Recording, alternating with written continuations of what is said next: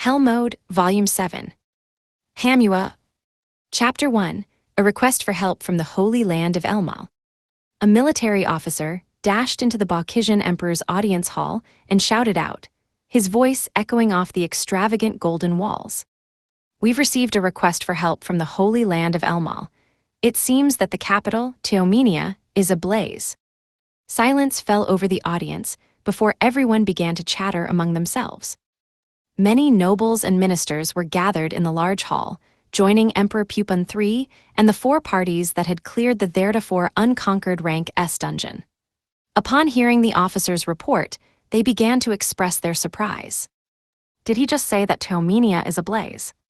I heard that's where the execution of the pontiff of that one religion was going to take place." Some even cried out in shock. "Ablaze? Just what is going on over there?" Beast Prince Yu let out a roar and turned and made his way over to the kneeling officer who had made the report and grabbed his shoulders. "Hey, hold on," the dwarven officer exclaimed as Zhu lifted him off his feet, which flailed about uselessly in the air. "What of my sister Xia?" The nobles, ministers, and even the emperor himself watched on with wide eyes as Zhu interrogated the man, his fangs bared in anger. Beast Prince were still in the presence of the emperor. "Please calm yourself," the prime minister said, trying to hurriedly calm Zhu. Fortunately, it seemed to bring him back to reality. Yes, my apologies." With that, he set the officer back down on the floor. Judging by the way he's acting, Xia must not have returned to the Beast Kingdom yet. It had been about half a year since Alan first heard that Xia, Zhu's sister, had captured the pontiff of the Church of Gashara, otherwise known as demonism. "Please elaborate on what you mean by Teomenia is ablaze." The emperor's request prompted the officer to continue his report. "Yes, your majesty. Just moments ago, we received a request for assistance from Neil in Elmal. According to their information, the capital, Teomenia, has gone up in flames. 2 days prior, a massive fire had shot up in the city square in the center of Teomenia, where Gashara Selbirol, the founder of the new religion known as the Church of Gashara, was to be executed.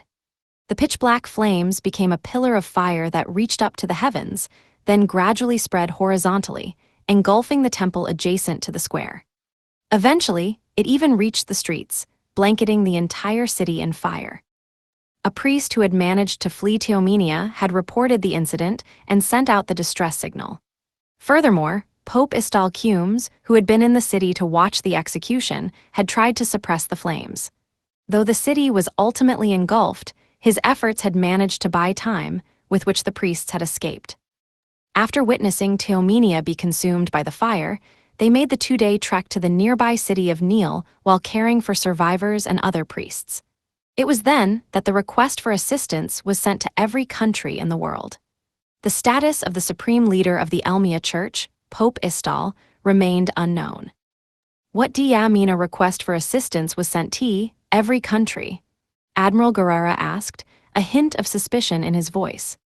"That's true, sure, this is a bit of an abnormal situation, but it seems odd to reach out to every country for assistance unless there's some sort of special reason. Perhaps the Black Flames have something to do with this." The Holy Land of Elmal was one of the many mostly small nations located on Galiat, southeast of the central continent. Though this was a rather big deal, it was ultimately just a fire. All they really needed was fire suppression and assistance for the survivors, which they could have easily asked of their neighbors. However, the officer's response to Guerrera's question surprised even Alan. "Well, some of the survivors apparently later turned into beasts." "What?" a voice boomed. "Beasts? Are you saying they became monsters?" According to the priest who issued the request, there was something altogether strange about the citizens and priests who made it out after them. When some of the priests who could cast recovery magic approached, they were attacked. The people who escaped the fire turned into monsters, or were there monsters lurking among the survivors that attacked them? Unfortunately, that's all I know. Since they were attacked so suddenly, they didn't have time to confirm the details. None of it made sense. However, it was clear that there was something not quite human out there. I guess it's possible there's a monster out there capable of turning humans into other monsters." Admiral Garara seemed to believe that something had used a skill of some sort in order to turn those people into monsters. In addition, Alan recalled learning in one of his classes at the academy that monsters such as undead and vampires would attack humans and turn them into their kin. The humans who were turned into monsters have been increasing in number over these past 2 days and continue to pursue the priests and other survivors. By the time they arrived in Neil, there were already enough of them to surround the entire city. At this rate, it won't hold out for much longer. Fearing that this issue would spread beyond Teomenia and Neil to affect their allies, the priests had sent a distress signal to all nations across the globe. I wonder if this could be, Helmios mumbled under his breath. Yeah, I think it's possible they used Lady Freja's divine vessel, Alan said, finishing the sentence. He had already shared the information about Freja, the goddess of fire, having her divine vessel stolen by the Demon Lord army with his party, as well as the various members of Helmios's, Zeus, and Garara's parties. With that in mind, Helmios figured that a divine vessel, the god's source of power, would be capable of summoning forth a flame that could wipe out an entire city in an instant. In other words, this is the work of the Demon Lord army. Kiel, who always strove to live a just and honorable life, shook with anger. Helmios rested a hand on the boy's trembling shoulder. We're going to need to go rescue them, then. The Bokhijan nobles and attendants cheered in approval at Helmios' statement. What a hero that Helmios is. He's going to use his power to save humanity from the Demon Lord army once again. Elmal is surely saved. Nowadays, the majority of Bokhi's citizens believed in Dungeon Master Digragny. This was thanks largely to the fact that the Tower of Tribulation he had created served as a major industry within the Empire and provided it with great economic benefits. Many dwarves who had prayed to fire goddess Freja in the past now offered those same prayers to Digragny. Even so, some, such as the blacksmith Habarak, continued to believe in Freja. There were other gods as well, those of good harvest, war, and so on, but the common point among them all was that the people who worshipped them also indirectly worshipped the god of creation, Elmia, who was the highest ranked among all the gods. This was why all of the nobles were so pleased with Helmios' words. Are you really going to go, Helmios? We're very much looking forward to seeing your future successes. Admiral Garara, will you be accompanying him to Elmal? Garara turned to the emperor and bowed his head down low. Oh, course, your majesty. Heh, interesting how Garara always talked about how demanding the emperor was, but it really doesn't seem that way at all. While it seemed as if the emperor had had a rather pampered upbringing, he wasted no time in deciding to send his forces to aid Elmal. The prime minister's opinion, however, seemed to be at odds with the emperor's. Your majesty, considering the circumstances we find ourselves in, I believe it would be best to have Admiral Garara bolster our own defenses. Casually glancing around the room, Alan found that some of the nobles and ministers were nodding in agreement. I guess it makes sense. Assuming this was the Demon Lord army's next move, they had to have anticipated that another country would send help. Alan figured that the events occurring in Elmal were just another part of the Demon Lord army's new invasion plan.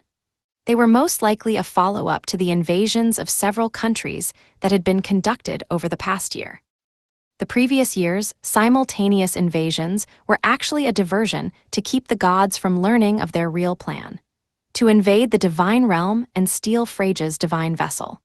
The operation seemed to have been planned decades in advance, anticipating that Digragny's number of followers would increase while Freja's would decrease, thus weakening her power. Assuming they had indeed used Freja's divine vessel in this instance, that could only mean that this was all a part of the long-term invasion plan they had initiated last year. In that case, Alan figured that the Demon Lord army must have already anticipated that other nations would try to step in to stop this. Suddenly, a voice boomed from the entrance to the vast hall. Pardon the intrusion, I have an emergency dispatch from the Empire of Jayamut. The murmuring nobles and ministers parted to make way for the dwarf entering the hall. Judging by his appearance, the man appeared to hold a role equivalent to what would be a general back in the kingdom of Ratash, Alan's home country. What is it now? The ranking officer stopped at the Prime Minister's statement, offered up a salute, and began to speak. The Demon Lord Army has begun advancing from the northern tip of the central continent.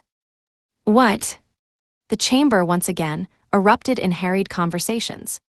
Until now, the Demon Lord Army had focused its invasions on the central continent, the Empire of Bakis, and Rosenheim. They attacked the Empire of Jayamut by marching south from their occupied territories in the northern part of the central continent, while traveling across the sea from their home base, the Forgotten Continent, to strike at Bakis and Rosenheim. It seemed that their goal in attacking these three locations simultaneously was to prevent them from assisting one another, as was the purpose behind the Five-Continent Alliance.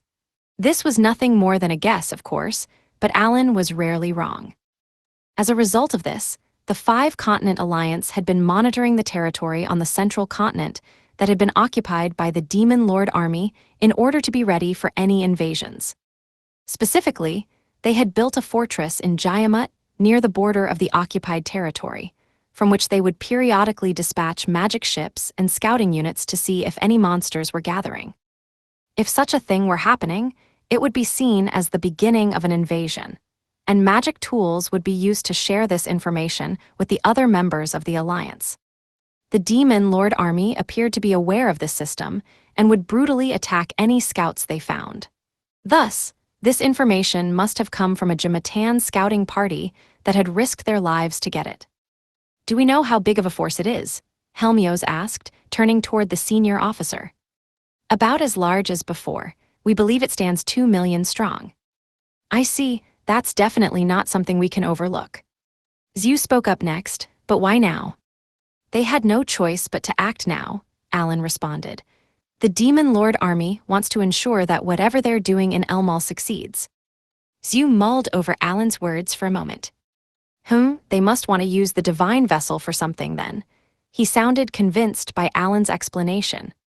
"What's more, if they strike now, they can interfere with the class promotion system coming into effect next month. In light of that, it makes sense that they would invade now.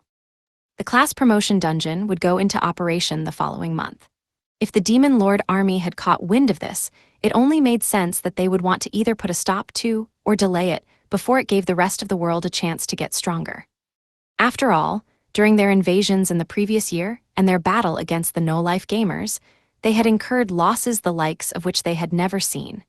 It might have even taken them until now before they could muster up enough replacements. Well, that's definitely problematic. If they're sending a force of 2 million into the central continent, we're in no position to just ignore them and send forces to Elmal." "You're right about that," Guerrera replied with a scowl. "If the Alliance were to go up against a force of that scale again and did not send Helmios, a talented fighter who could wipe out numerous enemies on the front lines, and Admiral Guerrera, who could lead the sea-based defenses, they would suffer heavy casualties. Speaking of, I'm the Grand Strategist of Rosenheim. As a reward for his work on the battlefield, Rosenheim had granted Alan the title of Grand Strategist. This role meant that he was in no position to ignore the possibility of the Demon Lord Army invading Rosenheim, but it's not like I can just stand idly by and watch as people in the Allied continents die. Unlike the Demon Lord Army's invasions, the assault currently going on in Elmal was a danger occurring from within. This differed from Rosenheim, where they could build up forts, support a defensive line, and fend off external attacks over the decades. Though he knew little about the religious country, Alan could imagine how Elmal would deal with the crisis, and he doubted they could fend it off on their own. Thus, they would need help from abroad. But considering the phenomenon of humans turning into beasts, it was possible that the situation would spill into other allied nations unless they found a solution. In the event they could not, the problem could even spread beyond the continent itself. If they were going to help, they would need to do it soon. Using Bird A's return to nestability, Alan could instantaneously travel between Rosenheim and Elmal, allowing him to deal with both problems at once. Over these past 3 months, I've really managed to make it a lot easier for me to fight. Alan was convinced that there would not be any problems. Upon reaching summoning LVL 8 and becoming able to summon rank A summons, he noted that, unlike his rank B summons, they were far and away more powerful than their equivalently ranked monsters. For example, Dragon A could fight indefinitely even against rank-A monsters thanks to its super regeneration ability, and Insect A could control enemies. A total of 50 such summons patrolled the outside of Rosenheim's territory day and night, annihilating the remaining monsters of the Demon Lord army and continuing to expand the safe zone. Furthermore, the restoration of the northernmost fortress, which had protected Rosenheim from the Demon Lord army for many years, was underway. There were parts that had not been repaired yet, but by using his gold and silver beans to create a barrier that kept monsters out, it would presumably be able to fulfill its role as a defensive base. Between his summons and the nearly complete restoration of the northern fortress, Alan was convinced that Rosenheim had what it needed to remain safe. Is it really going to be okay? Alan felt a twinge of uncertainty. He figured that the Pillar of Flame in Teomenia was due to the Demon Lord army using Phrage's divine vessel. If that was the case, the Demon Lord army had planned both that and the turning of the citizens into monsters when they had stolen the divine vessel. The execution of the founder of the Church of Gashara, also known as demonism, was surely related as well. In other words, that the Demon Lord army had decided to cause this all to happen in Teomenia meant that there must have been some connection between demonism and the Demon Lord army. Alan had no idea how demonism had gotten its name. However, assuming that it, like how the Demon Lord army had bided their time waiting for Phrage's power to weaken enough that they could steal her divine vessel, was a part of their long-standing scheme, there had to have been a number of people involved in their sinister plan. Considering that the Demon Lord army had put the fire goddess's divine vessel and demonism to use at the same time as they launched the invasion of Jayamut, they had to have been making preparations for some time. If that was the case, it was possible that they also had other plans in motion, as well as traps prepared to keep people from interfering. If Alan were to go to Elmal's rescue and encounter such a trap, he would have no choice but to call back the summons that were defending Rosenheim. He had his doubts that Rosenheim's defenses would be able to stand up against a Demon Lord army invasion were he to do so. Unlike Jayamut, which had Helmios, and Bakis, which had Garara and his golem pilots, Rosenheim did not currently have anyone boasting a powerful talent. The talent of Rosenheim's strongest spirit user, Gadaluga, was a mere 3 stars. Making matters worse, Rosenheim had suffered heavy casualties in the previous year's invasion and had not yet been able to recover the lost troops. Alan's mind ran in circles as he tried to figure out which side to take and which to leave undefended. Meanwhile, Zhu turned to one of the 10 heroic beasts and addressed him. HMPH, Leap, why did you all leave Albahel? Huh, what's he going on about? Oh well, hey, no way, you can't be serious. Leap cried out in surprise, having seemingly put together what the Beast Prince was thinking. The 10 heroic beasts had been summoned to Bakis from Albahel in order to help Zhu clear the rank S dungeon. However, if they had been upfront about their objective, Zhu's brother, Beast Crown Prince Biku, would have put a stop to them, as Zhu would become the heir apparent upon the dungeon being cleared. Therefore, they had made up the excuse of being dispatched to hunt the monsters interfering with Rosenheim's recovery. They had also reached a secret agreement with Rosenheim that they would provide assistance were Albahel ever to attack the central continent, thus ultimately earning them permission to leave the country. So I guess that means it's our turn to step up, Your Highness, General Hoba asked. Correct, there are still some monsters remaining in Rosenheim, and it's even possible that their numbers are on the rise. We shall make our way to Rosenheim. Come with me, men. This is incredibly helpful. Alan could not help but butt in, but are you really sure you want to do this? Is there something wrong, Alan? No, but aren't you being summoned to be the Beast King? Zhu held Alan's gaze. Alan, do you know anything about our royal family? I think so. He had no idea what Zhu was referring to and stared back into the Beastkin's eyes with a blank expression on his face. I am here right now in order to become the next Beast King, Zhu said quietly, though his words still echoed throughout the hall. I was told by the Beast King that if I were to clear the rank S dungeon in the Empire of Bakis, I would be deemed to have completed my trial and thus gain the right to succeed the throne. However, the Beast King did not order me to come to the rank S dungeon. I did not simply follow my father's instructions. I came to the rank S dungeon of my own volition. Joining forces with you, Helmios and Garara, was also my choice. Alan remained silent, allowing Zhu to continue. To be a member of the royal family, Alan, means to be a person who is capable of making decisions. The royal family was born to protect and lead our people. That is something we must do. Which means that, as a member of the royal family, I must make my own decisions and act upon them. Even a command from my own father is mine to decide whether to abide by or not. I am no mere pawn of the king. Alan swallowed hard at Zhu's words and bowed his head down low. I apologize. Thank you, it will be a great help. Which do you think will be more dangerous? Zhu replied with a gentle smile to quickly change the subject. Hi. Elmal or Rosenheim, which do you predict will be more dangerous, Alan? I guess I'd have to say Elmal. I don't know what's going on there. I see. Well, that truly is unfortunate. There's a perfect crisis for the 10 heroic beasts and myself to show off our strength, yet we have to leave it to someone else. I suppose so. Alan was unsure what else to say. Zhu could tell that Alan had intended to try to save both Elmal and Rosenheim. He had offered up this plan so that the boy could focus his efforts on Elmal. Oh well, such is life. As the Prince of Albehel, it is my duty to protect Rosenheim at all costs for the sake of my country. As such, I leave the defense of Elmal to you, Alan. I'll take care of it, Alan stated, meeting the Beast Prince's fierce gaze. Please keep her safe at all costs. It hardly needed to be said for Alan to understand whom Zhu was referring to. I will, with everything I have, Alan responded with a nod. Temmie mumbled under her breath that none of this had been foreseen in her fortune-telling and offered up a wry smile. Well, it looks like I'll be accompanying the prince then.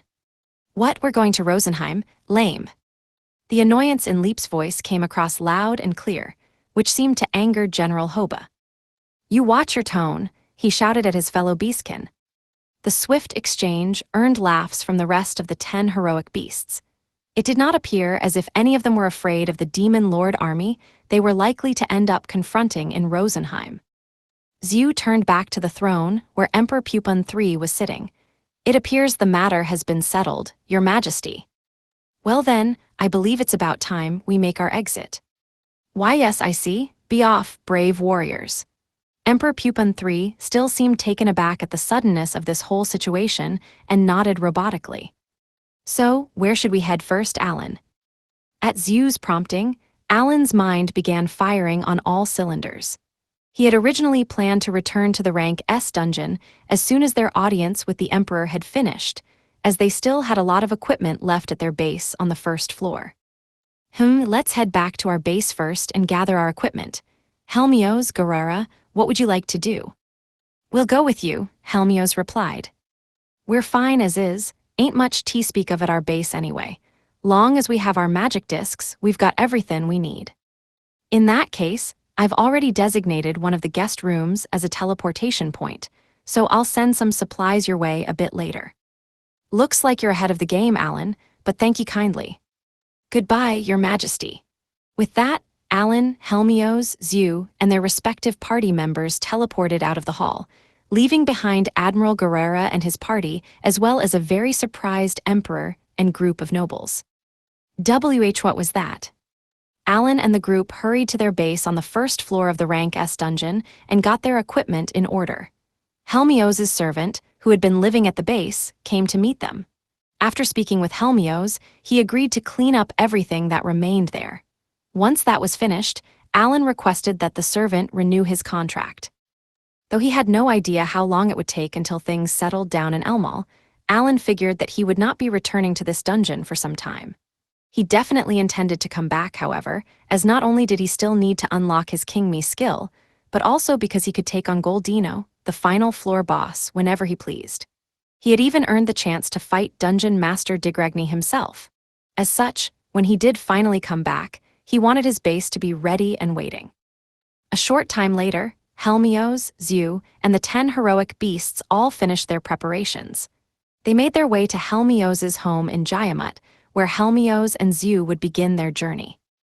When the two parted ways, Alan gave Helmios 1,000 blessings of heaven to help minimize casualties on Jayamut's northern border. Furthermore, just to be on the safe side, Alan provided him with 100 each of gold and silver beans, which would help the escaping soldiers were one of their forts to fall. I'll also be sending along 10 summons. I wish I could send more, but I just don't think I can spare them. In the previous year's war, Alan had also sent summons to support Jayamut's northern border. The ones he had sent back then had all been rank BS, but this time, he was able to send rank as. However, for this war, Alan would have to focus his attention not only on Jayamut's northern border, but on Rosenheim and Elmal as well. He had to keep in mind that any of those locations could face danger at any time. For that reason, he could only send 10 summons with Helmios. 10 is more than enough. Alan Zhu, please be careful. As Helmios spoke, a bird A sat dutifully on his shoulder. Alan planned to have Helmios and his party take it to their fort so that he could create a nest there. I hope this goes off without a hitch, but there's no telling what'll happen. With the information they had at hand, there was no way for them to know to what extent any of the continents would be invaded.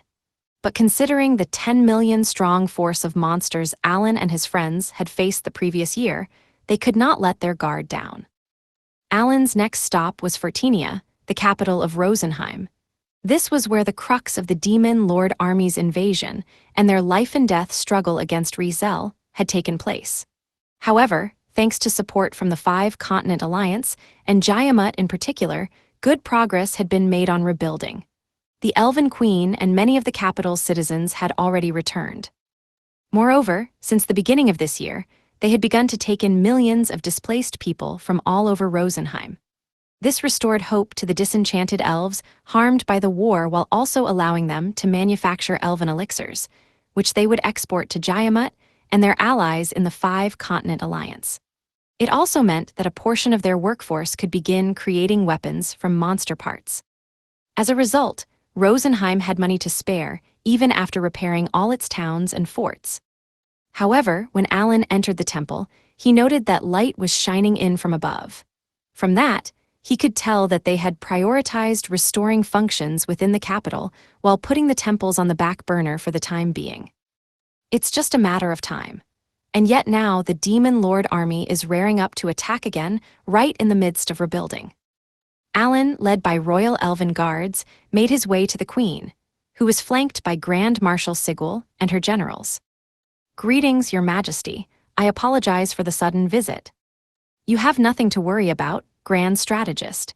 I am always available to hear what you have to say." The Elf Queen then gestured to a white-clothed woman standing next to her. This woman, who looked like an older teenager, had a headband wrapped tightly around her forehead and held a candle in each hand. "Thank you, Akiasen." "It's no trouble at all, Master Alan," the pale-faced woman, a Spirit A, replied with a nod and a smile. Back in Alan's past life, she would have been what was described as a Japanese-style spirit, and she had abilities befitting that description. Given how different she looked from his Western-style doll-like Spirit B summon, it was clear that she had been designed by a different angel than Maris. Type, Spirit Rank, a name, Akiasen HP, 7,500 MP, 8,000 Attack, 6,800 Endurance, 10,000 Agility, 8,700 Intelligence, 10,000 Luck, 3,000 Buffs, Endurance 200, Intelligence 200, Physical Damage Reduction, Strong Ability, Voodoo Nail, Spirit Guide Awaken Ability, Earthbound Curse. There were not many opportunities to use her in the Rank S dungeon, but since the strong physical damage reduction buff she provided was quite useful considering Alan's low endurance stat, he always kept one of her on hand. Unfortunately, no matter how many he made, the buff did not stack, but he figured that he could at least leave one with the Elven Queen to serve as a go-between before he moved on. Sigul spoke up next. "We have received word from a messenger from the Empire of Jayamut and have duly called up our soldiers. In that case, we'll have the Beast Prince and 10 heroic beasts join them. They should be a big help in the battle for Rosenheim. Their assistance would be greatly appreciated." "I will thank them personally," the Queen said, emotion welling in her throat. "I am grateful that they would act on behalf of Rosenheim in spite of what we've done." It had been Alan's decision to lie to the 10 heroic beasts when he had called them to the Rank S dungeon, saying that they would be helping to hunt the monsters remaining in Rosenheim. However, though it might have been his doing, the queen herself had written a personal letter to Albehel to make it look more authentic. In a sense, she had lied to the Beast Kingdom, and she felt sorry about her actions toward the royal family and the mighty 10 heroic beasts who would still be participating in the upcoming battle. Many talented soldiers had been lost during the Demon Lord Army's invasion of Rosenheim the previous year. It would take at least 50 years for the elves, who had a low birth rate as it was, to replace the holes in their army, and that was assuming that there would be no more invasions. Therefore, while the queen was deeply appreciative of Alan for providing his summons, blessings of heaven, gold beans, and silver beans, along with the immense power of the 10 heroic beasts while their fortresses were still under repair, she still felt a strong sense of regret. The queen bowed her head down low, in a sign of appreciation. "Please don't worry yourself, your majesty. After all, wasn't it our original promise that the 10 heroic beasts and I would help you out of your darkest hour? We swear to fight to the best of our abilities," Beast Prince Zhu responded curtly. Direct and honor-bound, Prince Zhu is leaving quite the good impression of Beastkin. Thus far, Albehel had not been on the front lines against any of the Demon Lord Army's invasions, though they had provided supplies. This attitude was seen as a problem within the Five-Continent Alliance, but Alan believed that Zhu's remarks would change how they viewed the Beast Kingdom. Alan had no idea when Zhu would become the Beast King of Albehel. However, the prince's declaration that he would fulfill the promises made between his homeland and Rosenheim would likely improve Albehel's position within the alliance. Furthermore, if the Beast Prince were to go to the front lines of the battle between Rosenheim and the Demon Lord Army in the future, it would undoubtedly become a point of interest in the history of the world. "Please come this way. I would like to discuss our upcoming plans," Sigil said, ushering the Beastkin into another room. Zhu responded with a grunt, and with the 10 heroic beasts in tow, followed Sigil and his men out of the room. As they left, Alan turned to Dagora. "I think it would do you some good to join the war party too, Dagora." "Huh, what do you mean?" "I think you should stay back and fight in Rosenheim. The rest of us will head off to Elmal." What are you talking about?" His voice echoed throughout the hall. "What are you saying, Alan? We're going to leave Dagora here?" Krina asked. She seemed unclear as to what his true intentions were. Back in the town at the Rank S dungeon, Temmie of the 10 heroic beasts told our fortunes, remember. When asked if Dagora would ever be able to use his extra skill, she told us that he should head off to the southeast, but that what lay in wait there was a trial that could take his life. "That's true, but what does it have to do with anything?" Dagora fixed Alan with a steely gaze. "Elmal is located to the southeast of the Rank S dungeon." The moment the words left Alan's mouth, Keel seemed to pick up on what he was saying. "So there's a very real possibility that Dagora will die if he goes to Elmal." "It's hard to say. Radash is also to the southeast, so I originally thought the fortune was referring to something happening after the class promotion dungeon opens up in Academy City next year. Because of that, I had Temmie tell me if it was just Dagora who was in danger or if we all were." "And what did she learn in her fortune-telling?" Cecil prompted Alan to go on. "That you are all at risk," Temmie answered in his place. "What?" Rosen, sitting on his perch atop Sophie's head, blurted out the moment he heard the news of the serious situation facing his friends. All eyes landed on him, waiting for him to continue, but he merely froze and failed to say anything more. After some time, the group turned back to face Temmie. Leaving the rest of the 10 heroic beasts at the doorway, the fortune teller walked over to the group. "Of course, Dagora is the one facing the most danger. To say that he might lose his life isn't quite accurate. Rather, he will most likely die." Upon hearing Temmie's fortune, Alan decided to reconsider things. And here I thought the reason the southeast was dangerous was that the demons were going to send monsters, or something to stop the class promotion dungeon from opening. "But if the southeast is dangerous, doesn't that apply to everyone?" Dagora asked. "No, listen, it's pretty much guaranteed that you're going to die." "No one said it's a sure thing." Dagora glared at Alan as he argued his point and finally got Alan to see where he was coming from. You're okay with it even knowing the danger. Figuring that it was unlikely Dagora would change his mind no matter what he was asked, Alan decided to try a different tactic. Up until now, he had always worked within a certain margin of safety, a term he had used in his previous life, when fighting. This meant that he would first lower the perceived threat level in order to ensure avoiding truly dangerous situations. In the event that the risk was higher than anticipated, this would still give him some room to escape before falling into any actual danger. This was the same assumption he had operated under while in the Academy's dungeons, and even when fighting in the Rosenheim War. It was also why, in the Rank S dungeon, he had waited for his friends to get their class promotions before moving on to more dangerous floors, as well as why he had gathered all 4 parties together before taking on the final floor boss. All of his choices were made out of his desire to maintain his margin of safety and ensure his friends' survival.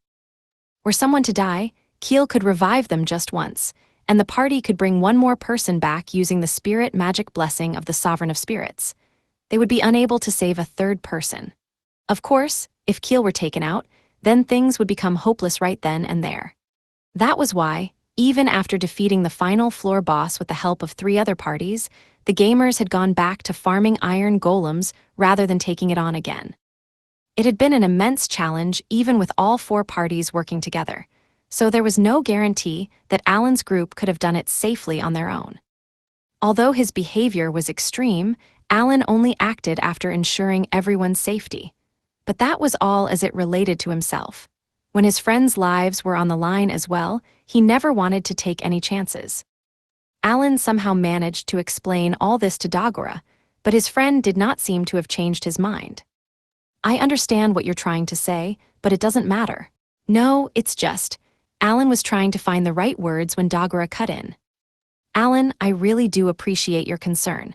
That's why I've never mentioned this before, but I guess I should tell you now. Alan stayed silent as Dagora continued speaking. I'm not your pawn, you have no right to decide my future. I'm gonna decide what's most important to me. His words caused Alan to swallow hard in surprise. I'm going with you to help save the people of Elmal. I've already made my decision.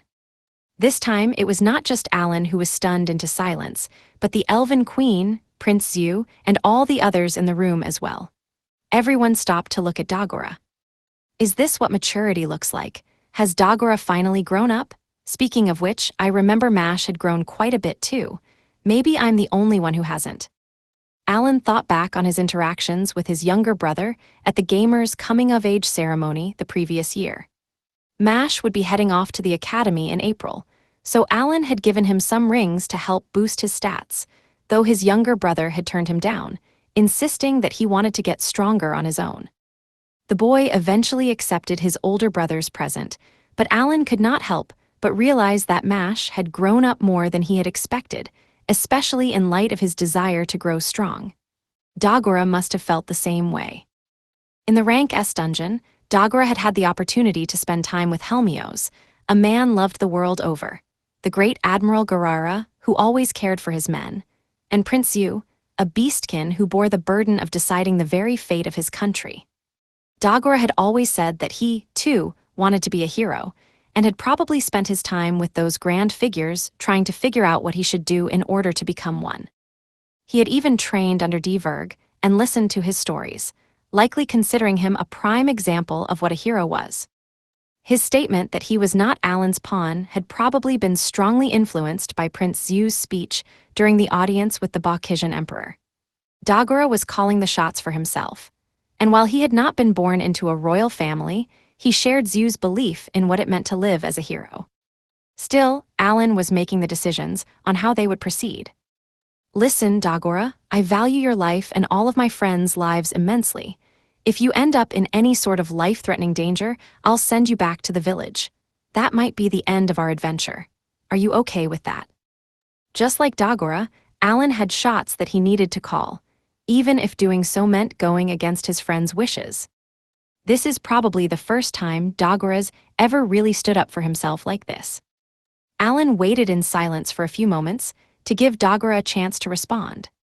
That's fine, do what you need to do, Dagora replied while puffing out his chest. The rest of the gamers, who had been watching with bated breath, let out audible sighs of relief. Sorry for the commotion. After apologizing to the queen, the party prepared to head out to Elmal.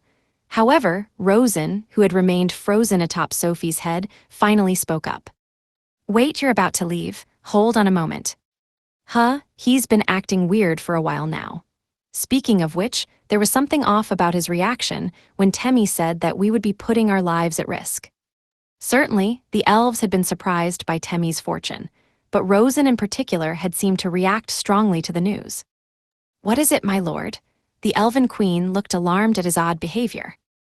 Well, Rosen coughed to clear his throat and readjusted himself now that all eyes were on him. Figuring that he was about to show them something, Alan focused his attention especially hard on the god of spirits. My lord, this time it was Sophie who spoke to the spirit god. When she did, Rosen, still atop her head, stood on his hind legs and raised his hands skyward before slowly lowering them.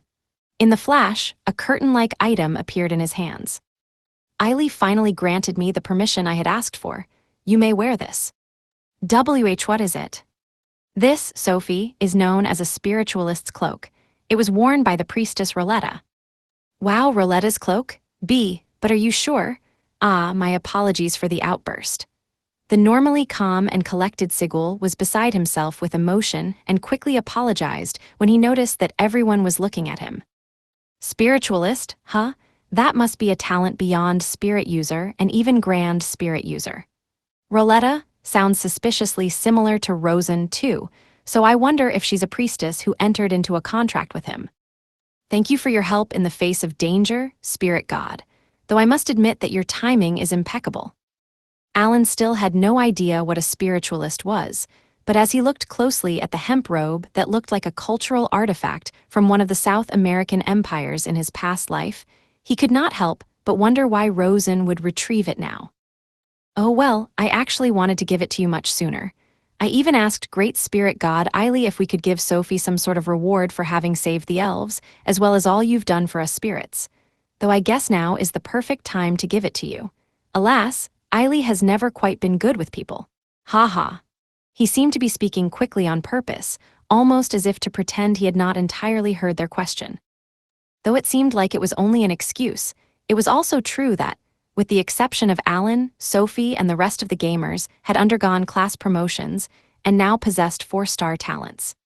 However, now that they were going to create a class promotion dungeon, that somewhat lessened the importance of what they had gained. That was the reason Rosen had gone out of his way to try to secure Sophie a reward befitting what she had done to prevent the invasion of Rosenheim. Thank you, my lord. Sophie took the hempen robe into her hands. Compared to Kiel's magic robe, it was not quite as bright white and looked more like a traditional garment. Still, Dagura's the one in the most danger. Then again, I guess we don't have any real reason to turn away the gift, even if it does show a certain amount of favoritism towards Sophie. Rosen had provided Sophie with a great deal of advice back in the Rank S dungeon when the Demon Lord army had stolen Freya's divine vessel, and now was no different. Though the spirit gods were not ones to discuss their true thoughts and feelings, it was probably for the best that the gamers simply accepted any gifts from the gods that could keep Sophie out of danger. As Alan recalled, Eiley was the most powerful spirit living in the divine realm, who controlled all of the other spirit gods and sovereigns of spirits. The elves had no way of speaking with Eiley directly and merely knew of the great spirit god's existence as a sort of concept. Rosen, on the other hand, would visit the divine realm from time to time and apparently took the opportunities to speak with Eiley. Your Majesty, I apologize for the additional request, but it's imperative that we learn the defensive abilities of this item as soon as possible. Could you have an analyst look at this for us? Of course, I'll summon one at once. Sigil. Yes, there are some in the temple, so I'll call one over right away. The party would next be heading into the dangerous realm that was Elmal, and none of the members had the analyze skill to check the effects of equipment. Since equipment in this world had various endurance effects, and such that could not be seen with the naked eye, knowing what effects your items had could greatly affect your battle plan. Before heading out, Alan figured it best to have the item looked at by someone with analyze. A figure showed up a short time later in the hall, and without waiting for an explanation, began to analyze the garment. Spiritualist's cloak analysis. Endurance 10,000. HP 5,000. MP 5,000. Physical damage reduction medium. Magical damage reduction medium. Poison defense medium. Alan was taken aback by the results of the analysis. Wow, its endurance is on par with equipment made from orichalcum, and the rest of its buffs are even better. This is one impressive piece of equipment. While Alan and the rest of the gamers were stunned into silence, the elven generals and elders in the hall looked quite pleased. They thought quite highly of the priestess Roletta, who had led the elves to victory in their battle against the Dark Elves nearly 3,000 years prior. And now, despite facing annihilation once again, they were in possession of the cloak she had worn when she had guided them to salvation. Though Alan would have liked a weapon as well, he figured the spirit gods had done what they could to keep Sophie safe. In that light, he was glad to have it. Looks like we've gotten our hands on some amazing equipment. It'll definitely power Sophie up quite a bit, which is great, but that does nothing about the risk of Dagora dying. In a sense, this really does nothing to change the battle. Alan turned back to the Queen and she nodded, apparently understanding what he wished to say. Well then, it's about time for us to head off. If you have enough time, I can arrange for a magic ship. Alan shook his head. No, that won't be necessary. I could hardly imagine taking a valued magic ship away from you when you're in the midst of preparing for a demon lord army invasion. Meraru. Meraru nodded and held up her slate-filled magic disc. Leave it to me. Tam Tam, you're up. Eagle mode. As she shouted out her command, she struck a cool pose resemblant of an eagle flapping its wings, just like Alan had suggested. She called it the Savage Eagle pose, and had decided that she would use it when calling forth Tam Tam in its eagle mode. Always a fan of thinking up new poses, Meraru seemed quite content with it. The sunlight beaming through the temple's roof that had been blown out during the battle with Riesel suddenly dimmed. Everyone looked up to see a mechanical-looking magic object floating above the temple. Is that a magic ship? Cries of shock could be heard coming from the elven guards outside. Only after their generals rushed over and explained that there was no threat did they calm down. What they saw was a huge, streamlined vehicle with a single main wing that extended past either side and a tail fin that protruded vertically from the rear. It was Tam Tam, Meraru's golem, in its transportation, flying, mode. There were several types of transportation slates that allowed for travel via land, sea, and air, but generally, these all took up 5 magic disc slots. As a reward for beating the Rank S dungeon's final floor boss, the dungeon master had added enough space so that up to 20 slates total could be inserted using both sides of Meraru's magic disc. As a result, her golem was able to transform into a super-sized, 100-meter-long machine that could fly through the sky, a form that was impossible for a normal golem to take. All right, let's go. Meraru briefly floated into the air before flying up through the hole in the ceiling and being pulled into Tam Tam's crystal cockpit, where the pilot's seat was located. This was usually found in the chest of the golem, but in eagle mode, it moved to the very front. As soon as Meraru disappeared through the hole in the ceiling, she opened up the back of the vehicle. Let's go, guys. Alan summoned some bird BS, which his friends quickly mounted and rode into the sky. Goodbye, Your Majesty. Please reach out via Akiyasen if you need anything. He then used the buff he received from Bird A, Flight, to fly up into Tam Tam. Oh, of course. The Queen watched in surprise as she saw the gamers off. Do you know how to get to Elmal? Alan asked upon joining Meraru in the cockpit. Of course, I added a map slate too. The cockpit consisted of a transparent window made of crystal and a single seat in which Meraru sat. Between the window and the seat was a pitch-black, horizontal, plate-shaped magic tool. Meraru placed her right palm over the plate, and the world outside rotated to the left. Apparently, Tam Tam had turned. When Meraru touched the black control panel with her left hand, a line of blue light appeared on it, drawing a simplified map. She closed and opened her fingers, followed by her tapping the control panel, which caused a red arrow to appear around Rosenheim on her map. The arrow rotated to the southeast, seemingly showing Tamtam's location and orientation. All right, we don't have a lot of time. Let's get going. Gotcha, full power. Tamtam, blast off. No sooner had the words left Mararu's mouth than Tamtam started to speed off. This really is amazing. Everyone looked forward to where Elmal would soon appear. Dagora muttered something under his breath when he saw Sophie with her new equipment and Mararu piloting Tamtam, but his words were inaudible. Chapter 2: Alan's Decision and Concern for His Friends. While flying the gamers south across Rosenheim following their departure from Fortinia, Mararu made some adjustments to Tamtam's systems and controls. The Golem's Eagle mode, which boasted a wingspan of nearly 100 meters, could easily fit all 8 members in its large cockpit. It was a rare occurrence for Alan and his friends to ride inside a Golem. With the exception of one person, everyone in the party was inspecting the cockpit and watching Mararu work with great interest. Mararu's magic disc was currently set up as follows. Mararu's magic disc. Body slate full body, 1 5-slot slate. Giganify slate, 1 2-slot slate. Super Giganify slate, 1 3-slot slate. Movement slate sky, 1 5-slot slate. Map slate world, 1 2-slot slate. Enhancement slate agility, 3 1-slot slates. The reason she was using the 3 agility-enhancing slates was so that they could reach the crisis-stricken Elmal as quickly as possible. Since they would be traveling to a different continent, they had decided to use a map slate that showed the layout of the entire world. They also had individual slates that provided more in-depth views of each of the 5 continents, which they could swap in if they so chose. Incidentally, they had even gotten their hands on one for the Forgotten Continent, where the Demon Lord was located. The map the slate pulled up on Mararu's control panel consisted of a series of illuminated blue lines and a red marker that showed Tamtam's current location. This marker was pointing off to the south, at a continent separated from Rosenheim by an ocean.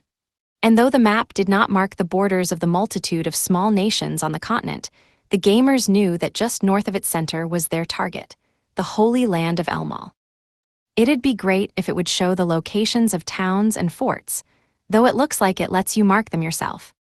Just as with the national borders, the map did not display any man-made objects such as towns, forts, or bridges. However, were the need to arise, all Mararu had to do was concentrate on her magic disc in order to mark any buildings. "Are you sure we don't need any weapons?" Mararu asked, turning toward Alan. Even in flight mode, the Golem was capable of using long-range attack slates to equip weapons, which would attach to its wings. Equipping them would allow it to attack much like the mithril golems they had fought back in the Rank S dungeon. Long-range attack slates, abilities and slots. Long-range attack slate, small multi-barrel cannon, 1 slot. Long-range attack slate, large multi-barrel cannon, 2 slots. Long-range attack slate, long-range sniper rifle, 5 slots. The problem was that if they wanted to use the long-range attack slates, they would have to remove the agility buffing slates. Since the Golem's speed was based on its agility, they had little choice in the matter. "I'm sure it's best to prioritize speed at the moment." "Okay, gotcha." Mararu nodded, tapped around on the control panel, and traced the map with her finger. She looked full of confidence. Alan was sure she would not make a mistake even if she were to get momentarily stuck on what to do next. He was thankful that she had put a lot of practice into piloting Tamtam. While they were in the Rank S dungeon, Alan and the gamers had repeated their schedule of 3 days in the dungeon, followed by 2 days of rest. Ever since they had started farming iron golems earlier this year, Mararu had been proactively checking the effects of any new slates they found in treasure chests. "Let's move up a little higher. I'd hate to crash into any flying monsters."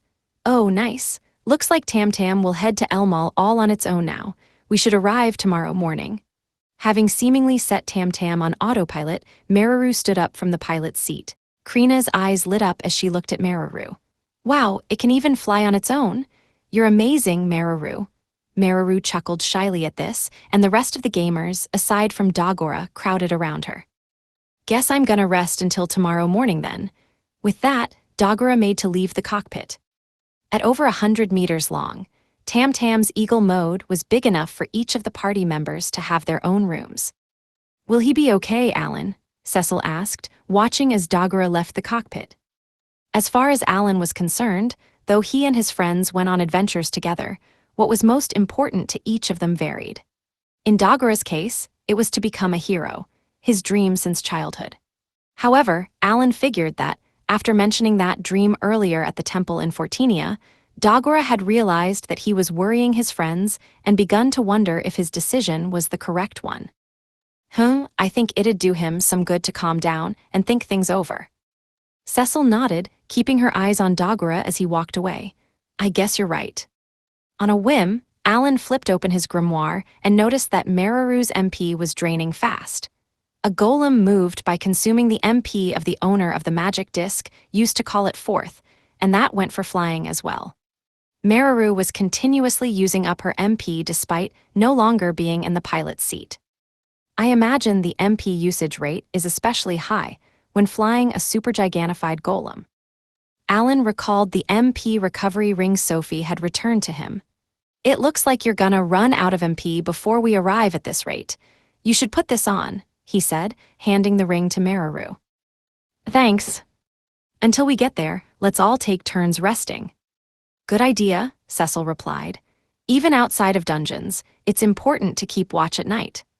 Meraru would stay in the cockpit the whole time in case anything went wrong while the rest of the members rested. At the same time, Alan would use Bird A's return to nest ability in order to go back to Fortinia and pick up some necessary items. Bird A's return to nest and homing instinct allowed Alan to place nests on moving objects. He had first tested this by placing one on the magic ship that had taken the gamers to their audience in front of the Emperor of Bakis. After some time, a light began to shine in from the port side of the southbound Tam Tam's cockpit. As it did, a dark object in the distance came into view. "A continent," Krina shouted, her face illuminated by the sunrise. Alan and the others in the cockpit crowded forward to take a look for themselves. Once Tam Tam's shadow was finally over land, Cecil called out to Alan, "Where should we go first?" Alan pulled out a map of Elmal he had grabbed from Fortinia and opened it up. The map displayed on Tam Tam's panel had only a simplified version of the world and the continents alike.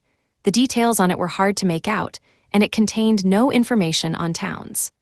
By looking at the map showing important cities and routes he had obtained, Alan was able to figure out where they were going. "Here," he pointed toward the Elmalan city of Neil. Immediately, Krina and Keel both responded.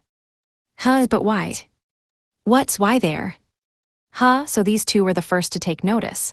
Then again, I figured Keel would. "Teomenia is probably beyond saving. It's already been 3 days after all." Neil had sent out the call for help to all the nations of the world just 1 day earlier. In the message, they had mentioned that the capital of Teomenia had been consumed by a mysterious flame 2 days before that. Moreover, considering that the priests and commoners who had escaped the blazing capital had turned into monsters, Alan figured that Teomenia had fallen to those monsters by now. "I see," Krina's shoulders slumped as she spoke. Keel, however, appeared unconvinced by Alan's decision. "Fine, then I'll go it alone. I'll head to Teomenia by myself." Keel shot Alan a glare just as Dagora had in Fortinia. Referred to as the Saint King of Fortune among his friends, he was always concerned with the welfare of others and doing what was right. When the Carnal family's title and fiefdom were stripped from them, Keel, his younger sister, Nina, and the family servants were temporarily taken in by the Church of Elmia. Keel, who had already known that he had the cleric talent, received the title of priest in training and helped with the church's activities, using his magic to heal the wounds of the injured while supporting his family with what little money he earned in alms.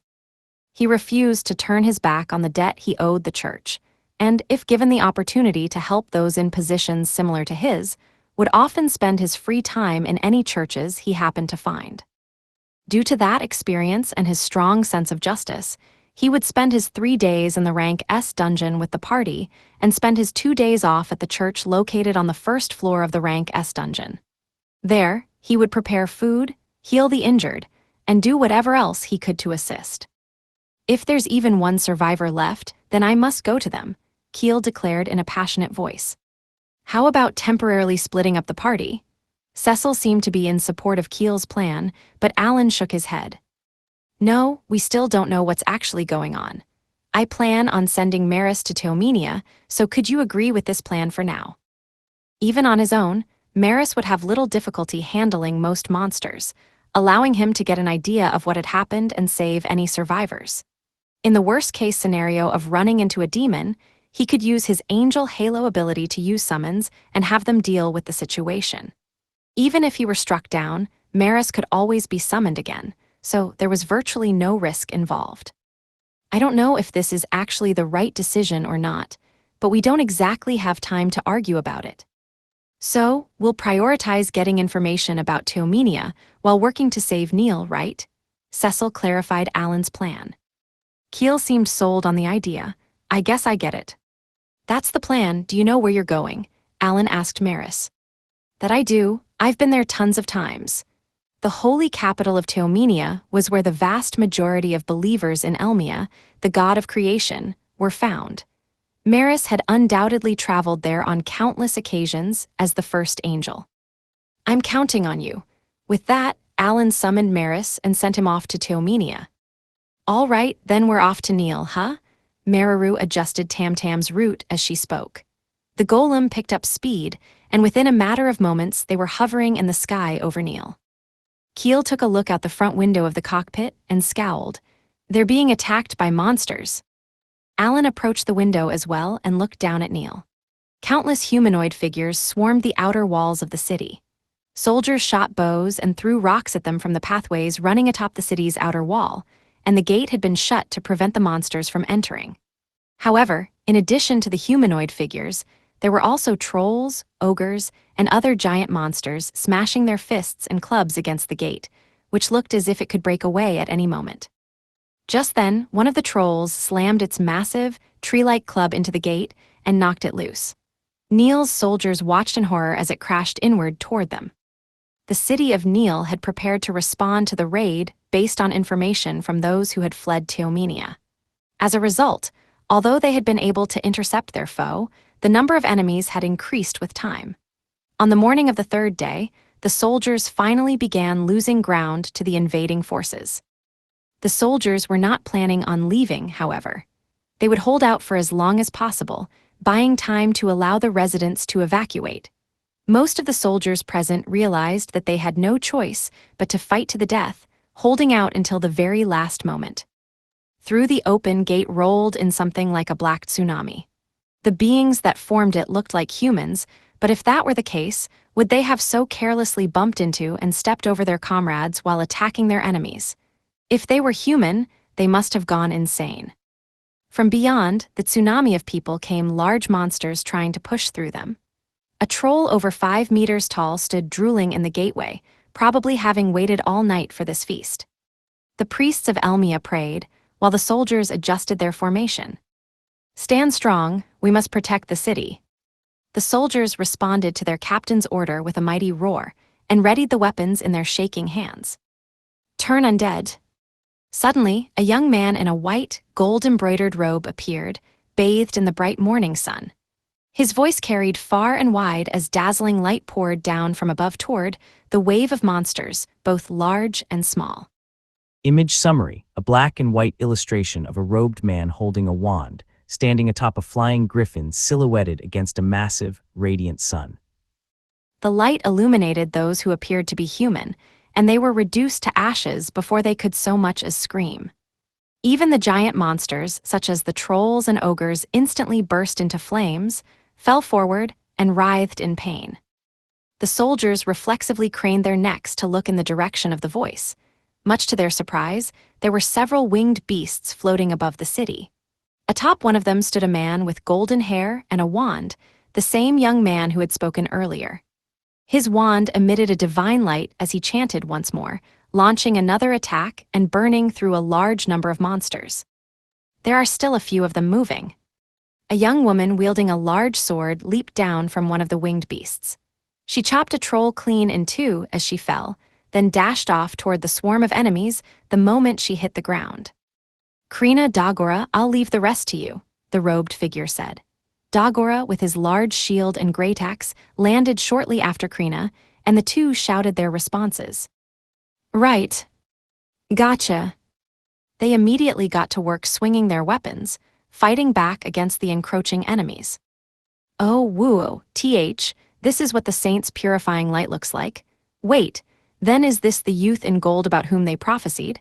Perhaps Lord Elmia hasn't abandoned us. A smile broke out on the heavily wrinkled face of an elderly, apparently high-ranking priest as he shouted cries of thanks up to the heavens. Huh, youth in gold, what's he talking about? Alan left Krina, Dagora, and Keel to deal with the monsters within the city's limits, while he used his summons to block the swarm from coming through the gate.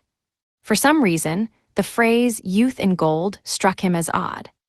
Keel had upgraded his gear in the rank S dungeon, and was now wearing rather expensive equipment that would have been impossible for even a bishop or archbishop to get their hands on. After clearing the rank S dungeon, Alan and his friends had farmed iron golems every day afterward, collecting wooden, silver, and gold chests from each one they defeated. In doing so, they had been able to get themselves better equipment. Name, Alan age, 15 class. Summoner level, 82 HP. 2,715 plus 2,400 MP. 4,300 plus 2,900 attack. 1,508 plus 10,400 endurance. 1,508 plus 5,200 agility.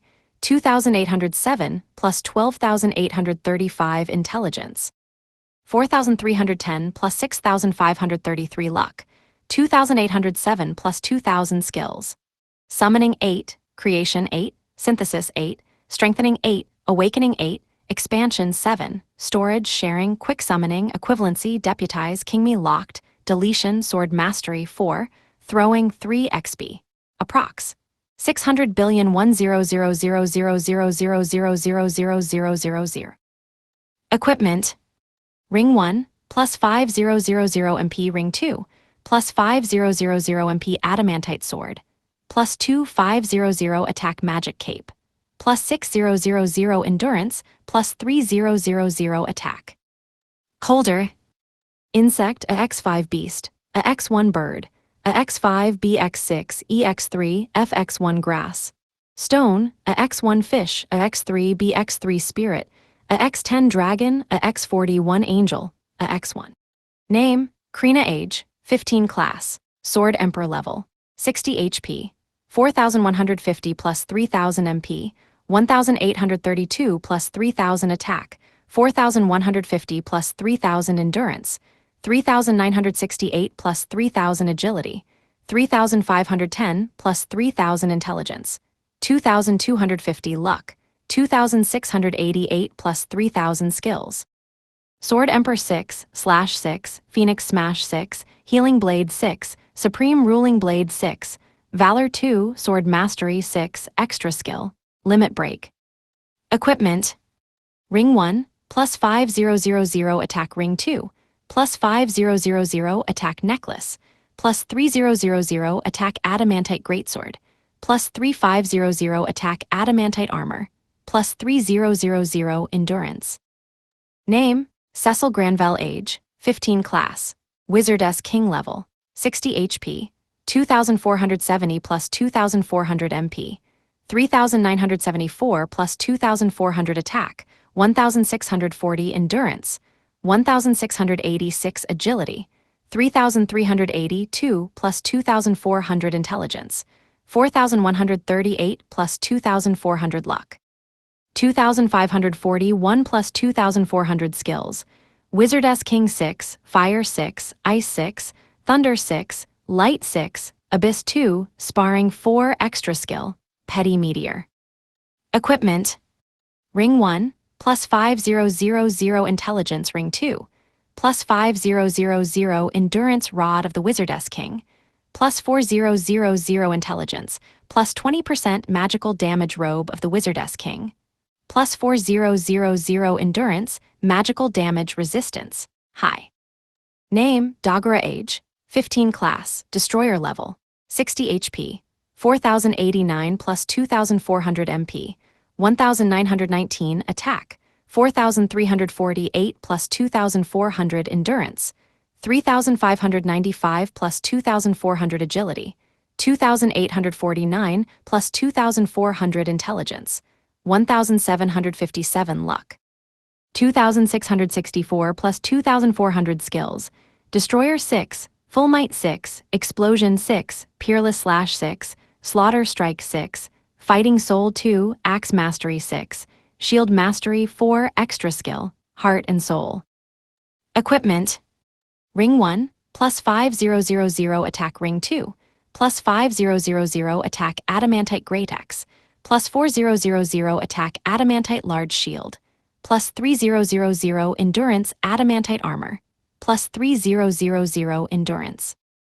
Name: Keel von Karnal. Age: 15. Class: Saint King. Level: 60 HP, 2,740 plus 2,400 MP, 4,100 plus 2,400 attack, 1,580 endurance, 1,786 agility, 2,893 plus 2,400 intelligence, 4,030 plus 2,400 luck, 3,634 plus 2,400 skills. Saint King 6, Healing 6, Exorcism 6, Purify 6, Holy Wall 6, Pray 2, Sword Mastery 3, Extra Skill, Drops of God. Equipment: Ring 1, plus 5000 HP. Ring 2, plus 5000 Endurance Rod of the Saint King, plus 4000 Intelligence, plus 3000 HP, plus 20% Healing Vestment of the Saint King, plus 4000 Endurance, Magic Resistance, High, Curse Resistance, High. Name: Sophielone. Age: 50. Blessing, God of Spirits. Class: Grand Spirit. User Level: 60 HP, 2,834 plus 2,400 MP, 4,156 plus 2,400 attack, 1,933 endurance, 1,719 agility, 3,011 plus 2,400 intelligence, 4,243 plus 2,400 luck, 3,453 plus 2,400 skills. Spirit Manifestation 6, Water 6, Wind 6, Earth 6, Wood 6, Bow Mastery 4, Extra Skill, Grand Spirit Manifestation. Equipment: Ring 1, plus 5000 MP. Ring 2, plus 5000 Endurance Rod of the Grand Spirit User, plus 6000 MP, minus 10% MP consumption Spiritualist's Cloak, plus 1,000 endurance, plus 5,000 HP, plus 5,000 MP, physical damage resistance, mid, magical damage resistance, mid, poison defense, mid.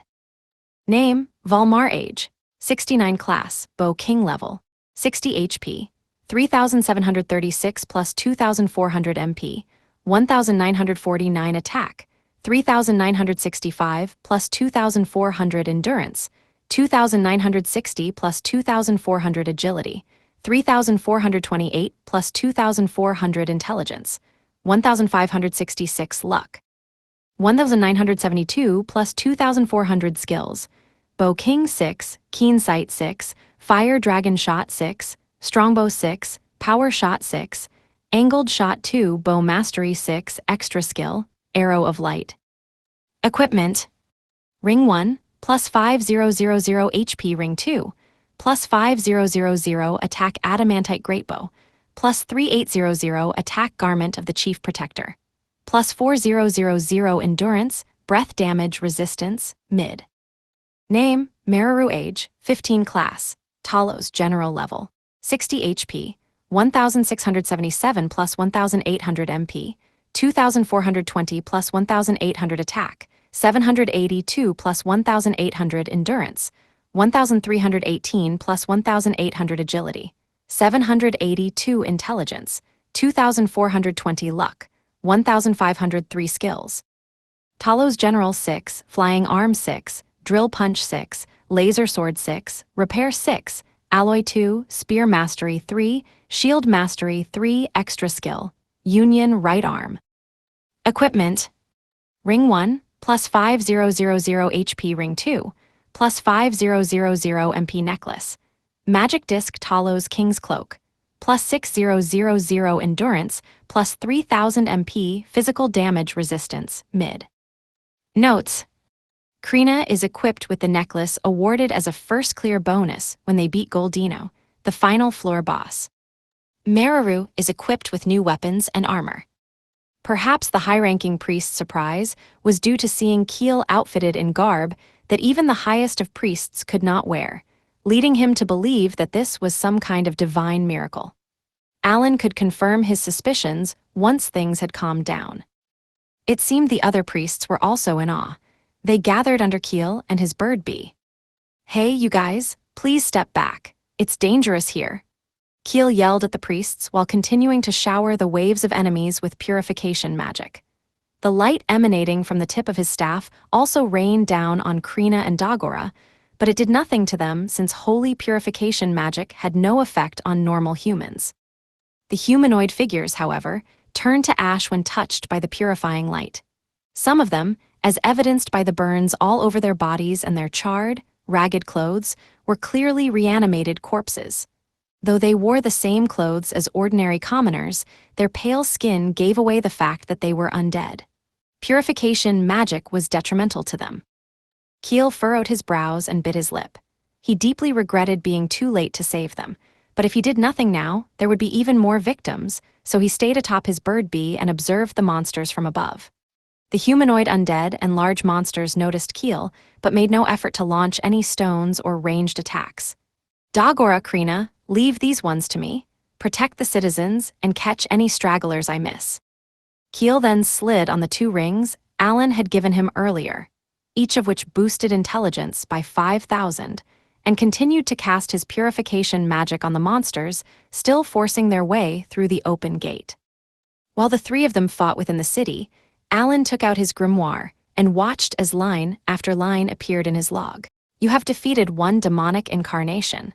You have earned 2,400 XP. You have defeated 1 demonic incarnation. You have earned 2,400 XP. You have defeated 1 demonic incarnation. You have earned 2,400 XP. They must be monsters then, considering we're getting XP. The name, demonic incarnation, must have something to do with demonism." The demonic incarnations were clinging like ants to Neil's outer wall, using their colleagues as stepping stones to climb up and over it. The city's soldiers were desperately fighting back from the pathway with their bows and long spears, but they were having trouble with the giant monsters pushing their way through the swarm of demonic incarnations.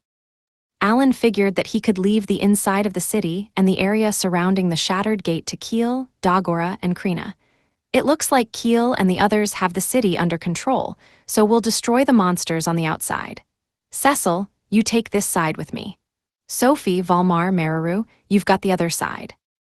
Leaving Meraru in Tam-Tam, which was still in eagle mode, Alan, Cecil, Sophie, and Valmar climbed onto Bird BS. Then they left the city limits, moving in conjunction with Alan's summons to take down monsters in a wider area. Is there really no way for us to save these people?" Cecil asked Alan. Earlier, shortly after parting with Keel and the others who had rushed ahead to save the city, those who had stayed with Alan had tried everything they could think of to change the humans back from their monster forms. However, neither blessings of heaven nor any of the other herbs from his grass summons had worked.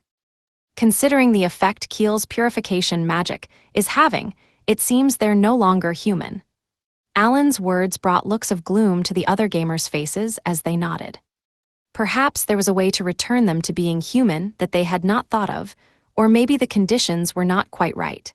Whatever the case, they had no way of knowing how long it would take to determine the correct process, and casualties at the hands of the monsters would only mount during the time they spent looking. Neil was the closest city to Teomenia, and although it was large enough to deploy magic tools for emergency communications, there were several other small towns and villages in the surrounding area. It seemed unlikely that the hordes of monsters would not attack those smaller settlements as well, but there was no way to know what the situations were like in those places at that moment. A large city with a defensive wall like Neil's could probably hold out, but smaller villages and towns wouldn't stand a chance. There might have been some places a little farther away that had not yet been attacked, but it would only be a matter of time. If the gamers did not reduce the number of monsters here in Neil, they would not be able to save those other villagers, to say nothing of the surviving residents of Neil. Right now, we just need to save all the people we can. As soon as Alan gave his command as the group leader, Cecil set about the task at hand. She leaned forward on her bird bee and stretched her hand out toward the monster horde outside the wall. Shining vanished. Light began to gather at the tip of Cecil's rod. Once it had compressed to the size of a table tennis ball, it flew toward the throng of enemies at tremendous speed. A moment later, upon making impact, the projectile expanded into an immense burst of light several dozen meters in diameter. The explosion lasted a mere moment, and when it faded away, all of the trolls, ogres, and demonic incarnations in the area of effect were gone. Thanks, Alan said, grateful for Cecil's quick thinking. It looks like they're weak to both light and holy magic. Unlike Keel, who was primarily a healer, it seemed trolls and ogres could not hold out against Cecil's powerful magic attacks. However, it seems that some made it through. Cecil pointed toward the wasteland where her light bullet had detonated. There, a massive troll was struggling to get back to its feet. Alan looked down at his grimoire. Looks like a troll king. There are ogre kings here as well. Troll kings were rank A monsters and an upgraded form of normal trolls, their rank B brethren. It seemed that there were several rank A monsters within the mob surrounding the city. I guess I'll take care of this. Bias, you're up. The moment Alan summoned his insect, as the air filled with a tremendous buzz as 5 massive, 30-meter-long bees appeared. Type, insect rank, a name, BHP, 9,000 MP, 4,000 attack, 8,900 endurance, 10,000 agility, 10,000 intelligence, 6,700 luck, 5,500 buffs, endurance 200, agility 200, poison immunity abilities, slave needle, spawn awakened ability, queen cell. Compared to other summons, Insect A had a rather complicated set of abilities, which would take some time to fully test out. While Alan had been busy farming iron golems in the rank S dungeon, he had sent some to Rosenheim to clear out the monsters there, taking the opportunity to read about them using his log. In doing so, he had learned a fair bit about their abilities and awakened ability. Insect abilities and awakened ability. Slave needle. Insect A can control a monster. It stings with the needle located at the tip of its abdomen. The effect lasts up to 1 month. Only the summon whose needle pierces the monster can control it. Alan cannot give direct instructions. It can be used against almost all insect, beast, and giant-type monsters, but is not very effective against dragon-type monsters. It is ineffective on plant, ghost, armored, or mineral-type monsters. There are no rank restrictions on the targets against which it can be used, but the needles also deal damage, which often kills monsters rank B and lower. If successful, Alan receives experience points. In addition, that a monster has been enslaved is displayed in the grimoire's log. Enslaved monsters. A monster stuck by the slave needle. The effect wears off after 1 month or when the summon that used slave needle dies. When the effect wears off, the target monster dies. Monsters will also die after taking a certain amount of damage. Spawn. Creates 100 baby bias, which are half the size of the original insect A. Cooldown is 1 day. The stats of the baby bias are half that of insect A. The only ability they can use is slave needle. If the original insect A is unsummoned, reverts to its card form after 1 month of being summoned, or is defeated, all baby bias spawned from this ability disappear.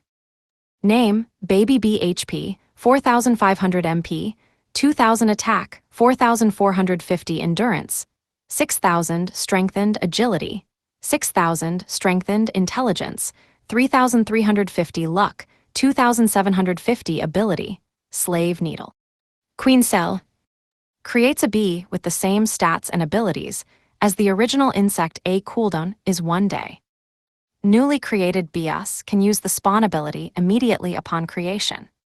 Name, parent BHP, 9,000 MP, 4,000 attack, 8,900 endurance, 10,000 strengthened agility, 10,000 strengthened intelligence, 6,700 luck, 5,500 abilities, slave needle spawn.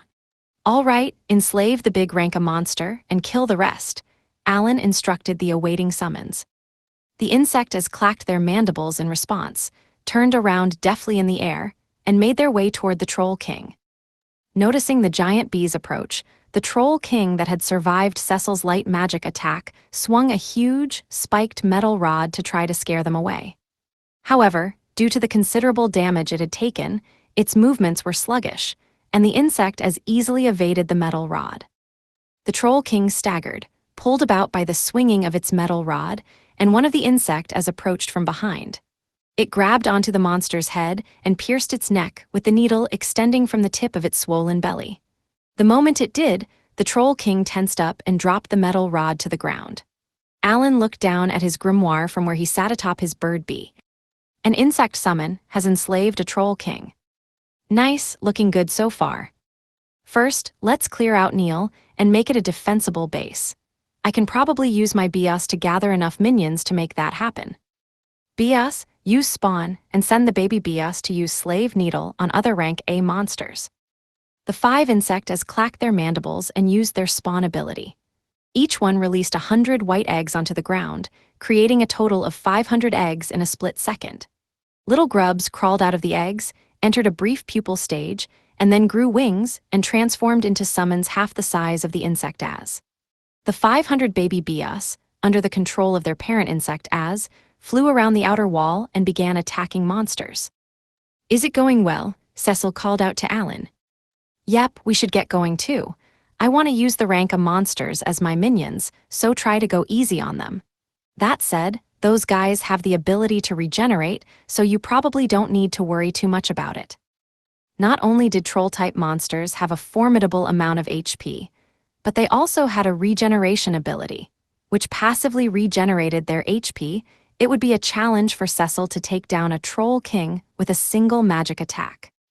Well, which one is it? Seriously, Alan. After mumbling her annoyance, Cecil headed out on her bird bee, attacking one monster after another as she flew over them.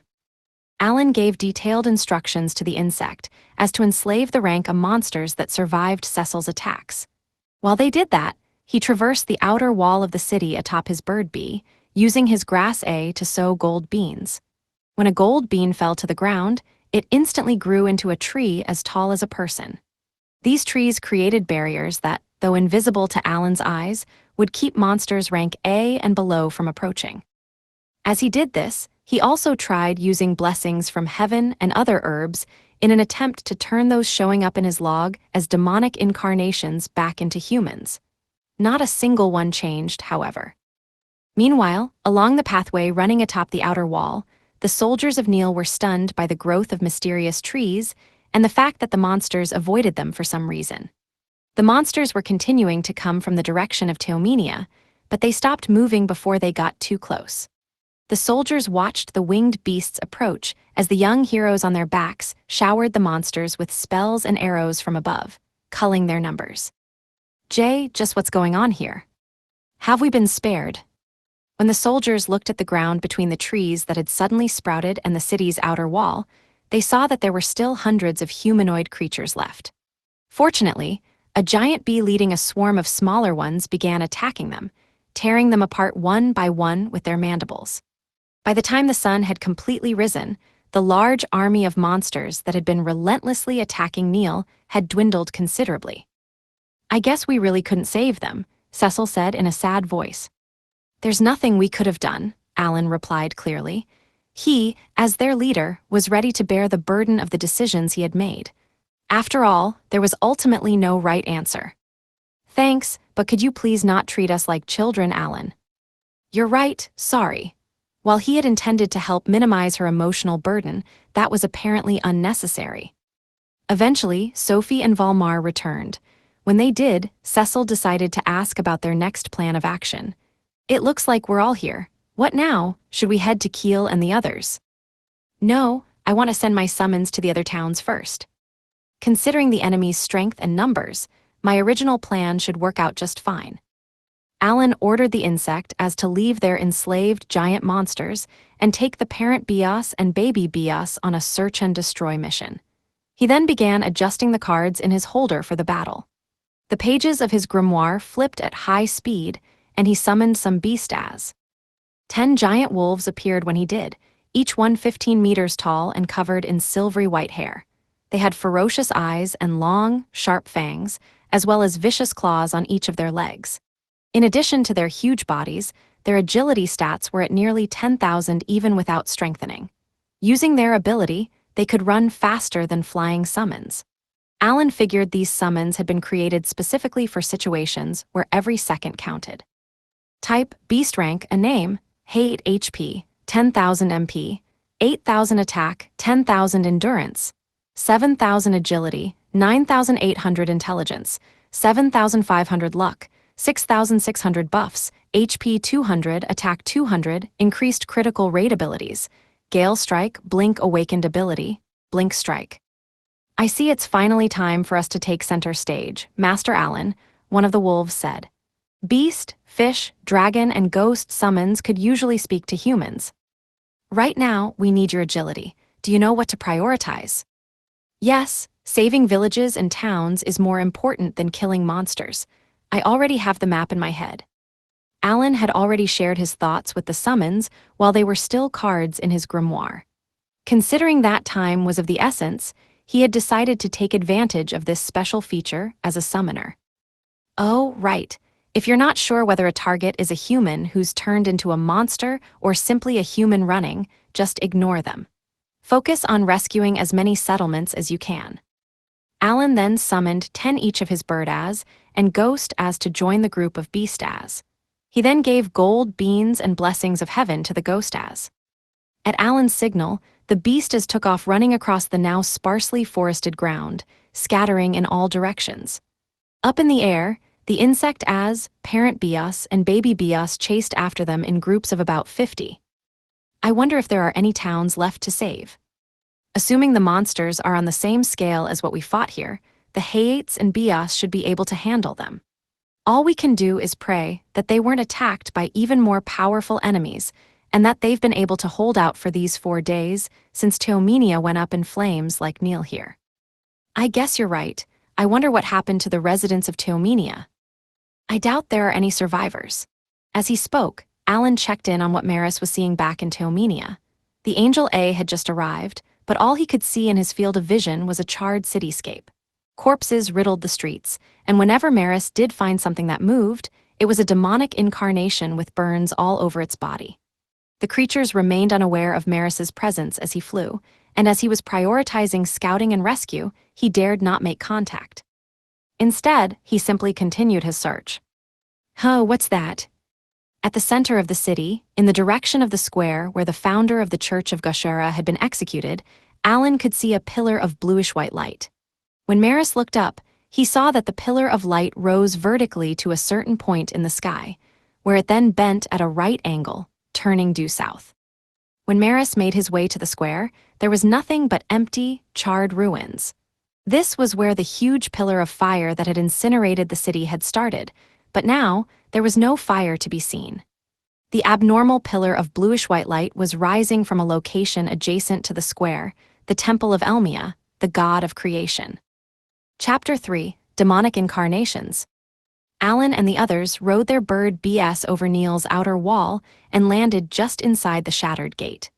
There, a large group of residents had gathered, a number of them staring agape at the group and their summons. The majority refused to get close, however, instead merely watching from a distance as they talked among themselves. This crowd coming together must mean that all the monsters in the city have been beat. Thanks to you, Keel, and everyone else, things worked out so well. The residents' attention was focused on Keel, who was flanked by Krina and Dagora, as he conversed with several of what seemed to be the city's priests. Even from a distance, it was clear that something was off about him. Maybe he was thinking about what it meant to defeat the demonic incarnations, or perhaps he was explaining to the priests what they had to do going forward. But whatever the case, people were paying close attention to Keel's serious demeanor. Now that I think about it, in the Church of Elmia, a cleric is seen as a healer who performs miracles to save the believers. Alan thought back on his religious studies back at the academy. According to Elmian teachings, God of creation Elmia watched over those who willingly underwent trials. In order to support and guide those who did so for the sake of others, he began to bestow the power of healing upon them. If it was discovered at an appraisal ceremony that someone had a healing talent, they would be admitted to the Elmia Church as a child of miracles. One such child had been found during Alan's appraisal ceremony. Come to think of it, they had initially referred to Keel as the youth in gold. Something tells me this is pretty important information. "Oh, Alan, you're back. It looks like they've been expecting us." Keel had noticed Alan and called out to him. When he did, the group surrounding him suddenly turned to face them. "Are those your allies, Sir Keel?" one of the priests asked. Originally, healing roles were considered sacred. Thus, Keel, a healer who had also destroyed the monsters attacking the city, must have been some kind of miraculous figure. Keel shot an annoyed look at Alan and Cecil, who were smirking at the difference between this perception of him and his actual character. "Correct. As I mentioned previously, they're members of my party. The black-haired boy is our leader, Alan." Alan, the rank S adventurer known as the Summoner of the Beginning. Whoa, they know who I am. It had only been 10 days since the announcement via magic tools that he had been granted the status of rank S adventurer. Alan approached the priest who had mentioned him. "Are you perhaps the one who sent out the call for help?" Compared to the other elderly priests surrounding Keel, this man was much younger, appearing to be in his 40s. He had long, bushy eyebrows and chiseled facial features. He was quite good-looking, if not a little too distinct, and seemed to hold a rather high position within the church. "That is correct. It is I who issued the order. You may call me Crimpton." "Issued the order? In that case, he must be pretty highly ranked within the priesthood. You know, I recall learning about a high-ranking priest named Crimpton at the academy." "Ah, Crimpton, one of the cardinals of the Church of Elmia, correct?" "You are correct. Given the crisis we found ourselves in, I took control of the situation. Putting that aside, allow me to offer my sincerest thanks for making the journey here. I never imagined you would have made such haste. This is truly as was told in the revelation from Lord Elmia," the shocked cardinal replied. While it was true that many of the priests surrounding Keel were of high rank, they were more reserved than the cardinal. As such, they had tasked him with handling Keel, Alan, and the other party members. Cardinal Crimpton Dampla was the second highest-ranking member of the Church of Elmia. Though a man of his station would almost certainly have been in Teomenia for the execution where the fire had broken out, here he stood, by all appearances safe and sound. It was just before noon the day prior that the cardinal had sent out the distress signal.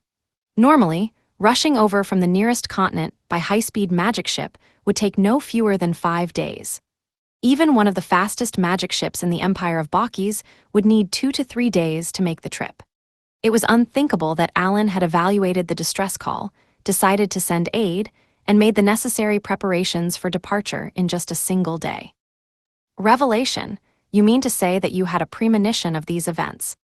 Not exactly, but the Pope mentioned that he had received a revelation just prior to the carrying out of the execution.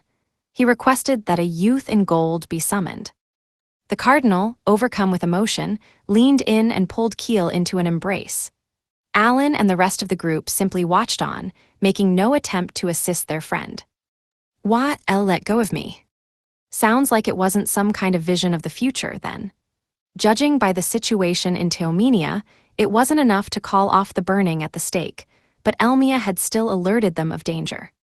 Either way, it seemed that there was grounds for the church to request help from the rest of the world.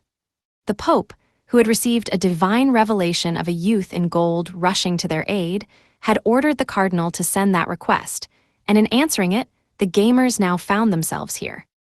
After Keel had taken cover behind Alan's back, Alan carried on the conversation on his behalf. "Sorry, but I think it's too early to start getting emotional. The danger isn't completely gone yet, so could you please tell us a little more about demonism and what's going on now?" "Why, yes, you're right. I trust you'll continue your efforts to protect us." "Of course, we may only be one party, but I promise we'll do our best."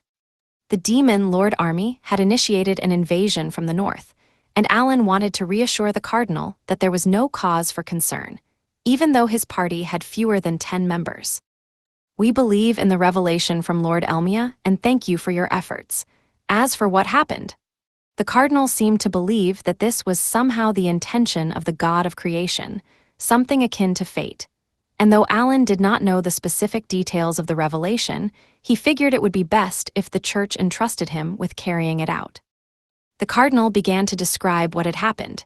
In the morning 3 days prior, throngs of people had filled the central square of Theomenia to the brim. They were members, so-called disciples, of a group called the Church of Gashera, and they had come knowing that their leader, Pontiff Gashera Selbirol, was to be executed at noon. Did the disciples try to stop the execution? Yes, they did. We of the Elmia Church, with the cooperation of Shia from Al-Bahal, had captured Gashera and publicly tried him for his crimes and the terrible events his actions wrought. Our intention was to convince the disciples to abandon such terrifying, heretical teachings, but it only served to bring them together. Gashera had been guilty of many misdeeds within the Union over the past several decades. He had sweet-talked the people while skillfully increasing the number of his disciples by freely distributing alms. Behind the scenes, he gave his followers quotas for recruiting other disciples, and those who failed to meet them were severely punished or made examples of by being sacrificed to the evil god. Additionally, in order to maintain salvation without charge, he had made his disciples raid the homes of wealthy, noble, or otherwise influential people, many of whom had disappeared in the past few years. It was only after the Church of Elmia had investigated and interrogated Gashera that all of this had come to light. The Church of Gashera had managed to keep such actions secret until then, even from most of its followers. After it was decided that Gashera would be executed, the Church of Elmia had tried to convince his disciples that their pontiff had covertly perpetrated crimes deserving execution. Over time, this information reached every corner of the Church of Elmia. Because not every city had magic tools for communication, the only way to explain the situation had been to gather believers of the Church of Gashera at a temple. As a result of these efforts, the execution has been delayed by more than a month. During that 1-month period, the disciples of demonism gathered in Theomenia. It soon became clear that they intended to stop Gashera from being executed, so we assembled soldiers and kept them on standby. On the day of the execution, only mere days ago, followers of the Elmia Church who believed that the pontiff of demonism deserved to be burned at the stake had gathered in the plaza, but there were an even greater number of Gashera's disciples. A fence had needed to be set up to keep people from approaching the execution platform, and more troops had been stationed there. However, when the temple bells sounded at noon and Gashera was dragged to the platform, guarded by multiple soldiers, the cardinal and the priests had been surprised to find that Gashera's disciples neither went on a rampage nor made any effort to save him. Meanwhile, the Pope had tried to persuade Pontiff Gashera one last time. If he were to change his mind and guide the disciples of demonism down the righteous path, he would be saved from being burned at the stake. In defiance of the merciful Pope, however, Gashera had pulled what looked like a large silver plate out of his clothes. The next moment, pitch-black flames had overflowed from the silver plate, and the disciples were first to let out their cries of anguish. The Pope did everything in his power to remedy the situation, but he had been unable to stop it and told the cardinals and other priests to escape from Theomenia. "And was that the last you saw?" Alan asked. "Yes, I beg of you, please save Pope Istal. He has done so much for so many. I trust he is still safe." The assembled priests began to sob at the cardinal's words. Alan had heard at the academy that Pope Istal Cumes was a virtuous man who had led the Elmia Church for more than 50 years. Prompted by Alan's gaze, the cardinal continued to explain what had occurred. In the end, around the time the cardinal had left the plaza, pitch-black flames had covered the area, engulfing a large number of the disciples of demonism who had refused to flee. I can still hear the cries of those we were unable to save. Alas, thanks to you coming to this town's rescue, I realize that this is what I was called to do. "I understand, thank you," Alan said to the pained cardinal. "Does this mean that the pontiff consumed his disciples in the flame to turn them into demonic incarnations? Were the trolls and ogres also transformed disciples? Or were some other monsters and demons at work?" "What do we do, Alan?" Krina asked. "Right, so we need to head to Theomenia, but we also need to protect the other towns and villages. However, before we can do any of that, there's still one more thing I need to check. Hi.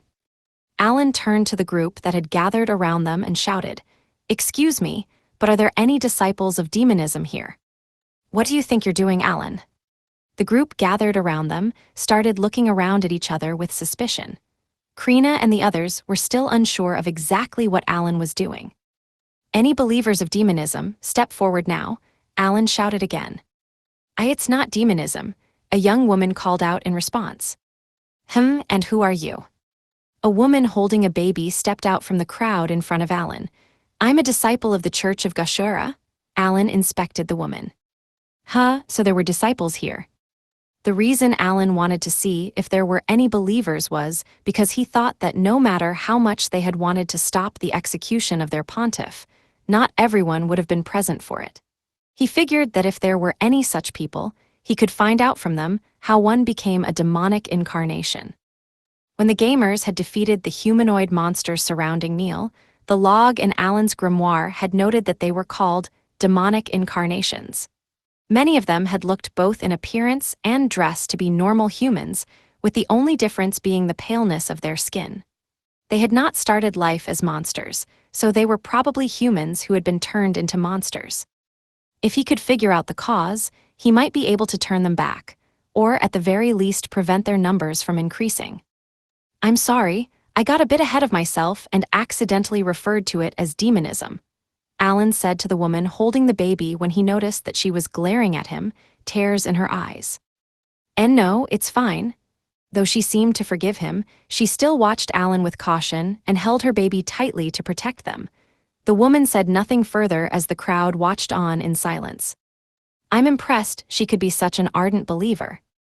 Alan did not have the same devotion to God of creation Elmia as the rest of the world.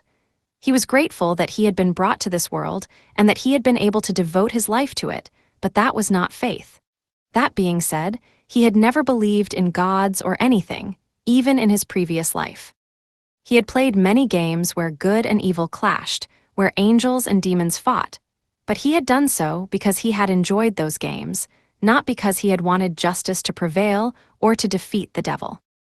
In his previous life as Kenishi, he had played a certain online game under the username Kenpi.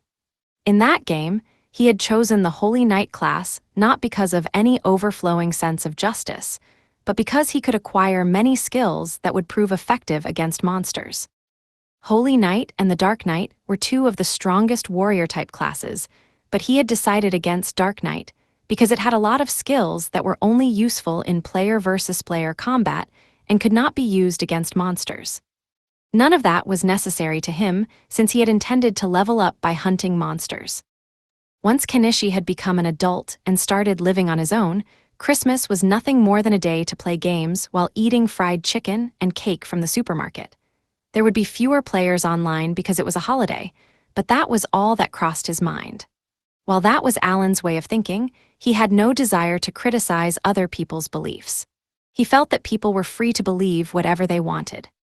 However, if the Church of Gashura was killing people indiscriminately, he could no longer tolerate its existence. Though he might have apologized to the woman, he deemed the Church of Gashura to be an evil religion. "So then, if you're a follower of the Church of Gashura, what are you doing here? You didn't go to Teomenia." "Well, you see, my child is still so young," she responded. I see. There must still be quite a few disciples like her who were unable to go to Teomenia for personal reasons. There was probably a whole slew of people who had not gone, such as those who could not leave their small children, elderly parents, or grandparents, or those who had given up because it was too far away, or even those who tried to go but did not make it in time. There were also almost certainly those who were too poor to make the trip.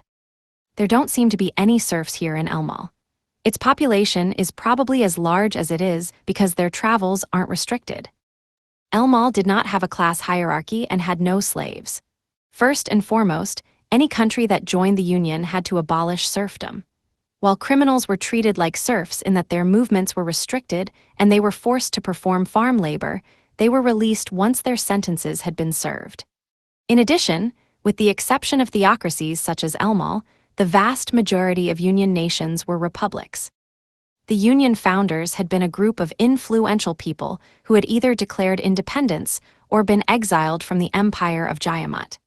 They may have been against serfdom and the slave system. Perhaps the reason the Church of Gashara had spread on this continent was due to the freedom of movement between countries. In that case, it seemed that the ringleader had long planned to carry out his scheme on this continent, specifically in Elmal. All right then, I'd like to ask you one more thing. Were there any terms or conditions for entering the Church of Gashara? Well, the woman hesitated, so the cardinal spoke up in her place. I've heard that believers of demonism must drink something referred to as holy water when joining the church. That he referred to the Church of Gashara as demonism right in front of one of its believers demonstrated how he considered Elmia and Gashara to be in conflict. Holy water. It's some sort of liquid that the pontiff referred to as such. All anyone had to do was drink it, and they could become a disciple. You're rather well informed. We conducted an undercover investigation prior to arresting the pontiff. The Church of Elmia was unable to turn a blind eye in the face of such a dangerous cult as demonism. Cardinal Crimpton fixed the young mother and her baby with an angry glare. She returned his gaze with teary eyes. Did the priests conducting the undercover investigation by chance drink the holy water? Most likely. However, we used magic to inspect it and found nothing out of the ordinary.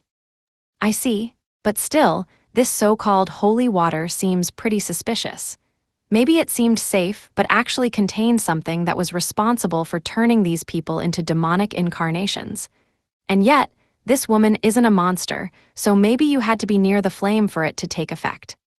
Keel, is there any kind of poison that a cleric's magic couldn't discover?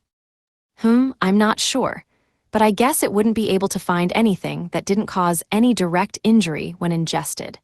The poison can only be uncovered by a cleric's magic if it harms the person at the time the magic is cast. Alan finally voiced his theory.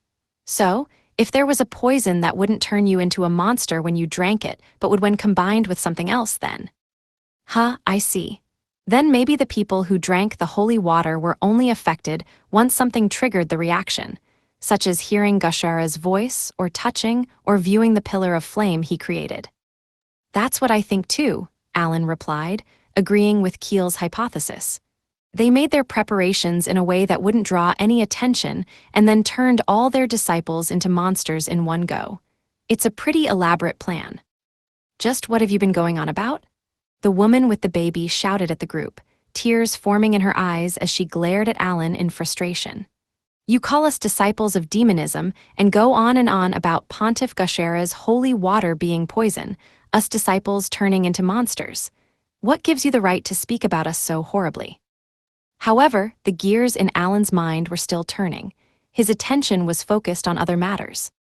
Assuming that drinking the holy water was one of the conditions to transform people into monsters, they would stop gaining disciples once the secret got out. In other words, they would want to gather as many of them together as possible and turn them all into monsters at once. I see. Alan slowly opened his grimoire and pulled a potherb out from storage. This medicine would cure any status ailment. He then used it on the woman who continued to fix him with a tear-filled glare. Jaiha! The woman immediately began to shriek, and a pitch-black shadow erupted from her back.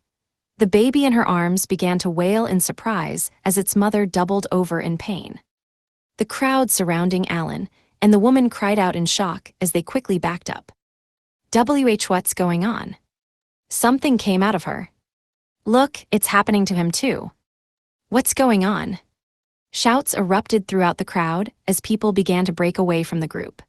Looking closer, Alan noted that there were several other people hunched over in pain with black shadows erupting from their backs. Looks like it worked.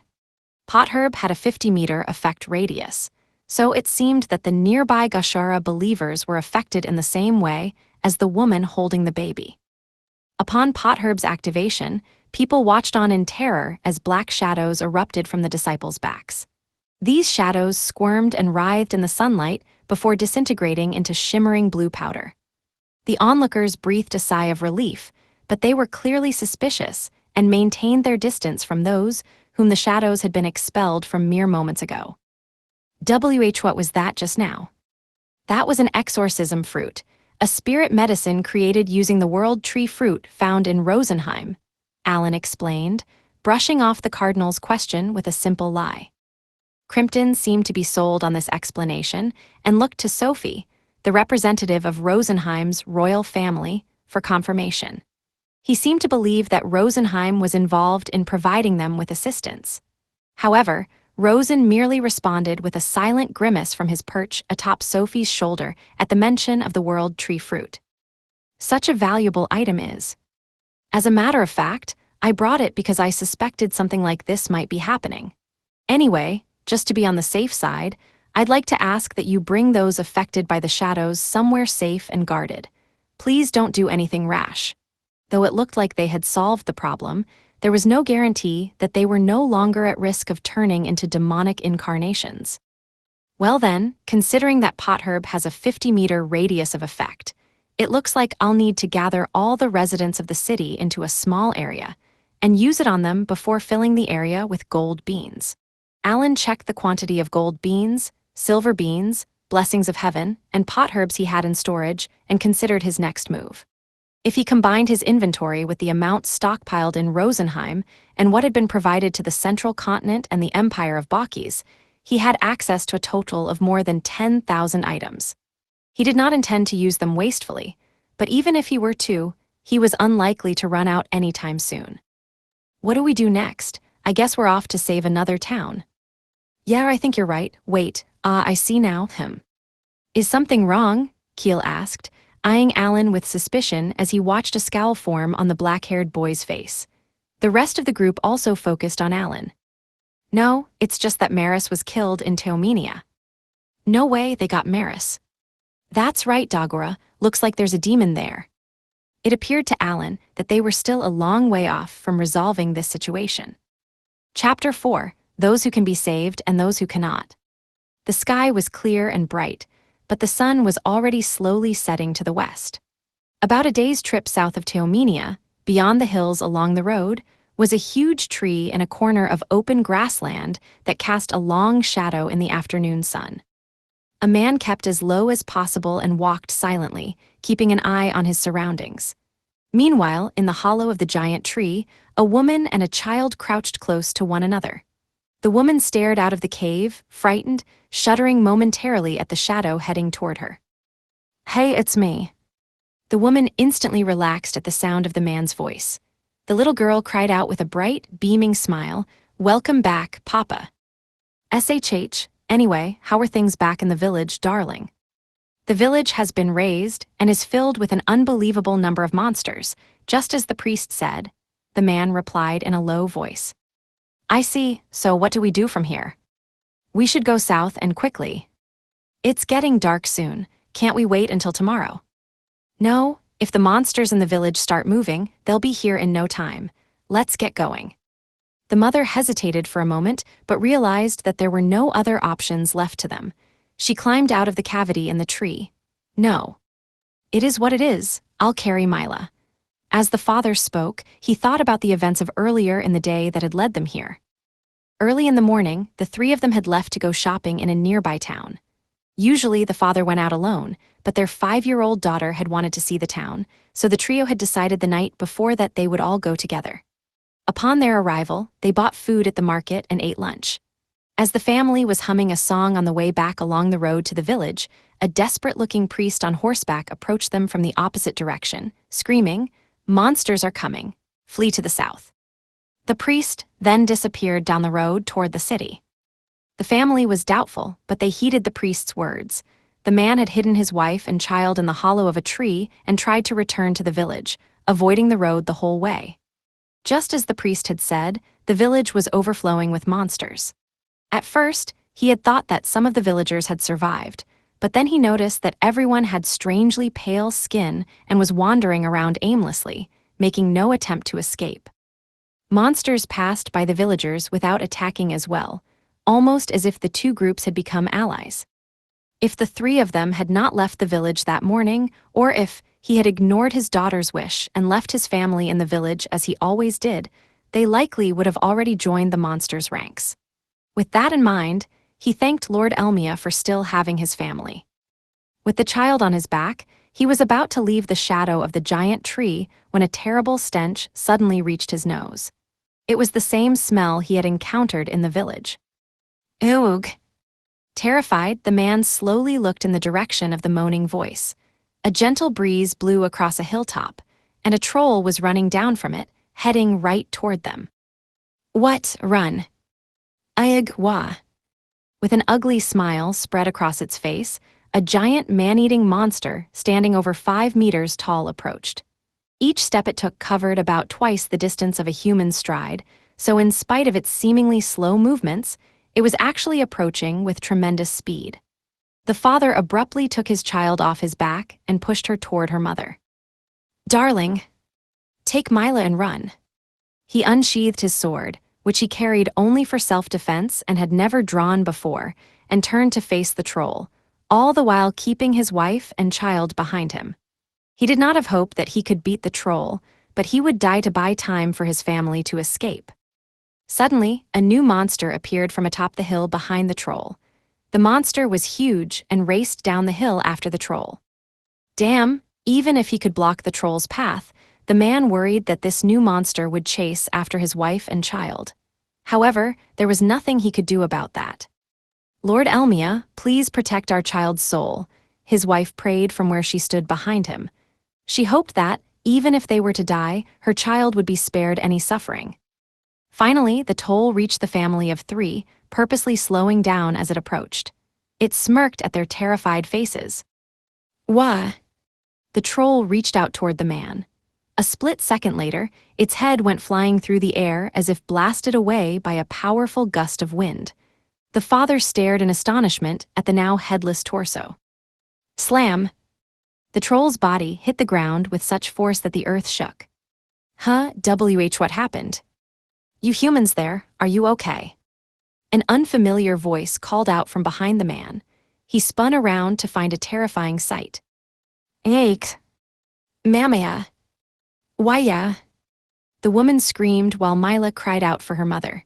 The man, however, was at a loss for words at the sight of the remaining monster, a massive silver wolf, its mouth stained with blood. When he last saw it, it was still at the top of the hill behind the troll. Now, however, it had not only passed the troll, but taken its head off too. Looks like there are more. The massive silver wolf looked past the family, prompting the man to look back up the hill. There, he spotted multiple shadowy figures cresting it and moving toward them. That's 'cause you don't kill them quietly. It looks like they're coming as a horde now. Tee-hee-hee. It seems that way. Think you can stop them for me? Certainly, tee-hee-hee. A voice came from the giant wolf's back, and a woman dressed in white slowly descended. The father's eyes were captivated by her beauty for a moment, but her dark expression sent chills down his spine. The white-clad woman had a cloth wrapped around her head, holding a candle on either side. She held a knife in her right hand and a wooden mallet in her left. Passing by the parents and their child, she fluttered toward the hill like a feather in the wind, her legs remaining deathly still. However, perhaps unaware of her unusual movements, the shadows rushed down the hill. A demonic incarnation tried to attack the woman, who slowly raised her mallet in response. Earthbound curse! The woman in white yelled and hit the ground with her mallet. The ground shook for a moment, and countless human torsos shot up from the ground. Yuag! Yuag! Yuag! Why, now what's going on? The father screamed at the sight of the shadows, and the child clung desperately to her mother. What they were seeing were the upper bodies of spirits that had taken the forms of skeletons and zombies. These spirits grabbed the lower bodies of the demonic incarnations that rushed over and pulled them down one into the ground after another. Then, as the trailing group of demonic incarnations caught up, they stumbled and fell on top of each other. The giant silver wolf jumped in next. It crushed and tore apart the demonic incarnations with its huge, vicious claws. The white-clad woman also languidly approached and stabbed the fallen enemies with her wood-handled kitchen knife. In no time flat, only the parents and their child were left standing. Is it all over? Tee-hee-hee. The white-clad woman let out a bizarre laugh as she opened her mouth so wide that it seemed as if it had been torn open. Not knowing what had just happened, the family stood trembling as a shadow appeared over their heads. They looked up to see the bellies of several four-legged winged beasts, and they could hear the voices of several young men and women coming from atop them. Looks like they even made it all the way out here. There doesn't seem to be any consistency in their movements. Seems not. Hey, Akiasen, keep up the good work. The giant wolf nodded in response to Alan's words, then waited for the white-clad woman to jump onto its back before running back over the hill. After that, one of the four-legged winged beasts descended toward the stunned family. A young man straddling the back of a four-legged beast calmly called out to them, "Good evening, are the three of you safe?" "Why, yeah, are we safe now?" "Yeah, don't worry about those things anymore," the young woman sitting behind the man replied. However, the four-legged beast maintained its position, and neither the man nor the woman showed any signs of moving. Just as the father started to wonder what was going on, something that looked like a magic ship modeled after a giant bird suddenly arrived, landing soundlessly in the meadow. The surprised family watched as its rear hatch opened to reveal many people standing inside. "Come on, climb aboard." Obeying the young man's command, the father timidly boarded the bird-shaped magic ship, and the people inside rejoiced over his and his family's safety. As they told it, they had been saved and brought here by the young man and woman from earlier, their companions, and the monsters assisting them. The tail of the silver bird closed after the mother and child climbed in. It next opened after they had landed in front of Neil's gates. The father had seen this place before, but unlike back then, the gates themselves were gone and an unfamiliar forest surrounded the city. Seeing the family and all the others off as they entered the city, Alan thought back on the past 3 days since he and his party had saved Neil. It seemed that the demonic incarnations and giant monsters from Teomenia had mostly been exterminated thanks to the gamers and Alan's summons. Although they were not able to save some villages and towns in time, the group had rescued as many people as they possibly could have and evacuated them to Neil. In the places that they had been able to rescue, Alan had planted gold beans to set up barriers that would keep out monsters and used potherbs to prevent the residents from becoming demonic incarnations. Black shadows had appeared from some people's bodies due to the effects of the potherbs, but none of them transformed into demonic incarnations after that. There were nearly 5,000 former disciples of demonism in total. There were too many to fit in jail, so Alan had decided to turn several sections of Neil into quarantine areas for them to stay in. He had done so because the priests and villagers they rescued had told him that anyone bitten by a demonic incarnation would themselves become demonic incarnations in about a day. Apparently, the potherbs effect purged the black shadows from even those who had been bitten. Alan did not know if it would work immediately after someone was bitten, or if he needed to wait a while, as he had not had a chance to confirm either way. Potherbs not only cured status ailments, but also prevented them when used on healthy people. Their effects lasted for a whole day, so if he used them regularly, he would be able to prevent everyone from turning into monsters. "You've done well, Sir Keel," the cardinal called out, approaching the gamers as they followed those they had rescued through the gate. He was always quick to thank Keel, possibly due to the revelation the Pope had received before the incident at the execution. Additionally, the Church of Elmia taught that those with strong talents were the God of creation's chosen ones. Keel's 4-star talent of Saint King seemed to be highly esteemed by the members of the church. It was also worth noting that the Pope, too, was a Saint King. Alan and the others finished their meal in the city's dining hall. Then they assembled in a conference room inside the church. The operation to rescue the surrounding towns and villages is mostly complete. "That may be true, Cecil, but we still can't let our guard down," Alan said.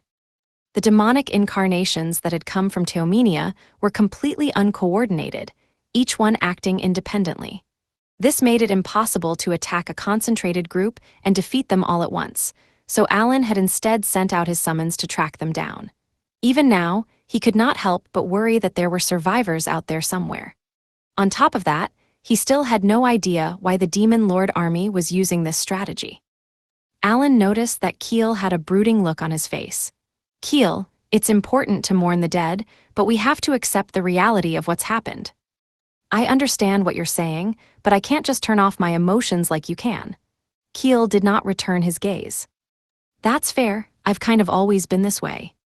When the Demon Lord army had invaded Rosenheim the previous year, it had killed 3 million elves, with nearly half of them having been eaten by monsters. The army had also been clashing with the Five-Continent Alliance in the northern part of the central continent almost every year for the past 10 years, and with each assault, the alliance lost more than 100,000 people. Moreover, the number being that low was thanks to hero Helmios' appearance. Before him, the alliance had been losing over 150,000 per year. For the past 2 years, Alan had distributed blessings from heaven and sent out summons to provide support. But even so, he could not save everyone from the rank A monsters. Speaking of which, the strength of all monsters increased by 1 rank after the Great Calamity. Ever since the Demon Lord first appeared in this world, not a day went by where the people were not threatened by monsters. The number of lives taken by the Demon Lord army and its monsters was impossible to measure. Still, we can't save everyone. We're not omnipotent. I know that, Keel said, his voice tinged with regret. The rest of the gamers also seemed to feel helpless. Sophie and Krina especially looked dark and sullen. Alan summoned Maris. It was for this reason that he had not allowed any priests into the conference room with them.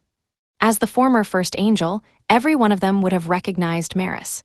If it became necessary to use him to get the priests to act, Alan would do so, but if they inadvertently learned of Maris's existence, it risked causing unnecessary problems. Given this, he opted to keep Maris away from the priests. Tell me about the situation in Teomenia. I still haven't spotted any survivors, Maris answered. It seems that any believers of Elmia and townsfolk unable to escape were killed by that demonic deity and his subordinates. Maris had fought the demons guarding the altars in Teomenia's churches many times over the past 3 days, and each time he had been defeated. Were he still an angel, his death would have been permanent and irreversible, but now that he was a summon, he could be endlessly revived using Alan's MP and magic stones. Between battles with the demonic deity, he would report back to Alan on the situation in Teomenia. I couldn't find the person named Shia you mentioned. It looks like she left Teomenia and didn't come back, just as the priest said. Alan had heard from the cardinal that after Princess Shia handed over Gashara, she had left Teomenia on other business, saying that she had no interest in watching the execution. Is Gashara the demonic deity? Alan asked.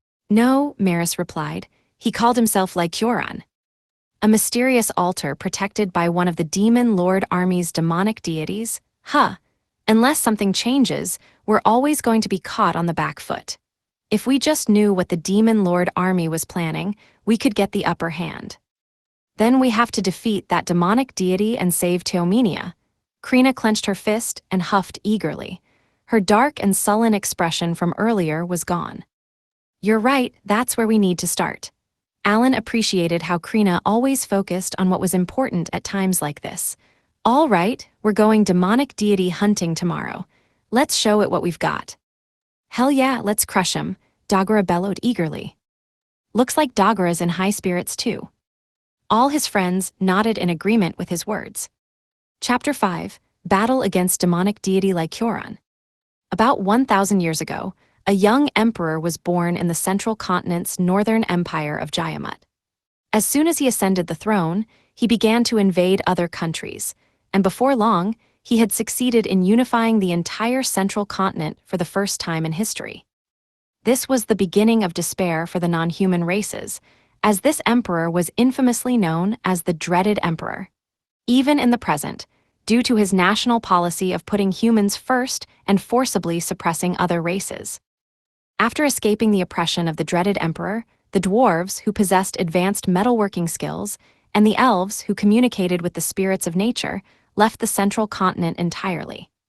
As a result, 1,000 years later, there were very few dungeons remaining other than those Jayamut had deemed useful. Furthermore, the races who could not flee the central continent, such as the Beastkin, were severely oppressed just because they were not human. The Adventurers Guild and the Church of Elmia boldly protested these actions. The Guild, whose goal was to operate without interference from any nation, had always aimed to protect people from all sorts of hardships. Therefore, in protest against Jayamut's cruelty, it moved its headquarters to another country until the death of the dreaded emperor. The Church of Elmia advocated that all were equal under Elmia, the god of creation who gave birth to the world, and as they had non-human followers and priests, they directly opposed the dreaded emperor's actions. However, while the church had soldiers, they were few in number, and, unlike the Adventurers Guild, did not have the strength to withstand the empire's military.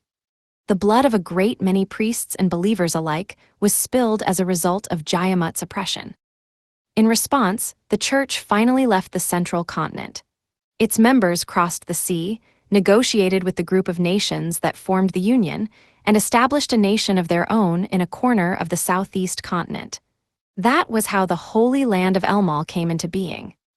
Teomenia was named the new headquarters of the church, and after the death of the dreaded emperor, while a branch was set up in Jayamut, the headquarters never moved back. The biggest factor behind this move was that imperialism was inherently incompatible with church doctrine. 1,000 years later, Teomenia continued to be the religious capital of Elmal and stood as a symbol of the prosperity of the Elmia religion, which had followers around the world. The Teomenia that stood before Alan and the gamers now, however, was completely changed. "This is terrible. Who would do such a thing?" Cecil groaned from her seat behind Alan atop a bird bee. Teomenia was quite different from the glamorous empire of Bakis. Its infrastructure was of rather simple design made up of stone buildings adorned with trees and waterways fed by a pure stream originating in the mountains to the south. The city was renowned for having a rather subdued appearance. But now, all the trees had burned down, quite a few buildings had collapsed, and the waterways were filled with rubble and corpses, overflowing into mudded streets. A large number of demonic incarnations wandered through the damp streets, some stumbling, some staggering, some spinning around where they stood, and others continuously falling and getting up again. Alan and the others watched the goings-on from above the city. The square in the center of the city had taken the most damage. Its main gate, once decorated with gorgeous patterns, was charred black. It was evident at a glance that this was where Gushara, the pontiff of demonism, had created the huge pillar of fire, from which the flames had spread throughout the city. Adjacent to the square was a hill that looked like an upside-down bowl, with a long staircase leading straight to its crest and a ramp that spiraled around it. It was obviously an artificial hill, given the huge church standing atop it. This hilltop church had been built so that God of creation Elmia could see Teomenia and the activities of its citizens in their entirety when he descended upon the world. The roof of the church had been completely destroyed, and a pillar of bluish-white light rose from within. Far up in the sky, it broke off at a right angle and extended straight to the south. "What do you think that is, Alan? I've been wondering about it for a while now," Dagora said from the back of his bird bee, which maintained its position next to Alan's. The pillar of light had been visible ever since they had left Neil that morning. "I don't know, but I guess we can ask the demon waiting inside the church." With that, Alan summoned Maris. "The demonic deity's down there, right?" "That's right." "Thanks." Maris nodded and flew away. He would come and launch a surprise attack from behind in the upcoming fight against the demonic deity. Alan would show no mercy to those who had caused so much destruction and sacrificed so many lives. Alan landed his bird bee in front of the church, deciding to go the rest of the way on foot. A bird bee was roughly the size of a small elephant and boasted powerful wings, allowing it to not only move at high speed, but also hover and stay in the air when necessary. It could easily keep its balance even when Krina and Dagora swung their weapons while riding on its back. If they could communicate well, it would allow the party to course correct toward the enemy as needed. It was particularly indispensable when fighting huge enemies with wide attack ranges, such as the golems they had fought in the Rank S dungeon. Though the church they would be fighting inside was larger than most Elmian churches, it was nowhere near as tall or spacious as the Rank S dungeon. Going in with Bird BS would actually restrict their movement. Thinking ahead, Alan had decided to go on foot. Once inside the church, the gamers found themselves enveloped in silence. The church, built to serve as a shrine to the gods, was filled with mostly empty rooms and corridors marked only by relatively simple structures, making it easy for sounds to echo. In spite of that, judging by the eerie silence, Alan determined that there must be no one else except the demonic deity Maris had fought. The party walked straight down the corridor and came to a place where stone statues lined the walls. Each represented one of the gods who controlled various phenomena, all of whom served under Elmia, the god of creation. There's god of bountiful harvest Malmal, and next to it is goddess of fire Freyja. The statue of Freyja showed a woman with loose hair flowing down the sides of her face and extending to her knees. She was holding a sword with a wavy-edged blade and no guard. According to Rosen, she had been rapidly drained of her power when her divine vessel was stolen. Was it possible that her divine vessel was actually that sword? In any case, once her power was lost, fire would no longer be able to be created in this world. Apparently, they still had another 2 to 3 years until that happened, but as the Baucasian master craftsman Habarak had said, the future looked bleak. For example, his furnace could no longer generate enough heat to process orichalcum. Passing through the aisles lined with statues of the gods, the gamers came upon a large hall where worshipping and gatherings took place. The stone floor had been crushed in places, several pillars had fallen, and other scars of Maris's many fierce battles yet remained. The hall was large enough to hold 1,000 people.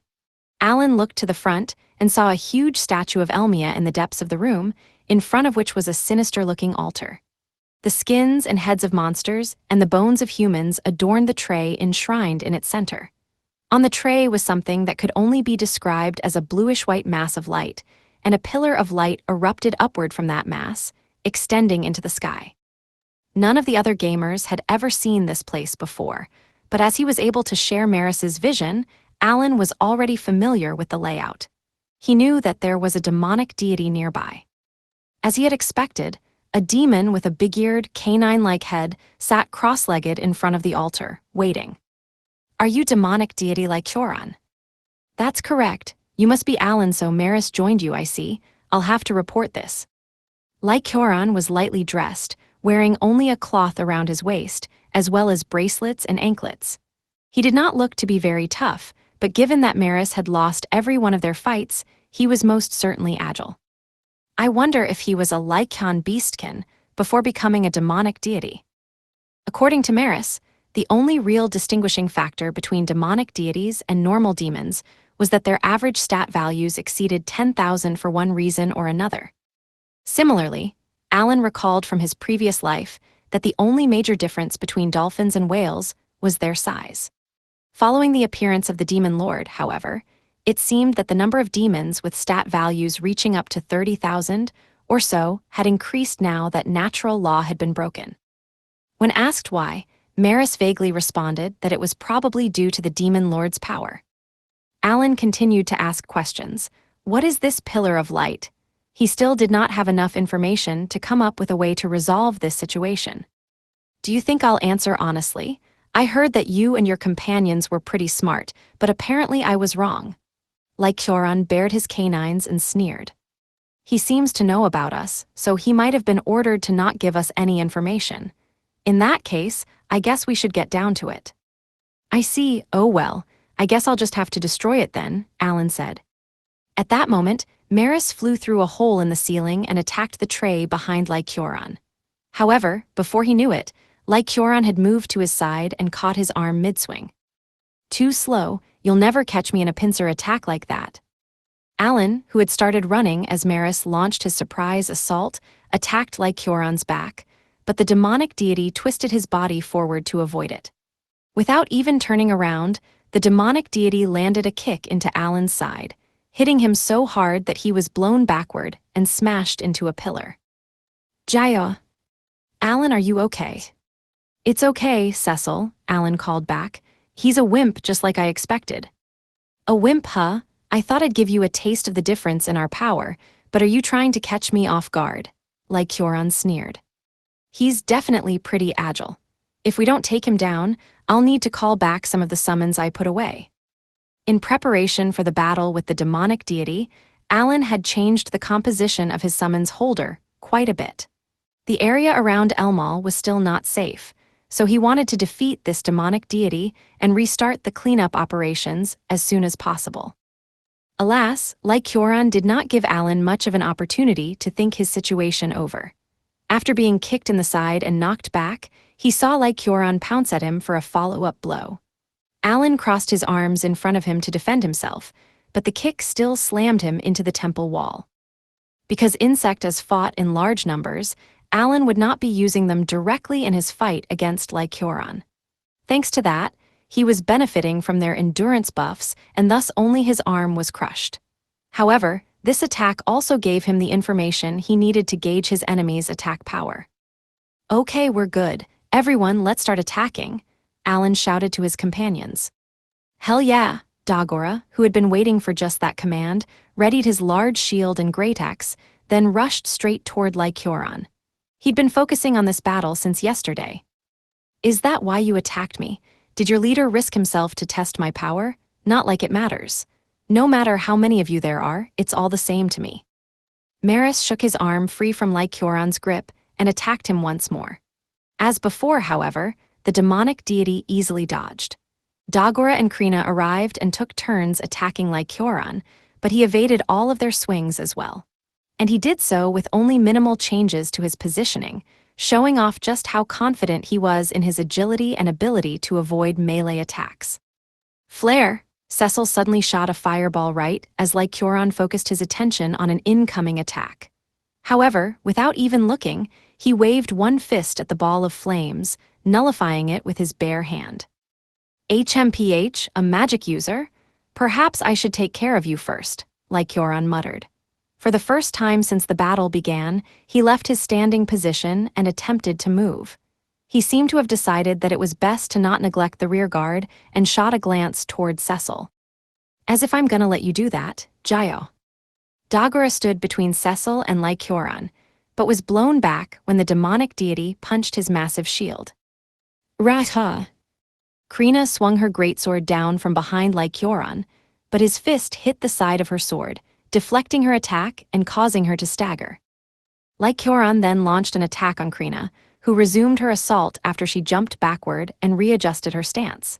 While thrusting his fist with tremendous speed, he quickly changed his position, making sure that Krina was between him and Cecil, Sophie, and Valmar. Just like how Dagora had stood in his way to protect Cecil, he planned to use Krina as a shield against long-range attacks. However, Krina desperately parried his brutal punches with her massive sword. She saw Lycoron use Alan, Maris, and Dagora as his shield, and was observing the demonic deity's minute movements. Once Krina found a pattern, she tried to make her way behind Lycoron. In doing so, with his mind rather than his body, Alan recalled the tactics he and his companions had practiced, ones that were based on battle theories cultivated in the games he had played in his previous life. Alan's axioms: "There's nothing more important than staying alive. If you want to win, don't concern yourself with fairness or one-on-one fights. Work together with your friends and attack your enemies from behind and the flanks, not head-on." Alan had explained this to his friends to help them understand that attacking from the back or side increased their chances of landing a critical hit. He reviewed his grimoire's log and decided that, like most of the games he had played in his previous life, critical hits, which dealt double the normal amount of damage, existed in this world too.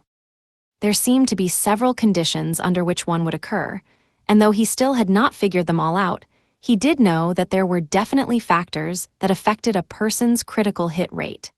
The difference in agility between the attacker and the target, and whether a target's vital point was hit, were two such factors. Among all of the conditions that could be met, the easiest was for the attacker to strike at an enemy's blind spot. Aiming for the target's back or side increased the chance of a critical hit.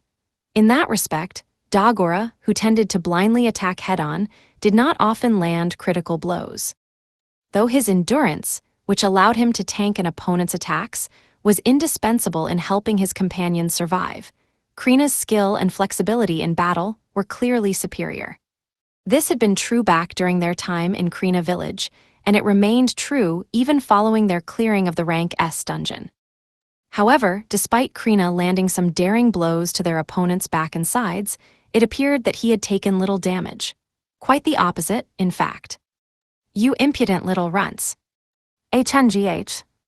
Lycoron sent Krina and her greatsword flying with a single kick. Judging by the blow, Alan figured that Lycoron not only specialized in agility, but also utilized the fighting style of a light fighter class, giving him impressive endurance and attack stats as well. Even after clearing the rank S dungeon, I guess we still haven't grown strong enough to overpower a demonic deity. This battle was their first test of how able they would be to fight a demonic deity following their conquering of the rank S dungeon. Prior to their doing so, Alan had predicted that defeating a demonic deity would be no easy task even once they had beaten the dungeon, undergone class promotions, and upgraded their equipment. Demonic deities had average stat values of 30,000, so without access to Helmios' god Strike Extra skill, which dealt additional damage to demons, or D-Verg's Breaker Strike, which dealt damage that ignored the opponent's endurance stat, they would not be able to fight effectively. Even if they could defeat this deity, it would take too much time and risk everyone being gravely injured. Despite that, they did not feel as desperate as they had in their battle against demonic deity Resell. Although none of the gamers would have stood a chance in a one-on-one fight, Alan believed that if he managed to find the right team combination, they were evenly matched in a party-against-one situation. Krina still hasn't used her extra skill, and yet she's still doing pretty well. I'm glad we got her that class promotion. Alan looked at the rear guard to see how their long-range attacks were coming, but apparently both Cecil and Valmar were afraid that they would hit their comrades and interfere with their attack timing. Picking up on this concern, Sophie hatched another plan. Lord Gale, please lend me your strength, she called out to the spirit of wind. Okay, Mama. This spirit took on the appearance of a young, spiky-haired boy in shorts. He blew hard through his pursed lips, and a thin thread of emerald green wind wrapped around Lycoron. After restraining the demonic deity, the thread tightened even further, digging into his flesh and causing him to bleed. What? You can manifest spirits. Lycoron seemed more surprised about her complete control over spirits than he did about the damage he took. A moment later, however, the bleeding demonic deity swung his arm and tore away the wind rope. Sophie seems to be a bit stronger than the rest. Rosen also seems to be protecting her. That aside, is that tray really that important? The cloak Sophie had equipped not only increased her maximum MP, but also increased the amount of MP she was able to give to her spirits. That seemed to have increased the wind spirit's binding power. Sophie. Understood. Alan had reviewed their strategy with her ahead of the fight, so merely calling out her name was all that was needed to get her to act. Though he still had no idea what the pillar of bluish-white light emanating from the tray was for, in his several battles with Maris, Lycoron had referred to the object as an altar. It was clear that protecting the altar was his highest priority. Now that we've established the difference in power between him and us, I think we're ready to move on to our next strategy. Lycoron seems to have gotten a little too cocky. Over the past 4 days, Alan had continuously summoned Maris and sent him to fight Lycoron. He had done so even as Maris was defeated by the demonic deity time and time again, all in order to get a sense of his fighting style and gather information that would help him come up with countermeasures. While Alan was traveling between settlements and rescuing people, he had made use of that information to evaluate strategies and tactics that would keep him and his friends from dying in their upcoming battle. In addition to gauging Lycoron's strength, Maris had also performed a thorough examination of the surrounding area, including the inside of the church in search of survivors, prisoners of war, and any injured people who had failed to escape. Him having done so was imperative to the success of one of the few decisive attacks they could use against the demonic deity. Alan issued the order for their next plan of attack. Cecil, Sophie, you're up. Got it. Leave it to me, Lord Alan. The two girls and the spirit hurried to distance themselves from Lycoron. Dagora, don't let him get past you. I know, leave it to me, I got this, Dagora replied, but it was hard to make out. His face was flushed and he spoke quickly, seemingly trying to cover up his struggle. Hey, you can just speak naturally, you know. Alan figured that Dagora found salvation, in the fact that he was able to hide his burning red face behind his shield. No matter what you do, it won't change how this ends. Are you still ignorant of the sheer difference in our power? Lycoron sneered at Alan's change of strategy in what he deemed to be a useless struggle, perhaps because he had maintained his advantage since the start of the battle. HMPH, no need to belittle me. Sophie, he's all yours. Of course, Nymph, please lend me your strength. In response to Sophie's call, a water spirit taking the form of a girl wearing a raincoat appeared. Her whole body was wet as if she had only recently been in a heavy rainstorm, and water gradually pooled at her feet. Leave it to me, Sophie, Nymph responded quietly. She then raised her hands, and the water on the floor floated into the air with a slosh, creating a film of water between the gamers and Lycoron. Blizzard, Cecil unleashed her ice magic, instantly freezing the gigantic mass of water so as to aim countless spikes toward Lycoron. Heh, is this some kind of combo technique? You plan on destroying the altar as well as me? How interesting. Lycoron, acting as a shield for the altar, smiled fearlessly when he saw the block of ice. He seemed to have figured out that it would be used to crush and impale both him and the altar. Full of confidence, he bent his knees slightly, refusing to move from where he stood. The marble floor cracked beneath his feet. Just like I thought, he's overconfident in the difference in power between us. Come on out, Popo. After confirming that Lycoron had taken up his stance to intercept the attack, Alan summoned his bird F and used its awakened ability, Messenger. Meraru, the preparations are complete. You can go whenever you're ready. Messenger transmitted his voice only to those he targeted, ensuring that Lycoron did not hear his instructions. Only Meraru, who was standing by in the cockpit of the golem kneeling on a hill 2.5 kilometers away from Teomenia, had received them. Finally, it's our turn. Let's go, Tam Tam, Meraru shouted in excitement and jumped to her feet, inputting her commands into the magic disc located in the cockpit. One of Tam Tam's arms, which was protruding toward the church with its elbow resting on its upright knee, transformed into a long cannon barrel. This was the combined effect of the long-range sniper rifle attack slate and the 5 attack enhancement slates that maximized its power. Using the effect of Messenger, Meraru was able to share the vision of the bird F and thus figured out Lycoron's location inside the church. She adjusted Tam Tam's aim based on this information.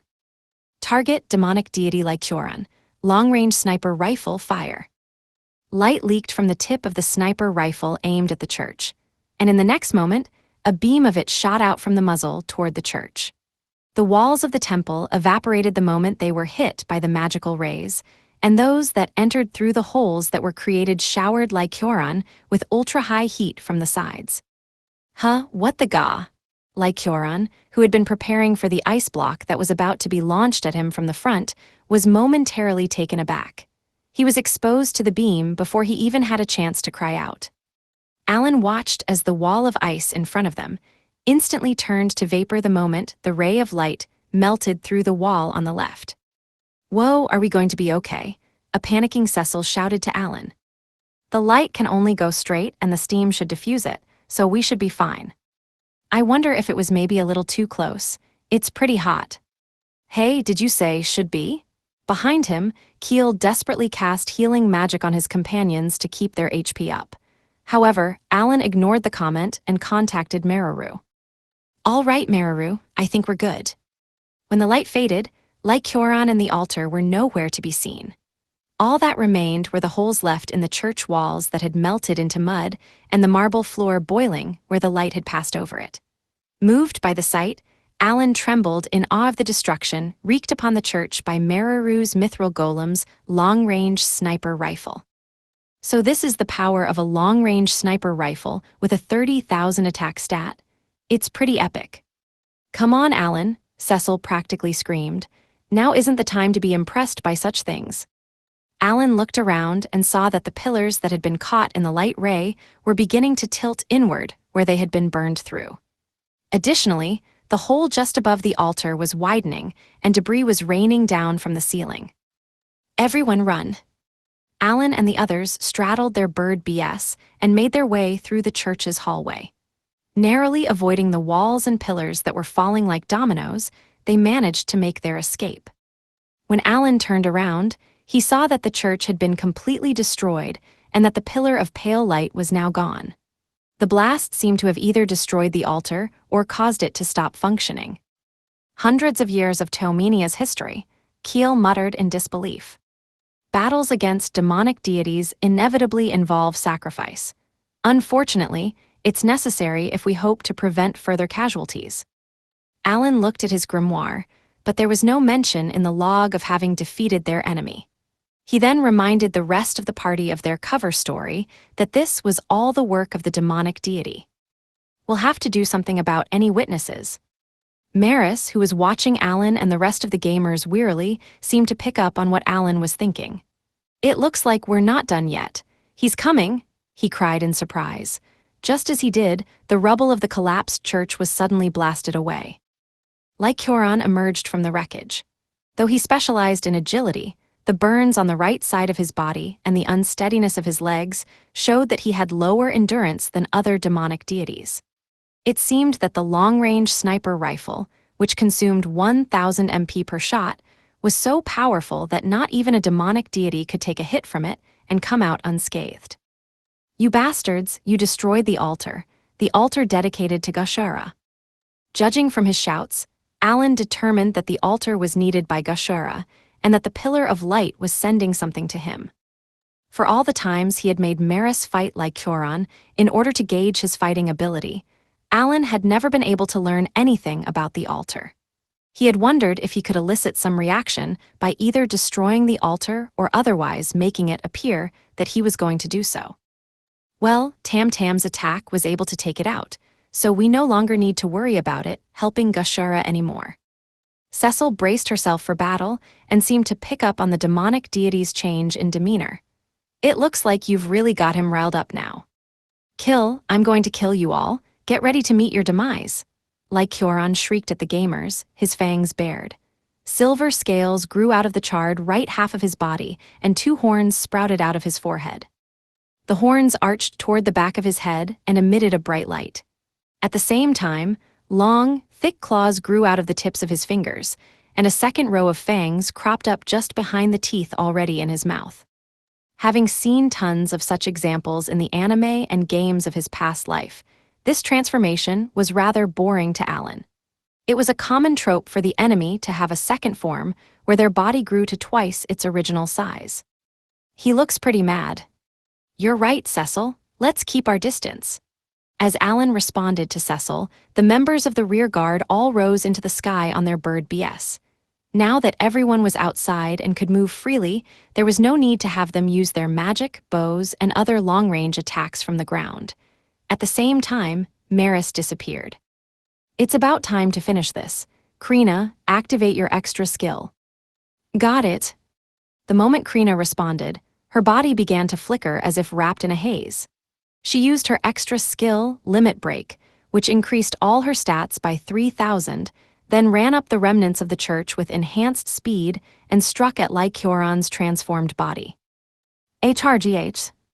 Lycoron landed a blow on Krina and sent her and her greatsword flying backward. Being in his second form, he, too, had grown stronger, widening the power gap between him and the gamers once more. Krina immediately stood up and faced Lycoron. Predicting that she would receive a blow or two, Keel cast his healing magic just in time. "Buy us a little bit of time.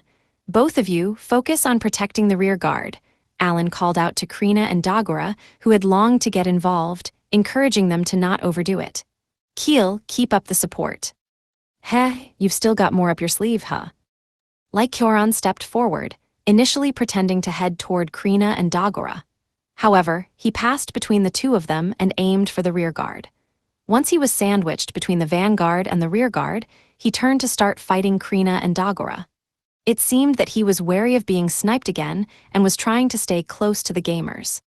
His movements were no longer unsteady like they had been when he had first emerged from the rubble, and it seemed as if the transformation had healed most of the damage he had taken. Given that he had developed his plan, assuming that he might not be able to completely defeat Lycoron, Alan continued to follow it. "I've brought them. Hopefully this will work, Maris said, appearing next to Alan via Bird A's homing instinct. Whoa, hey, looks like something pretty exciting's going on here, Leap yelped in surprise. What a shame to see a leading church of the world meet such a fate. Temmie let out a sigh. Yeah, it's all the fault of this demonic deity. You can't just let him get away with that, can you? Seeing the two newcomers who were with Alan, Lycoron flinched momentarily. What? Newcomers? Not that it matters. Are you sure you just need the two of them? Asked Maris, who had escorted the two members of the 10 heroic beasts from Rosenheim. They're plenty. Leap, Temmie, sorry for calling you here all of a sudden, but I need your help. You know, Alan, I thought you humans were different from us beastkin, but only you will do something crazy like this. Leap said in amazement as he took out his instrument, then started playing and doing a little dance. He played Gale Beat, which had the auxiliary effect of increasing attack and agility. Simultaneously, Temmie silently used her skills to support the vanguard. Krina's and Dagora's movement speed were boosted by them, but the two were still unable to land a decisive blow against Lycoron. Okay, Sophie, you're up next. Please use the blessing of the Sovereign of Spirits, Alan instructed in accordance with the strategy he had thought up the night before. Certainly, Lord Alan. Lord Rosen, please lend me your strength. Ha, I hope this works. Rosen floated up into the air, shook his hips, and cast Blessing of the Sovereign of Spirits. Krina, focus on his legs. Got it, Supreme Ruling Blade. Krina used Supreme Ruling Blade to slice into Lycoron's right thigh. With Limit Break still in effect, the buffs from Leap's and Temmie's skills, and the additional 30% increase to her stats from the Blessing of the Sovereign of Spirits, her greatsword crushed his scales and cut about halfway through his leg. Aha, just like with Rizel, all you need for your attacks to get through is to stack buffs. Lycoron's face contorted from the pain. He reflexively tried to tear Krina away from his right hip with his claws, but Dagora rushed in and held up his adamantite large shield just in time to protect Krina's head. Gah! Without missing a beat, Alan gave his next order. Your turn, Maris. Certainly. Maris flew closer to the immobilized Lycoron and kicked as hard as he could into the demonic deity's left leg. Maris had also had his stats boosted by Leap, Temmie, and the Blessing of the Sovereign Spirits. Snap! Lycoron's left leg snapped, dropping him to his knees. Krina, Dagora, and Maris then quickly distanced themselves from him. What the hell do you think you're doing? With both of his legs destroyed, Lycoron seemed to realize that this had all been part of some kind of master plan. It was far too late now, however. Cecil, are you ready? Here I go, petty meteor. Cecil's body shimmered as if she were in a heat haze. She put all of her MP into the tip of her staff, then raised it high into the air. When she did, a huge, burning, bright red rock appeared at the far end of her staff, which then began to fall toward the ground. Alan rushed toward Lycoron as soon as he heard Cecil call out from atop her soaring bird bee. Ha, did you think that you could hit me with your magic attack if you took out both my legs? You idiots. Yup, we need one final push to make this work. Lycoron had guessed that they were using the relatively simple strategy of immobilizing him and then defeating him with magic, but that made Alan's sudden approach nonsensical. He could not simply ignore Alan's attack, however, so he lashed out toward his opponent with his claws. Alan tried desperately to avoid the strike, but Lycoron's upper body was intact and his arms could still move quickly. Unable to dodge, Alan's side was torn open. The pain of having his internal organs gouged out made him want to vomit, but despite that, Alan stabbed his sword into Lycoron's chest.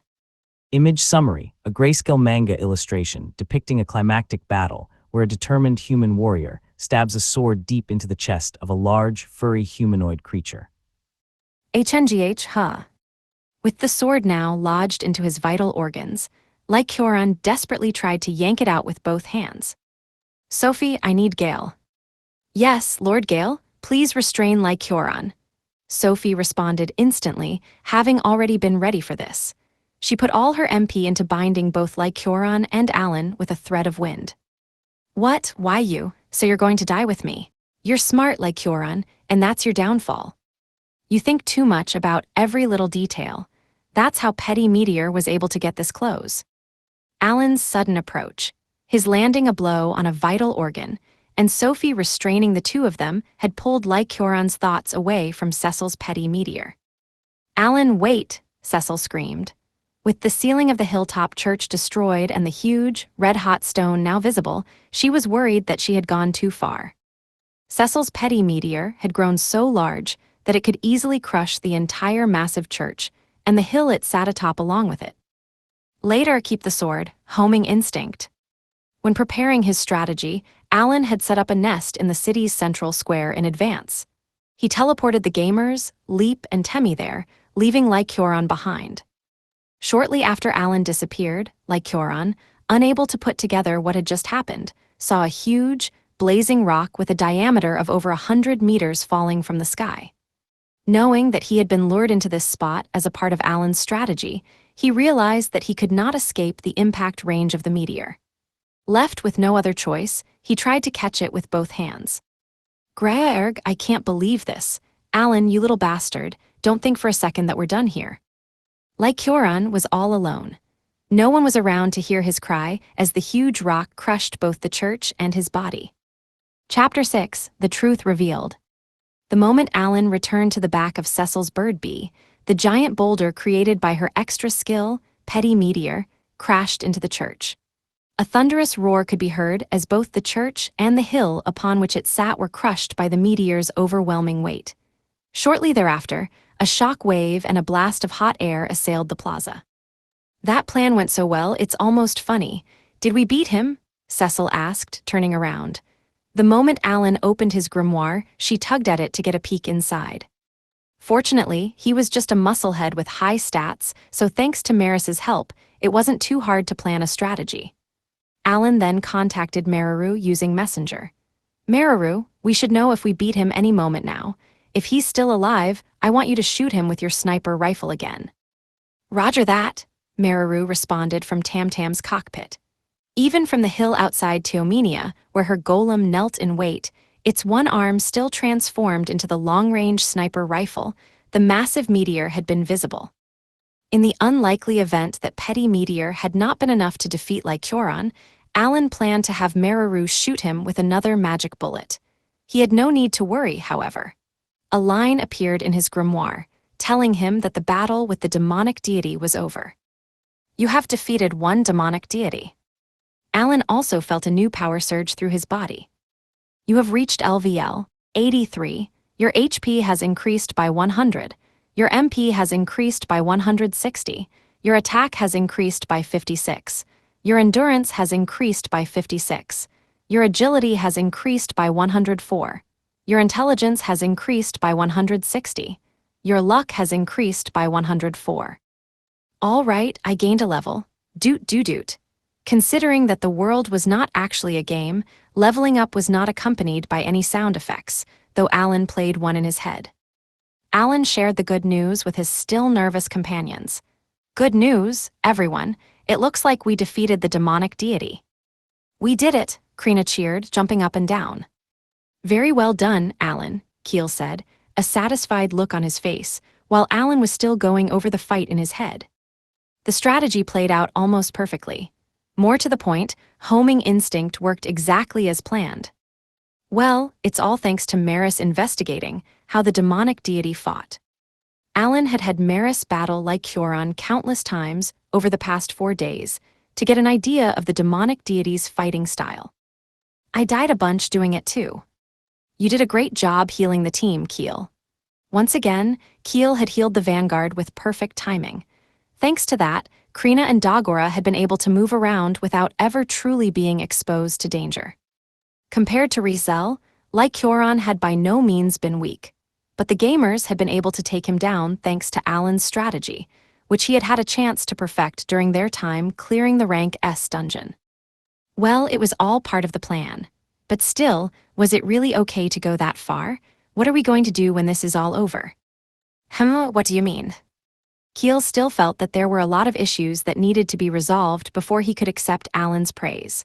For example, the church, which was once the headquarters of the Church of Elmia and had welcomed believers from all over the world, was in ruins. Both it and the hill it sat atop had been crushed. When the gamers arrived on this continent to save the citizens, part of the plan had been to protect the Church of Elmia, Keel had claimed wearily. Alan gave a mischievous smirk. It was a tough battle. Let's split before the citizens return.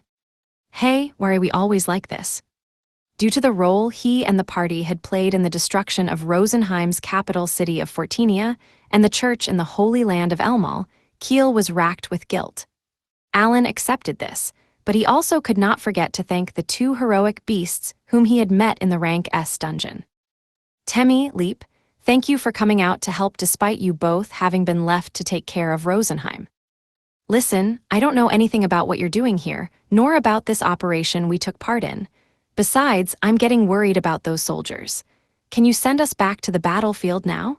Temmie, a beast astrologist and stalwart advisor to the Beast King, disavowed all knowledge of what had happened here. She simply wanted to get going. During the past week or so that Alan and the others had been active in the Holy Land of Elmal, battles with the Demon Lord Army, with soldiers numbering around 1 million strong, had begun in various parts of the central continent. Approximately 500,000 had landed in northern Rosenheim as well, and the war was already underway there.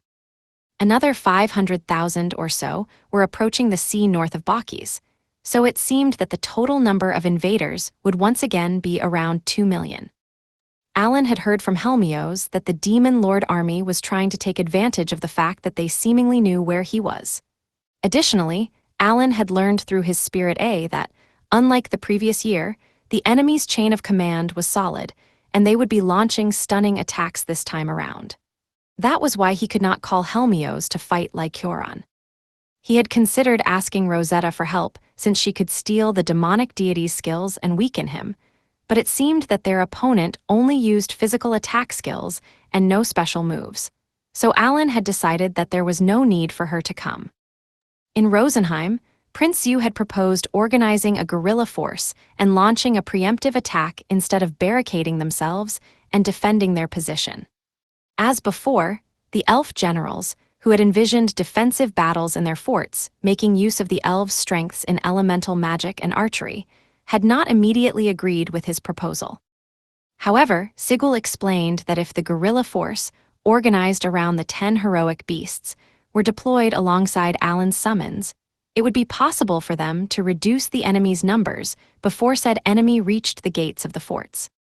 He had also noted that, under the right circumstances, there was the possibility of them flanking the attackers. For these reasons, the proposal had been adopted. The Demon Lord Army seemed to have picked up on the deployment of the guerrilla troops, however, as they had changed their route to try to bypass the ambushes. Using her fortune-telling, Temmie had predicted the enemy's route, using the results to deploy summons and effectively move their guerrilla troops so as to continue to engage the enemy. Alan had gleaned all of this via his Spirit A, and had thus decided that it was not possible to call in the other 10 heroic beasts, since they were currently engaged in combat.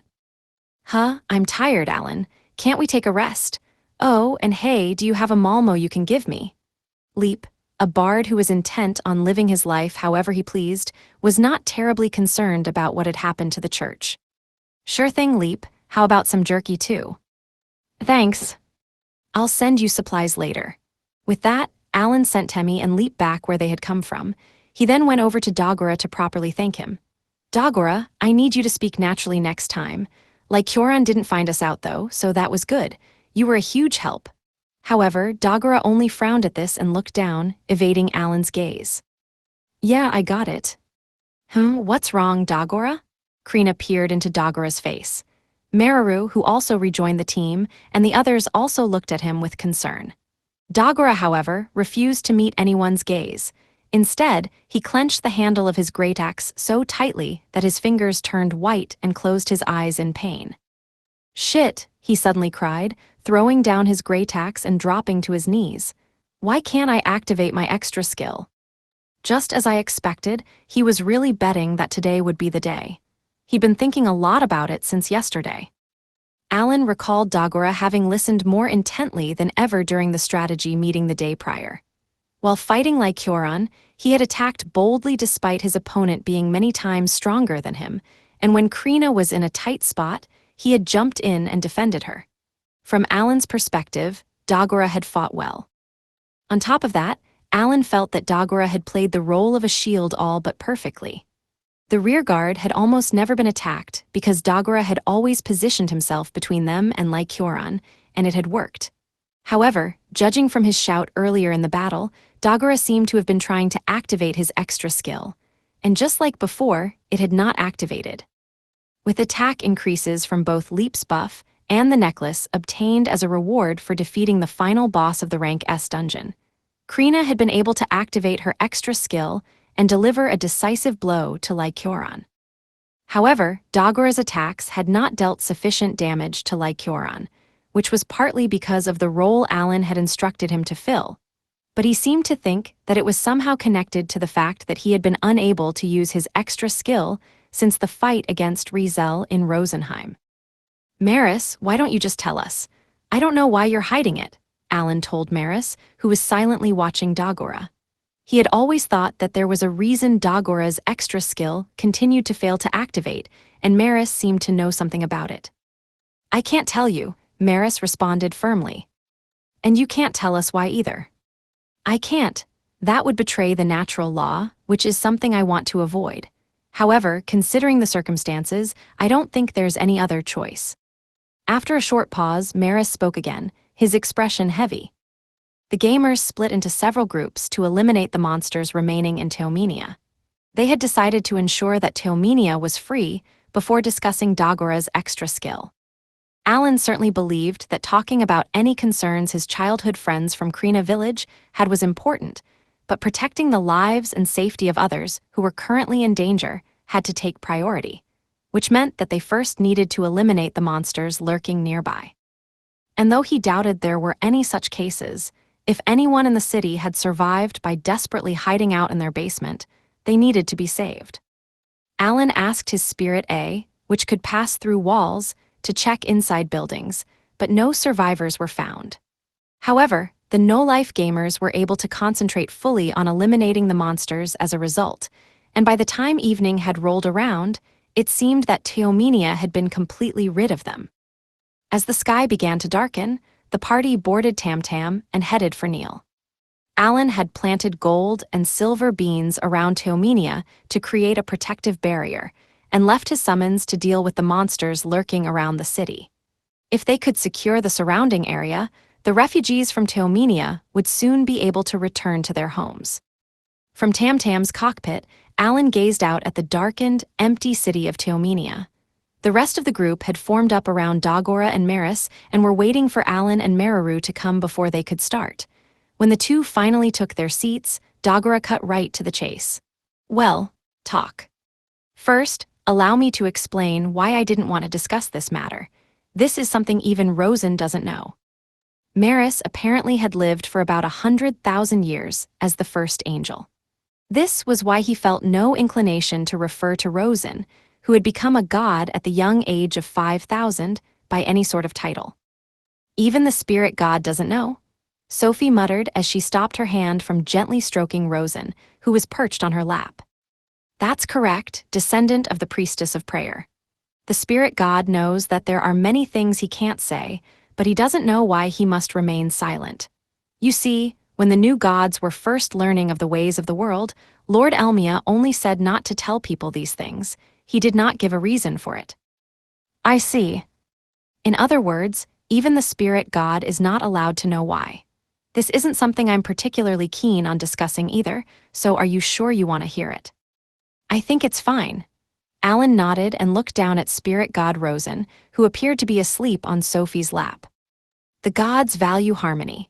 We've talked about this before, but you do know how hard it is to maintain this harmony, do you not? Since you have memories of your previous life and can compare the two worlds, Sir Alan, I would say you're more aware than others about what happens when a world's harmony is not maintained." Alan tried to remember everything from his previous life. Back then, many countries had descended into anarchy due to political turmoil.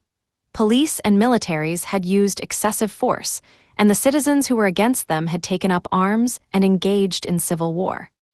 Due to poor weather, crop production had not been able to keep up with consumption, Food supplies had not been able to keep up with increased imports, prices had risen, and the overall value of money had dropped.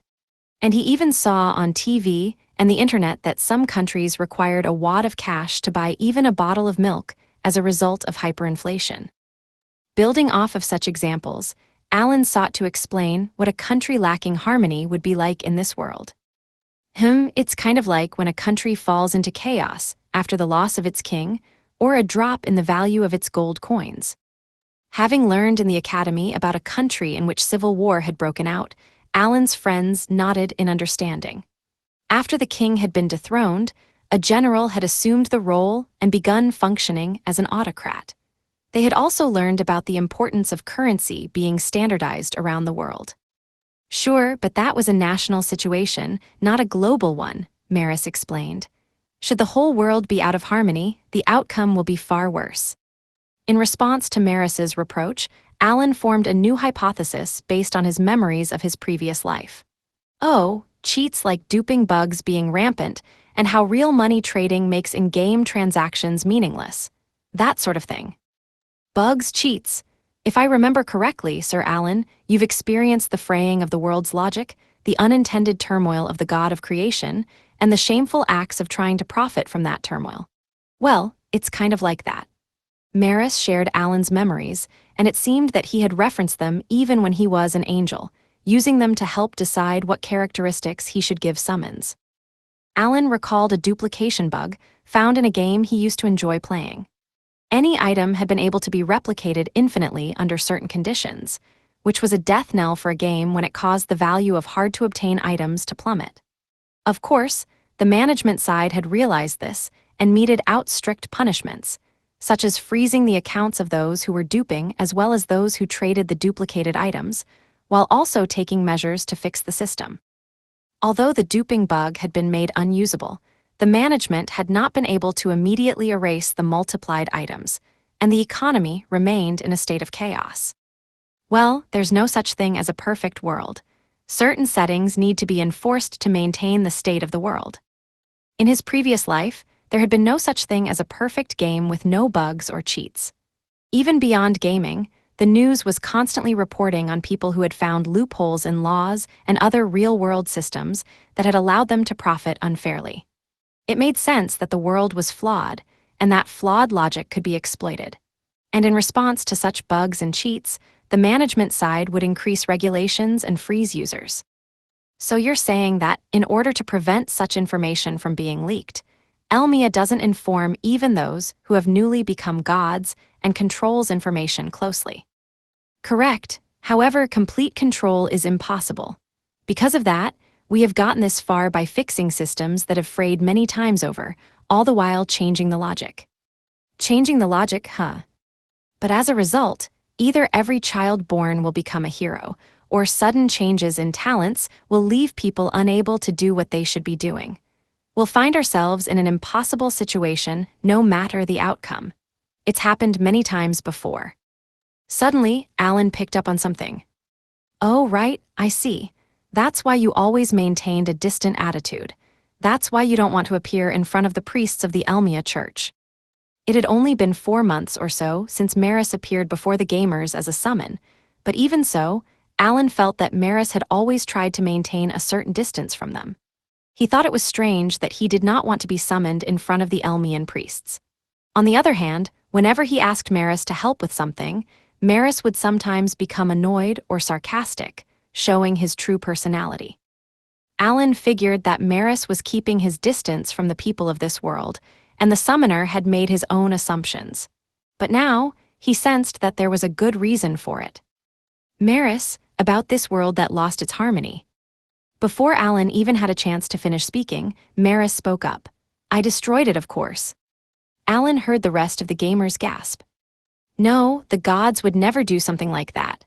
Sophie, an ardent believer in the spirit gods, was even more shocked than the rest of her friends. That can only mean. Your theory is correct, Sir Allen. Lord Elmia will not directly involve himself. Huh, but then who? Cecil seemed to figure out the answer before she even finished her question. That's correct. We angels, who are God's representatives, did it. It's been about 100,000 years since I was created, and it's happened several times during my life. Of course, destroying the world means destroying the humans who inhabit it. If you were to total it all up, the number of people the Demon Lord army has killed in the past few decades is minuscule by comparison. For the past 50 years, the Demon Lord has been waging wars year after year and has managed to destroy 4 countries. The total must be around 100 million, but for that to look minuscule must mean. Of course, destroying the world doesn't happen that easily. And when we recreate the world, we take measures to prevent the same things from happening again. However, as time passes, new cracks appear in the logic, and people who try to take advantage of those cracks will inevitably appear. So, we fix the cracks and change the logic, but the result is a further disturbance of the harmony. If Lord Elmia decides that the disturbance is too much, the process is repeated. Maris grimaced bitterly. A great reset once every tens of thousands of years. Huh. I wonder what would have happened in my previous life if there'd been a god thinking the same thing. In Alan's past life, each country had experienced poverty, discrimination due to differences in wealth and race, and both conflicts between religions and disagreements within sects, which would often culminate in civil war.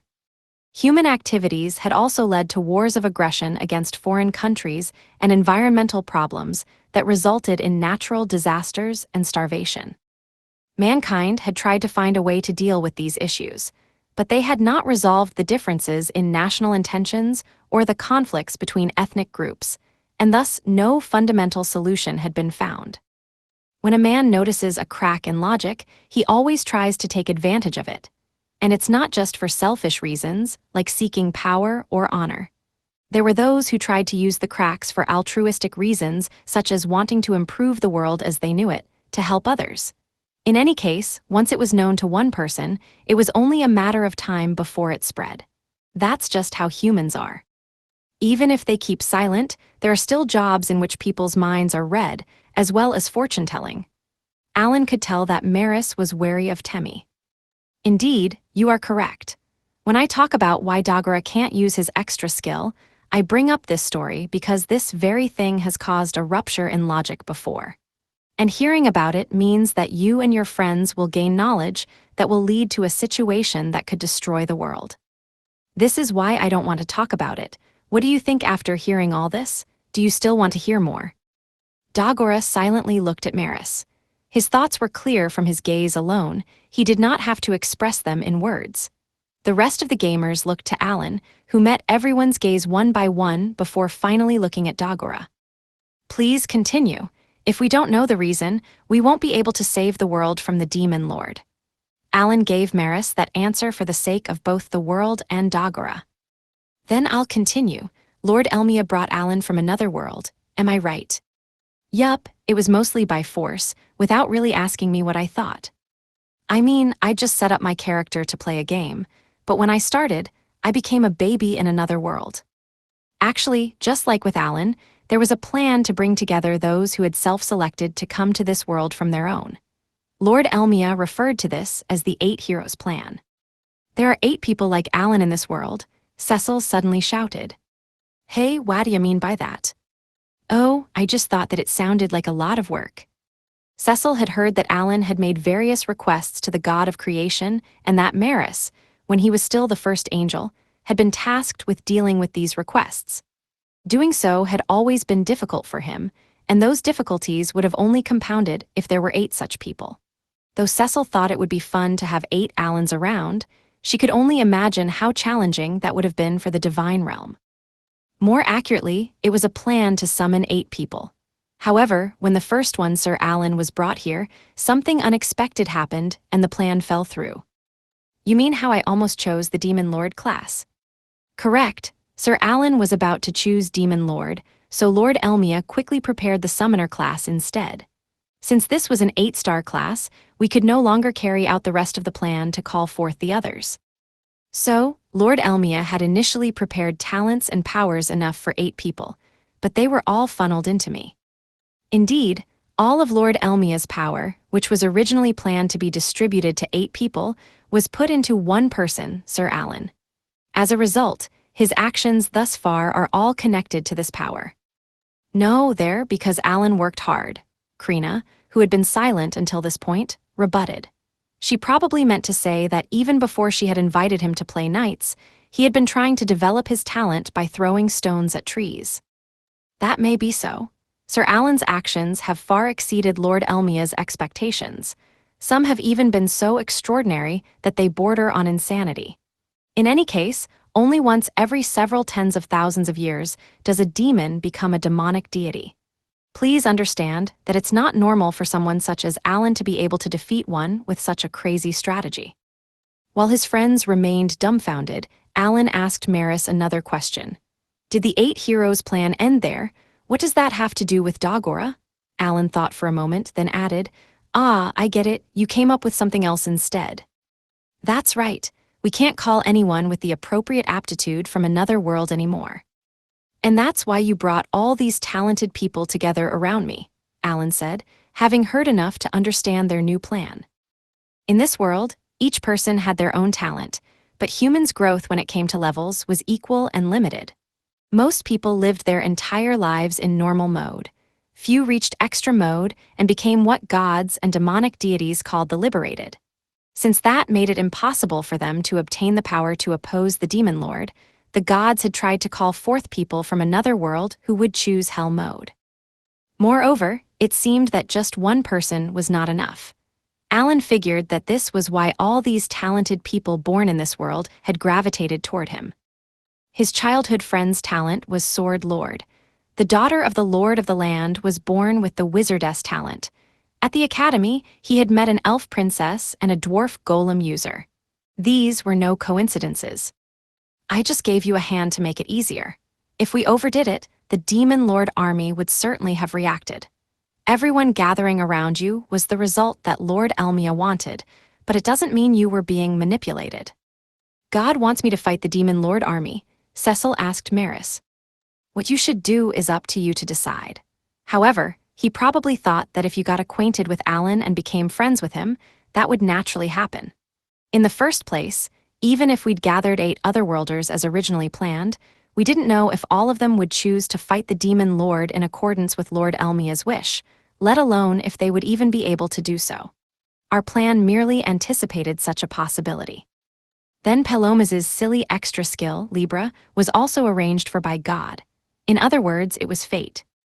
Like Krina and Dagora, Palomas was a Krina villager born in the same year as Alan who had been found to have a talent.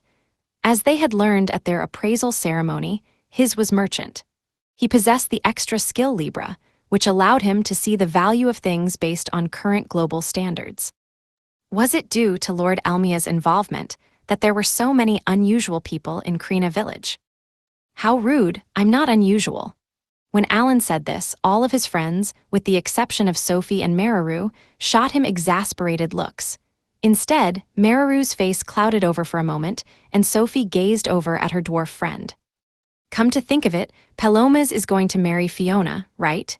Cecil brought up one of the details she recalled about Palomas. I don't know about that. Viscount Granvelle said that Mr. Chester seemed to be enthusiastic about the idea, at least. Alan had kept a summon in the capital of the Kingdom of Ratash to act as a liaison.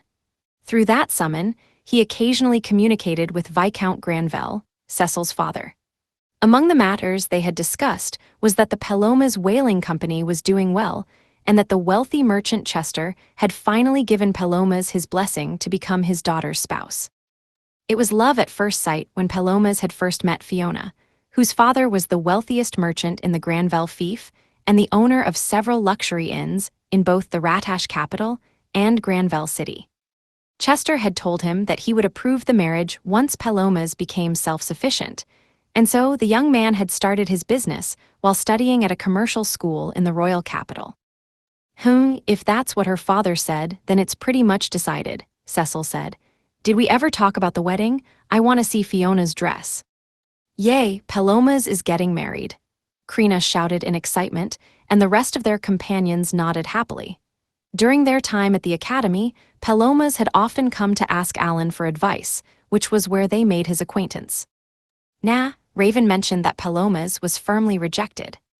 Alan had heard from Raven via his summon in Ratash's capital that Palomas was ultimately turned away by Fiona and that he had only recently recovered, deciding that he was going to refuse to give up. Alan updated his friends on the latest development. No, even if her father has agreed to their marriage, Fiona isn't interested. Not yet. Though Chester recognized Palomas as a proper merchant, Fiona had rejected him. Palomas is going to the dungeon now, isn't he? That's right, Alan responded to Maris's question. Fiona says that she's only interested in strong men, so he seems to be trying to become stronger by taking on the dungeons. Raven is helping him out. Besides, I already lent him some rings and equipment, for a fee, of course. Not that I charged Raven and the others brokerage fees, though.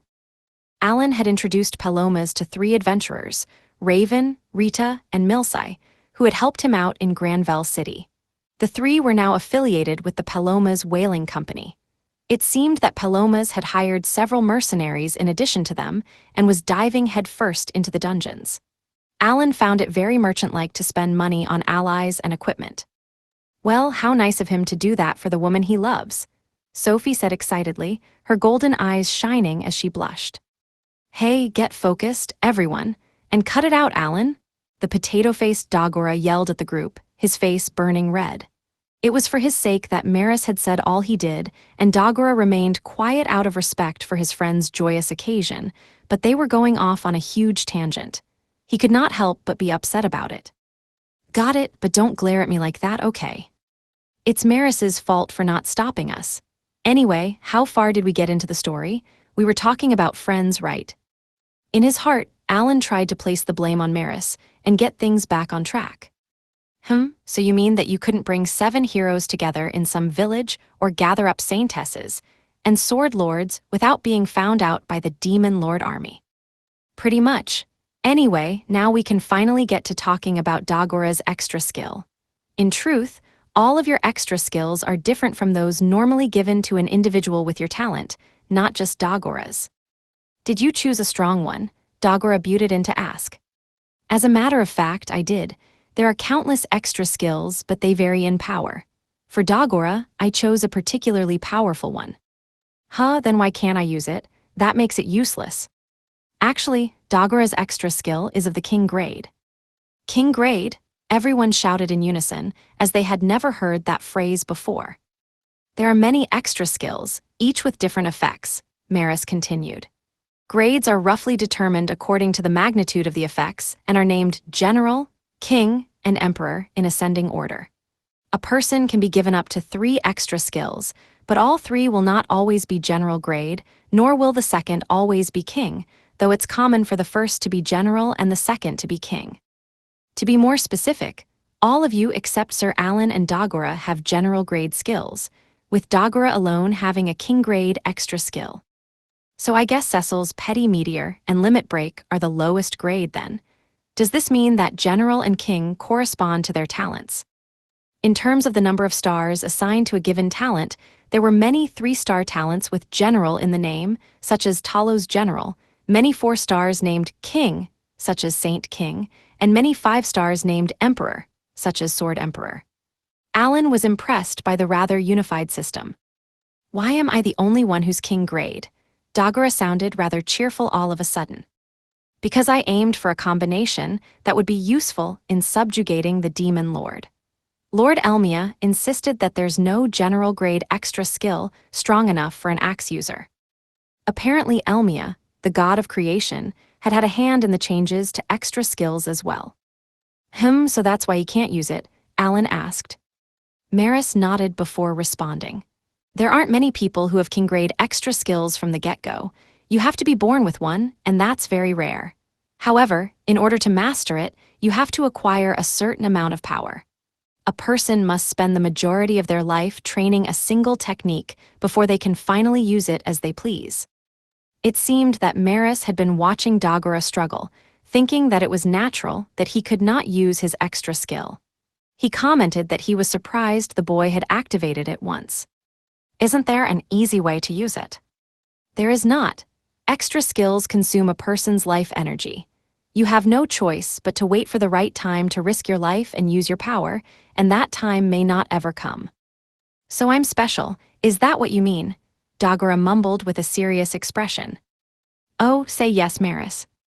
Alan glanced at Maris, who sighed as he nodded. Dagora, Helmios is empowered to hunt demonic deities. You have the power to do that too, but it's up to you whether you can use it the way he does. Oh, Helmios too. Is Helmios' god strike also a king grade extra skill? That's correct. Whoa, so Dagora also has a power comparable to demonic deity's special attack. Wait. So you're saying that the hero has trained that much? That doesn't make sense given what you said before. Maris's earlier explanation had made it sound like something that required decades of hard work. This is why I didn't want to tell you about it. Helmios has also been granted a special extra skill. He took his time to learn the general grade skill first.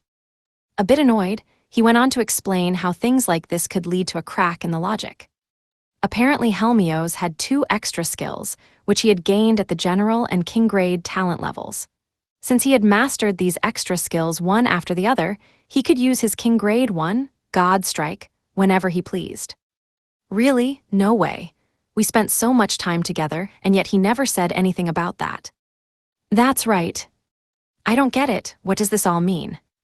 It means, Krina, that Helmios has at least 2 talents, a general grade 1 and a king grade 1. Whoa, that's amazing. I can't believe Dagora has an extra skill equivalent to the hero's special sword skill. Krina returned her gaze to Dagora after hearing about Helmios' 2 extra skills and circled the discussion back around to him. He had been given an extra skill that rivaled or even surpassed that of the demonic deity hunting, world-saving hero Helmios. I have power, Dagora said, the kind of power given to a hero.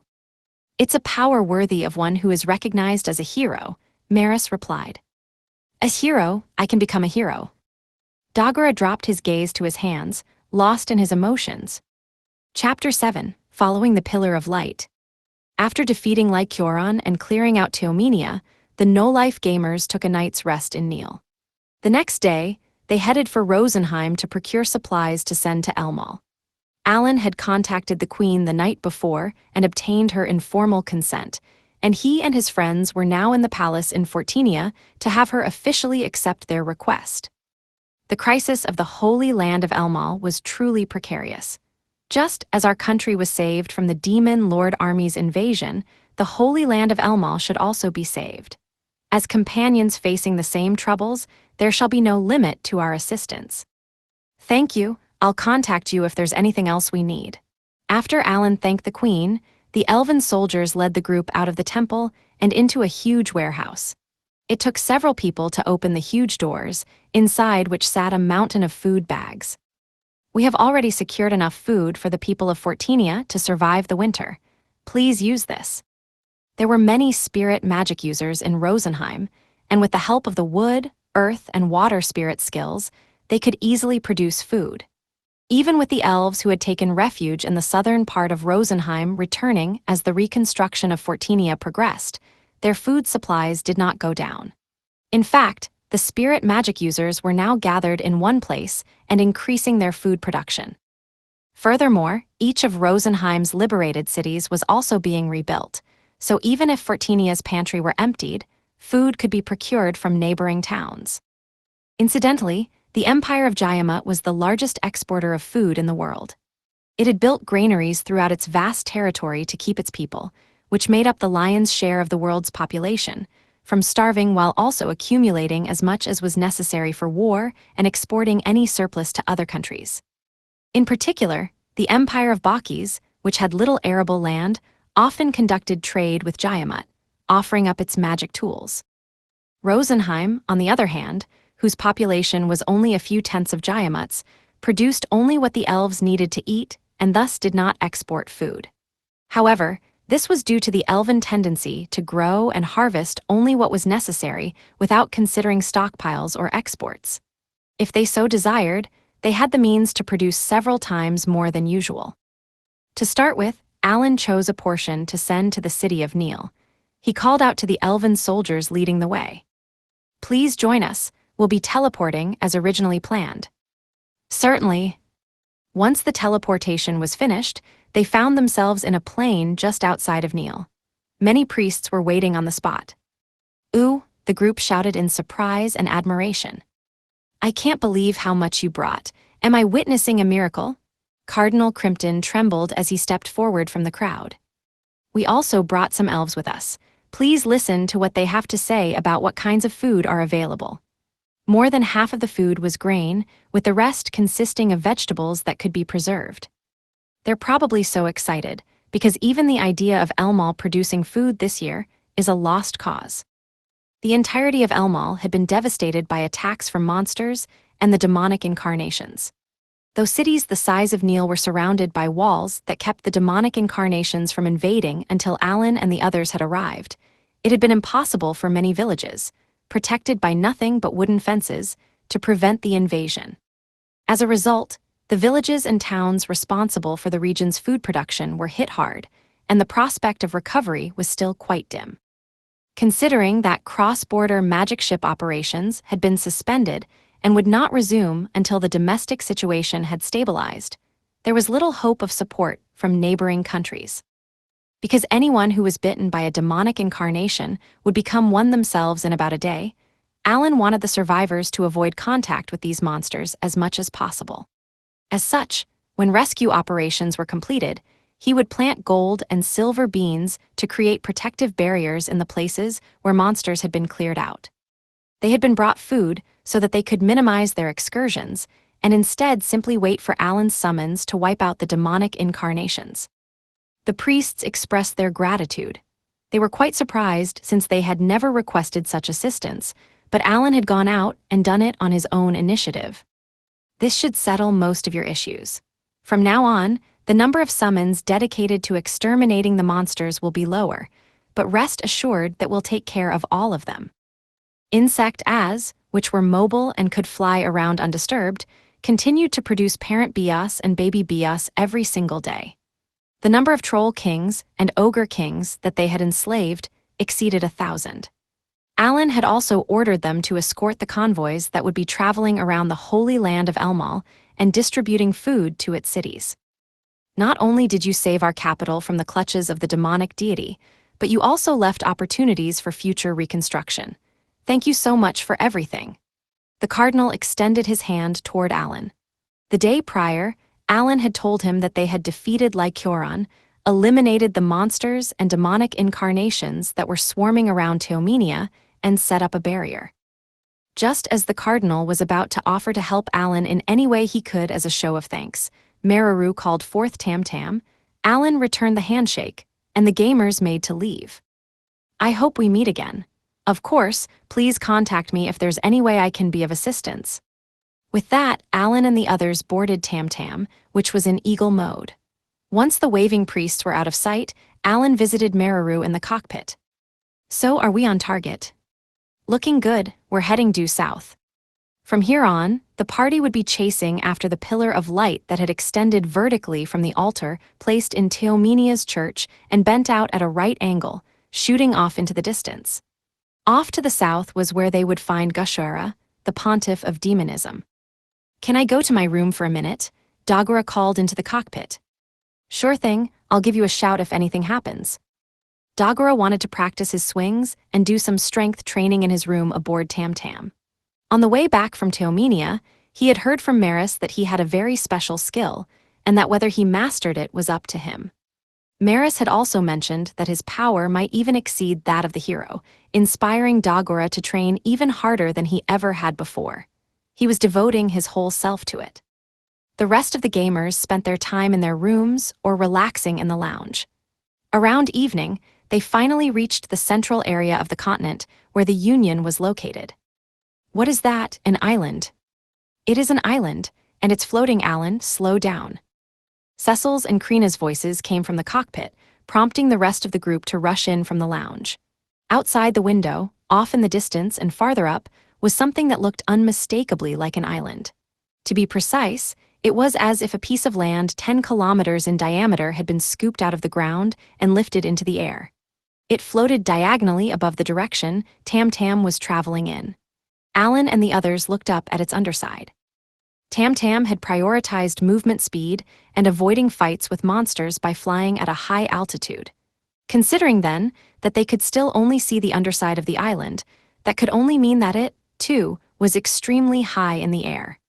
The whole island was covered with something like a white, shiny film. Alan wondered if the color of the glowing membrane was similar to that of the pillar of light. "What are we going to do? Get closer," Mararu asked Alan. "For the time being, let's move above the island and head over to the other side. Don't get too close to the film of light." "Roger." Mararu manipulated Tamtam's controls, and the golem shot upward. Once higher than the island, it flew from the north side to the south. Meanwhile, the team returned to the Eagle Mode Lounge and observed the island through the windows lining either side of the hull. "It's pretty big. I wonder if anyone lives there." Alan also looked out the window. The whole island appeared rocky and rugged, with no signs of life in sight. I see something," Krina suddenly said. "It's a castle." Alan and the rest of the gamers gathered around her to look out the left side window. Looking in the direction Krina was pointing, they could see a building on the top of a rocky peak that rose from the center of the island. "A castle, or a temple maybe? What is it?" Alan saw part of the building glowing. This light was different from that of the film covering the island, however. It looked almost as if something were ablaze. Alan sent a picture of the scene to his grimoire, a feature that allowed it to record an image of what Alan could see. "It doesn't look like there's anything else." "Wait, what's that?" Keel asked from his window running along the right side of the hull. He pointed out the window at a piece of the glowing membrane covering the island as Alan approached.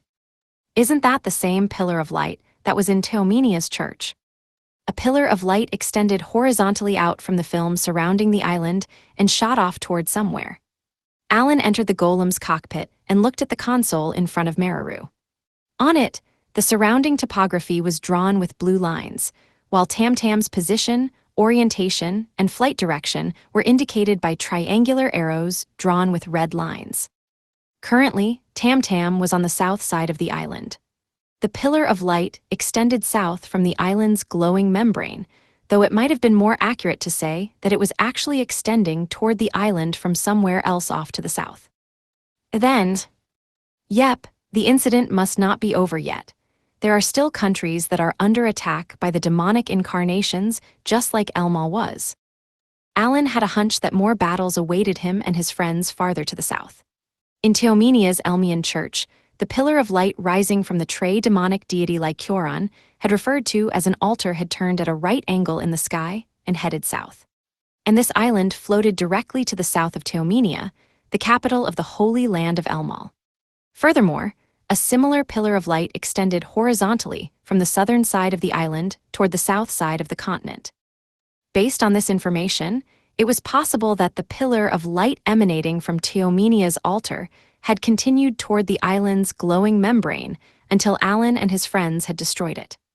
A similar altar might have been located off to the south of the island as well. Does this mean a country off to the south is being attacked by demonic incarnations, like what happened in Elmal? That's not all, Cecil. We've only seen the south side of the island so far. There may be other pillars of light. Mararu go around the island. Roger that. Tamtam moved to the east side of the island, and once there, Mararu spoke again. There's one here too.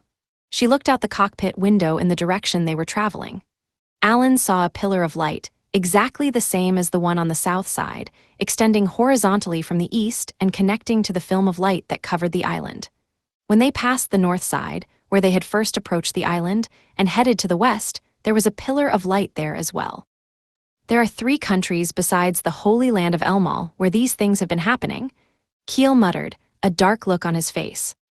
The reason there's nothing to the north is that we destroyed Teomenia's altar, but there are still 3 remaining. Why did I not notice this until now? Is the situation just as critical in those places, or was Teomenia a special case? Perhaps they were asking for help from their neighbors, but the news had not reached Elmal. Or perhaps they had poor relations with their neighbors and had not sent a distress signal. There's no sense in thinking about the reason. The possibilities could be endless. The real question is what we should do next. As Alan sorted the situation out in his head, he approached the cockpit window and tried something. I can't summon. What do you mean? Cecil asked. There was a temple-like structure at the center of the island, right? I thought someone who's involved in all this might be there and tried to summon something up to check it out, but I can't summon anything within the barrier. Perhaps that film of light is a barrier. You cannot summon through barriers, Maris, who was listening to Alan's exchange with Cecil, responded. In that case, Alan summoned an insect A outside the light barrier. B, destroy the light film. Bzzz, bzzz. Insect A heard Alan's command through Tamtam's window, approached the membrane of light, and extended a huge needle from the tip of its abdomen. Its stinger was so large that if a human were to be stabbed by it, there would be more than just a gaping hole in their body. The large needle moved closer, but then... Crack! A bright flash of light temporarily blinded Alan. What he had originally thought was a popping sound turned out not to be true as he watched the insect A careen straight toward Tamtam. Mararu immediately manipulated Tamtam's controls to avoid it. Whoa there, Alan, it looks pretty dangerous. Even a rank A summon can't break through this film of light. For a moment, Alan considered instructing Mararu to give Tamtam's weapons a shot, but it would have been problematic if they were repelled as well. Maybe if all the pillars of light are destroyed, this barrier will disappear too, Alan mumbled to himself while deciding on their next plan of action. It's finally time to split the party up into 3 groups, Keel said. He seemed to be recalling the discussion they had had when they were on their way to rescue the Holy Land of Elmal. At the time, they had debated between going to Teomenia, where all the problems had originated, to Neil, where the call for help had come from, or splitting into 2 smaller groups and heading to either city.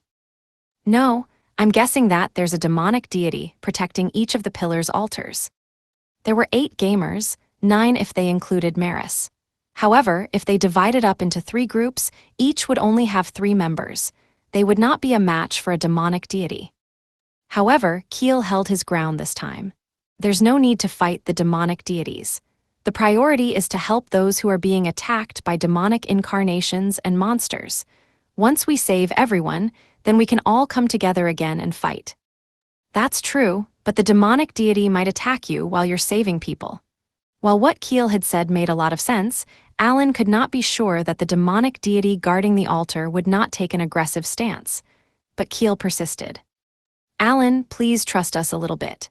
If a demonic deity attacks, we can run away or contact each other with a summon and help each other out. Keel fixed Alan with a serious gaze. No matter what Alan thought, he looked as if he was going to fight to get his point heard. Alan glanced at each of the other gamers. Everyone had the same serious expression on their face as Keel. Apparently Alan was the only person not on the same page.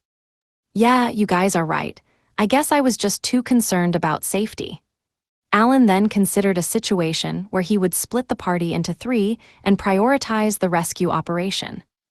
Like Teomenia, all 3 places were probably filled with demonic incarnations, rank A and lower monsters, as well as giant monsters, to say nothing of the demonic deities. If they did not have to fight any of the demonic deities and could just deal with the monsters, splitting the party into 3 teams would not pose any problems. If a demonic deity happened to attack one of the groups, or if they found themselves in a pinch while trying to save people, they could either escape with their summons or await rescue from another team. All right, I'm going to divide up the party.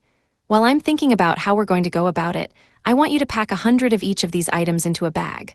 Also, call Dagora here. After he finished speaking, Alan took potherbs, blessings of heaven, gold beans, and silver beans from storage in bundles of 100 and placed them in the cockpit. It should be fine to split up our supplies among all 3 groups.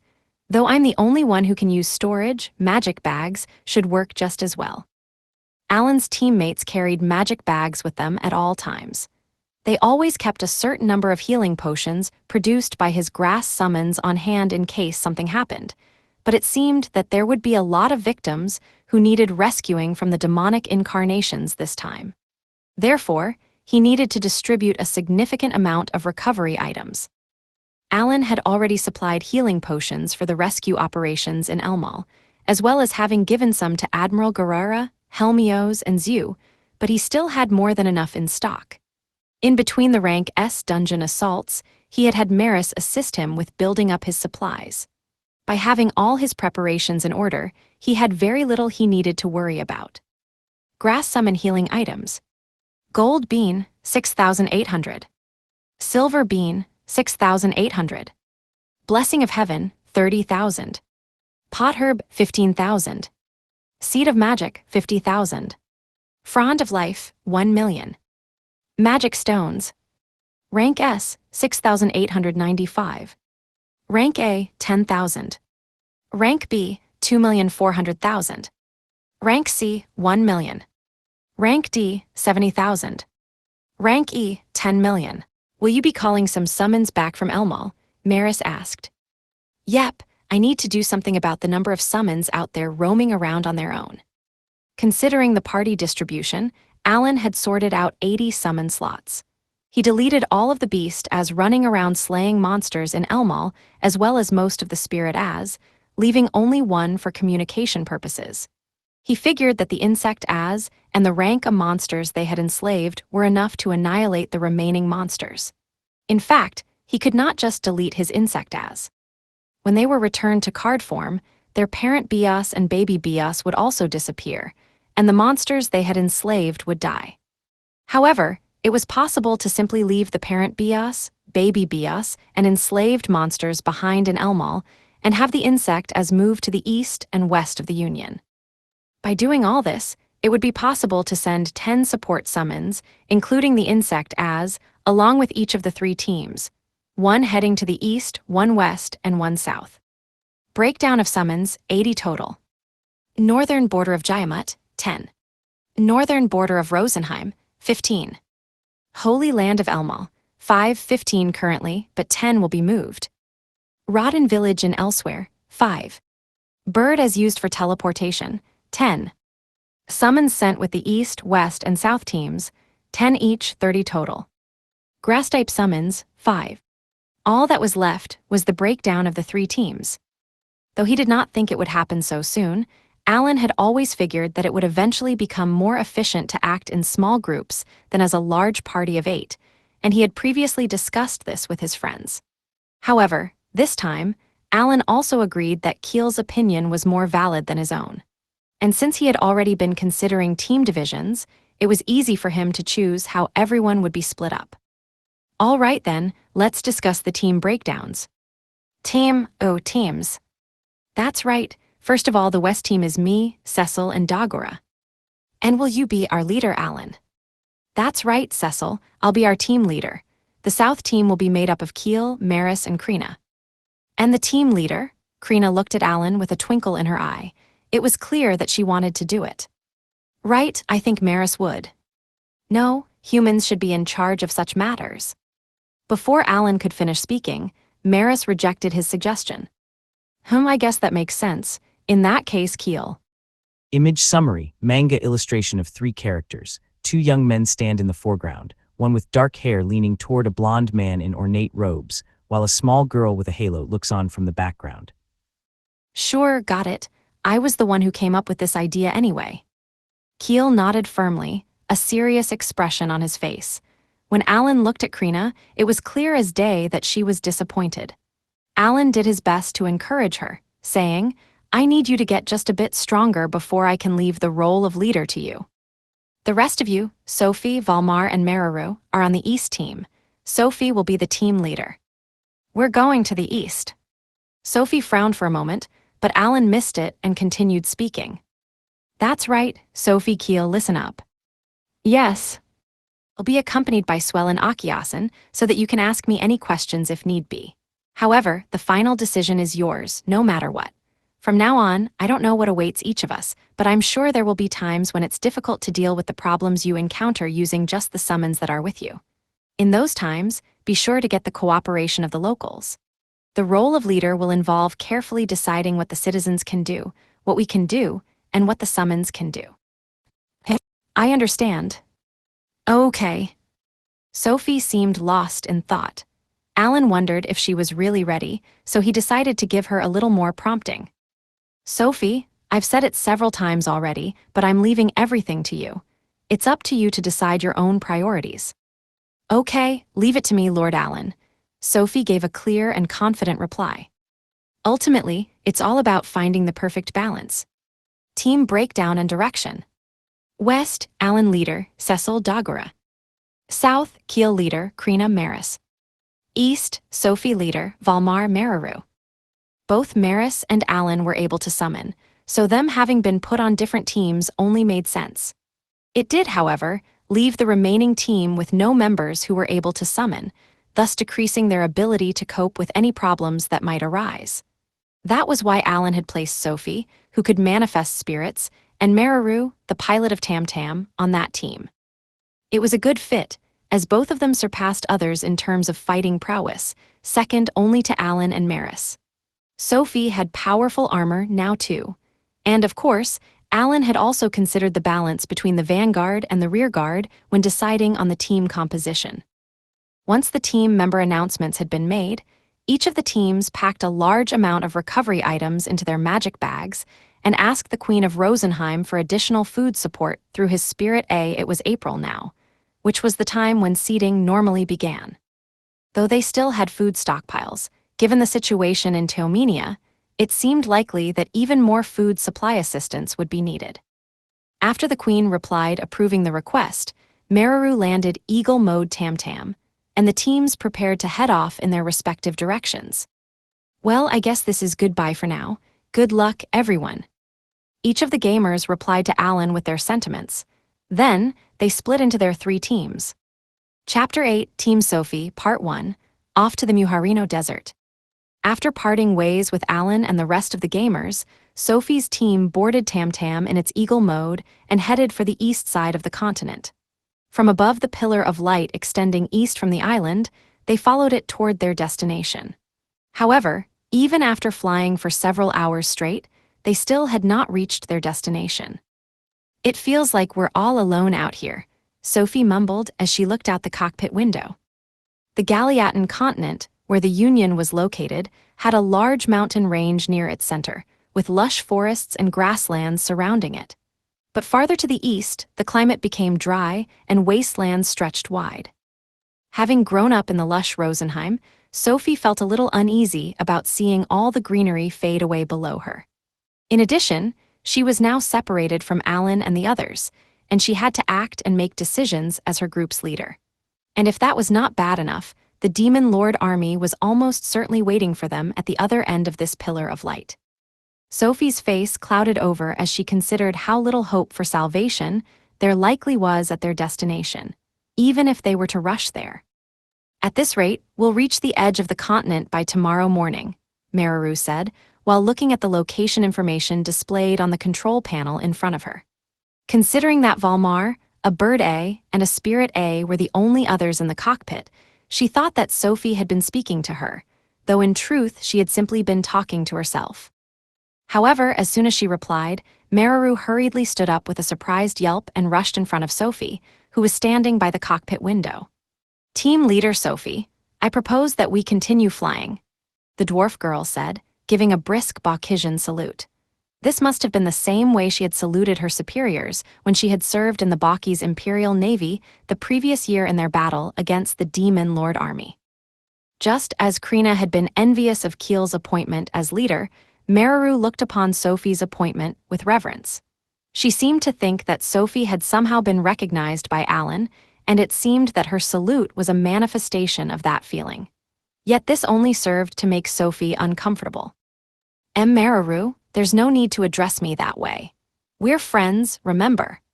Her reaction was partly inspired by how suddenly Mararu had reacted, as well as being influenced by her concern that, were she to tolerate Mararu's behavior, she might continue to be treated like a military leader.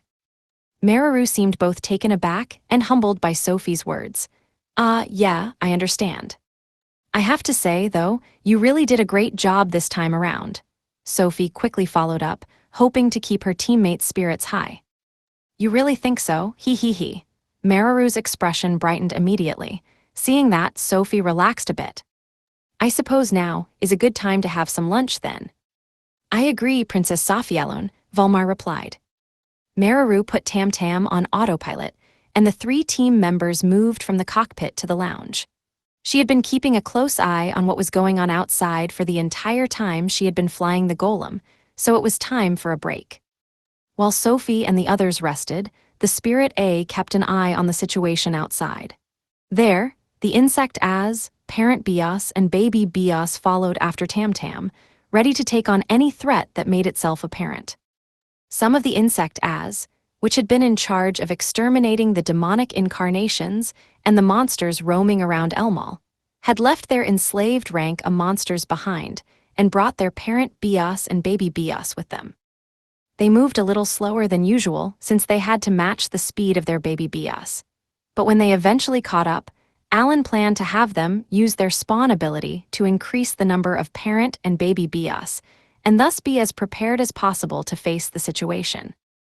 Sophie and the others knew that Alan, who was headed west, could see out of the eyes of his summons. By boosting his intelligence, it was possible for him to access dozens of fields of vision at the same time. Sophie sat on the sofa in the lounge and chatted with Mararu. Meanwhile, Valmar removed the skin from a malmo fruit with a knife and prepared some snacks. That long-range attack you pulled off against the demonic deity was quite impressive, all without ever even practicing it at that. Among the gamers, Krina was always the first to rise to the occasion. She had a rare 3-star talent called Sword Lord and had been quick to use her extra skills ever since unlocking them in Academy City. During the war in Rosenheim, Cecil had shown great promise. Even now, her intelligence was greatly boosted thanks to the rings she had obtained in dungeons and from auctions, and by riding a bird bee, she was able to let the summon take care of evading incoming attacks while she focused purely on offense. Alan had told Sophie back in the rank S dungeon that she contributed greatly to the party. Though she did not necessarily intend to, it seemed that she was able to put as much of her MP as she could handle into any of the spirits she manifested to attack on her behalf. Even a juvenile spirit was able to defeat rank of monsters with ease, greatly improving the stability of the party and the speed at which they could take out their enemies. However, Sophie believed that it was Mararu who had really played an active role in clearing the rank S dungeon. In particular, from around the time when her magic disc had begun to fill up with slates, she had played a variety of roles, such as protecting her companions, attacking enemies, and supporting the party. She had become just as vital as Keel's healing magic. "Thank you, Sophie, and you too, Valmar," Mararu mumbled through a mouthful of food. "Don't worry about what Keel said, Mararu." Huh? Mararu looked surprised by that statement, so Sophie decided to explain in a bit more detail. When Maris said that Elmia had brought everyone together around Lord Alan, Keel commented that it made sense that Elmia had led all of Alan's companions to his hometown to join him on his adventure. But that's only Keel's opinion. You're just as much one of Alan's companions as the rest of us, guided by Lord Elmia.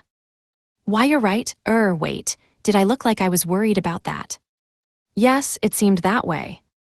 Maris had discussed this while explaining how Dagora had been given a special, albeit not easily activated due to the restrictions placed on it, extra skill by Elmia, the god of creation. He had said that this was all the result of leading children with talents to the same place at the same time to help Alan fight the demon lord, but he had not said exactly who they were. That was when Keel had remarked that many unique individuals had lived in Krina village, which had caused Mararu to think that perhaps she was not one of those who had been led to join Alan. Now that Sophie pointed it out, Mararu finally remembered the circumstances that had brought them together. Ah, right. Mararu had first enrolled in a school in the Empire of Bakis, but at the end of her first year, she was told that she had been selected for a government-sponsored study abroad program. In exchange for her tuition and living expenses being covered, she was to become a student at the academy run by the Five Continent Alliance, a place where people of all different races and nationalities were sent in order to create a sense of solidarity between them before they went on to fight the Demon Lord army together as one. A major factor in Mararu's decision to go had been that her family was by no means wealthy. Her father, the breadwinner, was a low-ranking soldier, and she had 4 other siblings. Mararu had learned at her appraisal ceremony that she had the talent of Talos general, but Bakis had not granted her any special assistance just because of that. However, international exchange students were another story entirely. Upon finding out that she could study without being a burden to her parents, Meraru had accepted the offer and come to the academy in the kingdom of Radesh. At the insistence of her homeroom teacher, Karlova, she had joined Alan and the others. If she had not been eligible for a government scholarship, she might not have gone on an adventure with Alan and the rest of the gamers. She felt uneasy, believing that she, a citizen of a completely different country, was not a true companion led to Alan by Elmia. You know, Meraru, I was also born in a different place from you and Alan. What's more, I was born quite a long time before the rest of you, and yet here we are, all together. It's all thanks to Lord Rosen's guidance that I was able to join you and the others. Maybe Lord Elmia encouraged him to do so, but I don't think that's important. Now that we're all together, I think that's all that matters. Hearing Sophie say this in her usual calm tone made Meraru understand once again why Sophie had been chosen as their team's leader. Thank you, Sophie. You're welcome. We're friends, you know. Even though we're a smaller group than usual now and the going will certainly be tough, we should still give it our all. Meraru nodded with a bright smile on her face. Absolutely. The next day, Meraru woke up on the sofa in the lounge. Merely keeping Tam Tam in its eagle mode constantly consumed Meraru's MP, so she had to regularly use seeds of magic to keep her MP up as she flew. This did little to help her growing sense of fatigue, however. To combat it, she made sure to take frequent naps. The previous evening, she had let the Spirit A take over while the three of them slept. Upon waking up, Meraru found Sophie and Valmar to be missing, though she found them when she left the lounge and made her way to the cockpit. Sophie was standing at the front of the cockpit, looking out in the direction of travel, and Valmar stood behind her, gazing out the right side window. Good morning, have you been up long, Sophie? Sophie turned around at the sound of Meraru's voice. Good morning, Meraru. I just woke up actually, but more to the point, you should take a look at this. Sophie pointed out the window, and Meraru stood at her side to look out it. All she could see was a desert of endless yellowish sand. Tam Tam flew above the cloudless desert along the length of the pillar of light that extended parallel to the ground. About 300 meters ahead, she saw it break at a right angle and descend to the ground. Ah, we've finally reached the terminus. Meraru sat in the pilot's seat and made Tam Tam hover before standing up by the window again and watching the pillar of light descend. What is that? I see a purple, slime-like object in the desert. At the end of the pillar of light, there was a lake with a strong reddish-purple hue that glistened in the morning sun. Meraru referred to it as slime since the water itself looked rather squishy. That was probably an oasis. I've heard that there are several such places here in the Muharino Desert.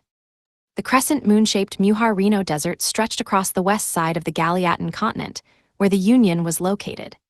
A single river flowed through this desert, running northwest from the mountain range in the center of the continent, but it was not very wide, and there were very few green areas in its basin. In contrast, there was a lot of greenery where the water veins that flowed beneath the desert appeared on the surface, forming ponds and lakes. Towns and villages had been built around such locations. Each of these settlements was self-governing and independent, forming a so-called city-state. They had made trade agreements and established distribution networks to carry goods to the outside world, but other than that, they had minimal interaction. The pillar of light terminated in what was once one of those city-states. The lake that had served as its water source had clearly changed to an abnormal color, appearing poisonous and polluted. Sophie recalled Alan pondering over why the distress call was not sent from any of the locations outside Teomenia, as similar crises were occurring in those places as well. It all made sense now as Sophie observed the scene unfolding in front of them. Even if some people had managed to escape from the villages and towns that had fallen under attack, they likely had not made it to another city-state alive. Those who had not been killed by monsters living in the desert had surely found themselves unable to escape from the demonic incarnations that chased after them endlessly, without even needing to pause for rest. Furthermore, careful preparation was needed in order to survive away from any water sources out in the desert. It was possible that they had simply collapsed and died. This is terrible. That was all Sophie could say as she tried to manage the anger building up in her chest.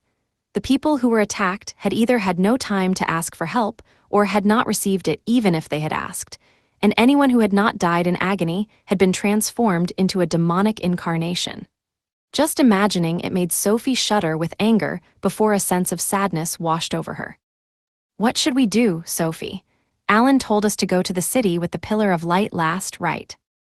"That's correct." Their operation prioritized the rescue of towns and villages and the saving of any survivors. Alan had said that it would be fine to go to the Pillar of Light, where a demonic deity was supposedly waiting after the situation had settled down and the safety of the people had been secured. Sophie tried to suppress the emotions swirling within her chest and gather her thoughts. Princess Sophielon, Valmar, who had been silent until now, finally spoke up. "First, let's head to the village. I doubt it's very far from here." "The village, right." "Village?" Mararu was confused, but quickly went into action. "All right, we can keep talking while on the move, so I'll tell you where we need to go," Sophie responded. "Sure thing, just tell me the way." Mararu traced the control panel with her finger, causing Tam Tam to fly in the direction Sophie indicated.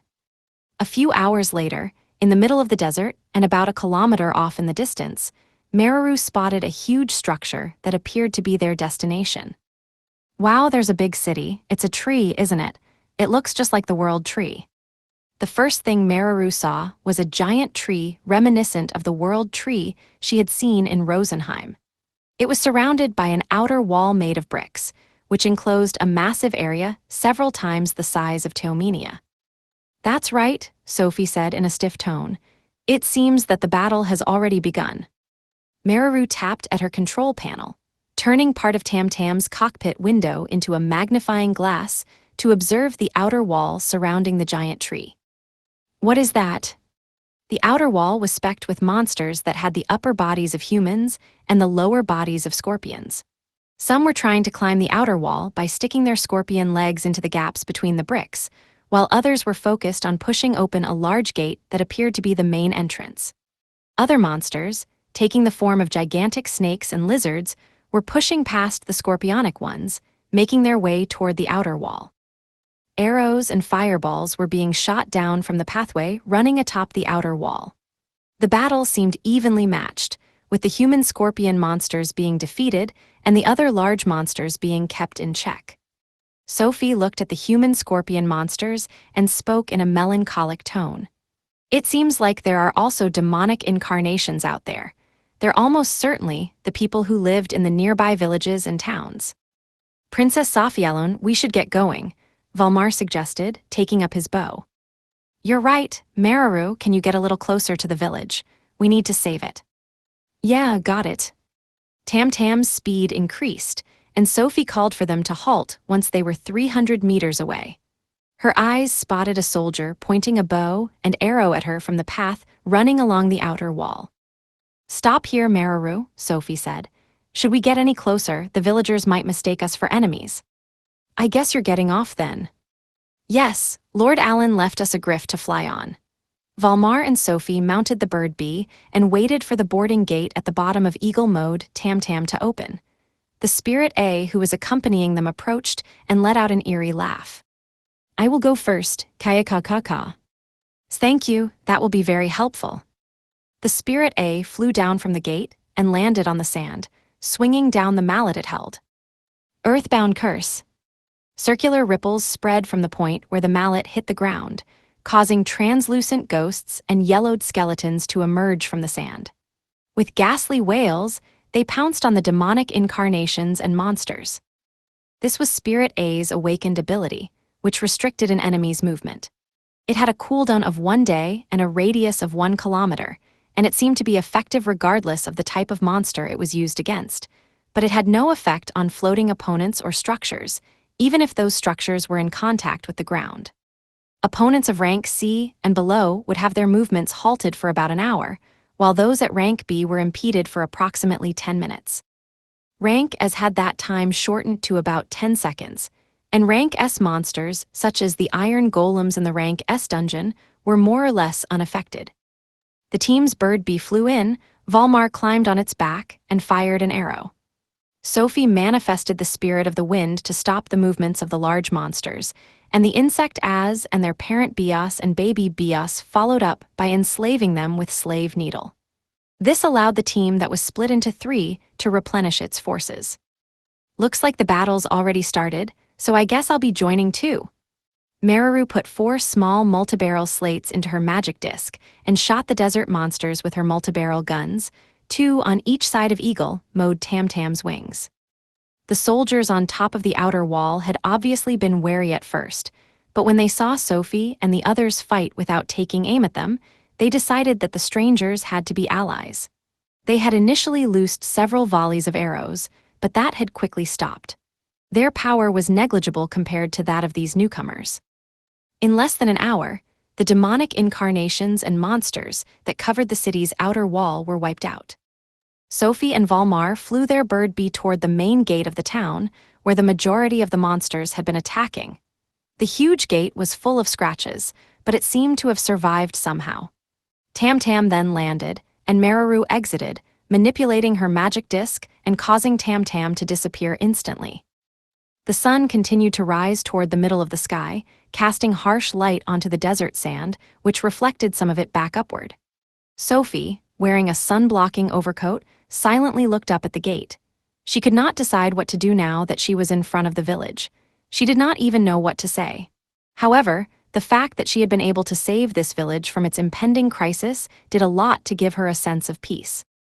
Sophie and the other 3 were wearing overcoats they had brought with them in their magic bags to protect them from the dust and strong sunlight. Before long, the iron door that was the side entrance of the gate opened, and armored soldiers appeared. They had taken off their helmets, revealing their gray hair, brown skin, and long, elf-like ears. Among them, one who appeared to be particularly young, in his late teens if he were a human, stepped out in front of Sophie. His hand was on the hilt of the sword dangling from his waist, meaning that he was still suspicious of the party. "This is Fabraz, the home of the Dark Elves.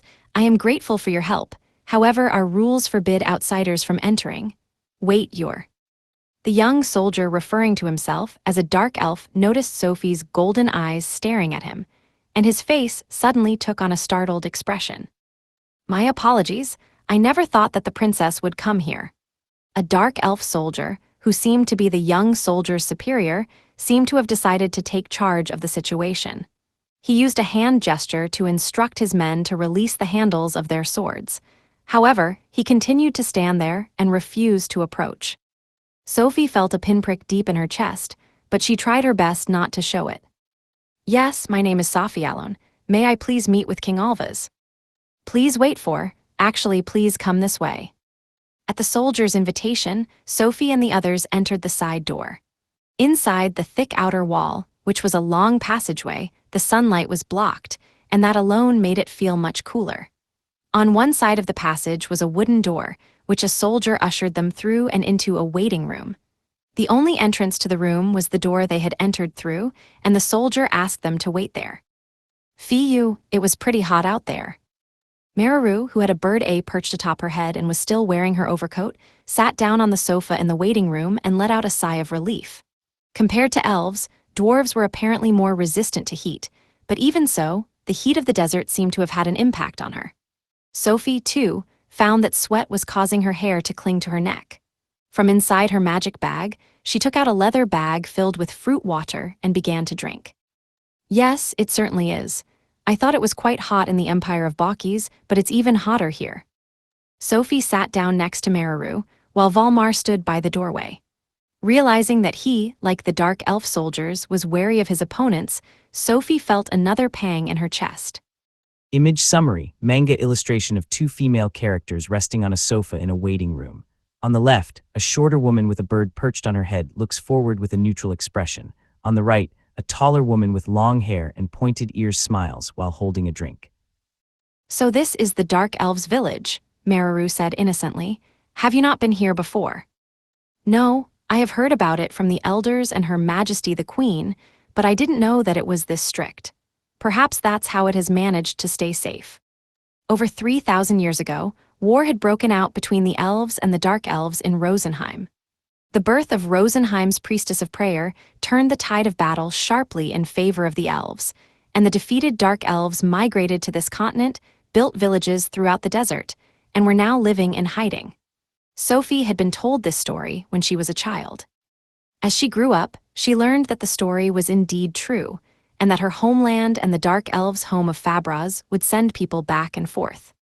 Additionally, she found that it was not due to an amicable agreement, but rather as a sort of mutual way of spying on one another, ensuring that they kept out of each other's way. I thought you were kind of surprised to be on the team heading to the east. Oh really, did it look that way?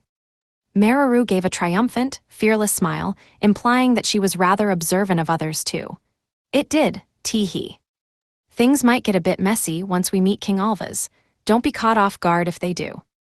Mararu nodded at Sophie's words of caution and responded with a question of her own. Wait, we're not meeting a queen. Yes, it seems that only men can be the monarch of the Dark Elves, though. I heard that the right to succeed the throne is given only to those born into the royal family or the family of one of the elders. Huh, so you don't have to be the king's child to become king. It's the same in Rosenheim. We're all equal under the World Tree. In Rosenheim, elves were considered part of the World Tree and therefore did not have a family name. When asked about their origins, their response was always Rosenheim, never the country of Rosenheim. They had no social statuses either. Elders were those who brought people together, and the queen was the priestess who delivered the voice of the World Tree to the people. Neither was a status, but rather a position. People had to fill them, but that did not make them better than anyone else. However, the reason that the right to inherit the throne did not depend on lineage was that, compared to other races, both the elves and the dark elves had an extremely difficult time having children. Elves and dark elves are similar, aren't they? Then, do dark elves have something like a spirit god? Sophie and Valmar tensed up for a moment at Mararu's question. That's right. In Fabraz, they worship the sovereign of spirits, Lady Faber. She has lived longer than Lord Rosen, so please, watch your words, Mararu. Ah, got it, I'll be careful. As Mararu nodded, the door to the waiting room flung open. Sophie and Mararu looked back at the doorway while Valmar, who had been silent and vigilant the entire time, stepped forward. He stood to block the entrance, a dark elf soldier and an older dark elf dressed in a robe, from entering the room. However, the robed dark elf merely ignored his presence and spoke directly to Sophie.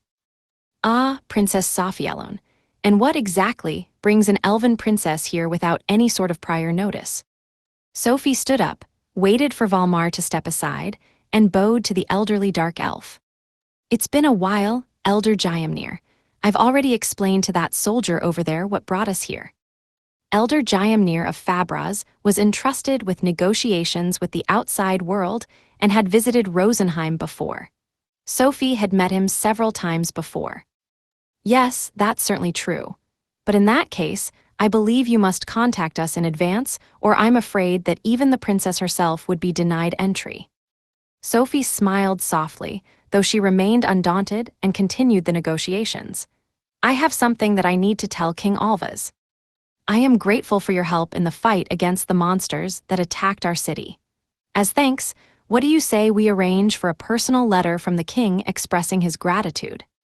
Part of Sophie's cloak, between her chest and stomach, wriggled as the elder spoke. Oh, my apologies. I'll prepare a meal soon, Sophie said. She took one hand out from her cloak, which she had kept on even in the waiting room where they were away from direct sunlight. She unfastened the clasp around her neck, revealing her hidden arm and the spirit god she was holding to the elder. Image summary, manga illustration of Sophie, an elf princess with a long ponytail, smiling while revealing a small squirrel-like spirit god held against her chest beneath her dark cloak. Huh? Whoa, the elder spluttered. He and the soldier accompanying him both stared at the spirit god with dumbfounded expressions, remaining motionless. Lord Rosen said that he was hungry. Excuse me, but could you prepare something to eat? Sophie ended her remark with a smile. Oh, of course. Hurry and tell the king that Princess Sophielon of Rosenheim has brought Lord Rosen. See, certainly. The dark elf soldier rushed out the door in a hurry. Princess Sophielon, please bring Lord Rosen here. Elder Jayamnir said, urging her out of the waiting room. Ha ha, you're beginning to resemble Alan Sophie. Rosen whispered into Sophie's ear with a wry smile. Not quite. This is necessary, so I hope for your understanding. Sophie followed the elder out of the waiting room, with Valmar and Mararu in tow. The group of four went down the hallway and down a side passage. At its end was a doorway leading to a garden bathed in gentle sunlight. At the elder's prompting, Sophie and the others stepped out into that sunlight. Wow, is this really a desert? Mararu cried out in surprise. In front of the group, a huge tree rose about a kilometer up into the air. Its long, thick branches extended sideways, and the green leaves overlapping those of the smaller trees around its base created a massive, green canopy that covered the village like a tent. The ground below was dirt, not sand, and flowers swayed in the warm breeze. They had no way of knowing if the outer wall or the trees had come first, but without this green tent that softened the strong sunlight of the desert to the same level as the sunlight filtering through the trees of a forest, this village would have been no different from the desert outside. It, too, would have been uninhabitable. Oh ho ho, this is the power of Lady Faber, the elder said proudly, having now recovered from the shock of seeing the spirit god. That's quite a fine tree. As Sophie said this, she could feel the eyes of the dark elves on her. They seemed suspicious of strangers. Soon, this tree will grow enough to be worthy of being called a world tree. The elder's voice had a pleased ring to it. How wonderful! Though Sophie merely spoke her mind, when Elder Jayamnir heard her words, he looked sad and dejected. My apologies, that was a thoughtless remark, she continued. Don't worry about it, the elder replied while hanging his head. It's not your fault. However, please be careful how you speak in front of the others. Anyway, we will now take you to the king's shrine. A cart pulled by two small, bipedal dragons was waiting at the end of the walkway. Chapter 9, Team Sophie Part 2, The King and Queen. About an hour after boarding the cart pulled by the bipedal dragons, Sophie's team arrived at the shore of a lake where the trunks of giant trees stretched out as far as the eye could see. The water of the lake was so clear that they could see the trees' roots at the bottom of it. A cool breeze blew in from the lake, and when Sophie took a deep breath, she felt her chest lighten. From the shore, a wooden bridge stretched across the water to a large tree, which Elder Jayamnir led the group over. Looking down at the lake from the bridge, the shadows of fish of various sizes were visible, and at the base of the giant tree at the other end, the terrace of a shrine had been built. The wooden shrine sat on stilts, with pillars extending from the roots of the tree. The terrace stretched across the width of the shrine, and a large number of dark elves were gathered there to offer their prayers to the giant tree. Sophie paused as she felt a sense of déjà vu at the sight. She soon realized that this was a replica of what she saw every day at the base of the World Tree in Fortinia. Everyone wishes for the World Tree to grow as soon as possible. Sophie nodded in response to the elder's words, then she urged him to continue to move forward. They entered the shrine and walked down the hallway, where they heard various voices as they moved. It sounded as if the voices were arguing about something, but Sophie could not tell if it was because they had been battling demonic incarnations and monsters, or if it was due to the decision to let Sophie inside. I assume King Alvaz will arrive shortly. The elder nodded in response to Sophie's statement. Of course. In fact, he's already here. I wouldn't dream of keeping Lord Rosen waiting. Upon hearing that the king of the village was on the other side of the sliding door in front of her, Sophie finally took off her overcoat, which she had been wearing to protect herself from the sun. Good idea, I'd hate to be rude. Mararu followed suit and also took off her cloak. That attire? The elder said, freezing in place when Sophie took off her cloak. He was sure he had seen the garment she was wearing, which looked like the national dress of an ancient South American empire from Alan's previous world, somewhere before. Despite his loss for words, though, he continued to guide Sophie. Many dark elves were waiting in the hall, sitting in rows on either side. Sophie wondered if the armed ones were commanding officers. In the back of the room, there were people in robes who looked like elders. They followed Elder Jayamnir and watched Sophie and Valmar as they entered the hall. Sophie soon realized from their silent gazes that she was not welcome. Some even glared at her with open hostility. There was a tatami room at the back of the hall that was one step higher, where a male dark elf with jet black skin and silver hair was sitting cross-legged. His golden eyes had been staring at Sophie for some time now. While most dark elves had brown skin, gray hair, and reddish-brown eyes, the one with a different appearance was Alvaz, the king of the High Dark Elves. He ruled over the dark elf home of Fabraz. "Welcome, Princess Sophielon. It's rare to have a guest in my village, much less a high elf." Alvaz's voice echoed throughout the hall. He opened his hands, clenched his fists, and thrust them out past his cross-legged knees. "And of course, I would be remiss to not welcome Spirit God Rosen. On behalf of Fabraz, I would like to offer my sincere greetings." The king bowed deeply to the spirit god held tightly in Sophie's arms. A creature stared at the spirit god. Sitting next to Alvaz was a boy with jet-black skin and silver hair, seemingly the son of the king, and curled up on his knees was a shiny, jet-black weasel. It raised only its face and was glaring at the spirit god on Sophie's chest. Sophie realized that this weasel was Faber, the sovereign of spirits who protected Fabraz. Faber's and Rosen's gazes met. Sensing this, the hall suddenly fell silent. Neither side said a word for quite some time. The king suddenly opened his mouth to speak.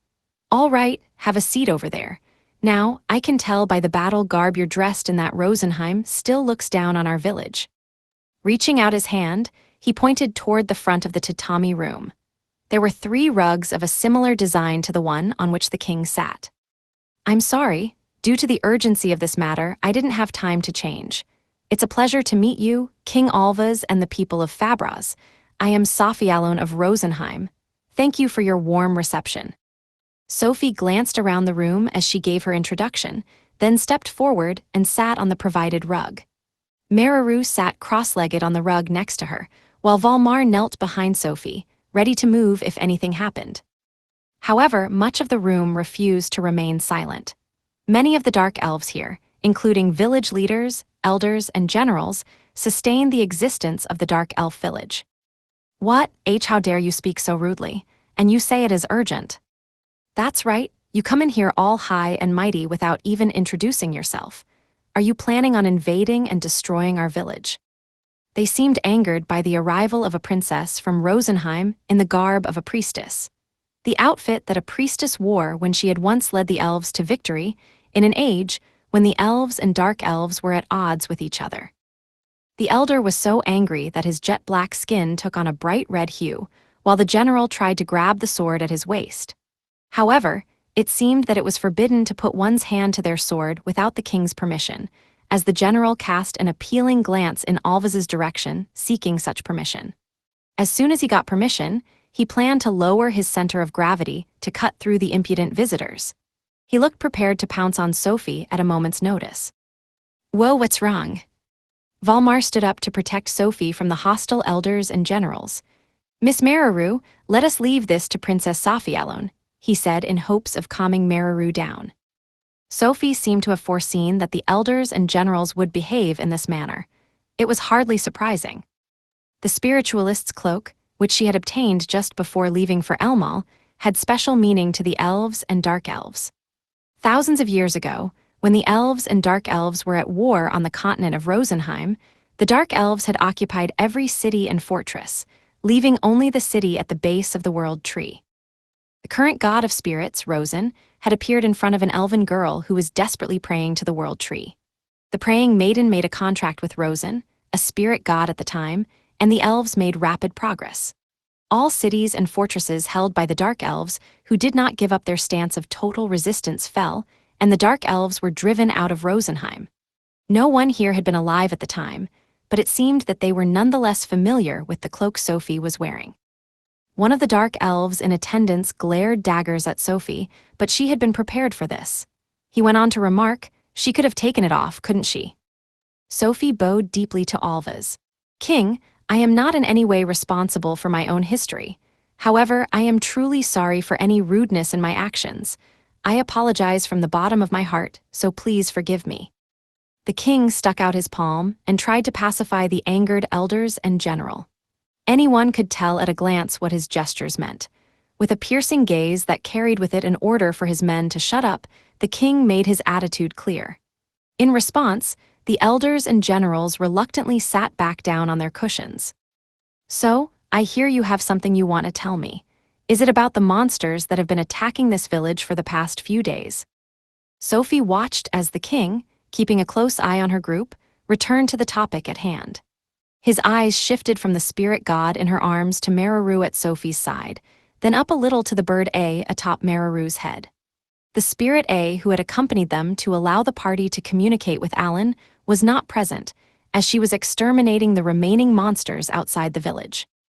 This also indicated Alan's willingness to leave the interaction with the Dark Elves to Sophie, the Princess of Rosenheim. Yes, I'm here to fight those monsters.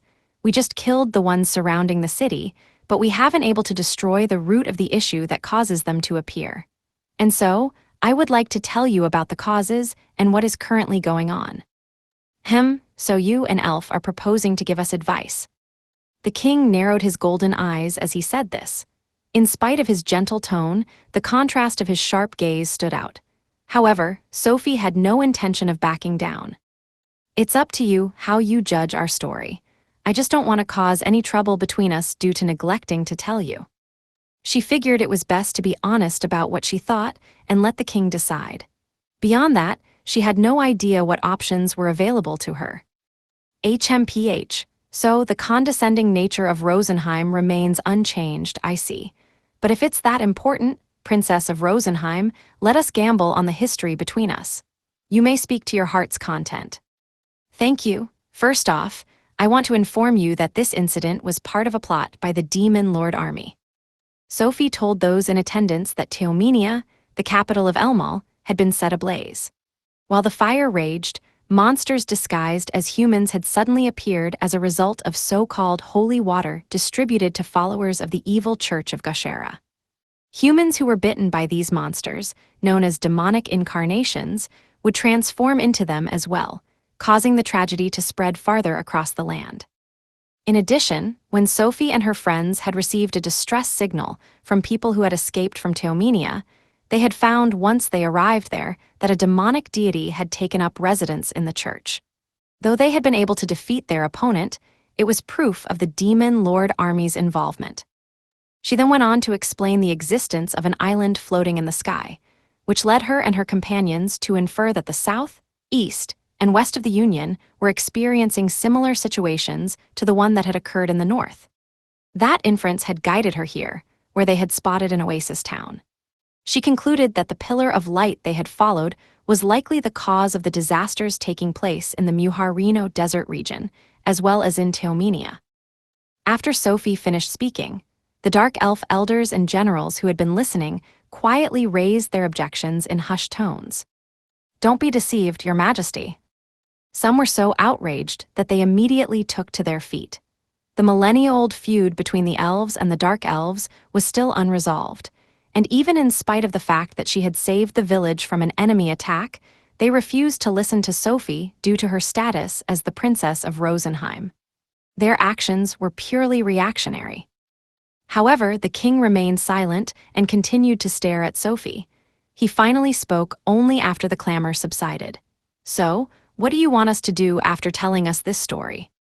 As I said earlier, it is up to you to decide how to react. Sophie's response led to another round of gasps of astonishment and angry objections from the Dark Elves. What the hell?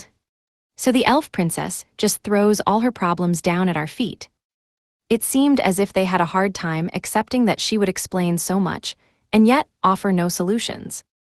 King Alvaz, who continued to hold Sophie in his golden-eyed gaze, let out a sigh before speaking softly. I heard that you are the new queen of Rosenheim, but it seems that it will take some time before you can become one. I don't know what your true intentions are, but for the time being, at least, I acknowledge your message, Elf Princess. Thank you, King Alvaz.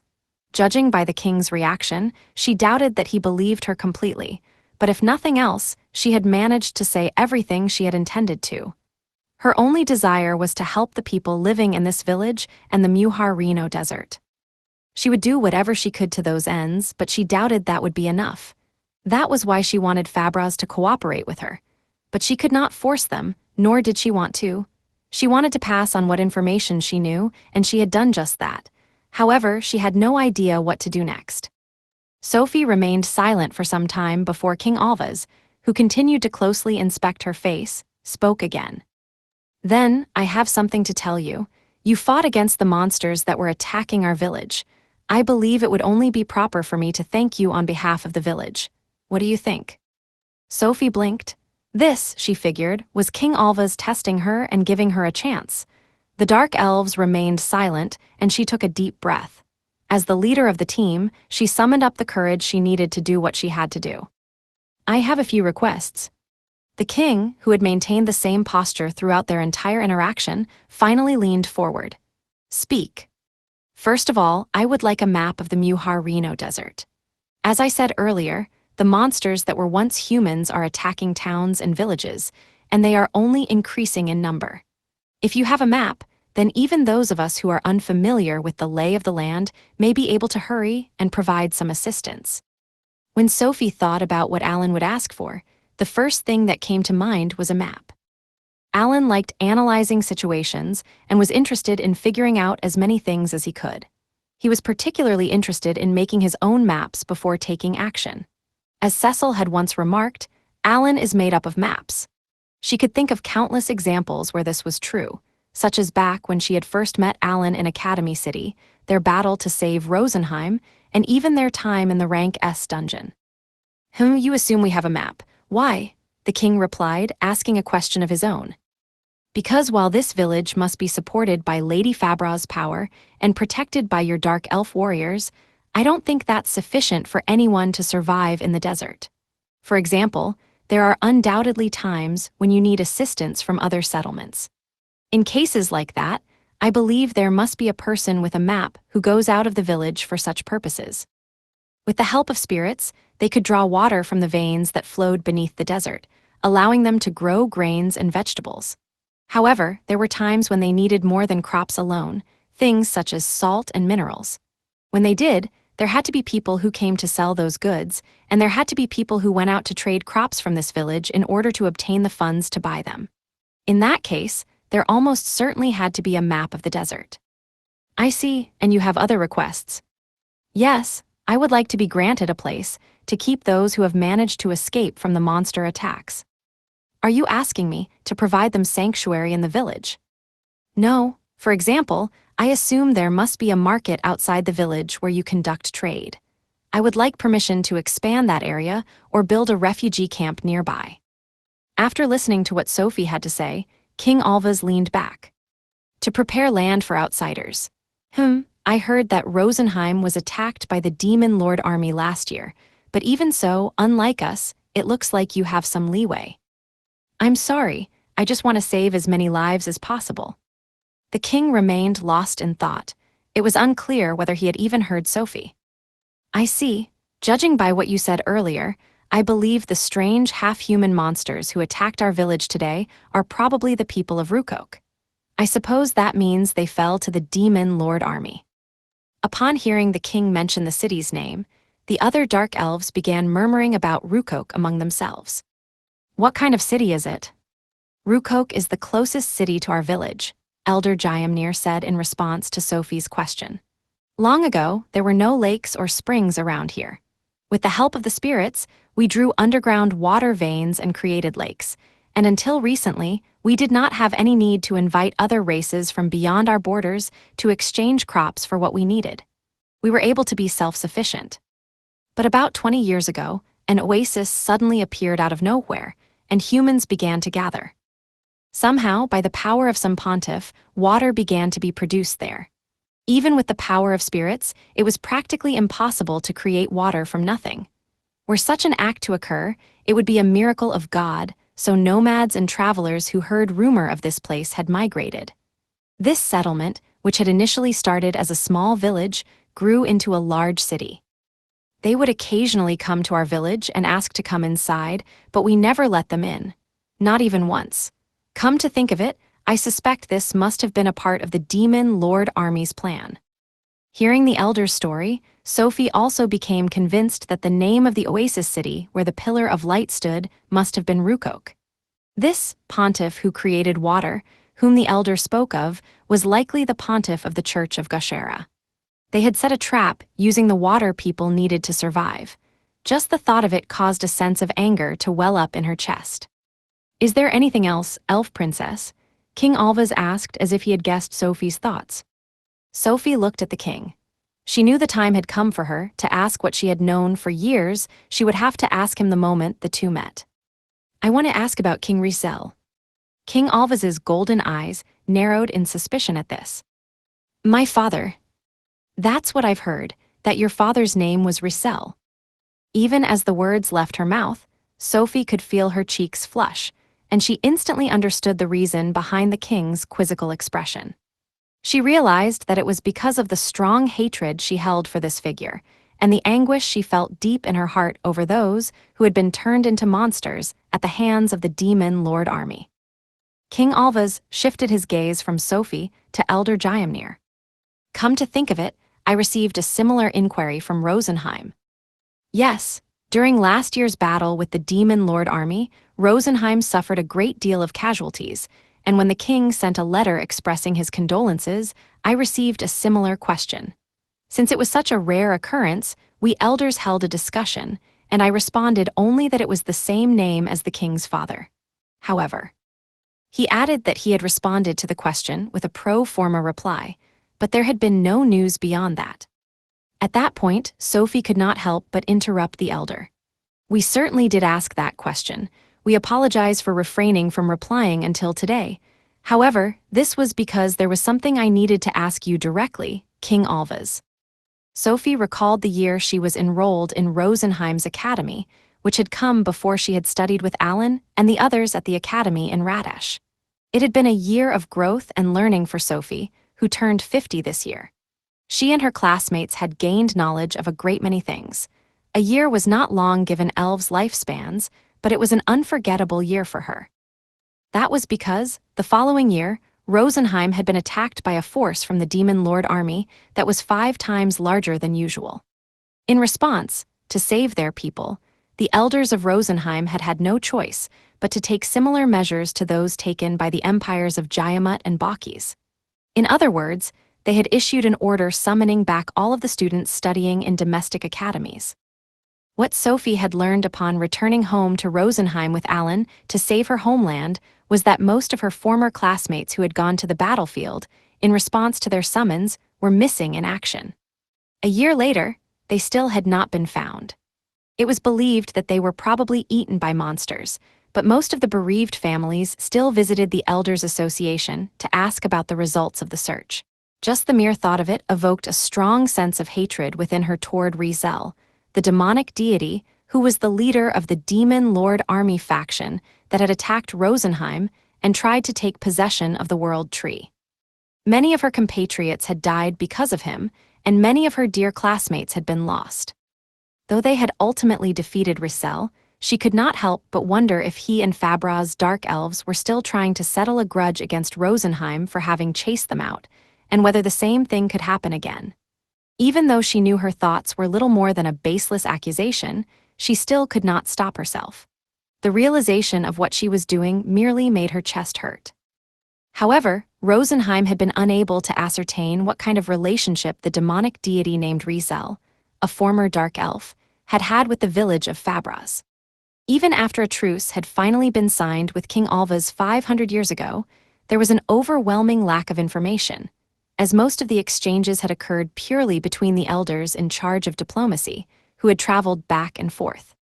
The Dark Elves had long since decided on the next king from among a dozen elders and royal children.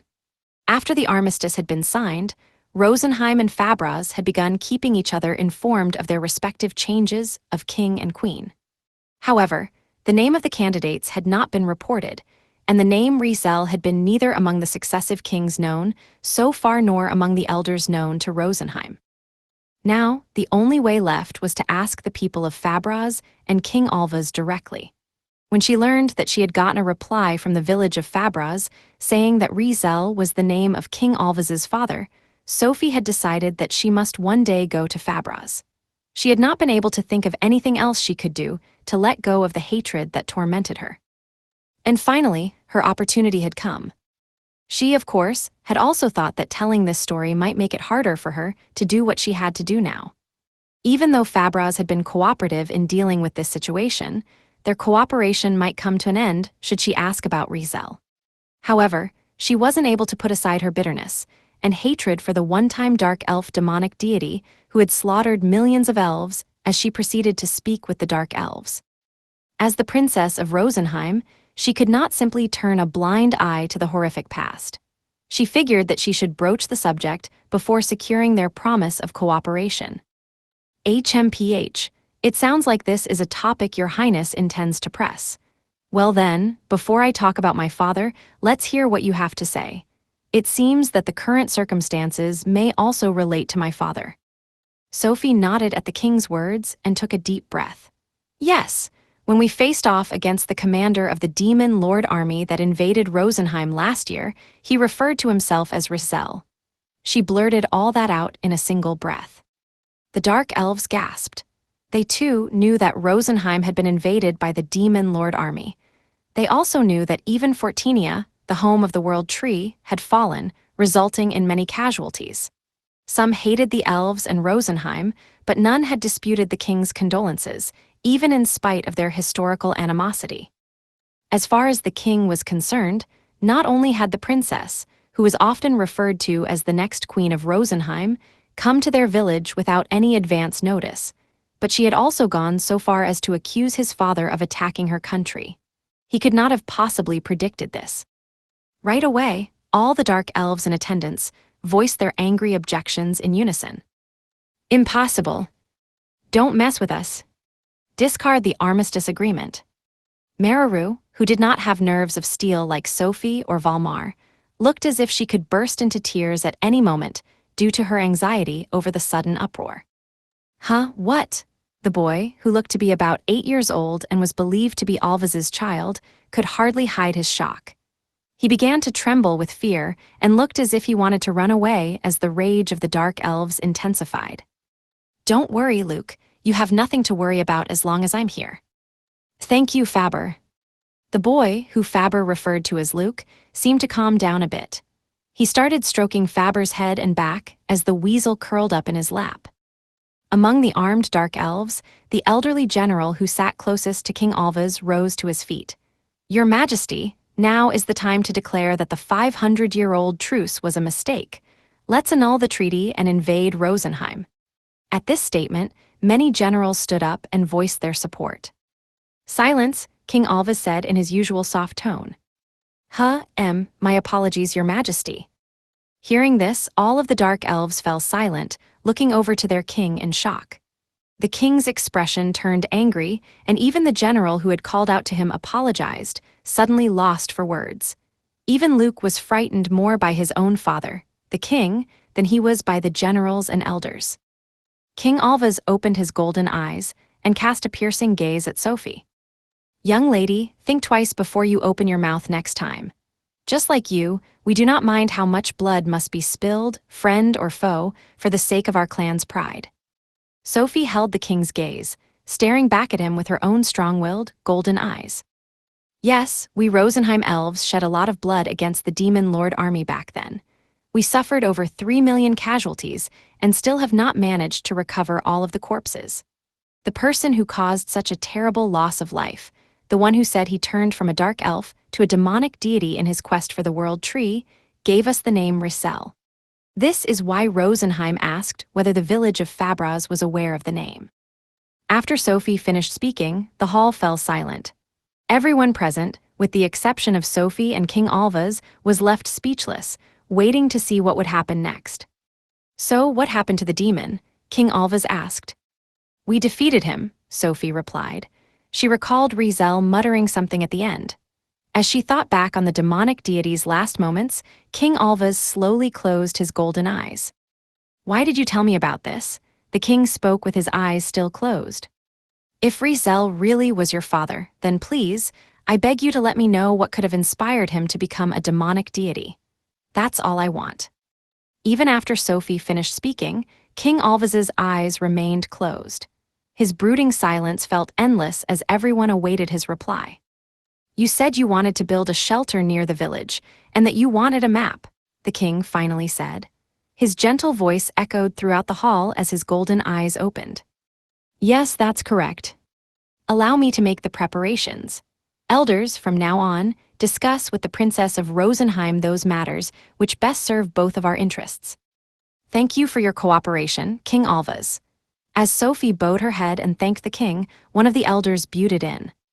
What, are you really asking us to cooperate with her? Of course, the king replied in a calm tone. This is a matter that concerns our village and its surroundings. But, Your Highness, before we get to that, we must confirm the truth of her story.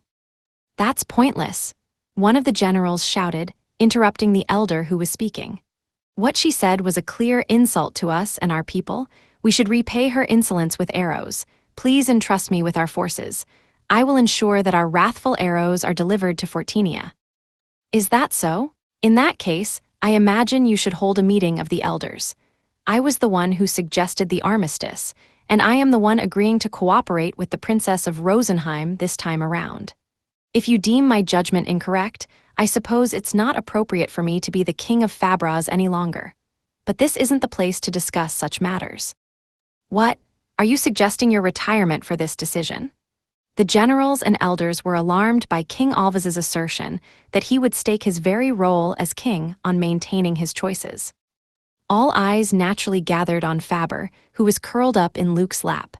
However, the Sovereign of Spirits had nothing to say about the matter. Because of this, even the irritated generals and elders had no choice but to calm down. So, what shall we do now? Once we've reached an agreement with the elders about the refugee shelter, I'll entrust you with medicine that will halt the demonic incarnations. After that, we'll go around to all the towns and villages on the map you entrust to us and defeat the monsters. We will be looking out for survivors. Come to think of it, I heard that you're using monsters. Yes, those are Lord Alan's summons. Yes, the man of light who shook off the darkness and saved Rosenheim. King Alvas knew of Rosen's prophecies, which were believed in Rosenheim. In order to reassure the elves, who were invaded by the demon lord army every year and were tormented by anxiety and despair, Rosen often gave them prophecies of salvation. This included the arrival of a man of light who would shake off the darkness. So, when Alan and his friends had come to save Rosenheim the previous year, many elves had come to believe that Alan was the man of light who shook off the darkness that the spirit god spoke of. This had been communicated to Fabras through the diplomatic elders. Then, are you also a friend of this man of light who shook off the darkness? At the king's words, Sophie naturally smiled and nodded. Yes, I am. Well then, it's about time for us to take our leave. I have to start talking with the elders as soon as possible. When Sophie looked at King Alvas's face, she noticed a change in his golden eyes that caused her to go silent. There was anguish in them, and she realized that it was similar to the pain that she had to face within herself, the pain of the hatred she still harbored for those who had murdered her people. The king was suffering from a contradiction within himself. Perhaps there was something he wanted to say or ask, but, as king, could not. And yet, he did not want to remain silent as it pained his heart. What did the king want to say or ask?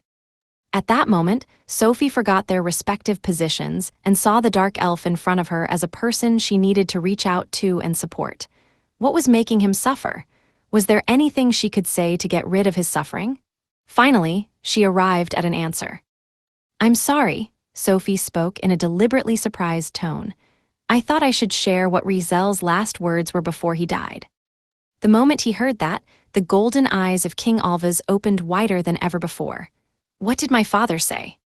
Sophie smiled and leaned forward, raising herself on her knees as if she were going to get up from the rug.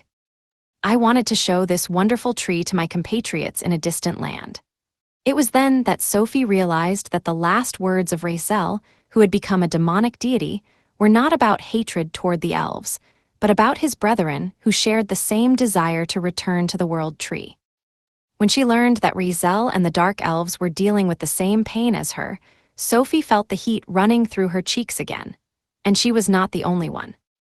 Thank you for telling me about my father's final moments, Princess of Rosenheim. Faber sat on Luke's lap, quietly staring at Alvas. Meanwhile, Alvis bowed deeply, refusing to look up for a while. "I see, father, I've been searching for you for quite some time," the king muttered in a hoarse voice, his face downcast. Sophie could tell that he was crying. Chapter 10, Team Kiel, the Kingdom and the Republic. While Sophie and her team made for Fabraz, the home of the Dark Elves, Kiel's team flew to the south. Maris led the group, and Krina and Kiel followed behind him on their bird. Alan had not sent a Spirit A along with them, since Maris would be with them, and could serve as both a liaison and fighter. Instead, he had had their team's Insect A utilize its queen cell and spawn abilities to increase the number of parent Bias and baby Bias accompanying them. He had done this because he had no plans to have any of the Insect, as who had finished up their extermination efforts in Elmal, come join up with them.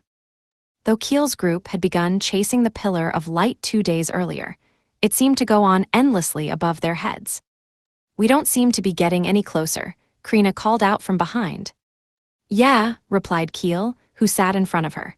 They had repeated this exchange every hour or so since first taking off, and yet they seemed no closer to their goal. After some time, as darkness began to creep up on the party from behind, Maris stopped at the front of the formation. "I think we should call it a day." "Got it." Understood, Lord Maris. The team landed in a meadow. It was mostly flat, which offered them a great view of the sky. Ahead of them, it was dyed orange, while behind them, it was painted black. Once they had decided on a location, Maris took out their firewood.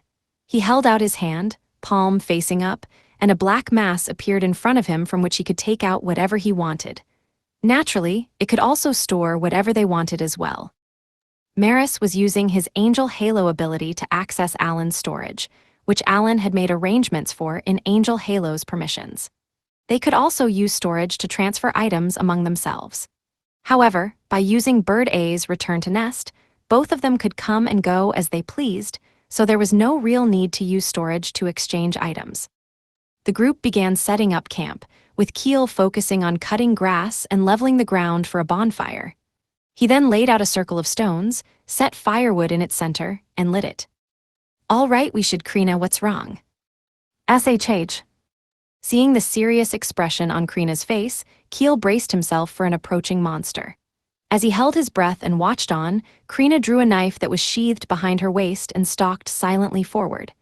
After making a wide turn to the left, she approached a part of the grassland where the soil had risen. Then, she suddenly pounced onto the mound, grabbed something, and stabbed it with her knife. Squeak, a high-pitched scream echoed across the open meadow. "Hee, I caught it. Looks like we're eating good tonight." Krina stood up, beaming and clutching the horns of a horned rabbit that was bleeding from its neck. "Why yeah," Kiel stuttered. While the healer was still flustered by the suddenness of her action, Krina found a flat stone to lay the horned rabbit on. From there, she expertly field-dressed the creature, removing its head, skinning it, and gutting it. She then cut the meat to make it easier to eat and skewered the pieces on tree branches Maris had taken out of storage before placing them around the bonfire to cook. "Looks good, eh? Though they were all technically adults now that they were 15, Kiel could not help but feel that they had not really changed. Cecil always managed to keep Alan under control, yet she still did not show any semblance of being the aristocrat that she apparently was. She and Mararu were light-hearted and innocent. Sophie was the only female member of the party who maintained a calm demeanor. While Krina was cooking the horned rabbit, Kiel took out some fukamen and laid them out on the stones surrounding the bonfire. He spoke to Maris while he waited for them to heat up. "Are we still not going to arrive anytime soon, Lord Maris?" "As I said before, cut the Lord. No need for formality here." "I understand, but you see, I'm still an apprentice priest and, no, I understand, I'll stop now." The look of annoyance on Maris's face finally caused Kiel to give in. Kiel was an apprentice priest with the Church of Elmia, and though Maris was the former First Angel, the apprentice priest could not accept Maris appearing before him as a simple matter of fact like Alan, Krina, and Dagora had. However, as Maris seemed to really dislike any form of honorary title, he decided to stop using one. On the other hand, some people did not mind using formal terms when referring to Maris, even if it offended him. Sophie was one such example. In her case, she was stubborn, Or rather, she did things the way that felt most comfortable for her. If we keep moving at this rate, we'll reach the southern tip of the continent tomorrow, Maris said. I wonder what we'll find there. It doesn't seem like there's a desert out there like what Sophie encountered, Keel replied. The leader of each team knew what each of the other teams had encountered thanks to the Spirit A accompanying each team, sharing its sight with Alan and Maris. However, the mere act of summoning did not necessarily give them access to the summoned site, and they needed to set the sharing for each individual summon. Just like Alan, Maris needed 200 points in intelligence to share with a single summon, so with his strengthened 22,000 points, he could share the site of up to 110 summons. The grasslands should spread out all the way down to the coast. If I recall correctly, there's a country called Calvarna or Carlonia or something out there. Keel, the meat's ready. Here you go. Krina chomped on the fatty, grilled thigh of the horned rabbit and offered a chunk of meat to Keel as well. Keel took it, split open a heated fukemen, stuffed the meat inside, and took a bite. There were a number of people who believed that Elmian priests did not eat meat, but there was no such precept in the teachings of Elmia. They were free to drink alcohol as well. And though they were taught to refrain from excessive eating and drinking, that was no different from the average person. Of course, they could also get married and have children, with some churches in small rural villages even being run by families.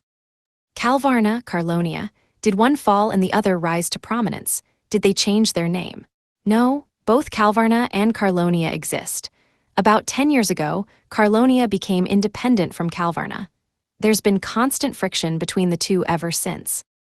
Maris had lived as the first angel for about 100,000 years. During that time, he had been working on the mortal realm through the Church of Elmia under the direction of God of Creation Elmia. As a result, he was somewhat familiar with the affairs of the mortal realm. About 20 years in the past, a smoldering pro-democracy movement in the southern part of the Kingdom of Calvarna, south of the Union, had developed into an independence movement. Within 10 years, those who had been aiming for independence had, despite opposition from the royal family, succeeded in getting half of the national army on their side and thus made the South into an independent republic. A lot of blood had been spilled back then, and even now the two countries were on the verge of war. You sure know a lot, Maris, Krina said, munching on her food while listening to the story. It seems like we're about to get involved in a rather complicated situation. Keel recalled hearing that Sophie and the others had had a hard time asking Alvaz, the king of the Dark Elves, for a map so they could save the desert cities. Looking up at the bright stars piercing through the darkness of the night sky, he could not help but feel that wherever they were headed, problems awaited them. The next day, Keel and the others continued their journey across the endless grasslands, gazing up at the pillar of light that extended off to the south. Around noon, they began seeing man-made objects down below. For the past 3 days, they had hardly found a trace of any kind of settlement, so they finally felt that they were nearing their destination. Considering that the whole purpose of what was happening on this continent seemed to be to create as many heretics as possible, logic dictated that densely populated areas would be targeted. But these places are all deserted, Krina muttered to herself as they looked down at the empty villages, derelict cities, and crumbling stone bridges. They all looked as if they had been abandoned for years. It seems that the monsters are running rampant farther south, Maris said. Right, I see a castle up ahead, but still can't see the ocean. So I guess that's Calvarna here on the north side. Keel spotted a castle town up ahead that was likely the capital of the Kingdom of Calvarna. It was quite an impressive sight. However, the pillar of light continued to extend south, and the capital and its surroundings appeared peaceful, at least from their viewpoint up in the sky.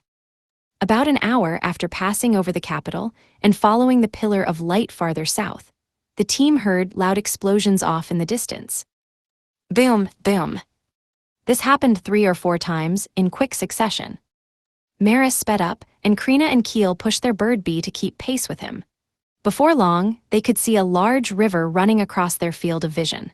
From Keel's point of view heading south, the left side, the east side, flowed in a large arc from the north to their rear, turning off toward the south as it moved right or west. As they got closer, they could see that both banks of the river sloped steeply, almost like cliffs. At the top of either slope, 3 fortresses were built facing each other. Both of the ones in the middle were larger and built farther inland than the fortresses flanking them. Large stone bridges extended out from the fronts of each of the fortresses, though they had by now crumbled and appeared to be sinking into the river. Kiel could not help but wonder if the sounds they had heard earlier were of them being destroyed. Judging from the fact that the fortresses were facing each other, this river seemed to be the border between the Kingdom of Calvarna and the Republic of Carlonia.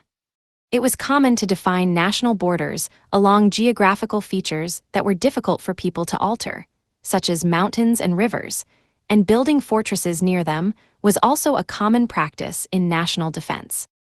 "They're fighting," Krina cried out. When Kiel looked down in the direction she was pointing, he saw people with the hind legs of goats clinging to the fortress in front of them. After watching one of the creatures with matted fur climb up the slope of the bank on uneven footing, it seemed clear that the monster had swam across the river from the Republic of Carlonia on the opposite bank. The party could also see giant, monkey-like monsters swimming across the river. Just like the ones in the Muhar Reno Desert, whose lower bodies were those of scorpions, the demonic incarnations in this area seemed to have taken on a different appearance than those in Elmal. From inside the fortresses, defenders shot magic and arrows at the demonic incarnations and monsters to keep them from approaching. The number of enemies surging in was so large, however, that it looked like they would break through at any moment. Furthermore, the fortresses seemed to be built for fighting between humans and stood less than 10 meters tall. The monsters unleashed by the Demon Lord army were large, often exceeding several tens of meters, so the defenders needed strongholds at least twice the height of the ones they were in if they wanted to try to fight against them. "It's coming from that direction." Kiel ground his teeth. Apparently, the source of the Pillar of Light was in the Republic of Carlonia, and it seemed that it had already fallen into the hands of the Demon Lord army. "Let's go help," Krina shouted. Kiel nodded in agreement and started thinking about what they should do. "I'll leave that fortress to you two." With that, Maris began to ascend. The teams Insect A, Parent Bios, and Baby Bios rose after him and split off to the east and west. If he thought about it, Kiel realized that Maris acted very similarly to Alan. His instructions were short, and the meaning behind them tended to only be discernible after the fact. Rest breaks in the dungeon had been the time to learn from Alan why he had given the directions he had in the previous battle and to study how he should have acted. As a result, Kiel had learned to work closely with people who did not usually bother to explain themselves. Kiel and Maris each had their own respective parts to play, and Kiel carried out his role believing that Maris would be aware of his movements and support him. "Got it." Kiel nodded and had his team's bird bee descend toward the fortress below.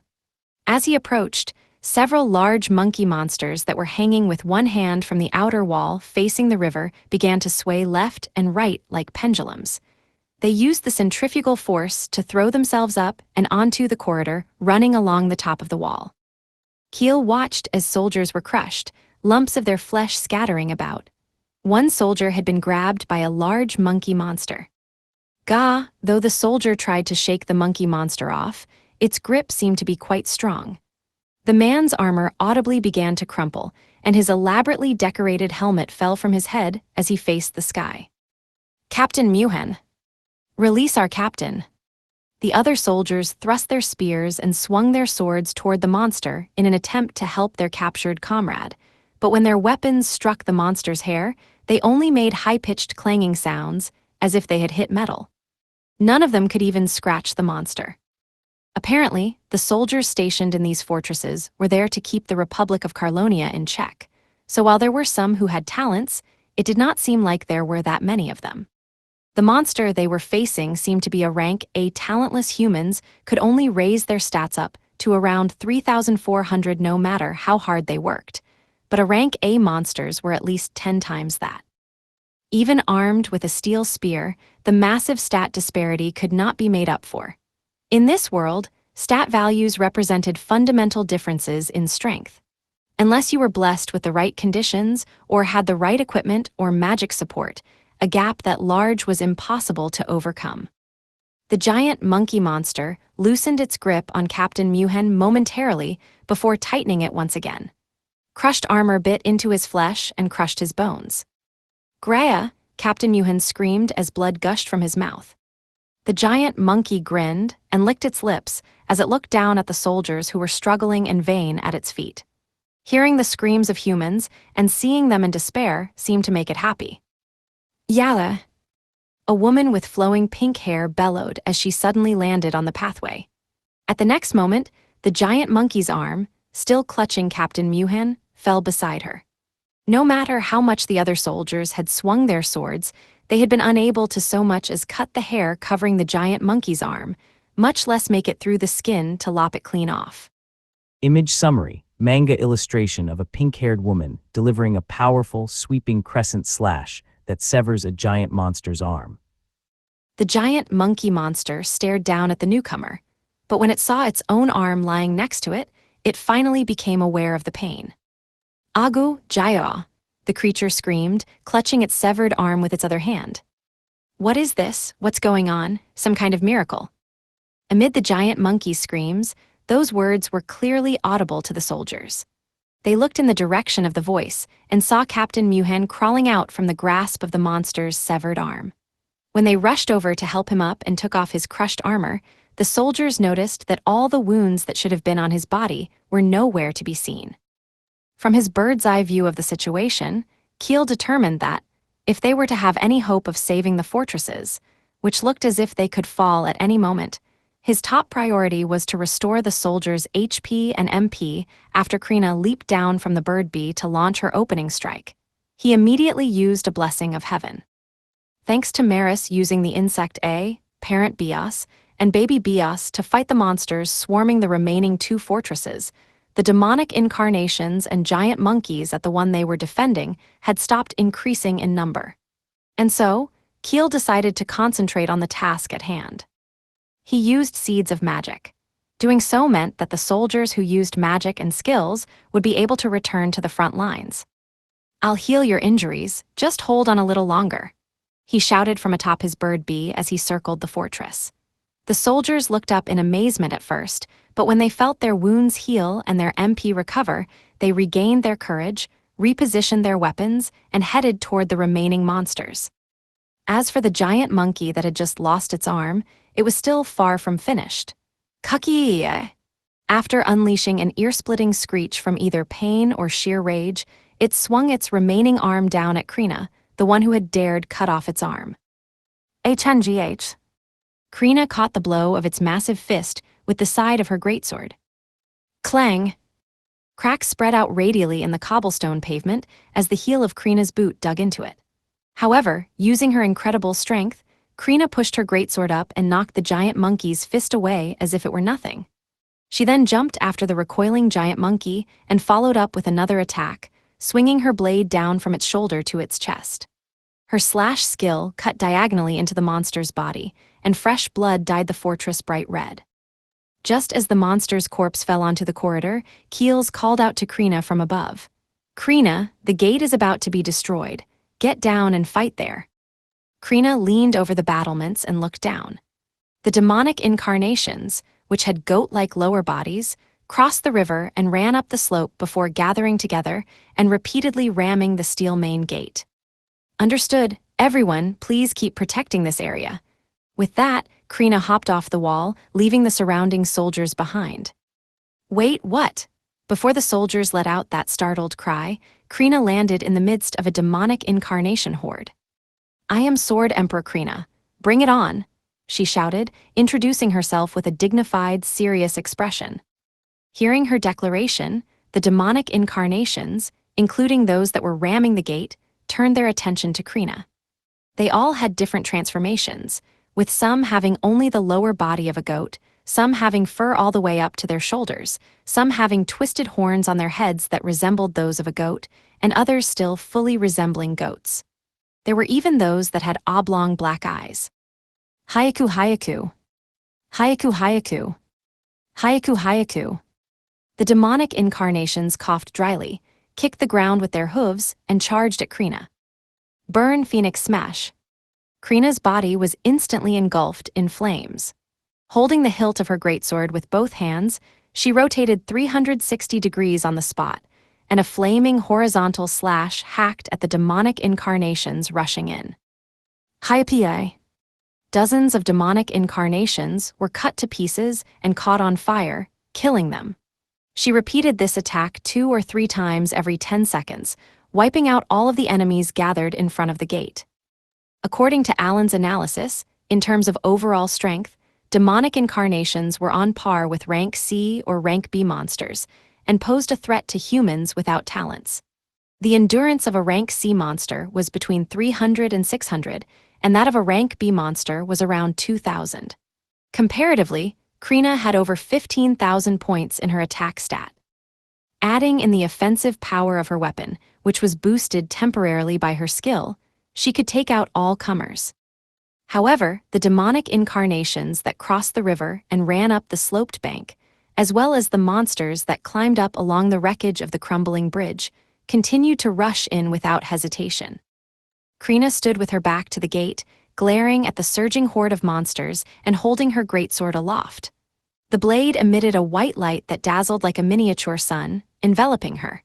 Then, from among the mob, a large bear monster approached, sweeping away the demonic incarnations. Ra, supreme ruling blade. She spoke resolutely as she swung down her shining greatsword. Haigeo. The large bear was slashed from its head to its abdomen and vanished with a death cry. Light then shot out from Krina's greatsword, crushing the enemies coming from behind the bear monster and reaching all the way to what remained of the bridge on the shore about 50 meters ahead.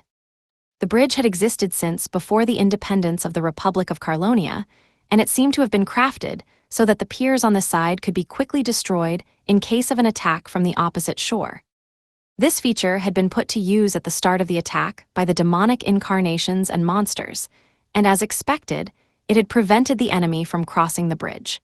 The remnants, however, were destroyed by the shock wave from Supreme Ruling Blade. Large plumes of water shot out of the river as the wreckage sank into it. Having created a straight, empty lane through the crowd of enemies, Krina rushed in with her greatsword shouldered. After a short delay, the horde began to close in around her, and she used the opportunity to again unleash her Phoenix Smash skill. More than a dozen demonic incarnations fell to it, but a surviving giant monkey monster jumped at her. She was knocked to the ground by its immense strength. Healing blade, Krina cried, thrusting out her greatsword. It pierced through the large monkey's stomach and out its back, annihilating the opponent instantly. However, demonic incarnations quickly rushed in. Ra, Krina stood up, monkey corpse and all. She started delivering powerful kicks to the incoming enemies, making it seem like had not taken any damage at all during her previous scuffle with the monkey. Krina had 4 skills: Slash, Phoenix Smash, Healing Blade, and Supreme Ruling Blade. The power, performance, attack range, and cooldown were different for each. Krina's skills: Slash consumes 10 MP per use and doubles the power of sword attacks. There is no cooldown, and it can be activated by slashing vertically, diagonally, or horizontally, making it the most convenient of her 4 skills. Phoenix Smash consumes 30 MP and unleashes a fire-based attack that burns enemies within a 10-meter diameter of Krina. It has a 10-second cooldown and can cut 360 degrees with a single blow, but it can only be activated by swinging the sword horizontally. Healing Blade consumes 50 MP and upon landing a blow, heals Krina for 1/4 of the damage dealt. If the enemy is killed in a single blow, she recovers 1/4 of the enemy's total HP. Cooldown is 30 seconds. Supreme Ruling Blade consumes 100 MP and has a cooldown of 10 minutes, which is the longest of all 4 of her special skills. This skill is also restricted in that it can only be activated by holding the sword high and swinging downward. However, if it hits, not only is it 3 to 4 times as powerful as Slash, but it also shoots out a roughly 50-meter shockwave that can be up to twice as powerful as Slash. Using these 4 skills, Krina single-handedly defeated countless demonic incarnations and monsters as they came in to attack. Unlike Allen, she did not plan her skill use around their cooldown times, but rather acted according to her instincts. She skillfully coordinated her swordsmanship and stance while stringing together each of her skills. The soldiers of the fortress leaned over the parapets as they watched the lone warrior fight against over 1,000 monsters. At first, they were stunned, but they soon readied their bows so that they could assist with long-range attacks. In the end, however, they realized that their help was not needed. What is that woman? Is she an incarnation of the god of war? Does this mean Lord Elmia never abandoned us? Captain Muhan, who was among the soldiers watching Krina in action, traded his crumpled armor for an undamaged piece and put on a new helmet.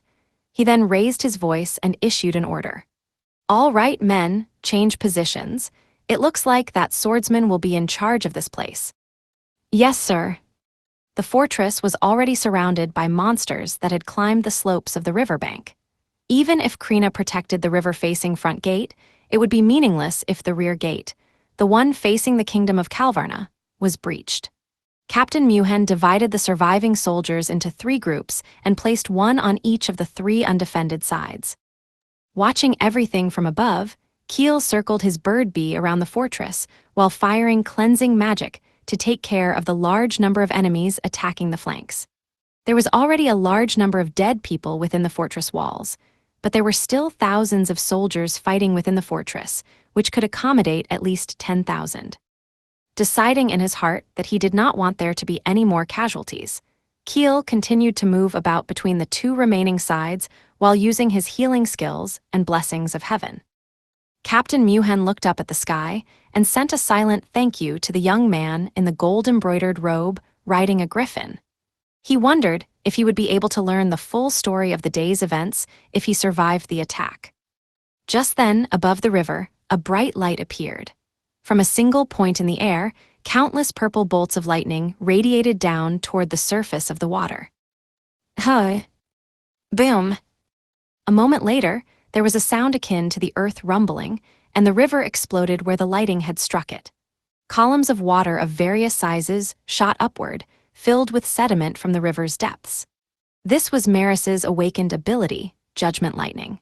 It launched a wide-range attack downward using his 22,000 MP, wiping out all the demonic incarnations and monsters in the river. Night fell on the wide river that divided the kingdom of Calvarna and the Republic of Carlonia.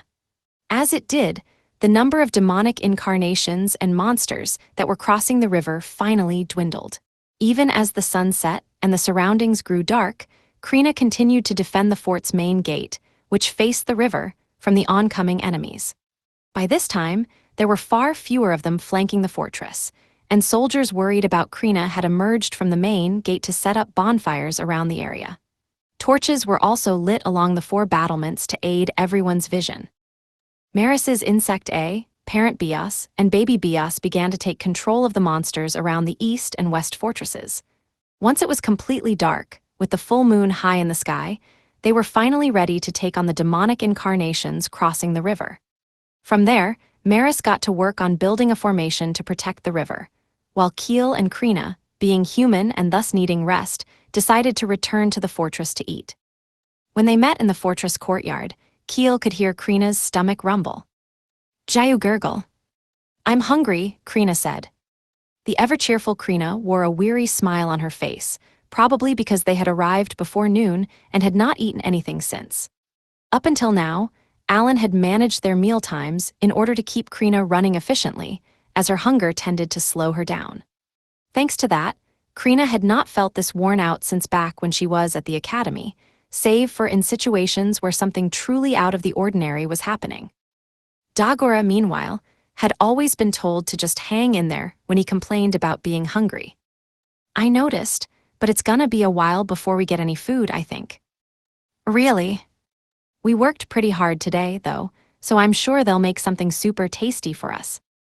When Krina heard that it would take a little longer for her food to come out, she thought about reaching into her magic bag and taking out some of their preserved food, but stopped herself. She really wanted to eat her fill of fresh, delicious food after having fought all day. Keel smiled and heaved a sigh as he watched her let go of the magic bag after momentarily reaching into it. Shortly thereafter, Keel spotted a soldier running through the bonfire-lit courtyard, heading toward him. Though he, too, was already quite exhausted, he figured that he needed to meet with and speak to the head of the fortress. I bet he'll feed us something good if we follow him. Maybe we'll even get a feast. Let's get going. Sounds good. Krina rubbed her belly and spoke happily. The approaching soldier stopped and jolted at Krina's outburst. Please follow me. They were then led inside the fortress. Unlike castles, which were places where politics and social gatherings took place, fortresses were buildings meant for battle. They had narrow, complicated passageways that were only as wide as they needed to be. After turning a few corners, a pair of double doors was opened, on the other side of which about 10 soldiers, including Captain Muhan, were waiting. A piece of parchment with a map drawn on it was spread out on the table they stood around, and decorated helmets were also placed on the table, with one in front of each man. Apparently, these were the people in charge of the fortress. Thank you for coming. Right this way, please. Keel noticed that Captain Muhan's voice trembled as he spoke. Looking around, the other soldiers were also watching Krina from afar. They had seen her bisect the body of a nearly 10-meter-tall Ranka monster easily, as though she was slicing a piece of bread or fruit. Furthermore, she was casually walking into the room with her large sword, still soaked in the blood of countless monsters, strapped to her back. The soldiers swallowed hard at the sight. Keel recalled being looked at in a similar manner when he had ridden his bird bee down into the fortress courtyard. My name is Rankapar Muhan. On behalf of this fortress, I thank you for your support. You seem to be a noble, if I'm not mistaken. Keel felt as if Captain Muhan was judging him by his appearance. Currently, both he and Krina were wearing armor they had acquired from silver treasure chests while farming iron golems in the Rank S dungeon. Altogether, their gear was worth well over 100,000 gold coins. In particular, Keel was wearing a pure white cloak embroidered with golden thread and carrying a staff embedded with golden gems. I'm not of high rank, but my apologies for not introducing myself earlier. I am Keel von Karnal, a mere apprentice priest who serves Lord Elmia. My companion here is Krina, and as you can see, she is a swordsman. As Captain Muhan had given his family name, so too did Keel. From behind their captain, the soldiers were whispering among themselves. The Karnal family? It seemed many were unaware of a noble who owned a corner of land in a small nation located in the far center of the continent. However, the soldiers seemed relieved to learn that Keel was a nobleman, and some of the tenseness in Captain Muhan's expression seemed to disappear. He probably figured that since Keel was a noble, he had common sense and would not do anything unexpected or act rashly during their discussion. Since Keel's priority was to save the fortress, he had not put any thought into whether those in it would welcome him or not. If their first impression of him had made them even slightly suspicious, they presumably would not have invited him into the building. Had they closed the gates on him and his friends, they would have had no choice but to give up and withdraw, at least for the night. With that in mind, Keel remembered what Alan had said when dividing the party into 3 teams. He needed to consider what the summons could do, what his team could do, and what the citizens could do. The situation he was faced with could not be resolved by sending out summons, nor could it be done by his group on their own. He would need the help of the citizens to sort things out here. This meant that he had to gain an understanding of the situation and think about how each of the 3 groups in question should move. Keel figured that Alan had chosen him as a team leader because he had faith in his abilities. Changing the tone of his voice, Keel bowed politely. I'd like to thank everyone for inviting us. No, please allow me to offer you my thanks. I promise that the Kingdom of Calvarna will someday offer you its appreciation. Keel could sense that Captain Muhan's words were filled with the utmost gratitude and respect. However, he and the others had no interest in receiving a gift from the country. Yes, I'm grateful for that, but for now. Jayu gurgle. Just as Keel had begun to speak, Krina's stomach rumbled once again. It was so loud that it could be heard throughout the entire hall. Everyone's eyes focused on Krina, who looked around in surprise. This is going on way too long. I'm hungry. The look on her face was one of absolute desperation. She had not looked this crestfallen even when surrounded by hundreds of demonic incarnations. She embodied such a strong sense of hunger that it almost seemed as if she had been wandering the desert for 3 days. I'm sorry, we've been so busy that we haven't eaten since yesterday. In reality, they had only skipped lunch, but Keel lied for the sake of Krina's dignity, as well as to make things easier. Is that so? As a matter of fact, we were just about to eat. Why don't you join us? Ooh, Krina's expression instantly brightened as one of the high-ranking soldiers offered to guide them. Krina and Keel followed the man back down the narrow hallway until they reached what looked like a dining room with many wooden tables. We will be honoring those who went above and beyond in today's battle. Would you care to join us? Armored soldiers rushed in with steaming pots and massive platters of grilled meat. Yes, I'd love to. Of course, let's eat. With those statements, Keel and Krina sat in the back of the dining hall with the ranks of soldiers. As they waited for the food to finish being prepared, the heroes of the battle arrived. Keel remembered seeing some of them moving skillfully about the battlefield from his overhead view of the battle. They all looked nervous and apologetic when they entered, but when they spotted Krina, their faces lit up and they started talking to one another. Keel overheard the soldiers' conversations. It's the Sword Lord. Look, she even has a great sword. Do you think I can go talk to her? Stop, don't be such an idiot. Do you think I could ask to fight against her, or at least have her be my sparring partner? Seriously, knock it off, you're gonna get kicked out. Despite the many casualties they had endured, the soldiers seemed to be in high spirits, probably due to their miraculous victory. It seemed that these muscleheads were all quite gifted, as evidenced by the fact that they had survived. If they could score even a single blow against Krina, who seemed to them like some sort of demon of war, they would almost certainly be hailed as a hero from then on. They also seemed to have misinterpreted Krina's talent to be Sword Lord. Considering that Sword Kings were rarely ever born, and that class promotions were still not common knowledge, the odds of someone being a Sword Emperor were about as good as the odds of someone being born with the talent of hero. Once all the soldiers had taken their seats, one of the officers stood up and gave a brief victory speech. Then, after introducing Krina and Keel, a small feast began. Right away, Krina, who had been waiting like a dog told to stay, grabbed a piece of bone-in meat with each hand. She alternated between the two, taking a bite out of one and then the other until in no time flat, she had finished them both. All the soldiers in attendance smiled brightly at the sight. It showed clearly on their faces that they accepted Krina. I am truly grateful to you both. Considering that it will still take a few days for the main army to arrive, I thought it would be impossible to deal with such a large number of enemies. Captain Muhen's body shook as he spoke. He must have remembered the feeling of being in that monster's grasp. The main army, so you were the advance party.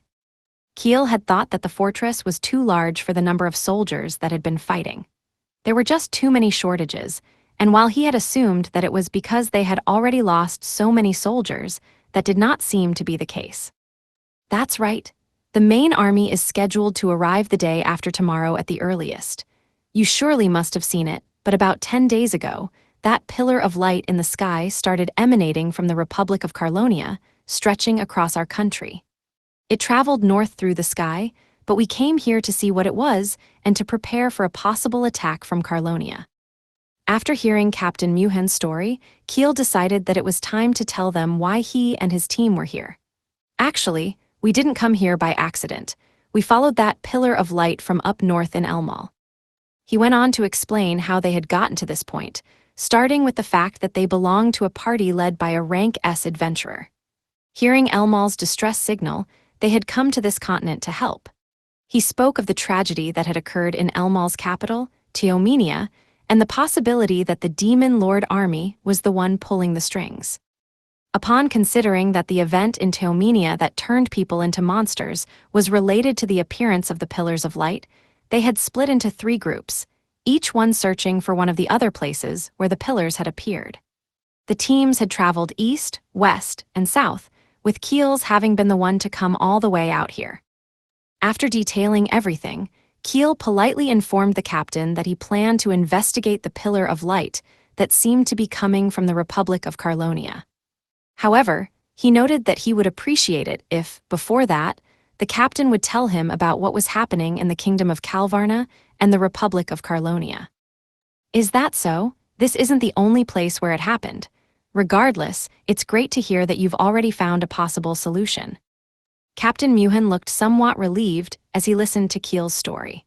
Apparently, When Kiel said that he and the others had mostly solved Elmal's problem, he had gained some hope that things would also be resolved for their country. Perhaps he had also heard about the birth of a new rank S-Adventurer via the notice sent to the entire world by the Adventurers Guild. So, you said that the Pillar of Light appeared about 10 days ago. Could you tell me more about that? Certainly. Let me start by talking about the day when the people reported that a pillar of light was extending from the southern sky off to the north. Captain Muhan stopped putting food in his mouth and began to speak. By the time the report had reached the royal castle that day, the situation had become known throughout the country, causing quite a ruckus. Later that day, the captain had used a magic tool to contact the capital city of the Republic of Carlonia, Mitbui, but he had not received a reply. After about a day or so without a response, the royal family decided to send some diplomats to the Republic to investigate. The next day, the diplomats departed from the fortified city of Kurume, which was only about 2 days north of the current fortress. Kurume was home to about 100,000 people, and like the trio of fortresses on the riverbank where the captain, his men, and Kiel's team were today, it had been built following the Republic becoming independent. The main army Captain Muhan had mentioned earlier was also stationed there. 2 days after their departure, the diplomats had passed through this fortress and crossed the stone bridge, the one that Krina had destroyed during the battle with the monsters, for the opposite bank. From the fortress on the opposite bank, it takes more than 5 days to travel by carriage to the capital, Mitp. While we waited for the diplomats to arrive, we were keeping contact with Mitpui via magic tools. Captain Muhan's story was more detailed than Kiel had expected, and it seemed like it would be quite some time before he got the information he wanted. He would have preferred that the captain kept it brief and only touched on important points, but he was the one who had asked the captain to explain in detail. Trying to keep an ear out for only the details he was concerned about was harder than he had expected. And then what happened? The diplomats returned. That was 2 days ago. They said in a panic that the first village after passing through the fortress on the opposite bank was being attacked by monsters. The diplomats had gone straight past the fortress and headed back to Kurume. The fortified city had a resident general who was the commander-in-chief of the royal army, so they were going to request him to dispatch the main army. Meanwhile, Captain Muhan, who had remained at the fortress, had dispatched messengers to the east and west fortresses to prepare for the monster attack. A general, but aren't you in charge here? Kiel inquired. That's correct, but to be more precise, I'm one of the people responsible for protecting this fortress. I'm just a regimental commander. Kiel remembered the man's ornate helmet. Was that the sign of the regimental commander? That's why you said that the main army wasn't ready earlier. Indeed, that's why it's nothing short of a miracle that we survived today's battle. By the way, I heard that you're on bad terms with the Republic on the other side of the river. Have you been to war with them since they became independent? There hasn't been a war since the other side declared independence and founded their nation. This is all little more than a skirmish, which is why we have so few people at this fortress. Captain Muhan suddenly looked startled by something. What is it? No, it can't be. Please let me know if you have picked up on something, Kiel said, urging Captain Muhan to continue. It might be related to the current situation. Actually, a few years ago, the Republic of Carlonia asked us to sign an agreement to mutually reduce the number of soldiers here. After becoming independent, the two countries had spent several years building fortresses and strengthening their defenses against one another. They had spent 3 or 4 years doing that before the Republic had decided that it wanted to reduce the number of soldiers permanently stationed at the fortress. It had also suggested that the kingdom do the same. At the time, the Republic had had over 10,000 soldiers posted at the fortress across the river. However, after more than 4 years without either side attacking or being attacked, its leaders had grown tired of them glaring at each other. In addition, none of this was cheap. Expenses for this meaningless feud had only accumulated. They had thought that it would be best to limit the number of people with talents stationed there and place general-level commanders in the rear. In order to make that happen, they had wanted the Kingdom of Calvarna to carry out a similar reduction in military forces. Under normal circumstances, such a proposal would never have worked out. Silently reducing their own numbers would have been one thing, but they had revealed what they were doing and then suggested that the other side follow suit. This had been the perfect opportunity for Kalvarna to launch an attack. They had simply needed to wait until the Republic had reduced its forces as agreed upon. Had the Republic been lying about the reduction of soldiers, Kalvarna would have just needed a backup plan in place to pivot to. As such, it had been an unprecedented proposal, with some of the ministers who participated in the discussions having said that Carlonia was crazy. Sounds like it was too good to be true, but what ultimately happened? As you can imagine, we agreed to the pact. The deciding factor had been money. Lessening the number of soldiers at the fortress by a certain amount through the offer of severance pay to those who wanted them would make it possible to reduce expenses in the long run. With fewer people there, less food and fuel would need to be sent, and transportation costs would go down. For those reasons, the royal family had decided to sign the agreement. If that pact led to today's crisis, Captain Muhan groaned, now seeming to truly grasp the seriousness of the situation. Suddenly, they were interrupted by the shouts of soldiers, resounding throughout the room. "Nu, what is this power? HNGH. You're amazing, Krina. Look, she's raising him with one arm." Keel saw Krina holding a soldier who was significantly taller than her up in the air, with only a single open hand under his back. The soldier flailed about, but Krina deftly balanced him on her palm to keep him from falling. Hey Krina, Keel was at a loss for words. Whoa, not even Sarge stands a chance against her. How could I? Laughter erupted from the soldiers. The man the group referred to as Sarge, whom Krina was balancing, was looking on in astonishment, and Krina set him down on the floor. Who's next? This was met with more laughter. Apparently, the sparring match had started while Keel and Captain Muhan were talking, and once it had, the innocent Krina and the brawny soldiers could not be stopped. Keel quickly gave up and spoke to Captain Muhan again. By the way, what is the history behind the independence of the Republic of Carlonia? It all started when Mitpui, then the largest city in the southern region of our country, complained to the royal family, the captain answered. The capital of the Kingdom of Kalvarna had always been, and still was, in the north, and only the northern territories had received tax incentives, as they were the ones that had delivered food and fuel, as well as managed exports. Mitpui, the largest city in the south, had filed a lawsuit on behalf of the southern part of the country, as the southern territories across the river had remained unchanged. The beginning of the matter was economic dissatisfaction. Did something happen to cause it? Keel asked, trying to dig deeper into the source of the conflict. It seems as if there was a priest of some kind of new religion giving advice behind the scenes, stating that all should be equal under the eyes of God. As a result, the resentment in the southern part of the country intensified. Their dissatisfaction with the royal family reached a boiling point, and they finally went so far as to declare independence. The ministers and royal family tried to reach an amicable solution with the South, but their efforts were in vain, and war broke out. I had only just joined the army when this happened, so I remember it well. A new religion, you say? Was it by chance the Church of Gashara? I'm pretty sure it was something like that, you don't think? Yes, apparently, the Church of Gashara is somehow connected with the Demon Lord Army's strategy. Keel told the astonished Captain Muhan as much as he knew about what they had experienced in Teomenia, as well as about the conditions that had led to the outbreak and spread of the demonic incarnations and how to deal with them. That's why we have prepared medicines that can prevent demonic incarnations. Also, I have some beans that can keep demonic incarnations and monsters away, so I would like to begin by planting them along the riverbank. Doing so will create a line of defense to keep them at bay. I was hoping you and the soldiers here could assist with that. In that case, I'll be more than happy to assist. I'll talk to the other captains as well, but I'm sure they'll all readily agree.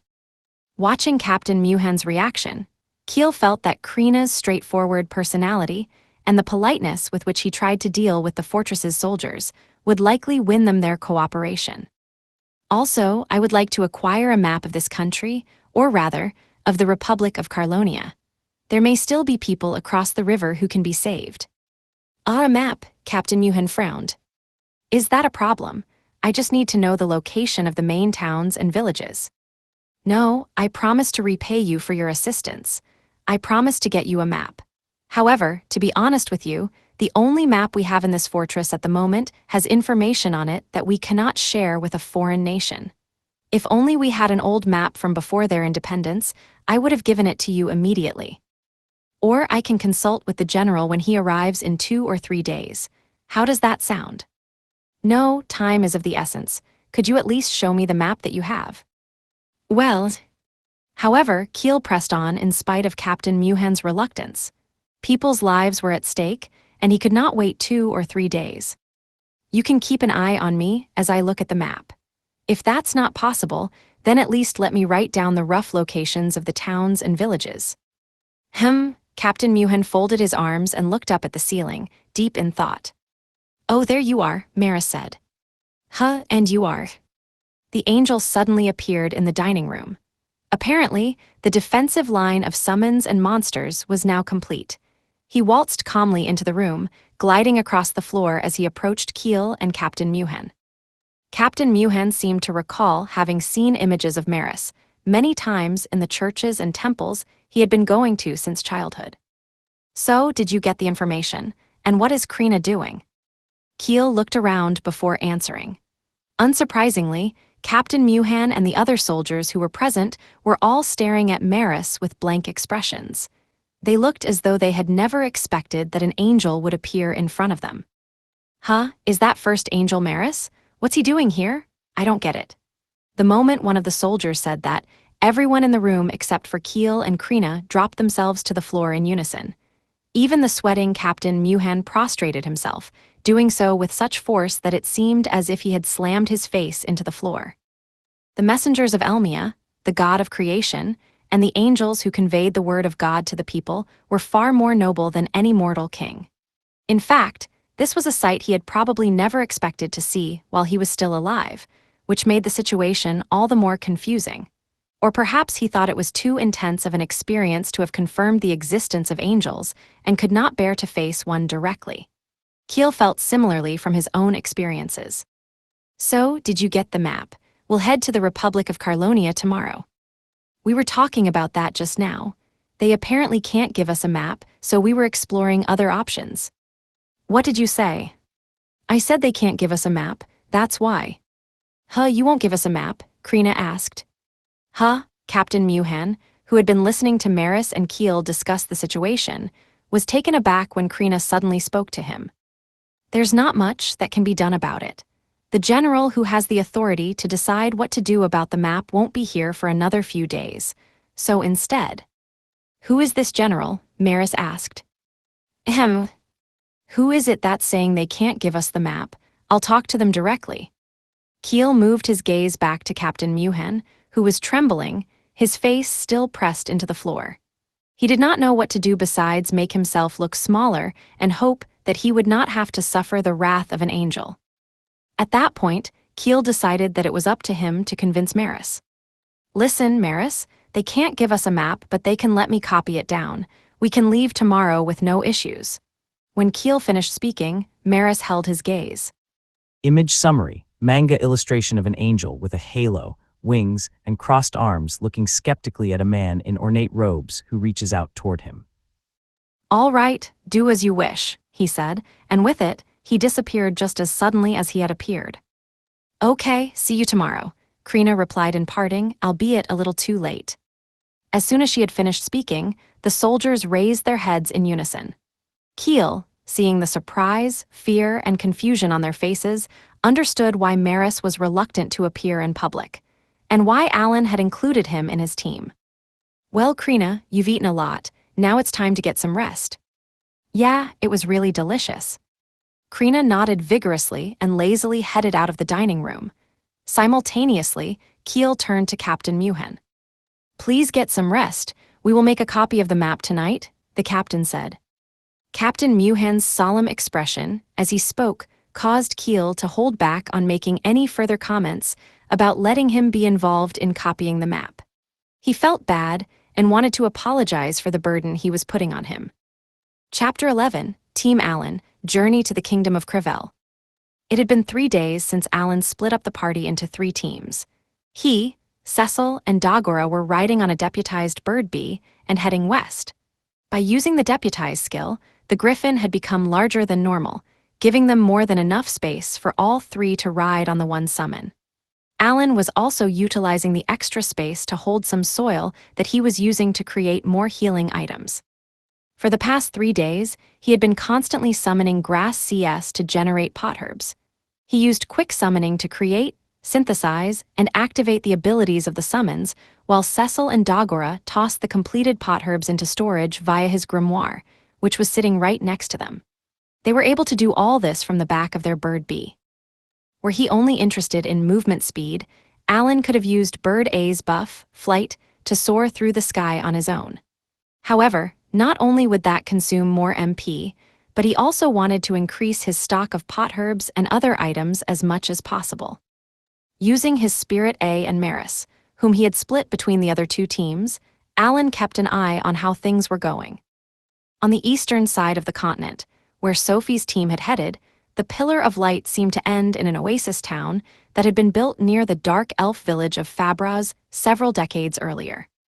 Something suspicious seemed to have been involved in the founding of the city, and Alan was convinced that the Demon Lord army wanted to turn the city's inhabitants into demonic incarnations. Meanwhile, Keel and his team, who had headed to the southern reaches of the continent, had not yet arrived at the Pillar of Light source. Alan believed, however, that the demonic incarnations in that region were coming from a country that had gained independence around 20 years prior. The Church of Gashera seemed to have been involved in it becoming sovereign. The various points of origin for the Pillars of Light seemed to overlap with places at which some important event that was ultimately favorable to the current situation had occurred. Assuming that was the case, it was nearly all the evidence Alan needed to confirm that this was a long-term plan that had been set up across the continent. Working off of that assumption, Alan started to think that there might be other plans like it waiting to be put in motion in other parts of the continent, but that they simply did not know about them yet. Were that to be the case, he would not have enough potherbs to handle the situation. Taking a look around, Alan noticed that the sun was now setting behind them. Dagora spoke up, voting to call it a day. "It's getting dark. We should set up camp soon."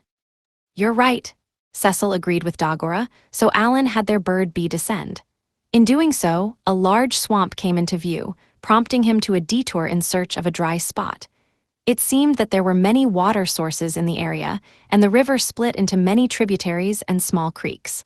The wetlands had treeless marshes scattered throughout.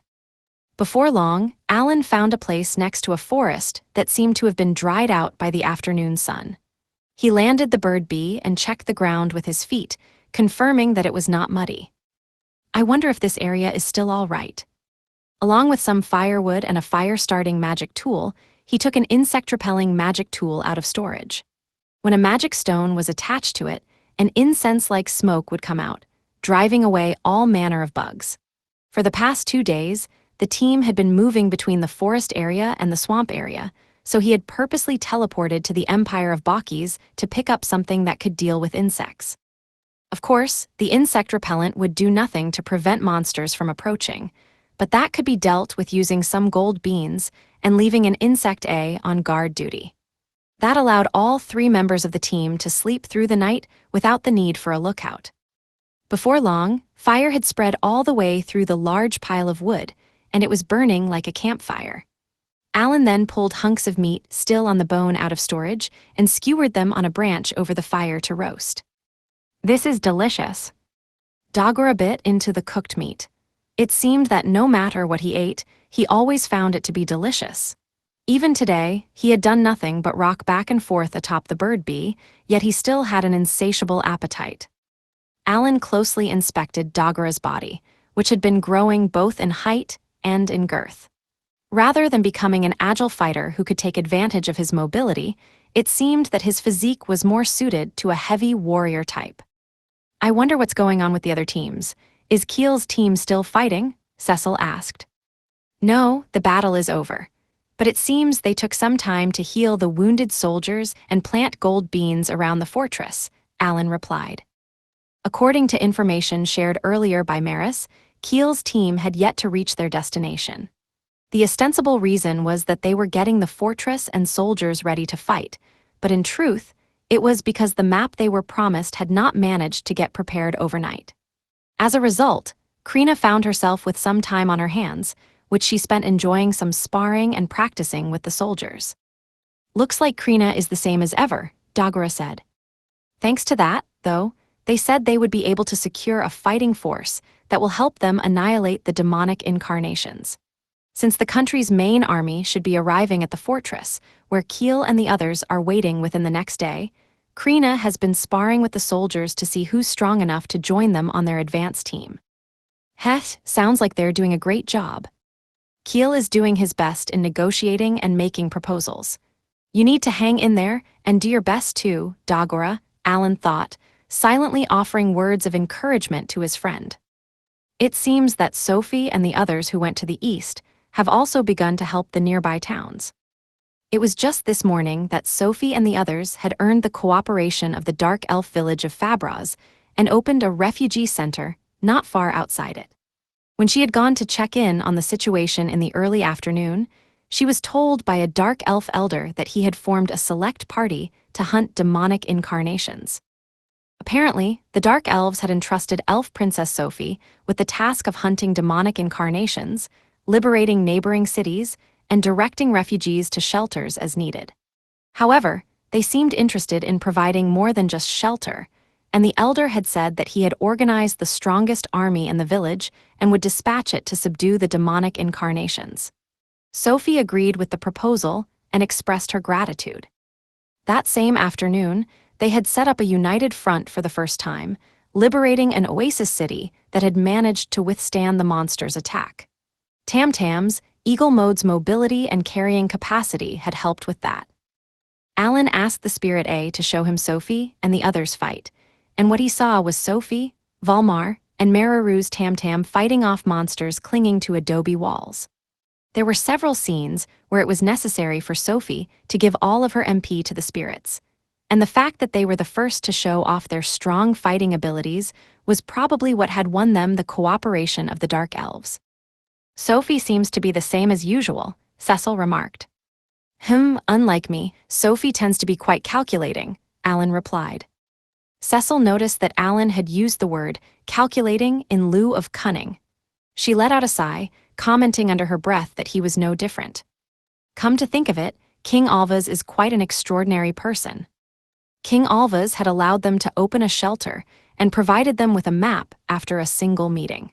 However, Alan predicted that this was not because he was interested in showing any kind of charity, but rather because he wanted his village to maintain its status even after things had settled down. If Sophie and the others were able to rescue other towns in the Muharino Desert on their own, it could lead to the interpretation that the Dark Elf village had abandoned all responsibility and left the situation to someone else for the sake of their own protection. Were that to happen, it could prove quite embarrassing among city-states, and some of the rescued settlements might close their gates to trade with Fabraz. Even if they were to continue to be able to trade, they also risked being taken advantage of.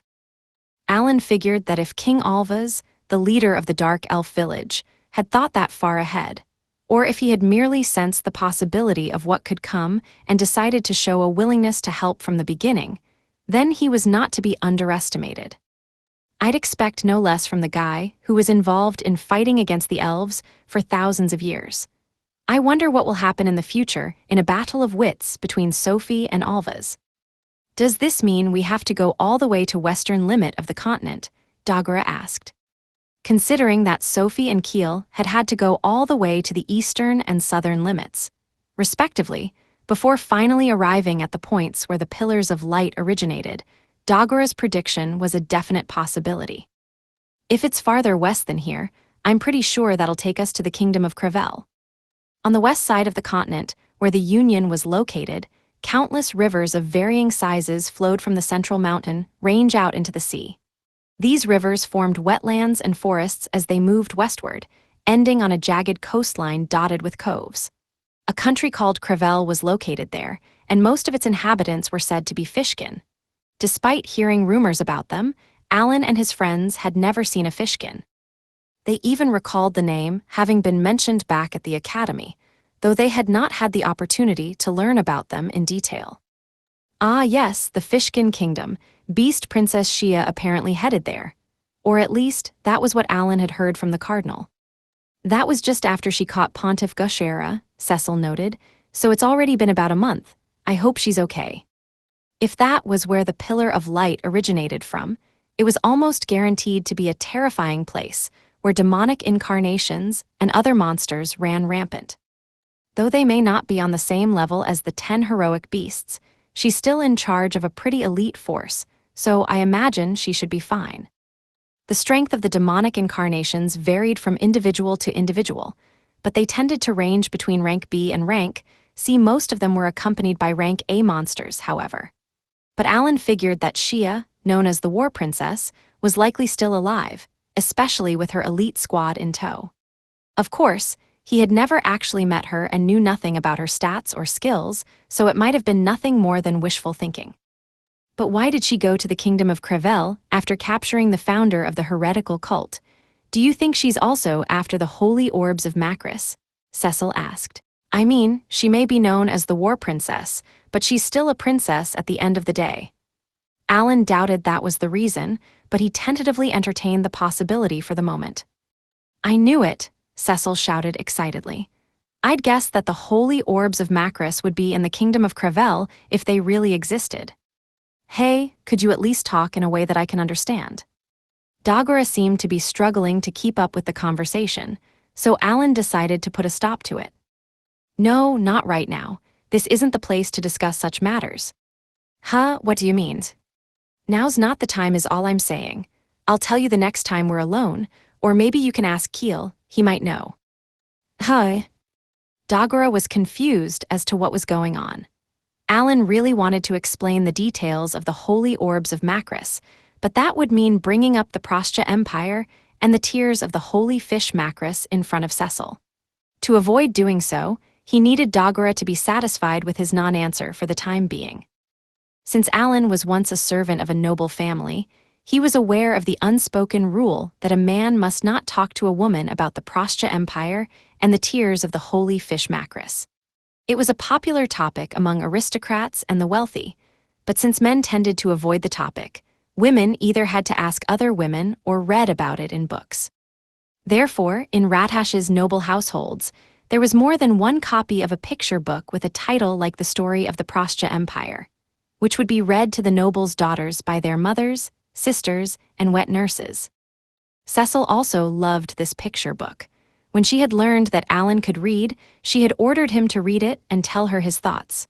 Hence, Alan could still remember at least a rough summary of the book. Once upon a time, there was a man named Macris who was the crown prince of the Prostya Empire.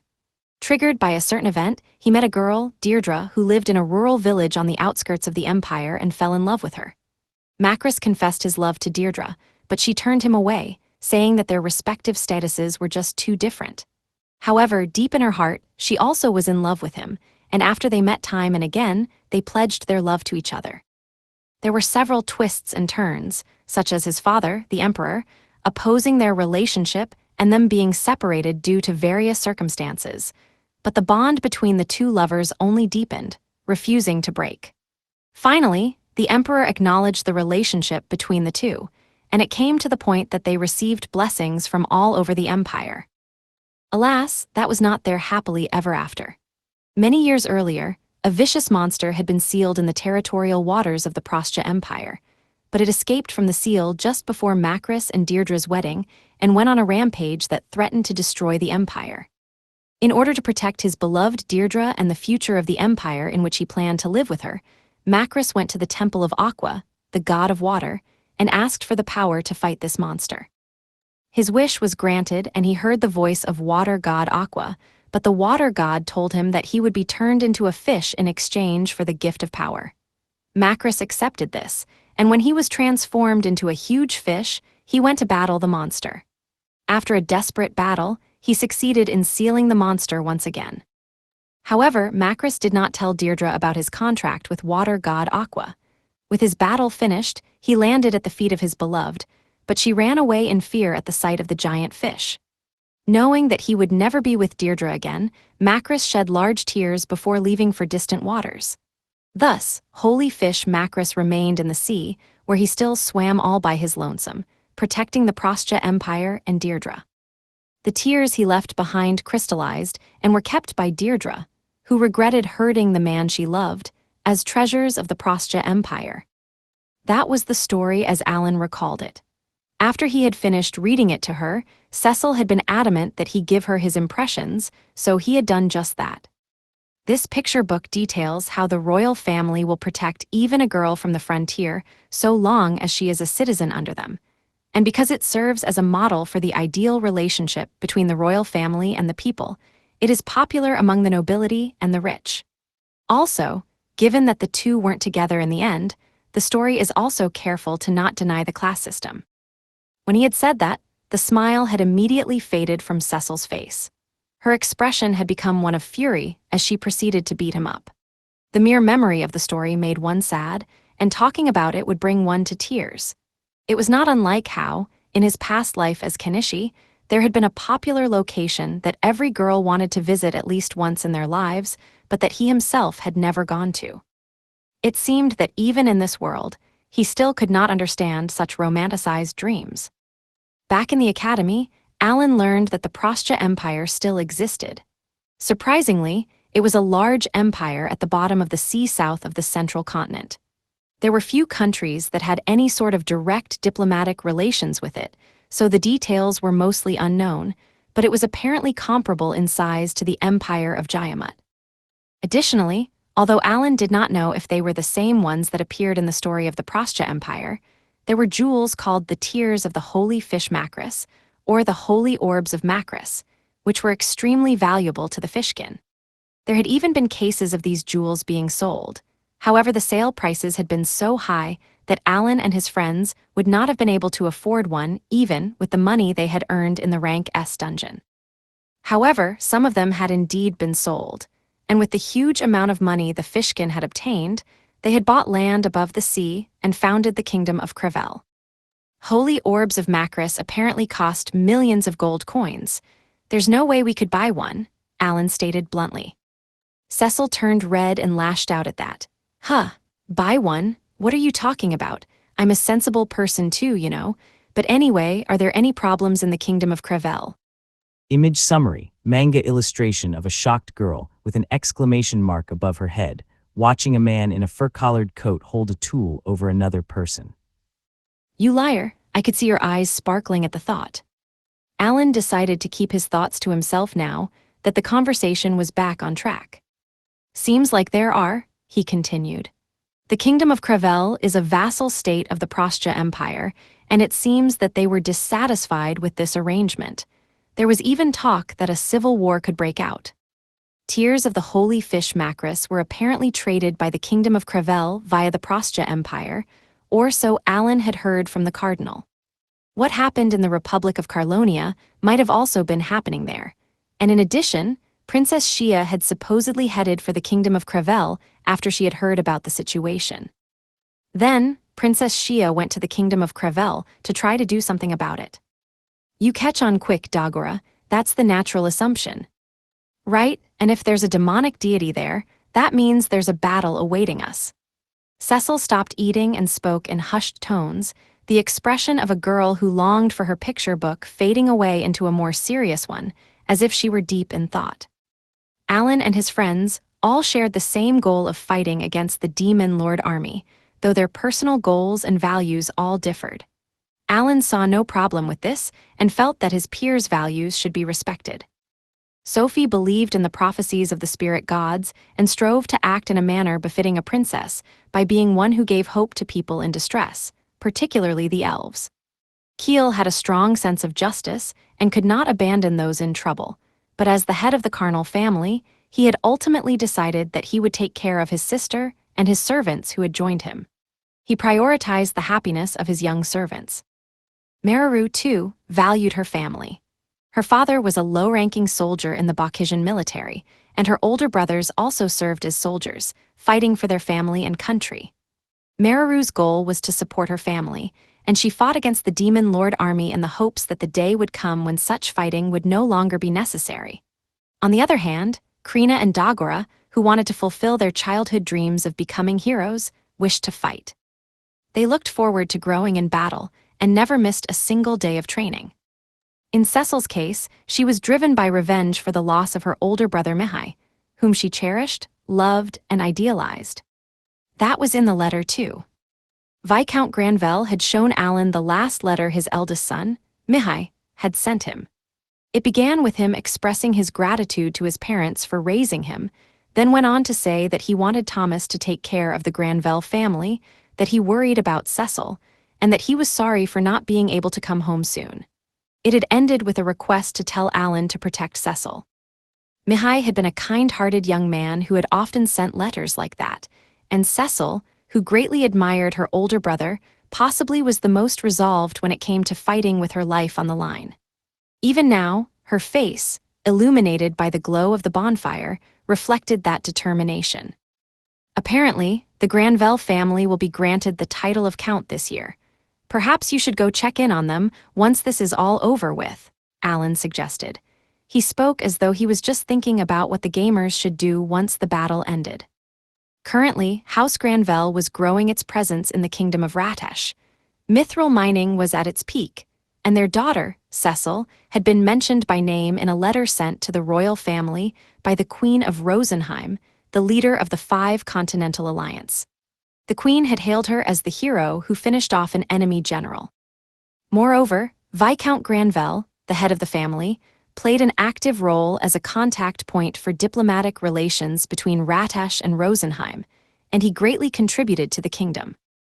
There was talk of raising the Granvelle family from Viscount to Count status, but apparently this was not just a result of their contributions to the royal family. Of all the things, Cecil, who knew about the situation, scowled slightly. Apparently, the king said those exact words too. You guys might get along.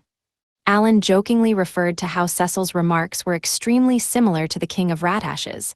It was met with a powerful, remarkably painful pinch. HRNGH, ouch, Lady Cecil. Are you serious? I mean, never mind. Cecil shot a glare toward Dagora, immediately shutting him up. Arg, you guys don't know how I feel about this. Cecil angrily huffed at Alan and took a big bite out of her piece of meat. Her appetite seemed to have returned. Alan rubbed at his throbbing face. Well, from what I hear, the king is powerless to do anything about the princess. Even so, Brother Thomas is responsible for this too. She took another angry bite of the grilled meat. Some time ago, when Alan had teleported to the kingdom of Ratesh and heard from Viscount Granvelle about the status of diplomatic relations with Rosenheim, he had learned that Cecil's older brother Thomas, who was 2 years older than her, had recently begun dating Princess Leilana, the daughter of the king. He had heard that King Envel, Princess Leilana, Viscount Granvelle, and Thomas had already held a dinner party. Their first encounter had been when Thomas was attending the Nobles' College, a school for children of nobility without talents. While there, he had attended a ball. Thomas, who was serious about his studies but had a quiet personality, had not participated in the dancing and was just observing the goings-on at the venue when Princess Leilana had arrived and seemingly taken a liking to him. By making Thomas, who had good grades, her private tutor, they had spent more time together, which had led to them forming a relationship. Alan had heard this story from Thomas himself. Ratesh's nobles were divided into 2 main factions, the Royalist faction and the Academy faction, depending on how they thought about the future of the country. The Nobles' College belonged to the Royalist faction and was often joined by many children of the nobility. For the future of the princess and the royal family, King Envel had decided that it would be better to keep her in contact with the future royalist aristocrats, and had thus sent the princess to the ball. But upon his succession to the throne, King Envel had been busy dealing with the war with the Demon Lord Army and Rosenheim and various other political issues, including diplomatic relations with the princess. Because of that, he had been unable to keep an eye on the princess's movements. That was why it had taken a long time for him to find out about their relationship. Alan had heard from Viscount Granvelle that when the king had learned of this, he had called Viscount Granvelle to confirm the details. All the king had said on the subject was, "Of all the things." Later, following the dinner between the two families, they had begun to consider plans to grant the Granvelle family count status. In addition to their appreciation of the Granvelle family's contributions to the kingdom, it was decided that they would recognize the relationship between Thomas and Princess Leilani.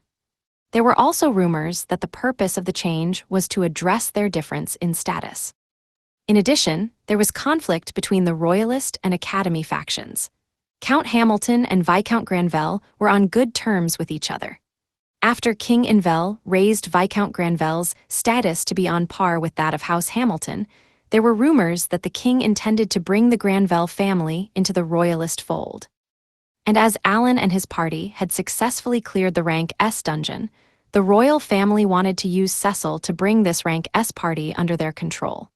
There were rumors stating that the king found this to be the perfect opportunity to strengthen their influence.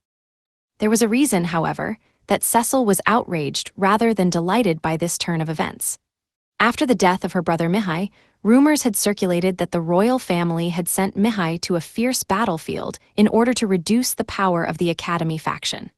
The current king, Infel, who was the crown prince at the time, had made the final decision on the appointment. In a letter sent by Mihai to Cecil, he had stated that many lives could be saved by fulfilling a dangerous role. He did not want anyone to be angry over his death. She did not know if those were Mihai's true feelings or if the letter had been written by someone else, but Cecil, who believed in her brother, thought that hating the royal family would go against her late brother's wishes, leading her to have mixed feelings. Oh yeah, Thomas also wants to go to the class promotion dungeon. Beginning in April, the Kingdom of Ratesh would finally have a class promotion dungeon. Not only would anyone who completed the class promotion quest be able to upgrade their class, but even those who were born talentless would have the opportunity to acquire one. Therefore, in order to support Princess Leilani, who would eventually go to the battlefield, Thomas had decided to acquire a talent. For that reason, Alan had been asked to help with his class promotion quest, something that he had told Cecil about. Classes and talents. 1. Those who were born without a talent can gain a talent by clearing the class promotion dungeon. However, what talent they receive is generally selected at random from the positions Vanguard, Middle Guard, Rear Guard, and other. It cannot be chosen by the person themselves. 2. Those who already have a talent can undergo a class promotion one time. Those who acquire a talent as per point 1 can do this as well, so those born without a talent can undergo class promotions up to twice. In addition, when a person with a talent undergoes a class promotion, they can choose from among the talents of the same lineage and of a higher level. Conditions for class promotions. 1. Up to 8 people can enter the class promotion dungeon and clear it at a given time. 2. Those without a talent must be at level 60 when clearing the class promotion dungeon. Those with a talent must be at level 60, and all talent skill levels must be at 6 when clearing the class promotion dungeon. If an individual does not need to undergo a class promotion, then they do not need to meet the conditions set forth in point 2 to enter the dungeon. Clearing the class promotion dungeon required 8 people in normal mode with maxed out skills and levels, and classes with a total of 10 to 12 stars, making it difficult enough that there would be casualties were things to go awry. This was announced to the people in January via an oracle, and Thomas seemed to have been prepared for it. Thomas sounds pretty motivated. Perhaps I should help out too. You probably should. He's your brother after all. Right, I mean, that's not what I mean. Cecil agreed for a moment before she shot it down. The life and future of her brother were at stake, so she was not against it, but she could not simply agree with it either. Meanwhile, Thomas's father, Viscount Granvelle, was desperate to keep his heir from going to war. However, Thomas was determined, causing the Viscount to empathize with King Invel's anguish at having to send his daughter to the battlefield. Alan figured that must have been how all fathers felt. Speaking of which, Mash is also the same age. Mash, who was planning to go to the academy this year, had successfully passed the entrance exam. Now that the class promotion system is about to start up, it's too bad there's no Great Pope, Dagora whispered, while Alan was thinking about his brother. Yeah. I suspect that he was one of the victims when Gashera went up in flames. The Pope, the supreme leader of the Elmian religion, possessed a rather rare talent called Saint King. He was supposed to have been in Teomenia, but he had been missing since the day the pontiff of the Church of Gashera was executed. Even though Maris had been defeated by the demonic deity Lycoron, he had repeatedly visited the religious capital of Teomenia and continued to search around the central square where the execution had taken place. Ultimately, however, he had found no sign of Great Pope Istal. For that reason, the details of the class promotion quest opening in April and the story of fire goddess Phrage's divine vessel being stolen by the demon lord army had not yet been shared with much of the world. Usually, matters related to the operation of this world took the form of Elmia, the god of creation, giving an oracle to the Pope, who would then relay it to the world. Fire goddess Phrage's divine vessel was stolen by the demon lord army. In order to overcome this crisis, God of creation Elmia created the class promotion dungeon. God has given us this trial in order to give us hope.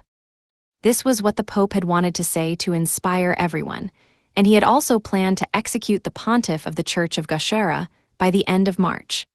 Considering that this plan was thwarted, however, it was possible that the disappearance of the Pope was also part of the demon lord army's master strategy. Well, I don't know what will happen, but we'll be entering the kingdom of Crevel tomorrow. Let's rest for now, Alan said. Yeah. Roger. With that, Alan and the rest of his team were left to their own thoughts before falling asleep. Chapter 12, The Actions of Beast Princess Shia. At the western end of the continent of Galiat lay the kingdom of Crevel, where Alan and his friends were currently heading. As they looked up at the pillar of light crossing the clear sky from east to west, a procession headed east through the wetlands of the kingdom of Crevel, making their way toward the center of the continent. It was a long line that stretched on forever, with wagons pulled by water buffalo interspersed here and there. More than half of the line consisted of fishkin carrying luggage and young children on their backs. They had blue hair, pale skin, and 4 fan-shaped cartilage protrusions on either side of their faces. Thin, fin-like membranes stretched between these protrusions, which served the same function as ears on humans. It was a common feature of the race to have webbed fingers and scales that grew irregularly in various places on their bodies. The majority of the fishkin wore tanned, leather loincloths and sleeveless bodice-like vests, but some soldiers wore rounded armor that looked like crustacean shells, guarding the sides of the caravan that stood about 10 people wide. The winding but continuous procession stretched out for around 10 kilometers, avoiding forests with poor visibility while navigating the wetlands. The massive queue consisted of approximately 200,000 people. At the western end of the procession, its very back, was a group that looked different from the fishkin. They were a group of beastkin, and their leader was at the head of the group, guarding their surroundings from the back of their horse. This leader, a woman dressed in a flashy red and gold cloak, was a tigerkin. The leather breastplate peeking out from her cloak had many fine scratches on it, indicating that she was a nimble warrior who valued her agility. Her golden hair was tinged with black in places, and her golden brown eyes, with which she vigilantly observed her surroundings, showed the confidence and vitality of a young woman who had just come of age. Next to her, a Rhinikin with a huge mallet on his back rode a horse of his own. He was also attentive to his surroundings while talking to the tigerkin. There were 42 dead in last night's battle. It was hard to recover the corpses, but we buried them in the camp before we moved and kept their bracelets as mementos. I see, they died for my military authority. The least we can do is return their belongings to the fatherland. Of course. Is anyone injured? None at the moment. I've told the men to come forward if they were bitten by that strange entity, but I received no reports this morning. Also, we've received supplies from the Crevel royal family. I sent out the order last night and they've already arrived. I guess it's only natural, considering the situation they're in. Indeed, furthermore, you've been summoned by the king. Got it, I'll leave the rest to you. The tigerkin grinned, showing her canine teeth, and sent her horse galloping forward. After a short time, she saw a miniature portable shrine protected by fishkin soldiers. It was shaped like a small house, with a rectangular pedestal about 5 meters square and a roof and walls made of thin spikes.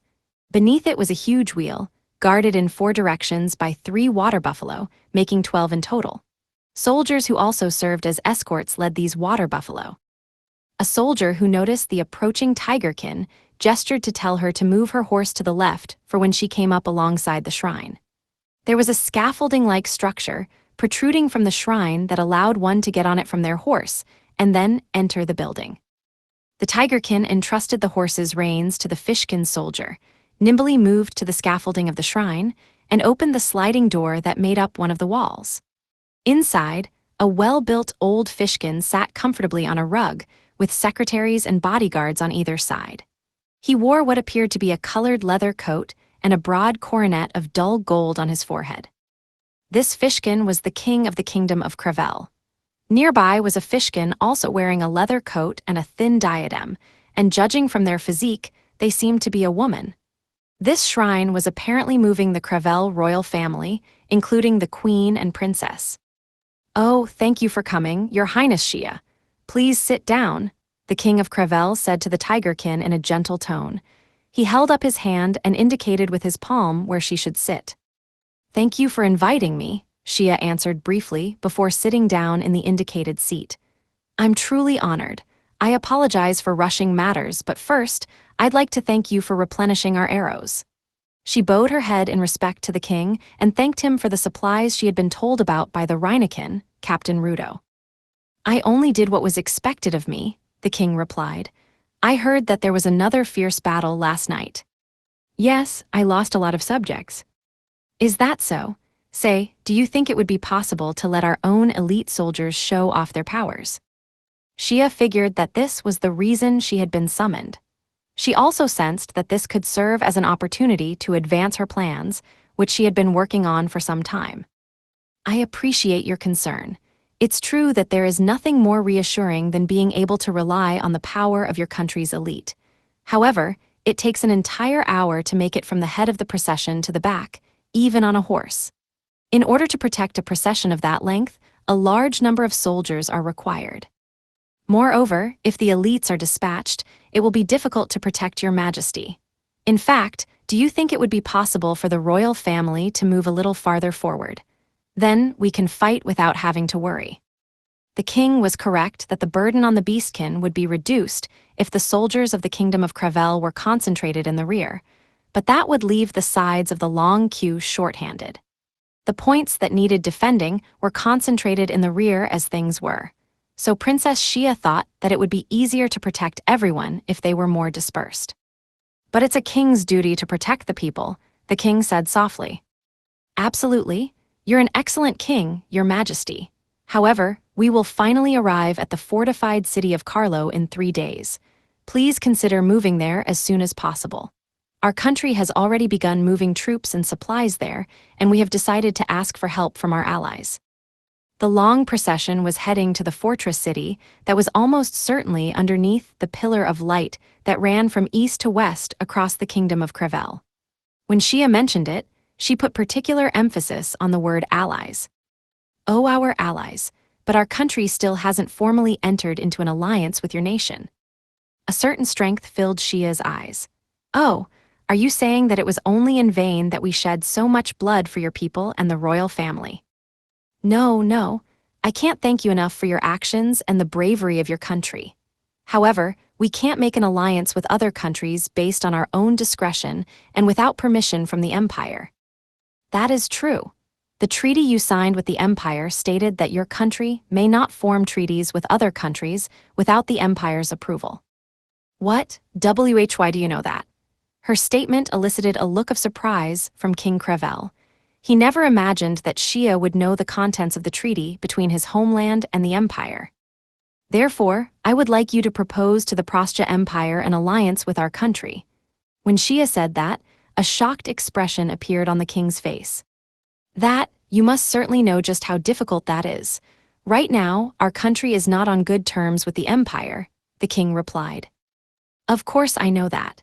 But there are exceptions to everything, no? With all that we've accomplished, surely the Empire can't simply ignore your claims."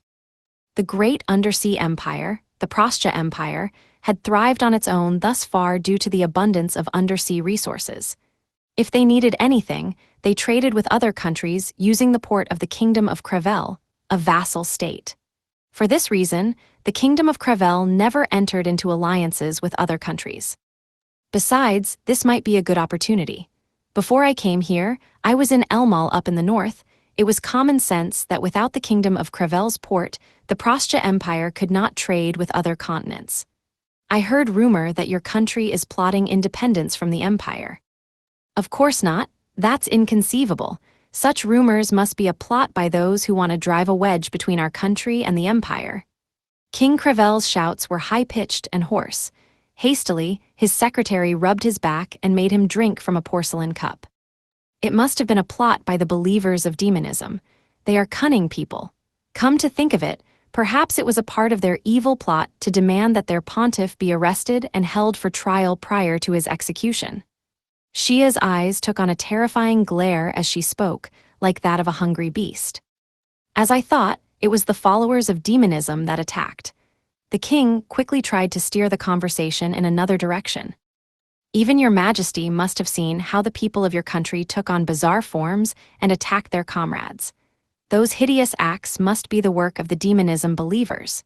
In other words, there is a possibility that those who seduced the people of your country have already infiltrated your lands. Of course, this also means that it's possible that they had an opening that we could have utilized to ruin their ploy. Is that so? An expression of despair and chagrin washed across the king's face. Apparently, even if the king had a plan to separate his country from the empire, it did not reflect the views of his people. The room was filled with a brief silence. Then the princess opened her mouth. Your Highness Shia. What is it, Princess Carmen? And you may call me Shia. Yes, Miss Shia, I am truly sorry for causing you all this trouble. As a descendant of the royal family who should protect the people of Crevel, I will definitely repay you for this kindness. Princess Carmine touched the bracelet of woven leather wrapped around her right arm. Within it, a flat gem gave off a purple shine.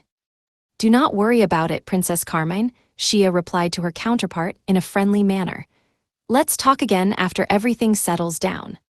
Suddenly, screams could be heard coming from outside the small shrine. Enemy attack? It's a big army. They're here already. Shia stood up and bowed briefly to King Crevel, the Queen, and Princess Carmen before leaping out of the shrine.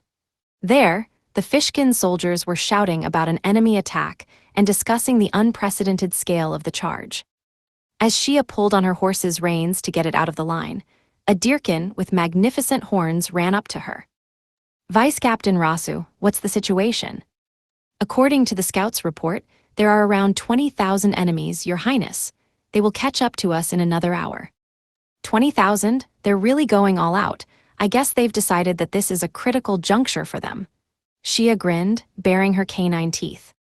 This is no laughing matter. Captain Rudo says that we should at least retreat by ourselves. HMPH, that's fine. But we've gone to great lengths to persuade the royal family and caused the people a great deal of suffering. Can we really let that amount to nothing? Most of the people of the Kingdom of Crevel were walking on foot. Though not impossible, with this much distance to cover, the people would not stand a chance of escaping no matter how hard they ran if the enemy was not stopped. On the other hand, if they were abandoned here, all 200,000 refugees, including the royal family, would be massacred. A messenger from the advance unit, sent to the fortress city of Carlo, has just arrived. They've begun bringing in soldiers, supplies, and food. I believe we should retreat there, Princess Shia. Then tell the messenger to dispatch their troops immediately, protect the royal family and people of Crevel, and help them withdraw to the fortified city of Carlo. We can hold out for 2 days. Pardon my insolence, but I fear that would be reckless. Please rethink your plan. I shall not. If the Crevel royal family falls, there will be no future for me now that we've formed an alliance. Ignoring Vice Captain Rasu's concerns, Shia jumped on her horse and pulled on the reins, sending it into a trot. Rasu ran side by side with the trotting horse. An alliance. We formed one just now. Once again, doing things all at your own initiative. His Majesty will be furious with you all over again." Before long, the two of them reached a wetland about 100 meters wide and surrounded by forests on both sides. There, 2,000 beastkin were scattered in waiting for Shia.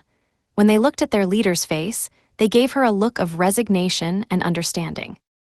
"There are around 20,000 enemies on their way, but the path we must take remains unchanged.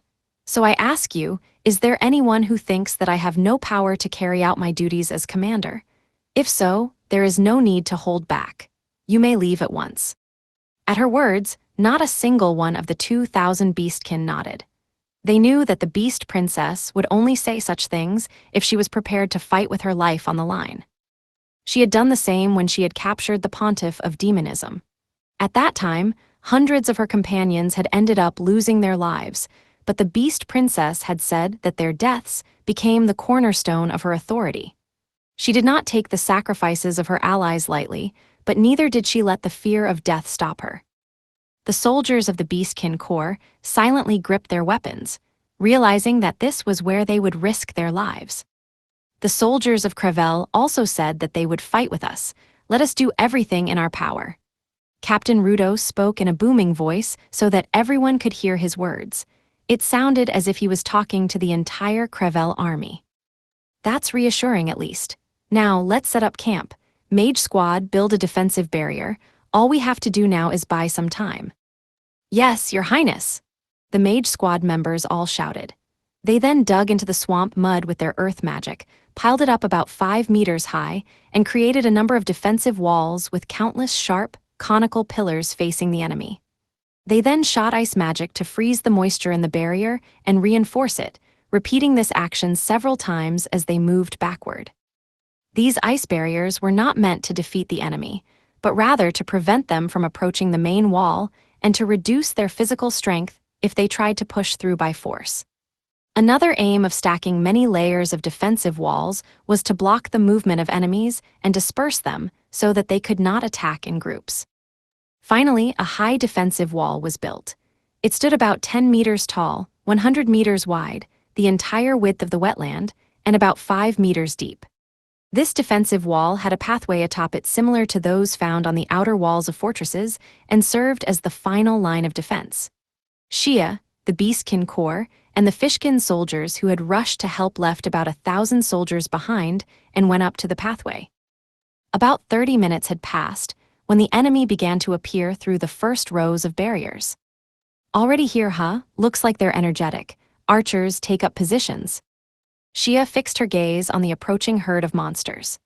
At the head of the group were demonic incarnations that had been transformed from humans, including those with frog heads growing out of human bodies and those with human heads implanted on salamander bodies.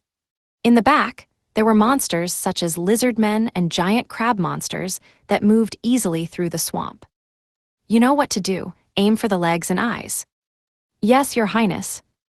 The archers served as the middle guard in battles between small groups, but they could also serve as the vanguard when facing off against medium and large-sized groups. The Beastkin, proud of their physical strength, their beefy arms thicker than their heads and their backs broad, drew their rigid shortbows fitted with the arrows they had received from the Crevel royal family as far as they could, causing their muscles to bulge. Just as the enemy ran up to the first barrier, loose. Under Shia's command, 500 arrows were released all at once. Normally, shortbows were not suitable for long-distance sniping, but the Beastkin used their outstanding dexterity and power to shoot them from afar and at high speed, even when shooting horizontally. The 500 arrows were shot down diagonally. They rained down on the approaching enemies, piercing the monsters' skulls and crushing their knees. Gwag! Gwag! Gwag! The demonic incarnations running at the front of the formation screamed and collapsed. After that, the demonic incarnations and monsters behind them rushed in. When they stumbled over their fallen companions, the Beastkin archers loosed another volley of arrows, and then a third, killing them one after another. "Mage Squad, attack with ice or lightning. Whatever you do, don't use fire," Shia instructed while the archers continued to shoot their arrows. "Yes, Your Highness." The Mage Squad let out volleys of ice magic, freezing the monsters' feet together with the swamp. In addition, Lightning magic ran through the moisture of the swamp and the slime on the monsters' bodies, increasing the damage it dealt. The reason for not using fire magic was that it would be blocked by the slime and could melt the reinforcement of the defense wall. However, perhaps because the beastkin were only trying to stall for time, their enemy gradually closed the distance. Several minutes later, they had climbed over the first defensive wall and were approaching the second. Were that to be crossed, all that would be left was close combat in front of the final defensive wall. As expected, there are too many of them, Shia murmured to herself as she saw the first of the monsters cross the second line of barriers and reach theirs. She then looked behind her, where she could still see the backs of the Crevel people. Her face took on a bitter expression.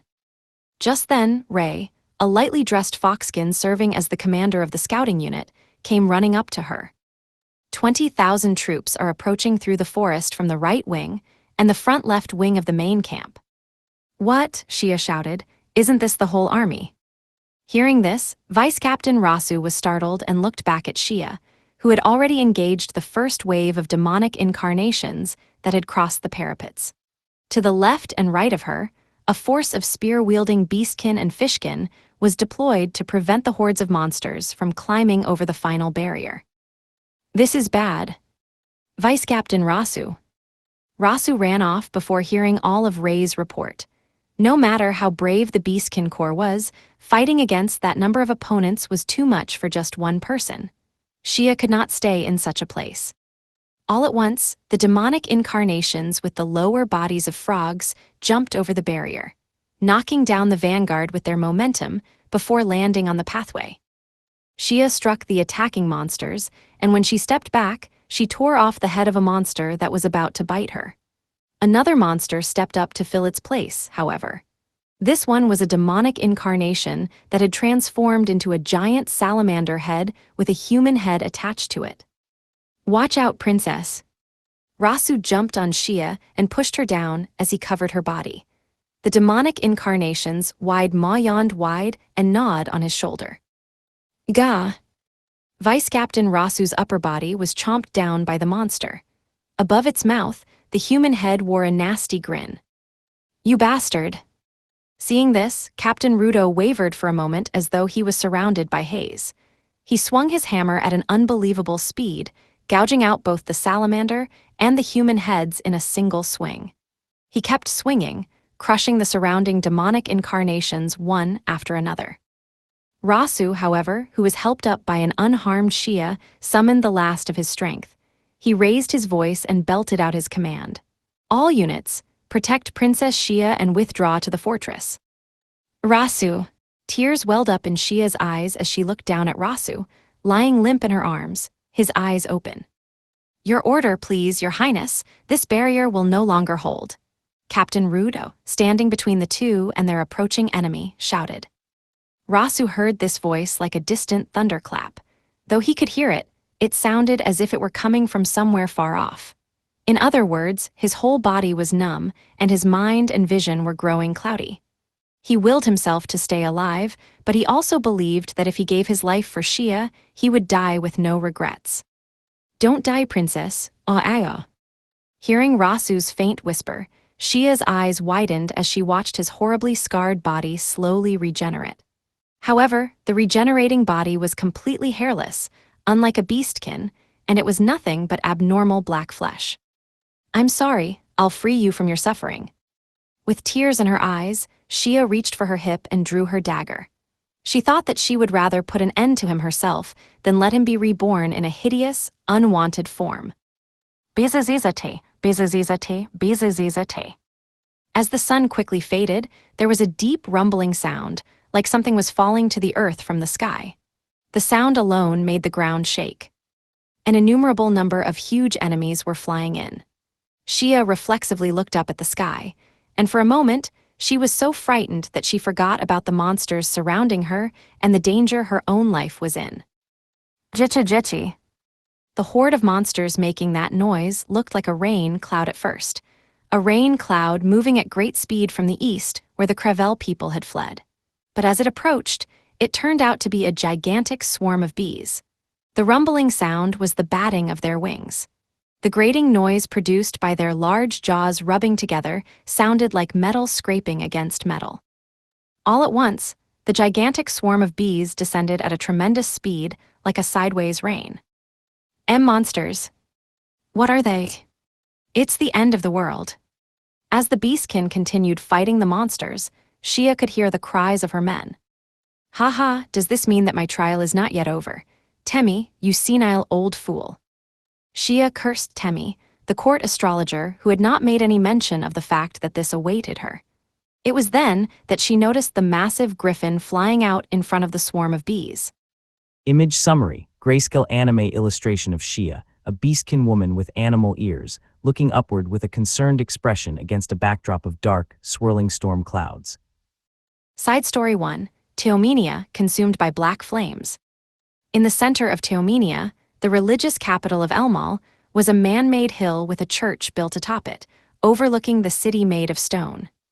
No one could have possibly known that on this day, that very city would be engulfed in pitch-black flames. The oracle room, located in the back of the church, was an empty, windowless room with a high ceiling and only a single door leading into the antechamber. In this room was an old stone platform, on which lay an old man in the white robes worn by high-ranking priests. If one were to take a closer look at the body of the old man, they would find that the necklace he wore emitted a dull, golden glow that stood out against the whiteness of his clothes. On closer inspection, one could see that his body was floating a few centimeters above the platform. The elderly figure was none other than Istal Cumes, who was over 80 years old and still served as the great pope of the Church of Elmia, a religion with churches located all over the world. Before long, the great pope's body gradually began to emit light. With each breath, the light increased and his body lifted farther off the platform. By the time he was several meters above it, his breathing had nearly stopped and the intensity of the light had reached its peak. After a while, however, the light gradually subsided and his body slowly began to descend. Upon his return to the platform, the great pope's breathing normalized. He let out a deep breath and opened his eyes. "Finally, the time has come," he mumbled, his lips curving into a smile before he stepped down from the platform and headed toward the room's lone door. His movements were unsteady, befitting his age. As soon as the door opened, the bishops and archbishops waiting in the antechamber surrounded him. The Church of Elmia was the only organization that could directly receive information about future events in the world, which came in the form of oracles from God of Creation Elmia, the creator and operator of the world. Naturally, that information would affect the policies of every nation and directly lead to changes in people's lives. As a result, its impact on the world would be far greater than any of the empires of Jayamut and Bakis, the leading nations of the Five-Continent Alliance, could have. Since oracles could only be received by the great pope, the head of the church, the highest-ranking members gathered to discuss the contents of the oracle as it was imparted to them the same day it was received. And yet, this oracle was so sudden that no notice had come as part of the previous one.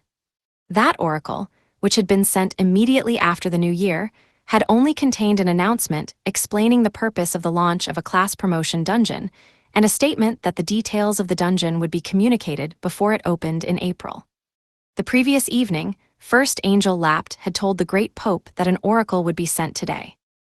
Assuming that relatively important information would be conveyed, church officials ranked bishop and higher had been summoned in haste. "Thank you for your hard work. How was it, great pope?" This was quite a sudden oracle, one for which no prior warning had been given. Was the message of great importance? Did Lord Elmia bestow upon you a difficult task? The priests seemed uneasy when they noticed that the great pope had a solemn look on his face. I've been particularly busy as of late, but it seems like those days have finally come to an end. I suppose I'll be able to relax before Macaron has a chance to." Macaron was the name of the great pope's personal friend, the Guildmaster General of the Adventurers Guild. "What kind of oracle was given to you?" Ignoring the archbishop's grave expression, the great pope crossed the antechamber and entered the adjacent conference room, where a long table was set up with several chairs around it. There were 3 stenographers sitting at the table near the entrance, who greeted him. The pope, though tottering, took his seat on the other side of the table by himself, and the archbishops entered the conference room immediately thereafter. As they hurried to their seats, the stenographers placed inkwells next to the parchments spread out in front of them, took their quills in hand, and readied themselves to transcribe. Once they were ready, the great Pope opened his mouth. A youth in gold will rush in from the heavens, bringing with him the light of hope. Raise your voice, for the coming age is dazzling and filled with hope. The archbishops blinked their eyes as the great Pope closed his mouth. Is that all? One of the bishops, who was leaning over the table and listening intently, spoke in a slightly bewildered tone. The great Pope looked around at the other bishops to see that they all had the same expression on their faces. All three of the stenographers looked up from their sheets of parchment, seemingly waiting for his next words. That's correct. The news from the oracle was sudden, and though the message was short, I believe this matter to be more important than most. In fact, I think it means that a new era has begun. It's time for a young person to lead the church instead of an old man such as myself. I see, that's certainly one interpretation. A relatively young bishop nodded. The wording of oracles varied from one to the next, with some giving information about specific times and places while others were vague in details and used highly abstract language. Many priests nodded when the great Pope said that he considered the words youth and coming age to indicate the end of the current era, in which great Pope Istal led the church, and the birth of a new pope. It's been 20 years since I assumed the role of pope, and 30 more since I became the great pope. I have done enough. I've been thinking that it's time I entrust the future to someone younger.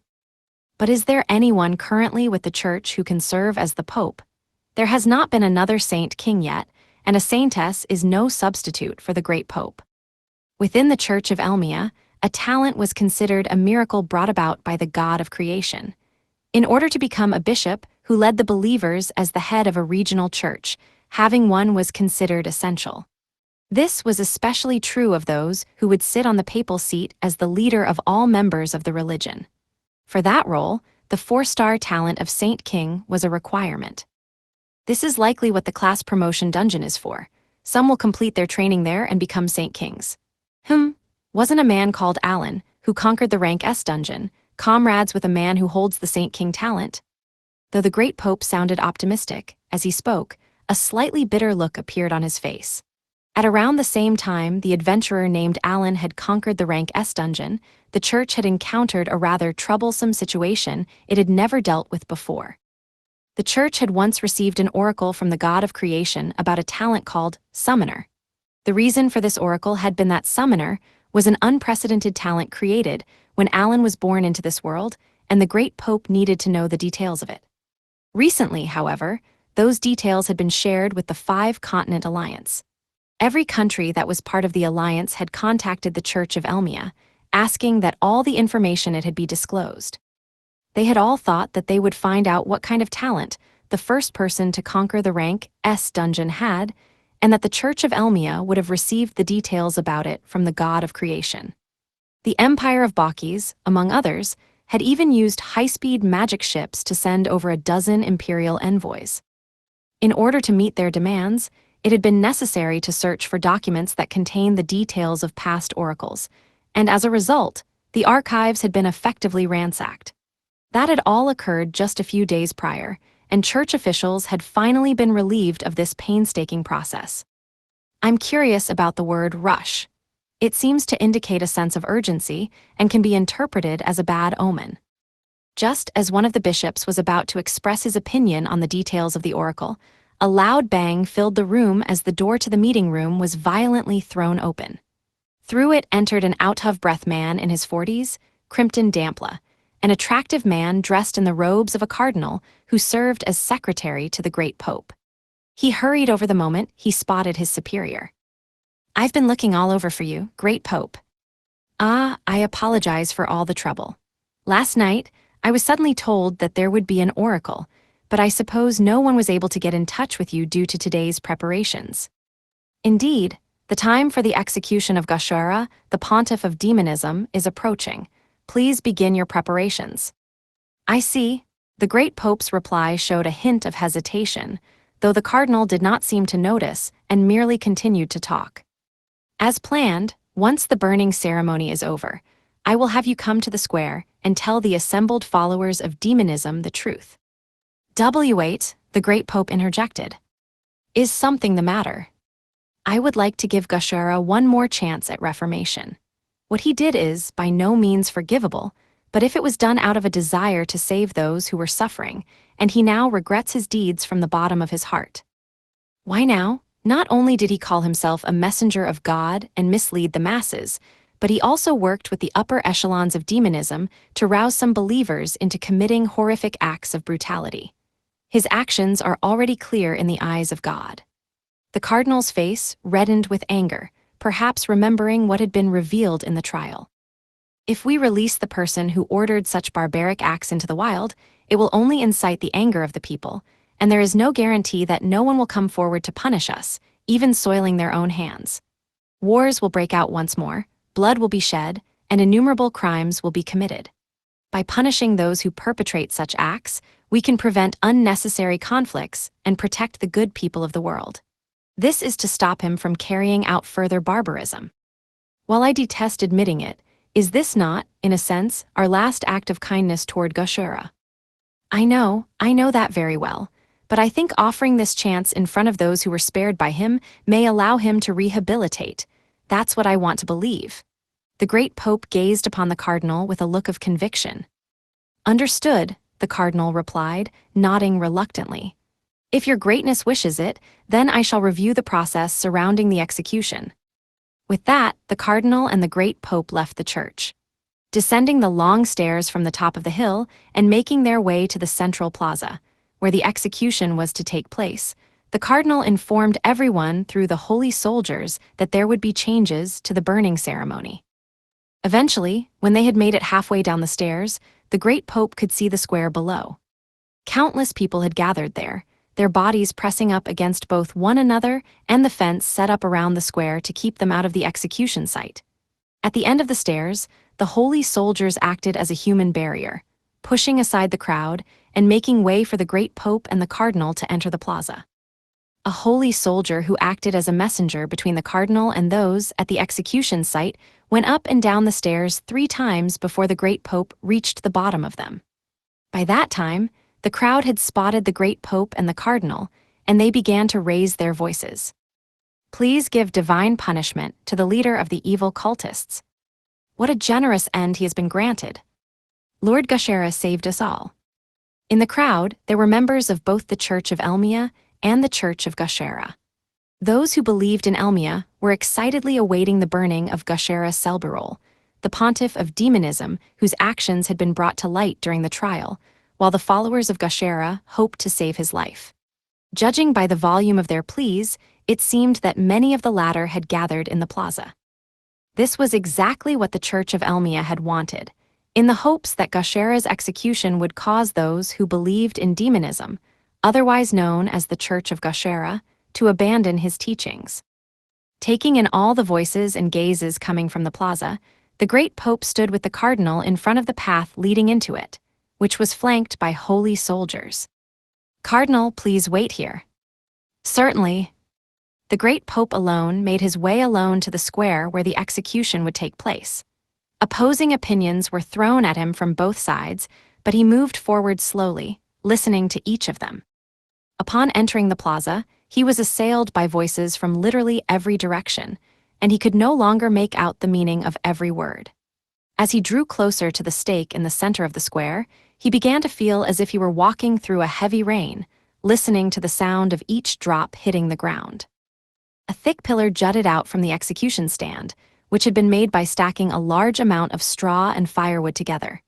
A man wearing a tattered purple robe was tied up and hanging from the pillar, his head limp. Fires were lit on either side of the platform, each of which was attended to by a priest who was taking up the role of an executioner. They seemed to have heard the cardinal's orders to change the execution procedure and were just watching the great pope's approach. Eventually, when he arrived in front of the stake, the great pope faced the bound man and called out to him in a loud voice that belied his age. "Gashera, I'd like to speak with you." His voice was clearly audible over the roar of the crowd, and the moment it was heard, all of the onlookers fell silent. In the center of the silent plaza, the man tied to the pillar on the execution stand, Gashera, slowly raised his head. The great Pope grimaced as he noticed several bloodstains on the collar of his robe. Were they from when he was captured by the Beast Princess? Or was he treated roughly by the priests during his trial? Why, if it isn't great Pope Istal, the living miracle? Heh, do you need something from me? Gashera seemed to be laughing, his face still distorted by scabs and swelling. Is this how you want it to end? I wonder, but alas, this is undoubtedly the end. This farce will be over soon enough, yes. If you are willing to correct the course of those who have repented their past actions and believe you to be a messenger of God, we shall not take your life. What say you? Correct my ways? That's quite a biased statement. How typical of you. Are you saying that what you have done, and what you have caused those who believe in you to do is right? I referred to myself as a god for the sake of those you abandoned. Can't you hear their voices as we speak? The great Pope fell silent for a moment at Gashera's words. He could hardly hear precise words over the roar of the crowd. You promised free salvation, he said. There are people so deep in poverty that they cannot afford to spend even a single silver coin. Don't tell me that you're unaware of this. And yet, despite knowing, I'm sure you still demand compensation from those who suffer. The role of the Church is to lead people down the right path, the great Pope said as if he were speaking to himself. And the right path is to keep your heart ready to take on the trials of the gods and to pay the price for your actions. Of course, we're no exception. There is a cost to the maintenance of our organization. The great Pope recalled the information he learned about what Gashera and his followers had been doing since the emergence of demonism and the conclusion of the recent trial. Besides, no matter how much you claim that you're trying to save people, if you force them to commit such savage acts, will you not simply create new suffering? How will they be spared? The Church of Gashera did not ask for compensation when using recovery magic on its followers. This starkly contrasted to the Church of Elmia, which required at least one silver coin as compensation. The doctrine of the Church of Elmia was to face the trials of the gods given by Elmia, the god of creation. Just as living things had to sacrifice the lives of others in order to obtain sustenance, and just as humans had to cultivate the earth and grow trees in order to obtain sustenance, all living things had to pay a price in pursuit of what they sought.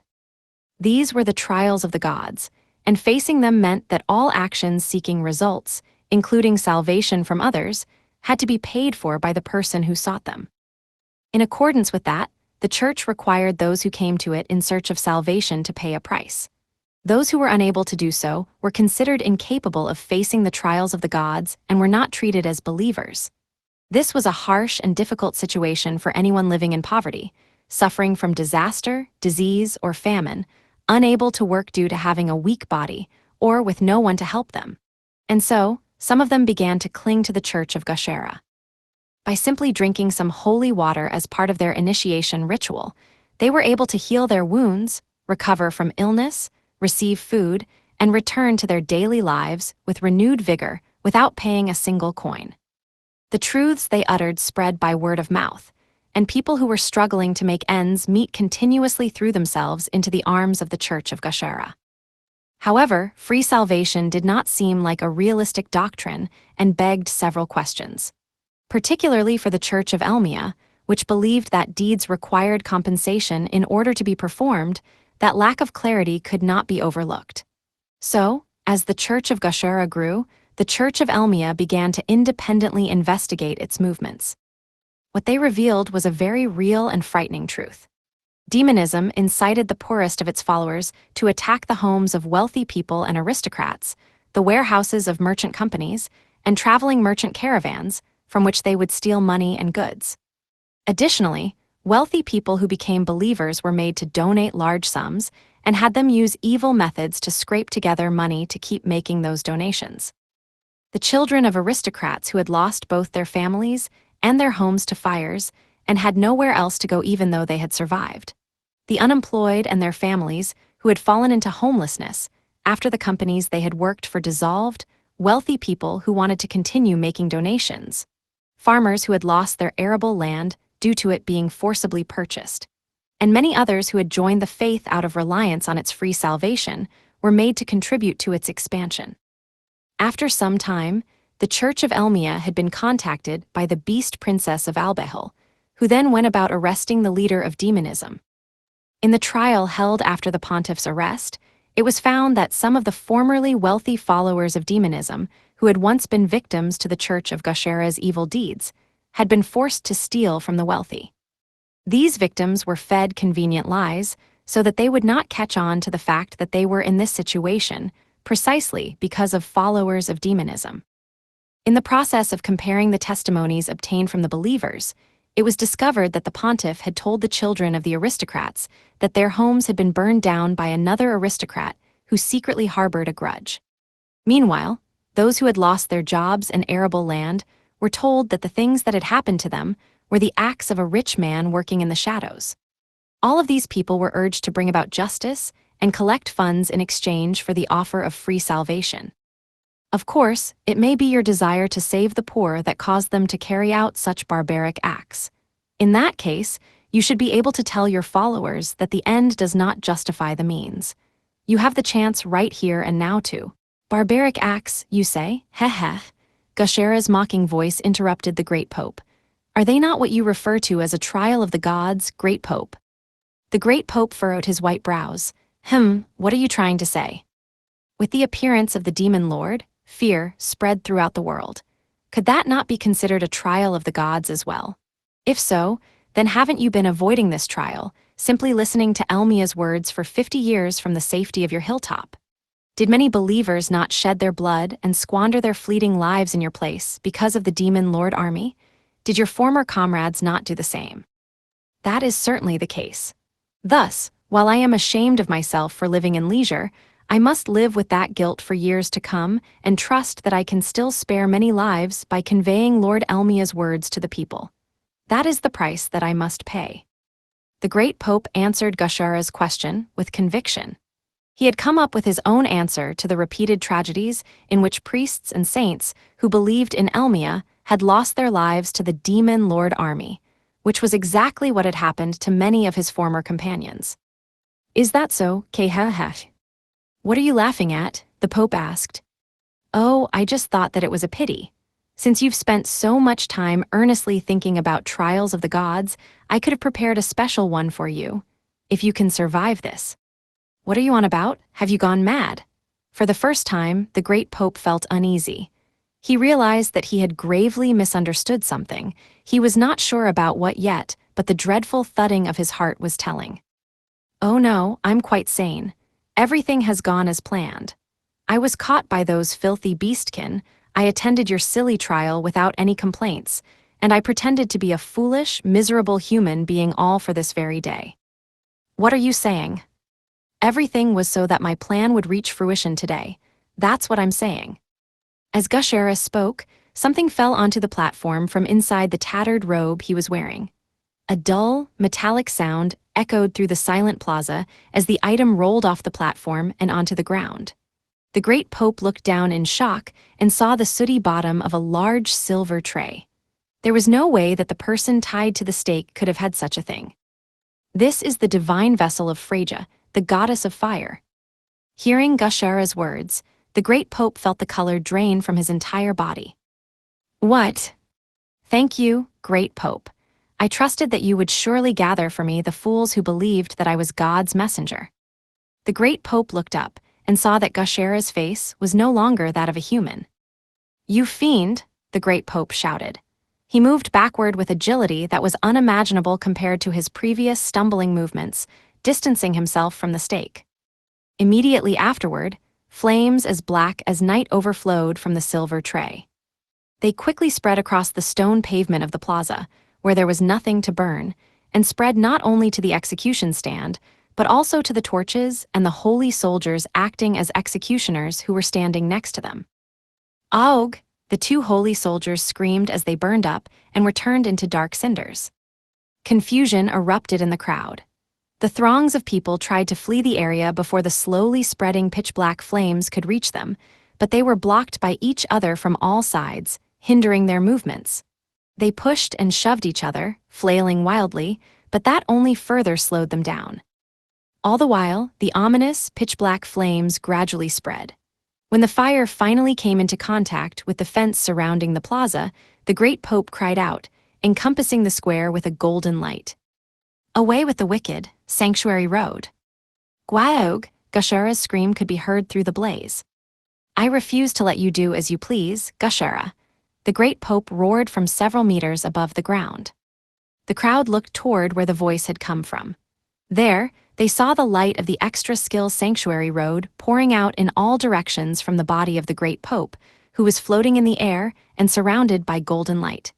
It enveloped the silver tray, instantly extinguishing the pitch-black flames. As some turned to face the screaming Gashara, the fire surrounding the stake went out, and the body of the man, still tied to the stake, was engulfed in pale blue flames. The crowd witnessed how the wounds they had sustained during the chaos were healed in the blink of an eye by the golden light emitted by the great Pope, and they moved slowly, fearfully, away from the square. "O great Pope, you truly embody the miracles of the great Lord Elmia."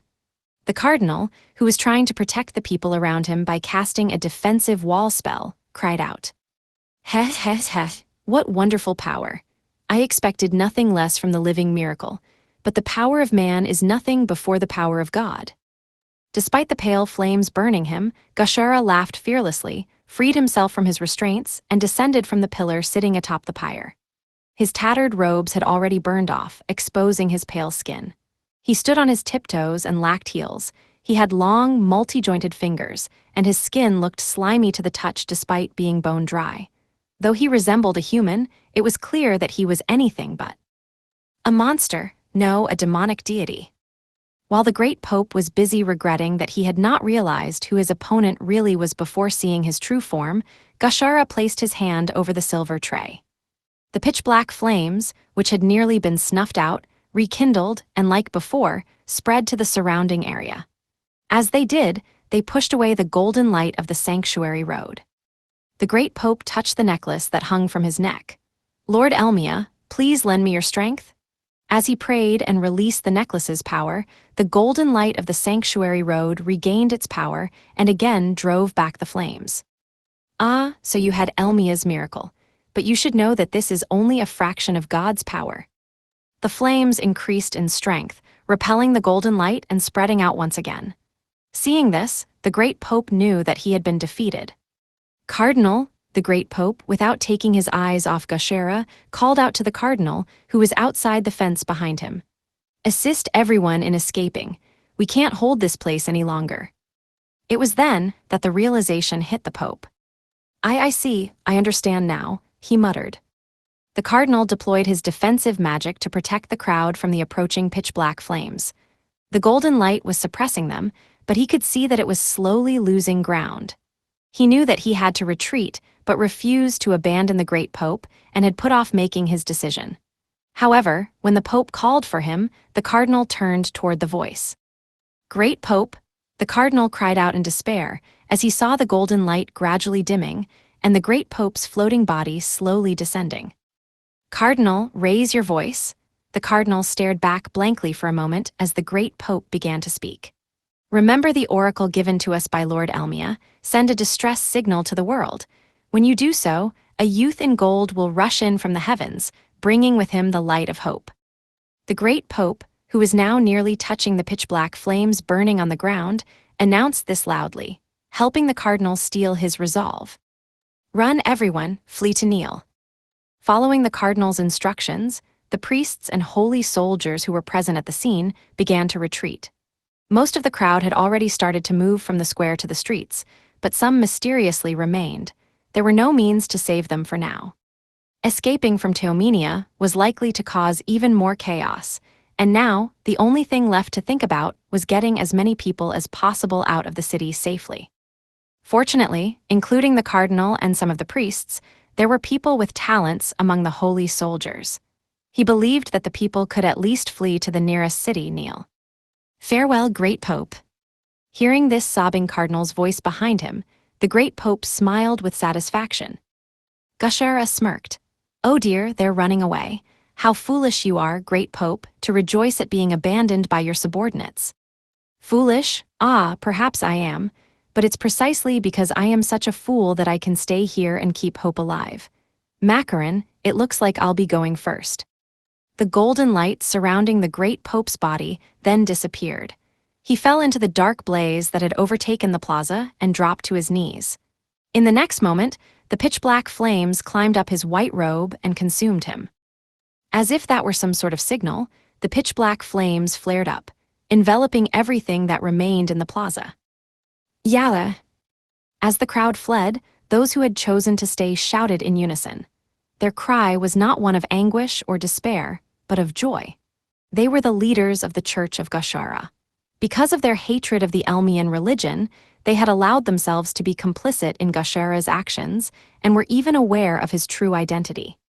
The pitch-black flames activated the true effect of the holy water that permeated their bodies with its hideous magical power, transforming them into monsters, demonic incarnations. Gashara looked up at the clear sky and reported to the absent demon lord. "I, demonic deity Gashara, have fulfilled one of the conditions of the demon lord's plan. Let us move on to the next stage." He turned his back on the city of Teomenia, which was gradually being engulfed in pitch-black flames, and walked up the long stairs leading to the church. Behind him, the mysterious necklace containing the miracle of the god of creation fell from the chest of the great pope, who had been turned into a lump of charcoal in the shape of a human. A clear metallic sound rang out as it landed on the stone pavement of the plaza. Side Story 2, Judgment of the Goddess of Arbitration, Falnemes. 100 years prior to the birth of Alan and the rest of his friends, there was a country located on the continent of Galiat, where the Union was located, known as the Zenitex Merchant Kingdom. The country, which worshipped merchant god Zany, became a hot spot for commerce thanks to its position on flat land along a river. It went unnoticed that a cadre of money-hungry merchants eventually absorbed so much wealth that they managed to buy noble titles and wormed their way into control of the government. One of those money-hungry merchants was a man named Spachax, who was known as the Merchant King. After expelling the former royals and aristocrats, he changed the name of the country to Zenitex. Then, he expanded. The former royal castle was abandoned as a result, and the divide between the rich and the poor grew so extreme that markets and warehouses were the only things in the capital that were not mansions or hovels. The streets were filled with those who were too poor to live in the hovels and had no hope of getting out of such a life. All they could do was gaze up at Spachax's beautiful mansion, so large that it could be mistaken for a castle, and its splendid grounds. In one room of the mansion were about 10 merchants who had been summoned by Merchant King Spachax, a regular occurrence. They were some of the wealthiest merchants in Zenitex. Around the perimeter of the golden statue of merchant god Zany, who took the form of a plump, smiling man, they offered up tributes of gold, silver, and jewels. Spachax looked contentedly at the offerings he had collected from the merchants and finally offered a chunk of gold, more precious than his own life, placing it on the altar. He then headed to the right, toward the center of the manor by a wall where his jewel-encrusted throne sat. Once he settled into his throne, the wealthy merchants also moved to their own luxurious seats, not forgetting to first kneel before the haughty merchant king in unison. Their heads were so low that they practically rubbed against the brilliant carpet. It is all thanks to the power of the merchant king that this mercantile nation has been granted the great honor of undertaking the repair work on Teomenia's church. One of the merchants said. Hearing his words, the other merchants nodded, also praising the merchant king. No, it's all thanks to your donations. Besides, when the actual construction starts, you'll each have a role that you must fulfill. I'm merely a merchant who asked for the favor of Lord Zany. Spachax gave a look of pride and arrogantly leaned back into his throne. Indeed, it was he who had persuaded Elmal to allow them to work on the church's renovation. There was no way, he thought, that a mercantile nation could undertake the work without him. Once the construction started, he planned to have the wealthy merchants gathered here offer their goods at a bargain. And so, you must not hesitate to donate to Lord Zany. If you offer up a great donation, he might pay you a visit. Is that true? Of course, I was once like you, but through constant dedication, I was able to get close to Lord Zany. In any case, how are the preparations for the Union Summit going? Spachax asked, changing the subject. A summit meeting was held on the Galiatan continent once a year as a way for the member countries of the Union to gather together. The venue changed every year among the members, and Zenitex Merchant Kingdom was to host the next one. Despite repeated notices, not only has the eviction of the area not progressed, but the residents rioted the day before yesterday, and the officials seem to be having a hard time. A wealthy merchant entrusted with the land readjustment and establishment of the venue explained. The candidate site for the venue was once a commercial district centered on the trading of timber, but it had moved following Spachax's expansion of the royal capital's borders. He had abandoned the entire district in the process, and the outraged residents strongly opposed Spachax and his faction for their decisions. This time around, they deliberately refused to be evicted, going so far as to launch a protest movement. But Spachax only snorted. "Huh, is that all? Just crush them." "Sir," the merchant replied, "I'm telling you to take out the trash. Why do you think we spent most of the offerings and donations to renovate the church? It was so we could get the Union to approve of slavery at the summit."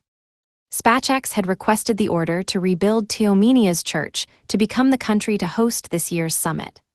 Elmal, the headquarters of the Church of Elmia, which had worshippers all over the world, naturally had a loud voice within the Union. After receiving the recommendation and finally becoming the host country, the only thing left to do was to secretly approach the leaders of other member states, and at the next meeting, add the phrase, "Each country can allow slavery at its discretion," to the Union Charter. That was the Merchant King's plan. "Is it just for the sake of these impoverished people that I've been forced to stand still?" Spachax said so angrily that he practically spat the words out. Seeing that, one of the wealthy merchants hurriedly laughed and followed suit. "WL, as always, I'm impressed by your idea, Merchant King. I see that you intend to spread slavery to every nation." "What are you talking about? If other countries also adopt slavery, wouldn't that prevent us from selling our products cheaply?" By making good use of slaves, who did not receive wages, the cost of bringing products to market could be kept low, making it possible to sell them at low prices. This was true for crops, stone, lumber, ores, and even processed products. If they could do that, even if there was an expense for shipping, many countries would buy their exports. Many of the member countries of the Union were founded by people who escaped from the central continent during the era of the dreaded emperor. Even if slavery could be adopted, many countries would not do so. However, that is actually more convenient. They likely think that it will be fine because they won't employ the policy. "I see, you're truly a brilliant man. You get the picture now, then?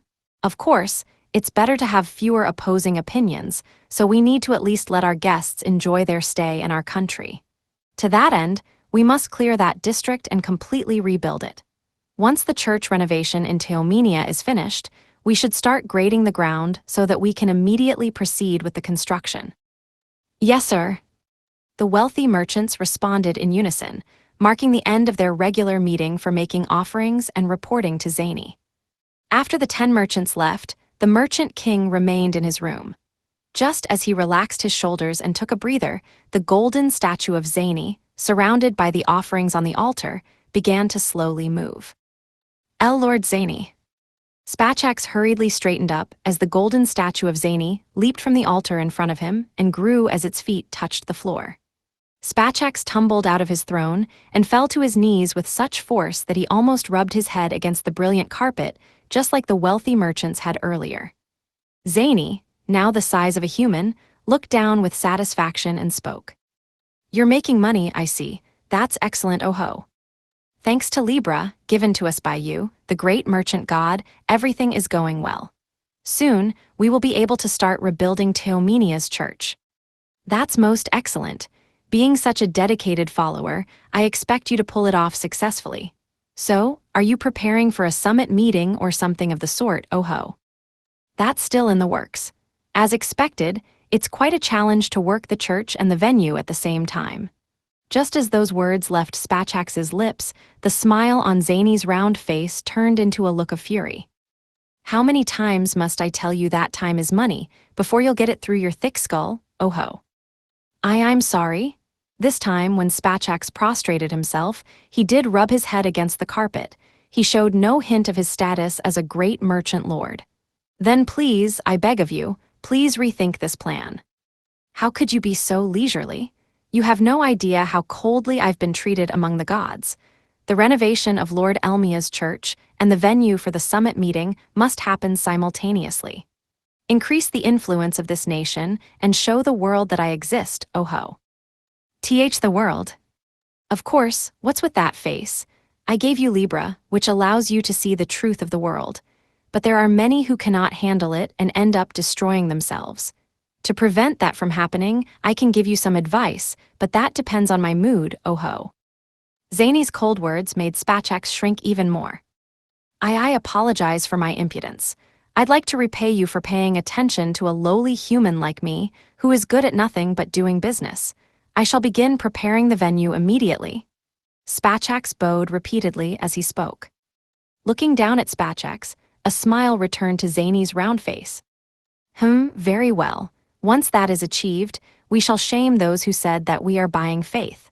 I can practically imagine the looks of frustration on their faces, Oho. The merchant god gave a conniving smirk. Then, suddenly, a cold wind blew from behind Zany. Spachax looked up and saw that there was a wall behind Zany, and that the window on the wall to Zany's left was still closed.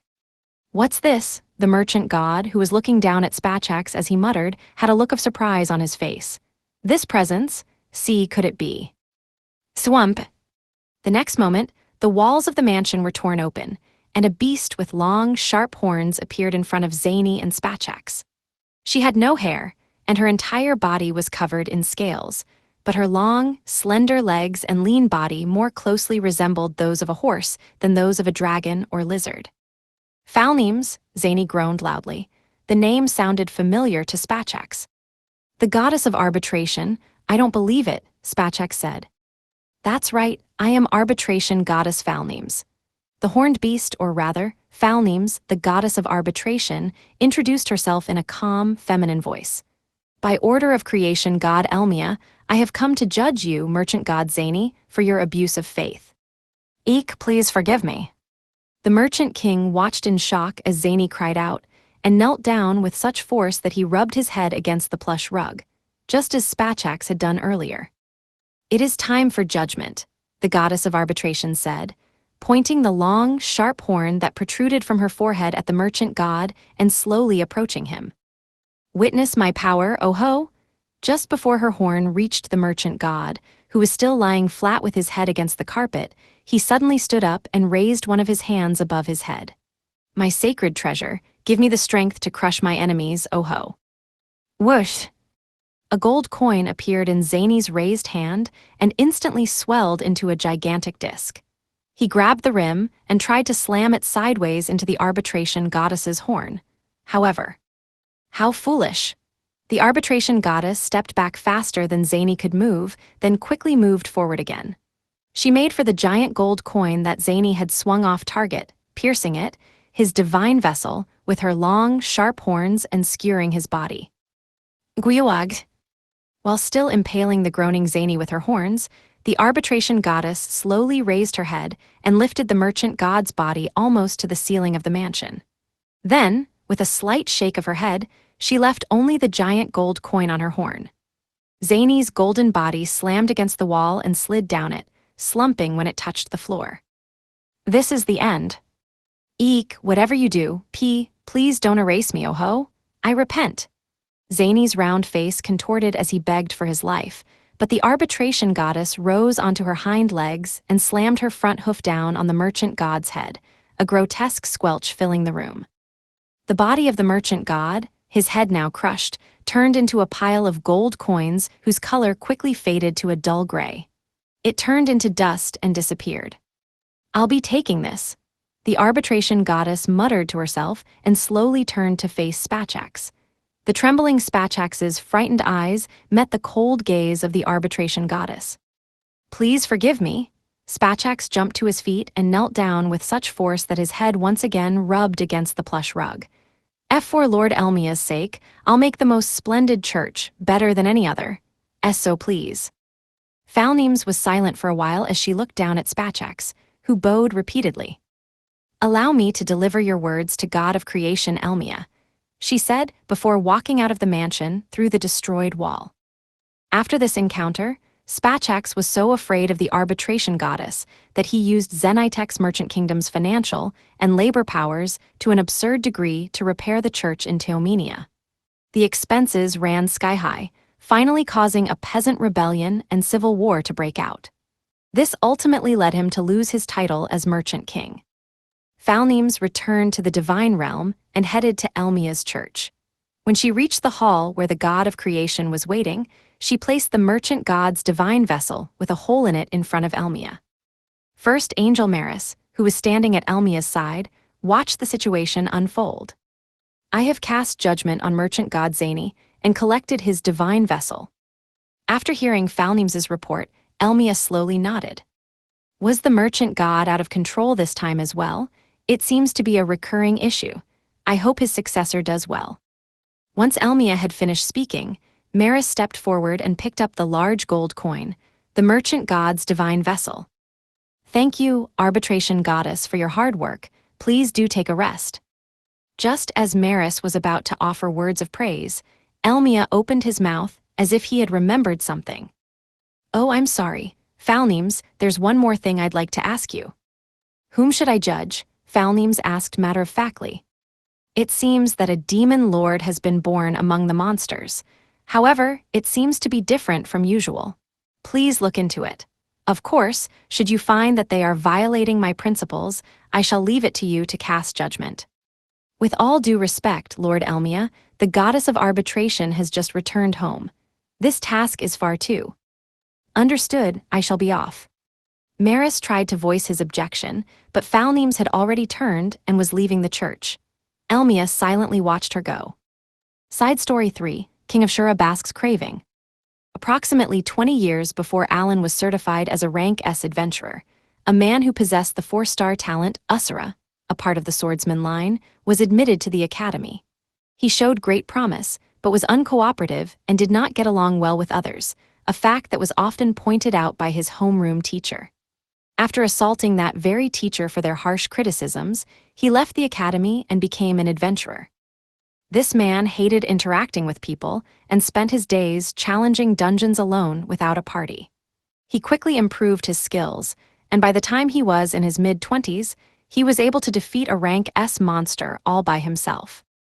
The Adventurers Guild found this to be sufficient grounds to recognize him as a Rank S adventurer, a title that conferred various rights and privileges that the guild would accommodate the exercise of. Though this process was quite the arduous task, the goal of bestowing a Rank S title was to make the adventurer, who was able to defeat a Rank S monster by themselves and go against all rules of common sense in terms of power, retain the bare minimum ties to society. They were encouraged to recognize the hope that their power had given to the rest of the world and gain a sense of responsibility. Guildmaster General Macaron, who had already become the head of the Adventurers Guild, was the one to certify the man as such. "This is your adventurer's ID card. Also, as a Rank S adventurer, your alias will be King of Shura. Is that okay?" The man did not seem to be listening to Macaron and was fiddling with the adventurer's ID card he had received. A normal adventurer's ID card had an emblem embossed on it that indicated the rank, but his had an emblem made of gold embedded in it. "Whoa, it's so shiny and gold," the man remarked. "Does carrying it make you stronger?" "There's no such effect," Macaron replied. "It's just proof of your status." "What? How boring." The man was shirtless, with 2 leather belts hanging from his shoulders that crossed over his chest. A large sword sheath was fixed to each belt with studs, and he was carrying 2 large swords on his back. He had a wide belt around his waist with several pouches hanging from it, and into one of them he threw his new adventurer's ID card. Later, just as the man was about to leave the room, Macaron called out to him. "You have received a summons to the battlefield from the Emperor of Jayamut." "Again, I'm not interested in." "I have heard that some commanders of the Demon Lord army have valuable items." "Huh, are you serious? Then I guess I've gotta take those," the man replied with a grin. This smirking man called himself Basque. At the time, the Empire of Jayamut was unable to withstand the invasion of the Demon Lord army. its defensive lines were slowly pushed south every year. Even its most well-protected fortresses were not safe, as hundreds of thousands of rank B or higher monsters would sometimes swarm them, either felling them or forcing them to be abandoned. Bask was sent to one such fortress. He was too late, however, and it fell before he could reach it. The soldiers and allied officers who were able to escape encountered Bask as they withdrew to the city south of the fortress. One officer asked him to retreat with them and help defend the city, which was the last stop on the supply route to the fortress, but he merely remarked that he found the idea boring. Instead, he headed to the fortress alone. For the next 3 days, the city was shrouded in despair. Its outer wall was over 10 meters high, but even that was unlikely to be able to stop the swarm of monsters that had attacked the fortress. Of course, there were some who thought of fleeing the city and moving south along the army's supply route to the previous relay point, but the Demon Lord army moved far quicker than expected. If any of them were caught, they would certainly be killed. The soldiers who had escaped the fortress suppressed their fear and continued to keep watch, but in the afternoon of the third day, one of them spotted something approaching the town from the direction of the fortress. Using a scope magic tool, he quickly learned that the lone, slow-moving figure was Bask, who was supposed to have been heading toward the fortress. "It's Lord Bask, he's alive." The officers of the Allied forces opened the tightly closed gate and greeted Bask, whose body was covered in dried monster blood. "I'm so glad you came back alive." An Allied officer, regretting that he had had no choice but to watch as Bask made his way to the fortress, approached him in tears. But Bask merely passed by him with a troubled look on his face. He dropped what he had been holding in front of the assembled soldiers, and they all froze at the sight. It was the head of what appeared to be a high-ranking demon. On top of that, it had a clearly horrified look on its face, as if it had been exposed to something terrifying just before its death. There was nothing there. This guy had nothing interesting on him. "That bastard Macaron lied to me," Bask grumbled to himself. However, his complaints were drowned out by the cheers of the surrounding soldiers. Overjoyed by the fact that the Demon Lord army unit that had occupied the fortress had been destroyed, and that they and the city would no longer be attacked, they failed to notice his dissatisfaction. "You're just as the rumors say, Lord Bask, King of Shura. You've accomplished a splendid feat. Tonight we celebrate," an officer exclaimed. Bask's eyes lit up. "Yeah, I could go for some good grub. Monster meat tastes like shit." Word of Bask having defeated the Demon Lord army unit that had occupied the fortress spread quickly throughout the city, and the night was much brighter than the one before. More bonfires were lit throughout the city than on the defensive walkways along the tops of the outer walls. Food stores that had been secured in anticipation of the siege were opened, and meat and booze were distributed throughout the city. By far, the most boisterous was the banquet honoring Bask held in the town square. A large plate of grilled meat was placed on a simple table made by resting a wooden board over some barrels of liquor. Bask sat in front of it and ate whatever he could get his hands on, while soldiers and town residents got drunk as they reveled in their newfound freedom. They all enjoyed drinking and eating to their heart's content as they watched him voraciously chow down. "Truly, thank you so much, Lord Bask. Please eat as much as you want," the elderly mayor of the town said while pouring liquor into Bask's mug. He was so overcome with emotion that tears rolled down his cheeks. Bask nodded silently while chewing on a mouthful of meat, then down the booze in a single gulp. He did not say a word, partly because his mouth was full, but also because he was not the friendly sort. After all, he did not particularly enjoy being appreciated or praised by others. In addition to the old man, many other residents came and took turns pouring alcohol into Bask's mug. Bask never responded, as he was busy wolfing down grilled meat and thinking about what he was going to do next. While he was deciding whether to believe what Guildmaster General Macaron had told him and stay in the northern fortress for a bit longer, awaiting the new invasion of the Demon Lord army that would soon arrive, a young, fat officer called out to him.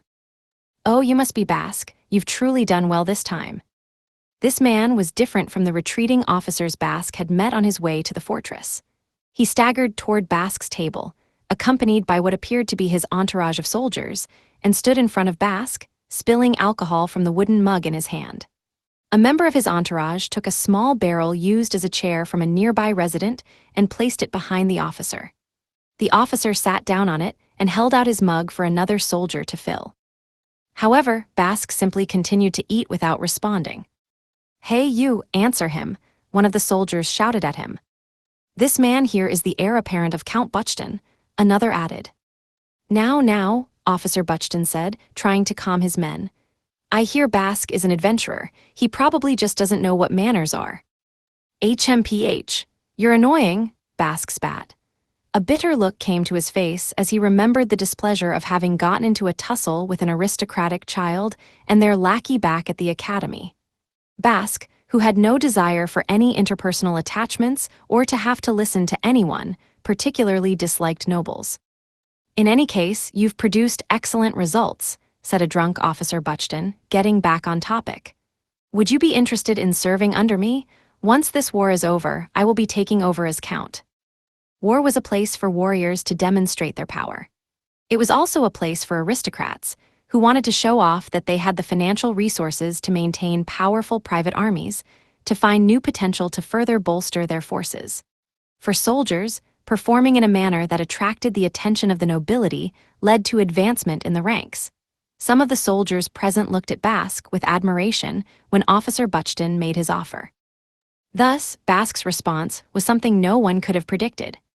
"Not interested," the king of Shura said curtly. I couldn't hear you quite well. What did you say?" Officer Buchton asked. "I said I'm not interested." Officer Buchton looked at him blankly for a moment and grinned, misunderstanding Bask's words. "I see. Not satisfied with being a foot soldier, are you? I'll specially appoint you as my night guard." The noble gulped and quickly fell silent when he was met with Bask's glare. "Get lost," Bask spat. "You're making the food taste bad." His words made silence settle in on the rowdy celebration. What did you say?" Officer Buchton shouted.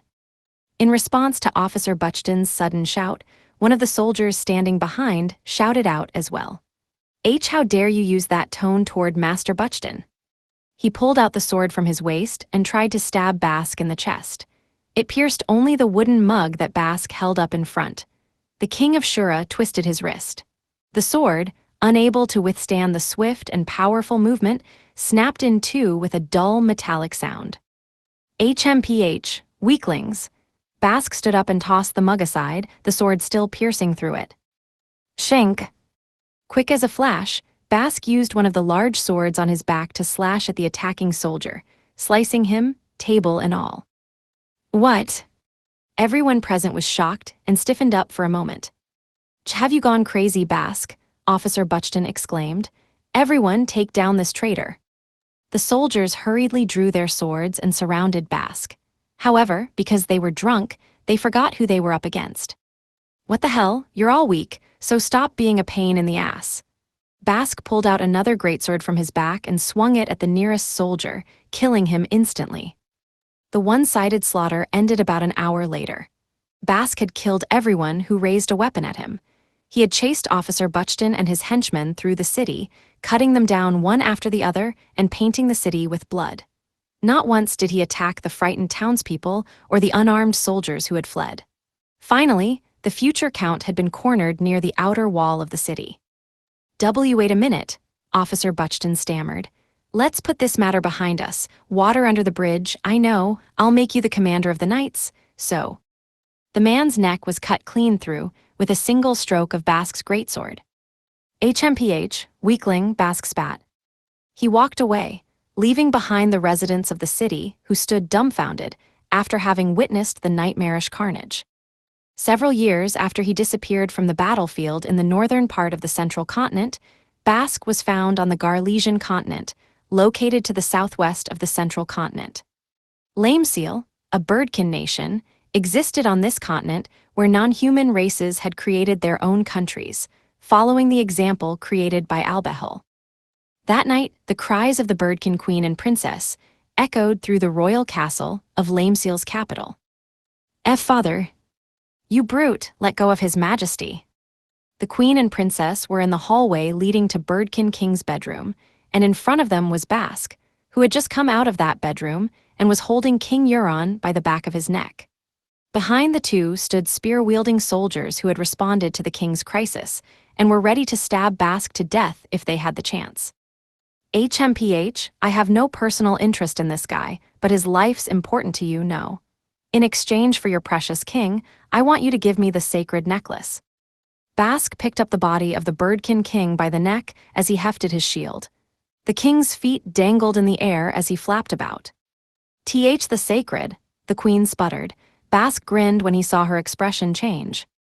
I knew it. It's written all over your face. That thing must offer some incredible power. It would be a shame to leave it in such a desolate country, so I'll take it off your hands. Heh. Bask's body, adorned by ornaments, shimmered in the light of the torches hanging on the hallway wall. 2 jeweled rings decorated the hand that was holding the king's neck. So, the rumors of someone rampaging throughout the world in search of valuable magic tools was true. The Birdkin king spoke in a hoarse voice, putting his hands on the one that was strangling him in hopes of preventing further strangulation. For the past year or two, there had been incidents of royal castles and tombs being attacked for their treasured items all over the Garlesian continent. From eyewitness testimonies, it was immediately known that the culprit was Bask, the king of Shura, but no one could stop the rank S adventurer. As a result, the 2 greatswords that Bask carried on his back had changed from being made of adamantite to being made of orichalcum, and although he remained shirtless, he was now covered from head to toe in magical tools.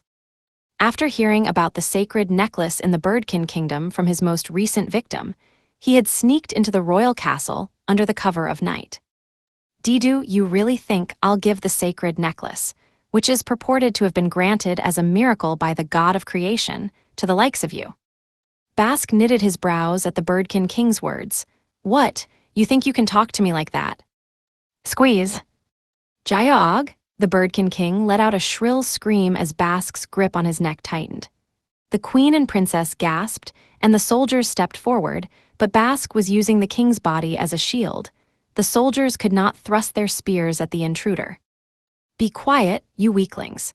It sounds like you guys don't understand the situation you're in. The reason I'm not killing you all is because it would be a hassle. I could slaughter everyone here and then search for the item, but that'd be a waste of my time. The soldiers were horrified by the calmness in Bask's eyes as he spoke. He was dead serious. The next moment, Bask took a step forward, and the soldiers instinctively took a few steps back.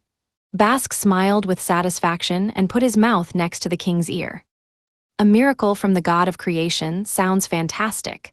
Such a valuable thing only is meaningful if it is possessed by a strong person.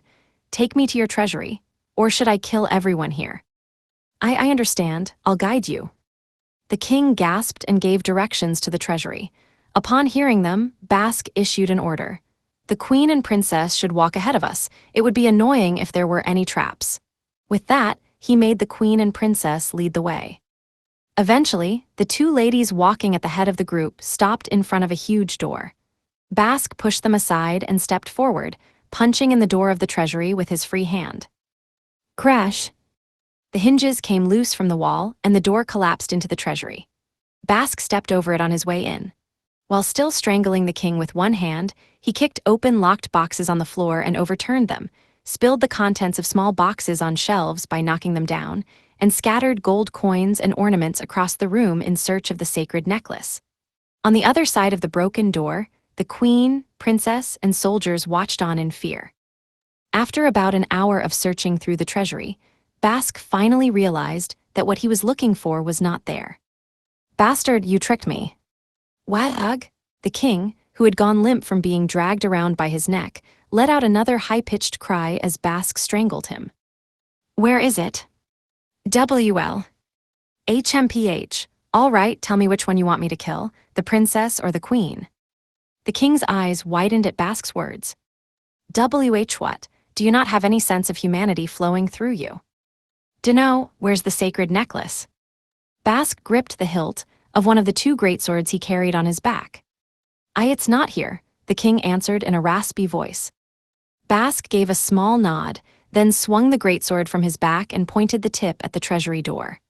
The Birdkin queen and princess were huddled together, trembling, but when the sword was pointed at them, they began to cower in fear. "So which one should I kill?" Basque asked.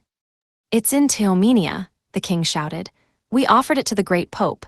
After hearing the rumors about you, we thought it would be safer there." Basque brought the king close to his face and peered into the royal's eyes.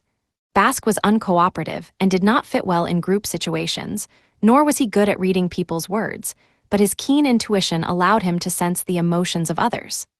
The Birdkin King's eyes, as he saw them, were calm despite the situation he was in. By revealing the truth that he had been hiding, he seemed to have been freed from the fear of his lies being discovered. "It looks like you're telling the truth," Basque spat, then threw the king's body onto a pile of gold coins and left the treasury. No one tried to stop him on his way out of both the castle and country of Lameseal.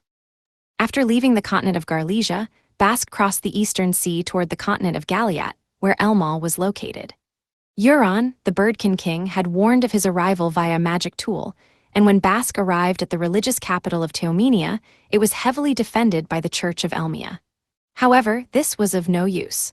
The holy soldiers were all mowed down, and a trail of blood was led deep inside the church, to where the great pope was. "I've been searching for you," said the lone intruder. Basque found Great Pope Istal in a grand hall lined with giant columns. A wide smile appeared on the King of Shura's face, stained red with blood. "You must be Basque." "That's right. Oh, what's that you're wearing around your neck?" Basque's eyes lit up when he caught sight of the shining necklace on the great pope's chest. However, at the next moment, he instinctively realized that this was a trap. His opponent had known that he was coming for the sacred necklace, and that the great pope wearing it over his robe seemed too convenient. And yet, while he realized that he had walked right into this trap, Basque finally saw what he had been searching for, and its brilliance captivated him. "As rumored, you don't seem to respect your superiors very much. Yes, this is indeed the sacred necklace you've been searching for. You've spilled a lot of unnecessary blood for it, haven't you?" "Huh, what do you mean?" "This is a miracle bestowed upon us by the God of creation in order to strengthen our healing powers. It is useless for someone such as yourself, who possesses the Usura talent." Basque immediately knew that the words the great pope spoke so indifferently were no lie. However, it annoyed him to voice his agreement.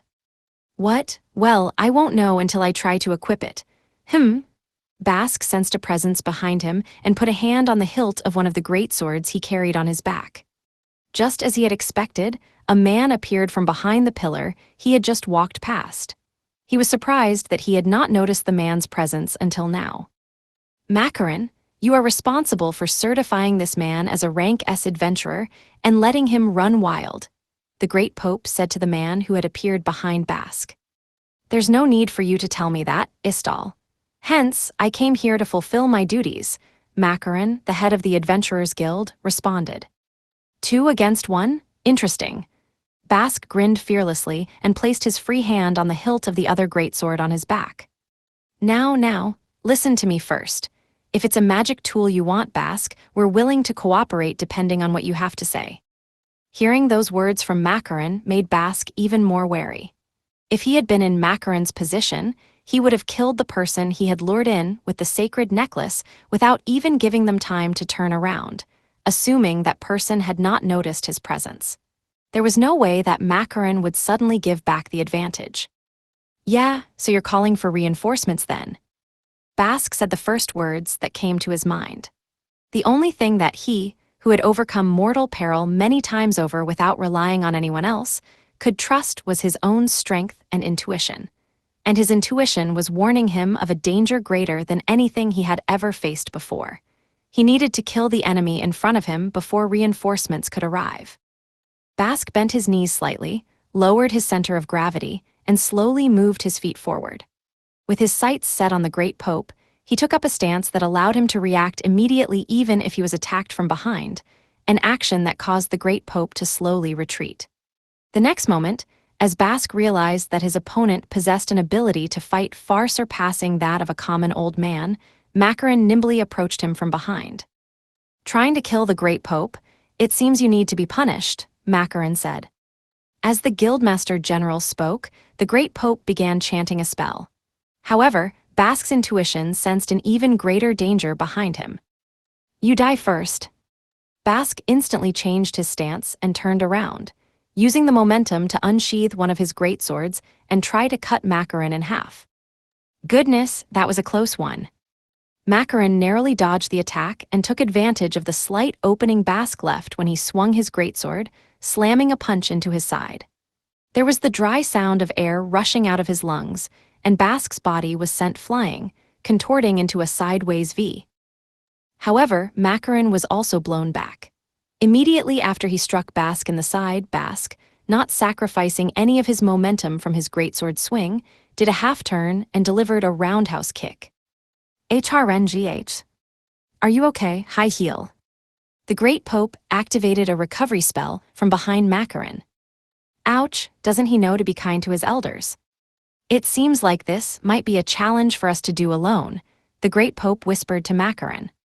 We'll just have to manage on our own for a while. Besides, he's an Usura, so his low endurance is his weak point. Makarin, the head of the Adventurers Guild, had investigated the characteristics of Bask's talent, Usura. Those with that talent gained overwhelming attack power and speed, but when equipped with armor, their actions were restricted and they became unable to use their skills well. That was why Bask had been trying to obtain magic tools that were not subject to such restrictions and could provide various additional effects. But he must be aware of that. Look at the bag on his waist. The Great Pope watched as Bask, holding his greatsword in one hand, reached for the pouch at his waist. He took what looked like a healing item from his bag and quickly put it in his mouth. As expected, it looks like it's going to be a battle of endurance. Neither you nor I is all that young anymore. Don't put us in the same boat, Istal. Bask, who had been chewing on something while listening to the conversation between the Great Pope and Makarin, swallowed and suddenly burst into laughter.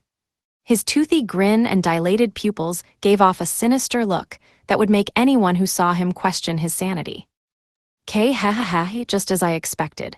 Pugilist King Makarin, the god of war who was said to be unparalleled in battle, and Saint King Istal can still fight together, it seems. This is getting interesting. Don't let me kill you too quickly, my dear senior.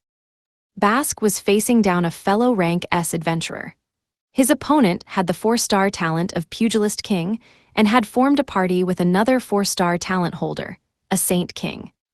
Senior, you say? You see, Bask, I didn't become certified as a rank S adventurer purely through my own strength. Rather, by becoming a rank S adventurer, I learned that I hadn't done everything on my own. I was once arrogant but had been humbled by the title. I had hoped you would follow suit. As Makarin said this, he looked with sad eyes at Bask, who drew his second greatsword. It's sad, Makarin, but it seems like neither you nor I have the luxury of showing mercy to him right now. You don't have to spell it out for me, Stahl. Phantom Knuckle. Makarin activated his extra skill. His body shimmered as if it were wrapped in a heat haze, and then the shimmering gradually grew larger and began to blur the area on either side of him. Before long, 5 shimmering clones appeared. Sacred Necklace, grant me your power. Sanctuary Road. The Great Pope also activated his extra skill. His body shimmered as if enveloped in a heat haze, and then he emerged, emitting light. Furthermore, when the sacred necklace on his chest emitted a strong light, its glow spread throughout the Great Pope's body. The light emitted from his body also increased in intensity, illuminating the hall as brightly as if they were outside at midday. Bask continued to grin while watching the situation carefully. I see you're going all out from the get-go, Bask said. Sounds good to me. I'll protect. Here I come, Bask.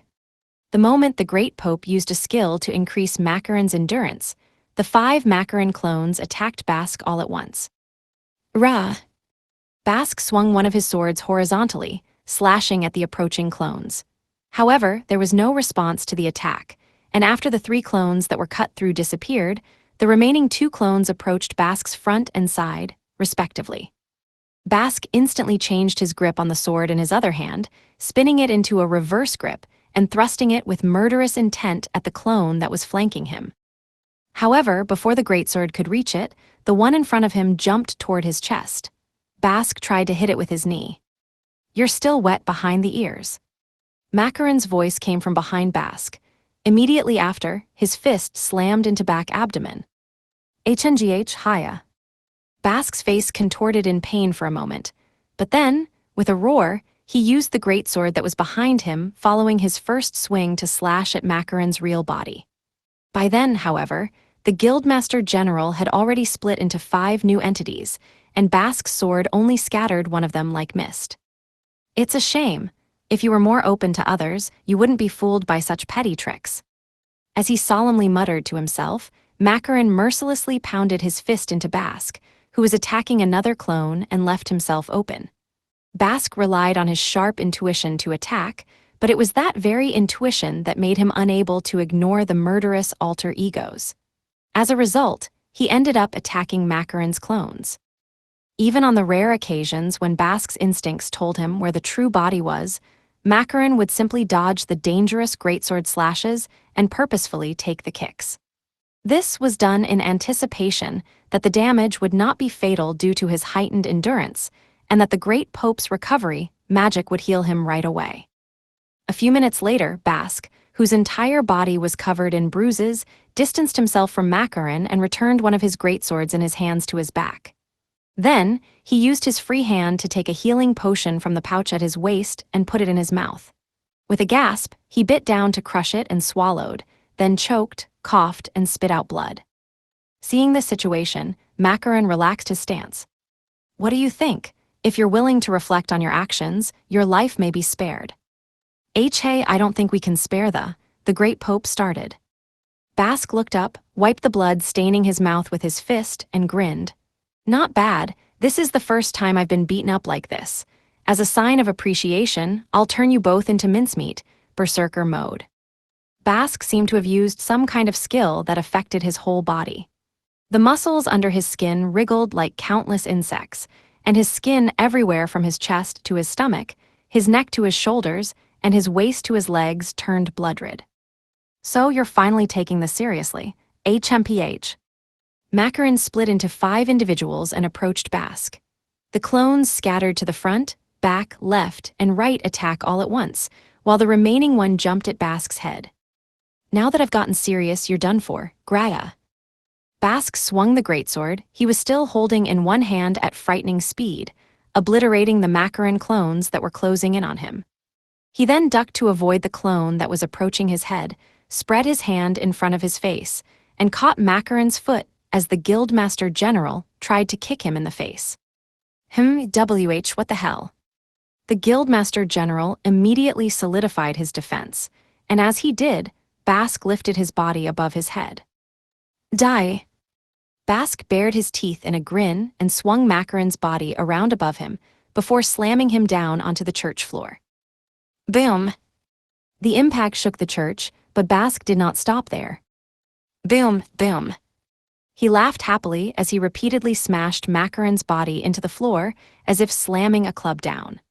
The stone floor eventually shattered and was stained with blood, but he merely used it as a marker of where he should swing Macaron's body. "Macaron," the Great Pope shouted. "Here, he's all yours." Bask threw Macaron's body, which moved about like a rag doll, toward the Great Pope. The Great Pope, who remained suspended in the air, realized that this was a feint but was unable to avoid his best friend and held his position.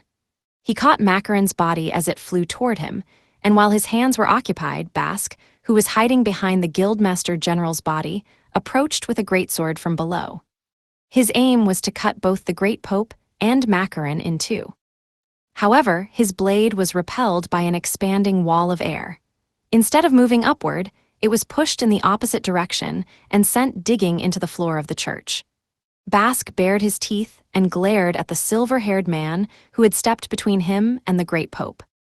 "Alvas, you made it in time." In response to the Great Pope's words, the silver-haired man, the ebony-skinned dark elven king, Alvas, answered with a frown. "Both of you, why are you taking so much time dealing with such a brat?" He held one of his hands out toward Bask's greatsword. The reason he had been able to force the greatsword back without touching it was that he had created an air shield with the help of a wind spirit. No matter how unbelievably powerful Bask's berserker mode was, it seemed that he could not cut through the compressed air head-on. Moreover, Bask's intuition told him that a strong, murderous spirit was approaching from the entrance to the church on his left. Grella, you damn brat. A bestial roar made the church's pillars tremble, and then a gigantic figure approached with tremendous speed. It slammed its shoulder into Bask's arm like a massive hammer. What the GH? Immediately, Bask abandoned the greatsword that had dug into the floor of the church and tried to defend himself, but his opponent was a split second faster. He was blown away in an incomplete defensive posture and collided with one of the pillars. Oh yos, you made it too. The great pope descended to the floor, and while still healing Macaron's wounds, looked up at the beastman and rejoiced. HMPH, you've gotten old, Macaron. You're certainly not holding up your title as the god of war. Yos, the current beast king of Albehel, called out to Macaron while keeping his eyes on Bask. I'll let Alvaz apologize for us being late. It's that asshole's fault for being so slow to get moving. Unlike the rest of you, I do not fear looters, Alvaz stated. Even if I wouldn't normally go out of my way to attack them, if they sneak into my village, they won't leave alive. In any case, I'm glad that you two are safe. Apparently, the Beast King had convinced the Dark Elf King to come by saying that if something was not done, it would only be a matter of time before Bask destroyed the Dark Elf village as well. That was why, Yos explained, it was best to defeat him before that happened. My country isn't afraid of brats like him either, but the people who live in Garlesia are making a fuss and asking us to get revenge for them. Countries that had been attacked by Bask, including Lameseal, ruled by Birdkin King Euron, relied on Albehel. The Beast King had accepted Macaron's invitation because he had seen it as a good opportunity to show his power to other countries. What happened to Nenebe and Gressa? The Dark Elven King asked. If we had golems and magic, this wouldn't be so difficult. Macaron, whose wounds had healed, slowly stood up and responded. Those two are no longer with us. Hearing that, a slight gloom appeared on the Dark Elven King's face. Nenebe, a golem user, and Gressa, a wizard, had once been friends of the four of them. Macaron did not miss the slight change in the Dark Elven King's face. He reached into the pocket of his tattered jacket and pulled out a dirty adventurer's ID card. It was one with a gold emblem on it. Macaron looked at it for a moment, then narrowed his eyes nostalgically. The hell, that's useless garbage, Bask said, his voice coming from the pillar he had smashed into. You don't seem to understand the true value of this. Macaron's words caused Bask's eyes to light up. Huh, what do you mean? I don't need to just hold on to that thing. If I can use it properly, it'd make me stronger, he asked with a bit of eagerness, but Macaron quietly shook his head. This is proof that I was with my friends in our party, Majestic Wind. All life on this planet, not just humans, is supported by others. That fact gives me strength. He put the dirty adventurer's ID back in his pocket, then bent down and braced himself. By that's it, then it's trash after all. Practically spitting out those words, Bask drew the greatsword he carried on his back and held it at the ready. Yos, your son has succeeded the beast throne, right? Yes, I have granted some of my power to Musa, but I am still the same as usual. After responding, the Beast King looked up to the sky. Beast God Garm, lend me your strength. Beast mode, Graya. Following his loud roar, the Beast King's gigantic body swelled further, turning him into a bipedal lion over 3 meters tall. Bask looked up at the Beast King, who was moving toward him while letting out a beastly roar, and smiled, narrowing his dilated eyes. Awesome, this is so fun. Looks like there's something worth killing, heh heh. Then, just as he took a casual step, he jumped at the Beast King's chest and raised the greatsword he held in both hands. The Beast King's fist, equipped with orichalcum knuckles, struck the side of the blade, deflecting the thrust. When Bask realized that his stabbing attack had failed, he swung his sword and blocked the Beast King's follow-up punch with it, at the same time searching for an opportunity to attack. It was then that the voice of the Dark Elven King echoed, "Great Spirit of the Swamp, give me power, bottomless swamp." Bask caught sight of the Dark Elven King out of the corner of his eye. The floor of the church turned into mud from beneath the man's feet, and he was shimmering as if enveloped in a heat haze. Huh, what's happened to my legs? When the mud reached Bask's feet, parts of it rose up like tentacles and tangled around his ankles. Raya. HRNGH. For a moment, Bask was glued to the spot, and the Beast King and Macaron did not miss their chance to attack him. They threw a flurry of fists at him, and even when he shook off his muddy restraints, they quickly chased after him and continued their assault. Eventually, Bask was cornered against the wall of the church. He pressed a flower of Mueller's against his abdomen, which had been torn by the claws on the Beast King's feet, but the healing effect was insufficient. He would not stop losing blood. Damn it! Looks like you've run out of recovery items. Calmly assessing the situation, the Dark Elven King, who served as the brains of Majestic Wind, looked to the Beast King and Macaron to deal the final blow. Wait, this man can still change his ways. Have you truly gone senile, Macaron? The Beast King objected. It's hard not to realize that this guy has reached the point of no return. Even if you spare his life here, he will only end up shedding more blood as a result of his own greed. The Dark Elven King nodded silently at the Beast King's words. Macaron looked at the Great Pope, but he, too, shook his head. His trusted friend's decision helped him make up his mind.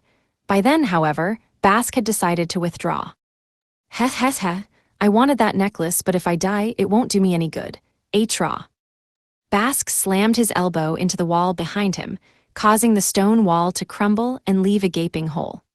The group of 4 hurriedly tried to chase after him, but he quickly crawled through the hole and emerged in the corridor outside the hall. He smashed the wall of the corridor in front of him with a kick and exited into the outer courtyard. You flee now, Bask. The angry voice of the Beast King, whose body was too large to fit through the hole, coming from behind him, was all Bask could hear as he ran straight through the silent courtyard. He slashed the wall, separating the courtyard from the outside with his only remaining greatsword, then slammed his shoulder into it.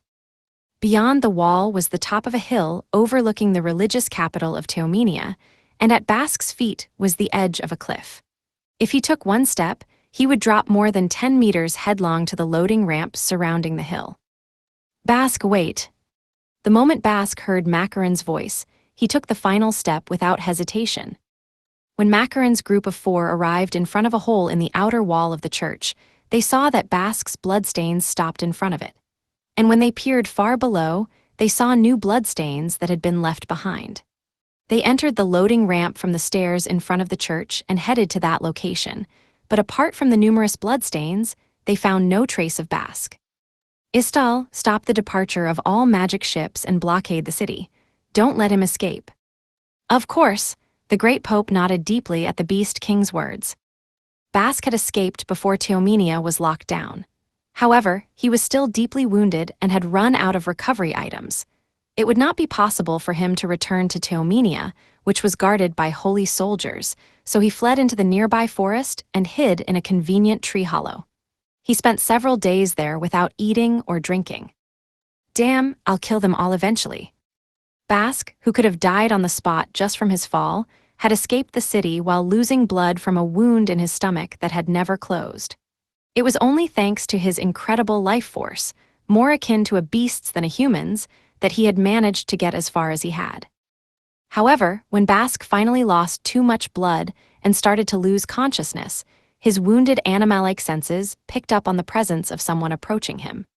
He gripped his remaining greatsword, while his other hand pressed down to prevent his internal organs from protruding out of the wound in his stomach. If he did not kill these pursuers, the Beast King and his party would soon be arriving next. As he held his breath and waited for the moment the enemy was closest so he could attack, he saw an upside-down face peering in from above the entrance to the tree hollow. What? Bask immediately tried to thrust out his greatsword. Wait a minute, I'm on your side. Now put away that terrifying thing, the upside-down face said in a childlike voice. Who the hell are you? I don't have any allies. Even though Bask was shouting insults, he instinctively knew that this person was not his pursuer and was inwardly relieved. Then I'll be your ally from now on, so please don't attack. As the person spoke, their face flipped over to reveal a clown-like man wearing a mask standing at the entrance to the tree hollow.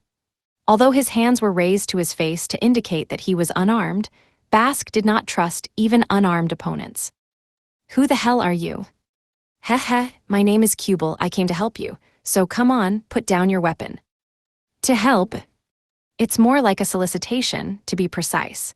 If you come with me, you'll be able to fight against strong enemies and get your hands on amazing weapons and magic tools. Of course, I'll heal that wound as well." "Huh? I don't understand. How does that benefit you at all?" Bask said as he looked for an opening in his opponent. In doing so, he came to the unquestionable realization that this playfully dressed opponent, contrary to his appearance, had no openings to speak of. "I am the strategist of the Demon Lord Army. There's a plan I would really like to put in motion, but for it, I need someone as powerful as you." "I don't like groups," Bask spat, remembering the 4 people who had cornered him as well as all those who had interfered with his life. "Your help will only be needed when the plan requires it, and there's no need for you to worship the Demon Lord. He said so himself, and I don't worship him either. Give me some time to think it over." The moment Bask said that, the man who called himself Kubel took a quick step back and suddenly started screaming. Kubel hollered, "I found Bask, someone, anyone. You son of a, I'll kill you." Bask rushed out of the tree hollow, his face red with anger. But his cornered beast senses registered the footsteps of those approaching who seemed to have heard Kubel's voice. "So, what now? They have already contacted Macaron and the others using magic tools. Will you stay here or?" Bask looked at Kubel. He could not tell what the strategist concealed behind the mask was thinking, but his intuition told him that Kubel was not lying. "You better not be lying to me," Bask finally said. "Of course not. HMPH, I guess that's interesting too. I was just thinking that the human world was getting to be troublesome. If the Demon Lord Army became troublesome as well, Bask would just kill them all and leave." "We're comrades then," Kubel held out his hand. "Yeah, sure, I'll go along with your plan, but in exchange, you're going to make me stronger." "Sounds like a deal." Soon after, holy soldiers located a huge tree with a hollow in it, but only bloodstains remained inside. Bask was nowhere to be found. Side Story 4, Supreme Commander Ardo's Loyalty. Ardo, the Supreme Commander of the Demon Lord Army, walked quickly through the halls of the Demon Lord's palace. He had short-cropped hair and the purple skin typical of the demon race, and stood 2.5 meters tall, wearing a long cloak that reached down to his knees. As the cloak embroidered with the emblem of the Demon Lord Army fluttered on his back, his lean body could be seen underneath. When demons passing through the halls saw him, they stopped where they were and stood at attention until he had passed by, and the emblem on his back was no longer visible.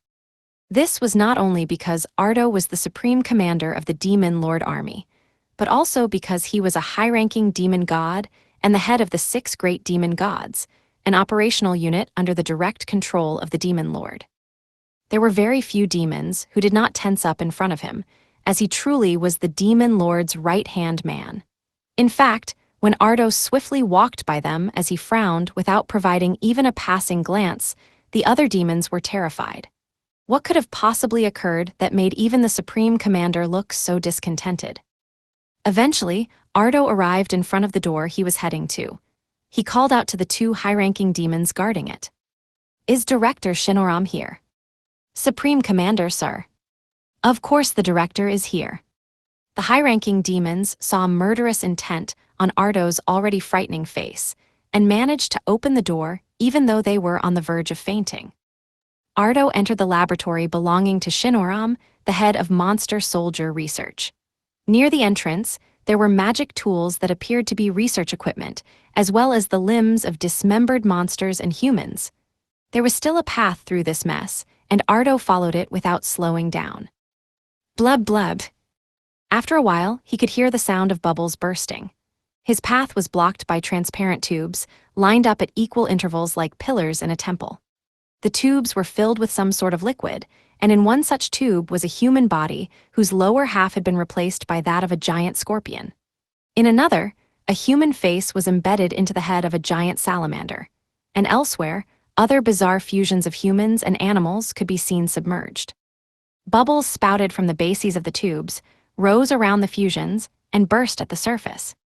Ardo ignored the tubes, walking past them before coming to a halt in front of a particularly large transparent cylinder that sat in the center of the laboratory. Inside was a fused body featuring the heads of both a man and a woman, as well as 2 sets of limbs. Unlike the other fusions, however, this one's muscles were trembling and blood vessels were constricting all over its body, making it appear to be alive. In front of the tube was a small demon man surrounded by several assistants. The back of the white coat he wore was bent, his white hair was greasy and disheveled, and wrinkles and spots spread all over his face. Yet his large eyes shone brightly as he gazed at the stone tablet with glowing letters that was attached to the base of the transparent cylinder. The expression on his face as he touched and stroked the tablet was somehow childlike. "There you are, Director Shinoram."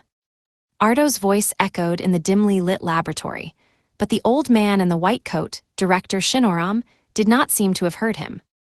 "I'll just do this, then this and that, perfect what? These numbers, magnificent." Unlike Director Shinoram, who continued to scream with excitement as he compared the letters floating on the stone tablet against the parchment spread out before him, the assistants had gone pale. They were terrified of the extremely imposing Ardo. Ardo could clearly feel blood rushing to his face, but in an effort to calm his anger, he let out a long sigh. He then took a deep breath, his toned chest doubling in size as he inhaled. "Ahem, it seems that you didn't hear me, Director Shinoram." When he raised his voice, the very air in the laboratory seemed to tremble. The transparent tube in front of him shook, small bubbles forming as liquid overflowed from the rim. What's going on? Director Shinoram was so surprised that he almost jumped. He covered both of his ears with his wrinkled hands, and his mouth literally dropped open as he shouted in alarm. He looked behind him and smiled when he saw Ardo. "Oh, if it isn't the Supreme Commander. What brings you here?" "The Demon Lord is waiting," Ardo replied, explaining the purpose of his visit. His closest subordinates had already gathered at the Demon Lord's throne for a regular strategy meeting, but Shinoram, who was scheduled to give an important report essential to their strategy, had not arrived. As such, Ardo had taken the initiative and come to pick him up. "Oh, is that all?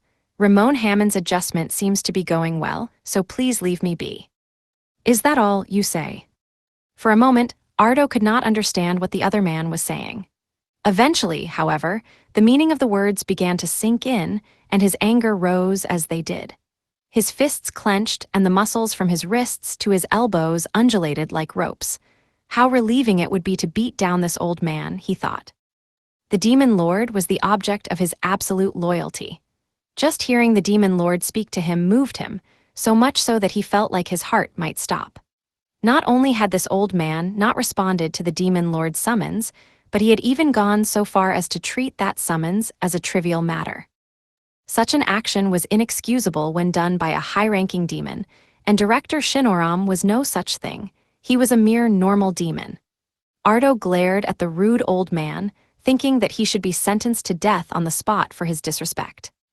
However, the director in question, Shinoram, did not seem to mind Ardo's angry gaze at all and proceeded with his adjustments. His attitude made Ardo even angrier, but the Supreme Commander took another deep breath and tried to calm himself down. Director Shinoram was undoubtedly one of the key figures in the Demon Lord Army's operations. His interests had led him to research and develop various equipment and magic tools, and he had also achieved remarkable results in strengthening monsters. Not only that, but he was also skilled at transformations and was able to blend in with humans in order to carry out the Demon Lord Army's operations. He was able to do everything from arranging armed uprisings among the lower classes to setting the stage for internal divisions within nations. This man had been praised by the Demon Lord himself, who proclaimed the Demon Lord Army to be a complete meritocracy and had a policy of results over loyalty, which in a way silently condoned Shinoram's unbecoming behavior. In addition, he had been granted the title of Director of Monster Soldier Research. With this position came facilities to use at his discretion, ample funds, and even subordinates. It would be easy to kill him. However, the loss that the Demon Lord Army would suffer from his death would be immeasurable. After repeating this over and over in his mind, Ardo finally calmed down. It was impossible for him to do something that would be detrimental to the Demon Lord he so greatly respected. Ardo decided to make small talk with Shinoram for the time being. "Anyway, did you refer to this figure as Ramon Hammond? Could this be the demonic deity siblings I sent for the experiment a while ago? That's correct. Look at this increase in numbers. We've finally succeeded in creating a greater demonic deity. Director Shinoram pointed to the glowing text floating on the stone tablet as he shouted happily. I see, splendid. So when can they fight on the front lines? It won't be long. Their MP is still unstable, but that will just take some adjusting. I want to see their battle data as soon as possible. There were over 100 demonic deities that belonged to the Demon Lord army, but there were fewer than 10 greater demonic deities. If it was possible to artificially create such a rare greater demonic deity, then this mad scientist, Shinoram, had accomplished yet another incredible feat. Ardo had to accept that he needed to put a stop to his murderous intentions. Then please tell the Demon Lord about this in your own words. I don't think anyone other than you can provide a detailed explanation of this matter. When Ardo said this, Director Shinoram agreed, saying, That's true. Then, he ordered his subordinates to make adjustments and record the numbers and left the laboratory. Ardo followed Director Shinoram back the way he had come and into the room with the teleportation device. When they entered, they saw a cube-shaped object floating on the floor where the teleportation magic circle was installed. The teleportation device spoke in an uninflected voice. Supreme Commander Ardo, Director Shinoram, where are you headed? To the tower of the Demon Lord's palace. Understood, please stand inside the magic circle. When the two figures entered the magic circle, the lines that drew it emitted a pale purple light. Magical power of Supreme Commander Ardo and Monster Soldier Research Director Shinoram confirmed. Transfer to the Demon Lord's tower has been permitted. You will now be teleported. Have a safe trip. As always, once the overly polite announcement of the teleportation device was over, a curtain of purple light rose from the outer edge of the magic circle. This was the operating process of the teleportation device developed by Director Shinoram, in which equipment with a magic circle at its core performed teleportation magic. As a result, even those who could not use teleportation magic, or who simply did not have the MP necessary for it, could now teleport without the need to use any MP, though movement was limited to between devices. There was no doubt that the creation of this device had expanded the Demon Lord Army's range of activities.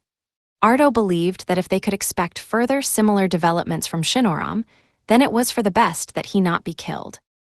By the time the curtain of purple light had risen above Ardo's head and returned to the outer edge of the magic circle, he and Director Shinoram were in the tower's teleportation room. Stepping outside, they walked down a passageway whose walls and floor were pure white. In the direction they were heading, a number of demons moved against the walls to open a path while holding a saluting posture. Demons came in all sorts of shapes and sizes, so the passages were wide and the ceilings were high. What Ardo and Director Shinoram were heading toward, however, was an even vaster space. On top of being extremely spacious, its walls, ceiling, and even pillars were pure white, making it hard to see the room's boundaries when relying solely on vision. It gradually distorted one's sense of perspective, making it appear larger than it actually was. Monsters and demons of various shapes and forms were gathered in that white space. They were fierce warriors with rank S abilities, and each of them was a general who commanded more than 10,000 monsters. In the center of the room was a huge staircase leading to the Demon Lord's throne room, where he was waiting. Shinoram, who dared to ascend the stairs that even high-ranking demons did not readily climb, was joined by Supreme Commander Ardo. The fact that he was a normal demon was the true embodiment of the meritocracy that the Demon Lord had embraced. In the throne room, Kubel, who was the Demon Lord Army's strategist, and Ardo's 5 fellow great demon gods were already waiting for the two of them.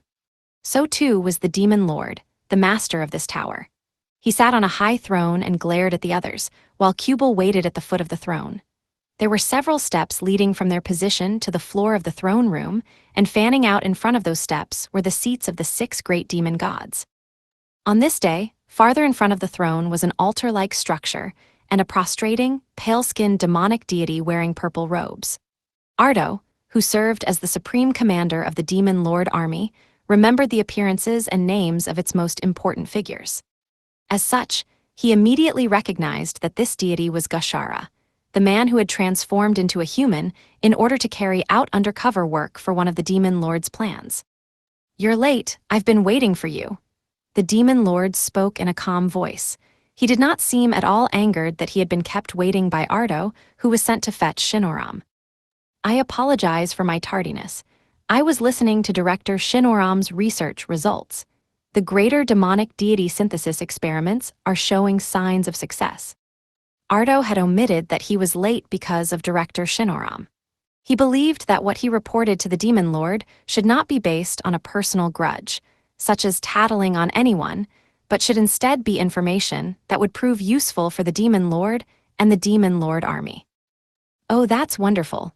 Shinoram, if it's successful, can we expect mass production?" "It's difficult as it is now," Director Shinoram replied instantly. "There aren't enough demonic deity stones for mass production, and there's a limit to the demonic deity stones produced by the workhorses. In any case, we need a new specimen." "I see." The Demon Lord did not seem particularly concerned about Shinoram's frank way of speaking. He gave a silent nod, then looked at Kubal, who was kneeling at his feet.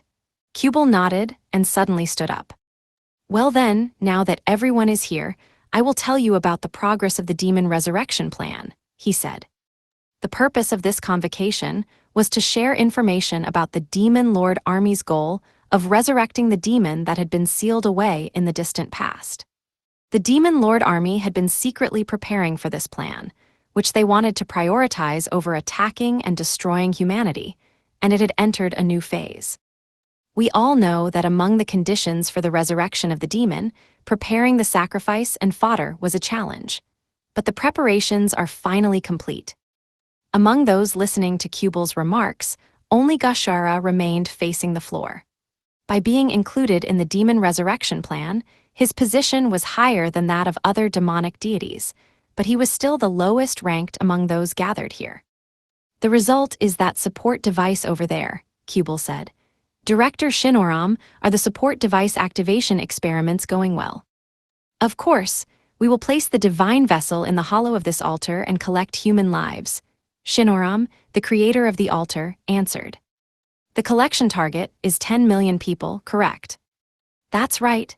Any fewer and we won't be able to bring out the original power of the sealed demon god.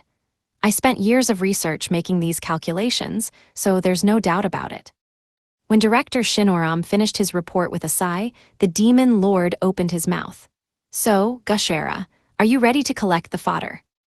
When the Demon King called out to him, Gashara lowered his head even farther, almost hitting his head on the floor as he answered. "Of course, our numbers exceed 1 million, Demon Lord." Over the past several decades, he had established and grown a religion called the Church of Gashara in the southeastern continent of Galiat.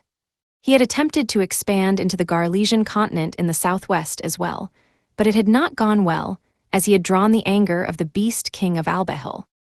That's not nearly enough. At the Demon Lord's words, Gashara's body began to tremble. "Demon Lord, there's nothing to worry about.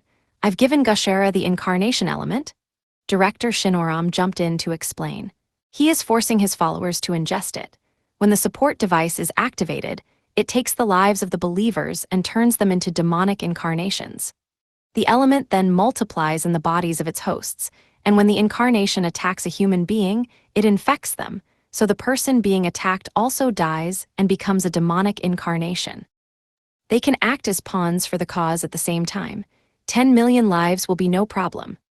"The incarnation element, I'm surprised you discovered such a thing." The Demon King shared his impressions in wonder.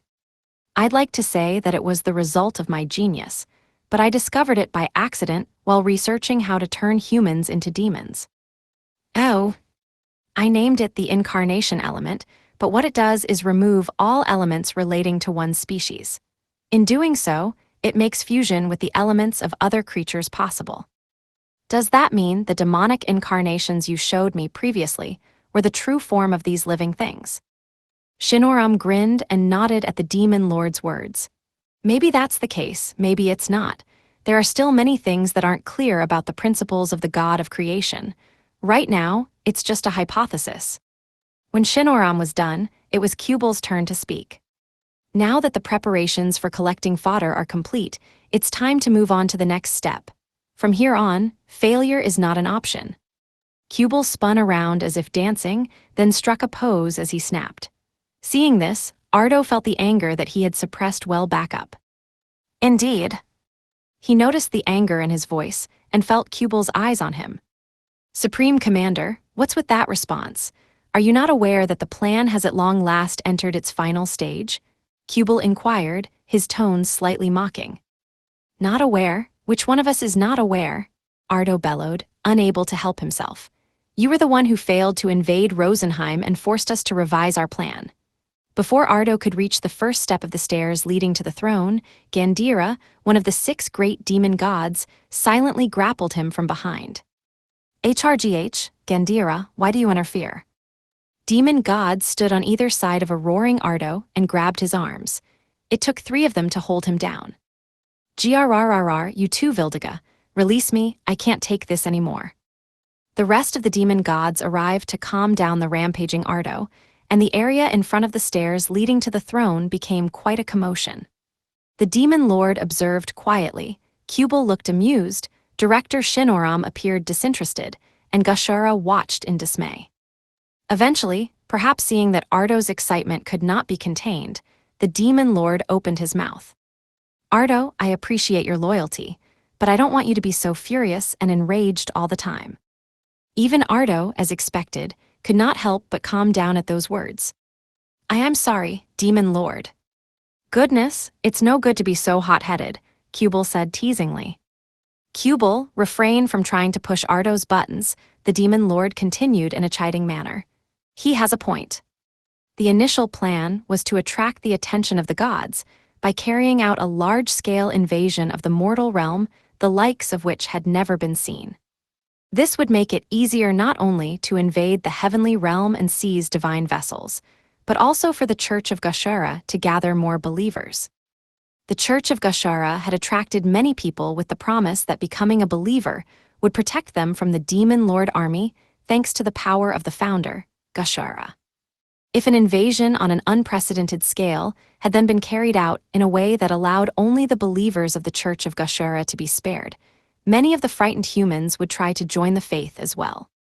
In particular, it had been thought that if Rosenheim, which, like the Empire of Bakis, had shown strong resistance from outside the central continent, were attacked and destroyed, it would have a great impact on the inhabitants of the Galiatan continent to the south.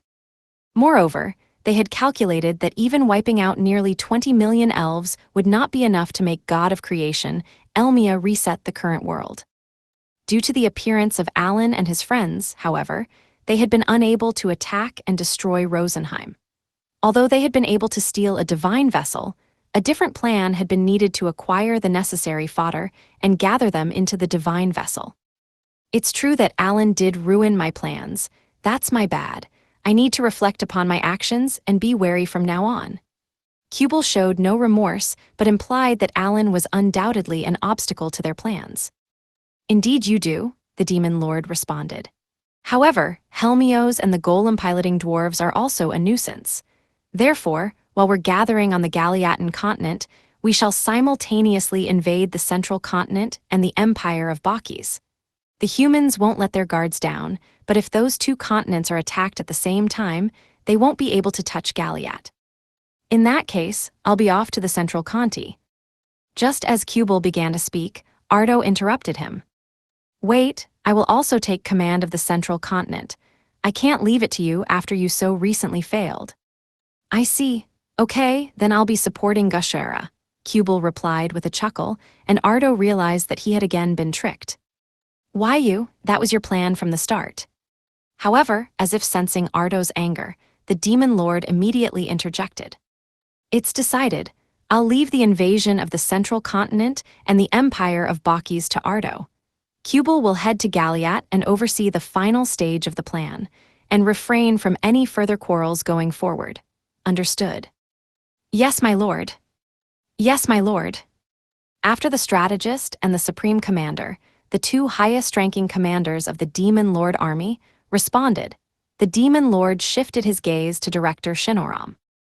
Shinoram, Is the monster's blood inheritance progressing? Once the fodder is ready, the next thing that is needed is the sacrifice. Director Shinoram grinned. Of course. The conditions for the first stage have already been met. It won't be long until it's completed. I see, soon then, ha ha ha. Ardo and the others bowed their heads deeply as the demon lord chuckled and rubbed his stomach in satisfaction.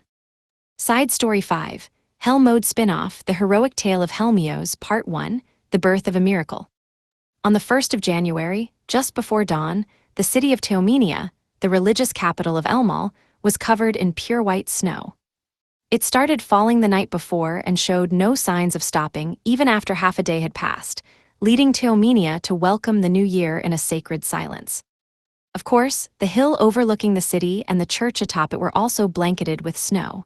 Inside the stone church, however, there was a tense calm unlike that found in Teomenia. The priests had gathered in a room with a fireplace located in a corner of the church. They had been there overnight, looking solemnly toward the front of a single door. I hear that another fortress has fallen in the northern part of the central continent. The city has been occupied by the Demon Lord army, and the surrounding land is said to be overflowing with monsters. Though an oracle has come to guide us to salvation, there are those within the church spreading rumors that this is not the case. A middle-aged bishop said anxiously. Stop it, an older bishop chided. Our role is to convey Lord Elmia's oracles to the people. We can't be the ones to be so anxious about them. For now, we can only wait for the great pope to relay it to us. However, the bishop next to him, who was about the same age, took up the conversation in a defiant tone. No, there are reports that the Demon Lord army is deploying enough monsters to reach all the way from the east side of the central continent to the west. They say that weak fortresses will be destroyed by the mere footfalls of the enemies coming toward them. The central continent has reached its limit. It is but a matter of time before our turn comes. I doubt something like that will ever happen. Even if it were true, do you doubt the thoughts of Lord Elmia, who is going through the trouble of giving an oracle at such a time? Another priest retorted. However, his voice lacked conviction as well. Even if he thought the other party's statement was an exaggerated version of the testimony of a frightened soldier, nothing more than hearsay upon hearsay, he could not help but feel uneasy. There was an unpleasant silence among the bishops. Creak! The sound of door hinges creaking could be heard, and Great Pope Istal appeared from the next room, the Oracle Hall. Thank you for your hard work, Great Pope. So, what did Lord Elmia have to say in the oracle?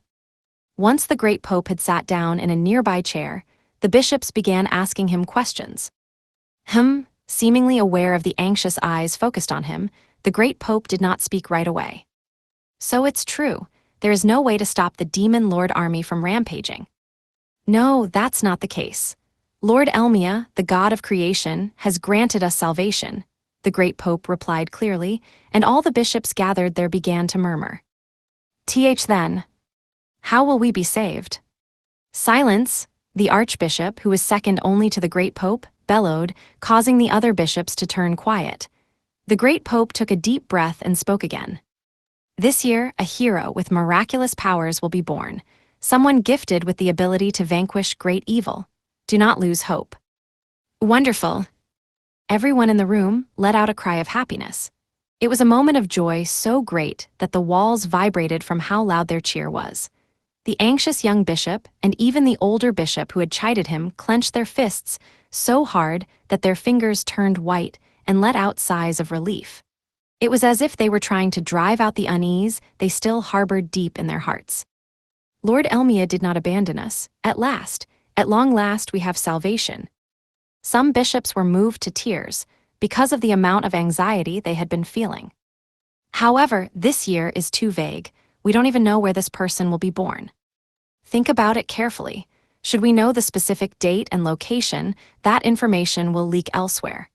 When that happens, there is no doubt that the Demon Lord army will target that newborn. Some bishops immediately began discussing the details of the oracle. One way or another, the contents of the oracle would be discussed in depth at the church in Teomenia, then shared with the whole world via the communication magic tool provided by the Empire of Bakis. To that end, They would have to assess the details over the next few days and decide within the Church of Elmia how much of it could be made public and to whom it could be communicated. One of the young bishops looked surprised. Wait, if they're born this year? Seeing this, the middle-aged bishop nodded. That's right. It will take 20 years for this hero sent by Lord Elmia to be able to fight the demon Lord army. That's why Lord Elmia said that we must not lose hope. Until the time when a hero can stand up to the forces of darkness, we must hold on to that hope no matter what.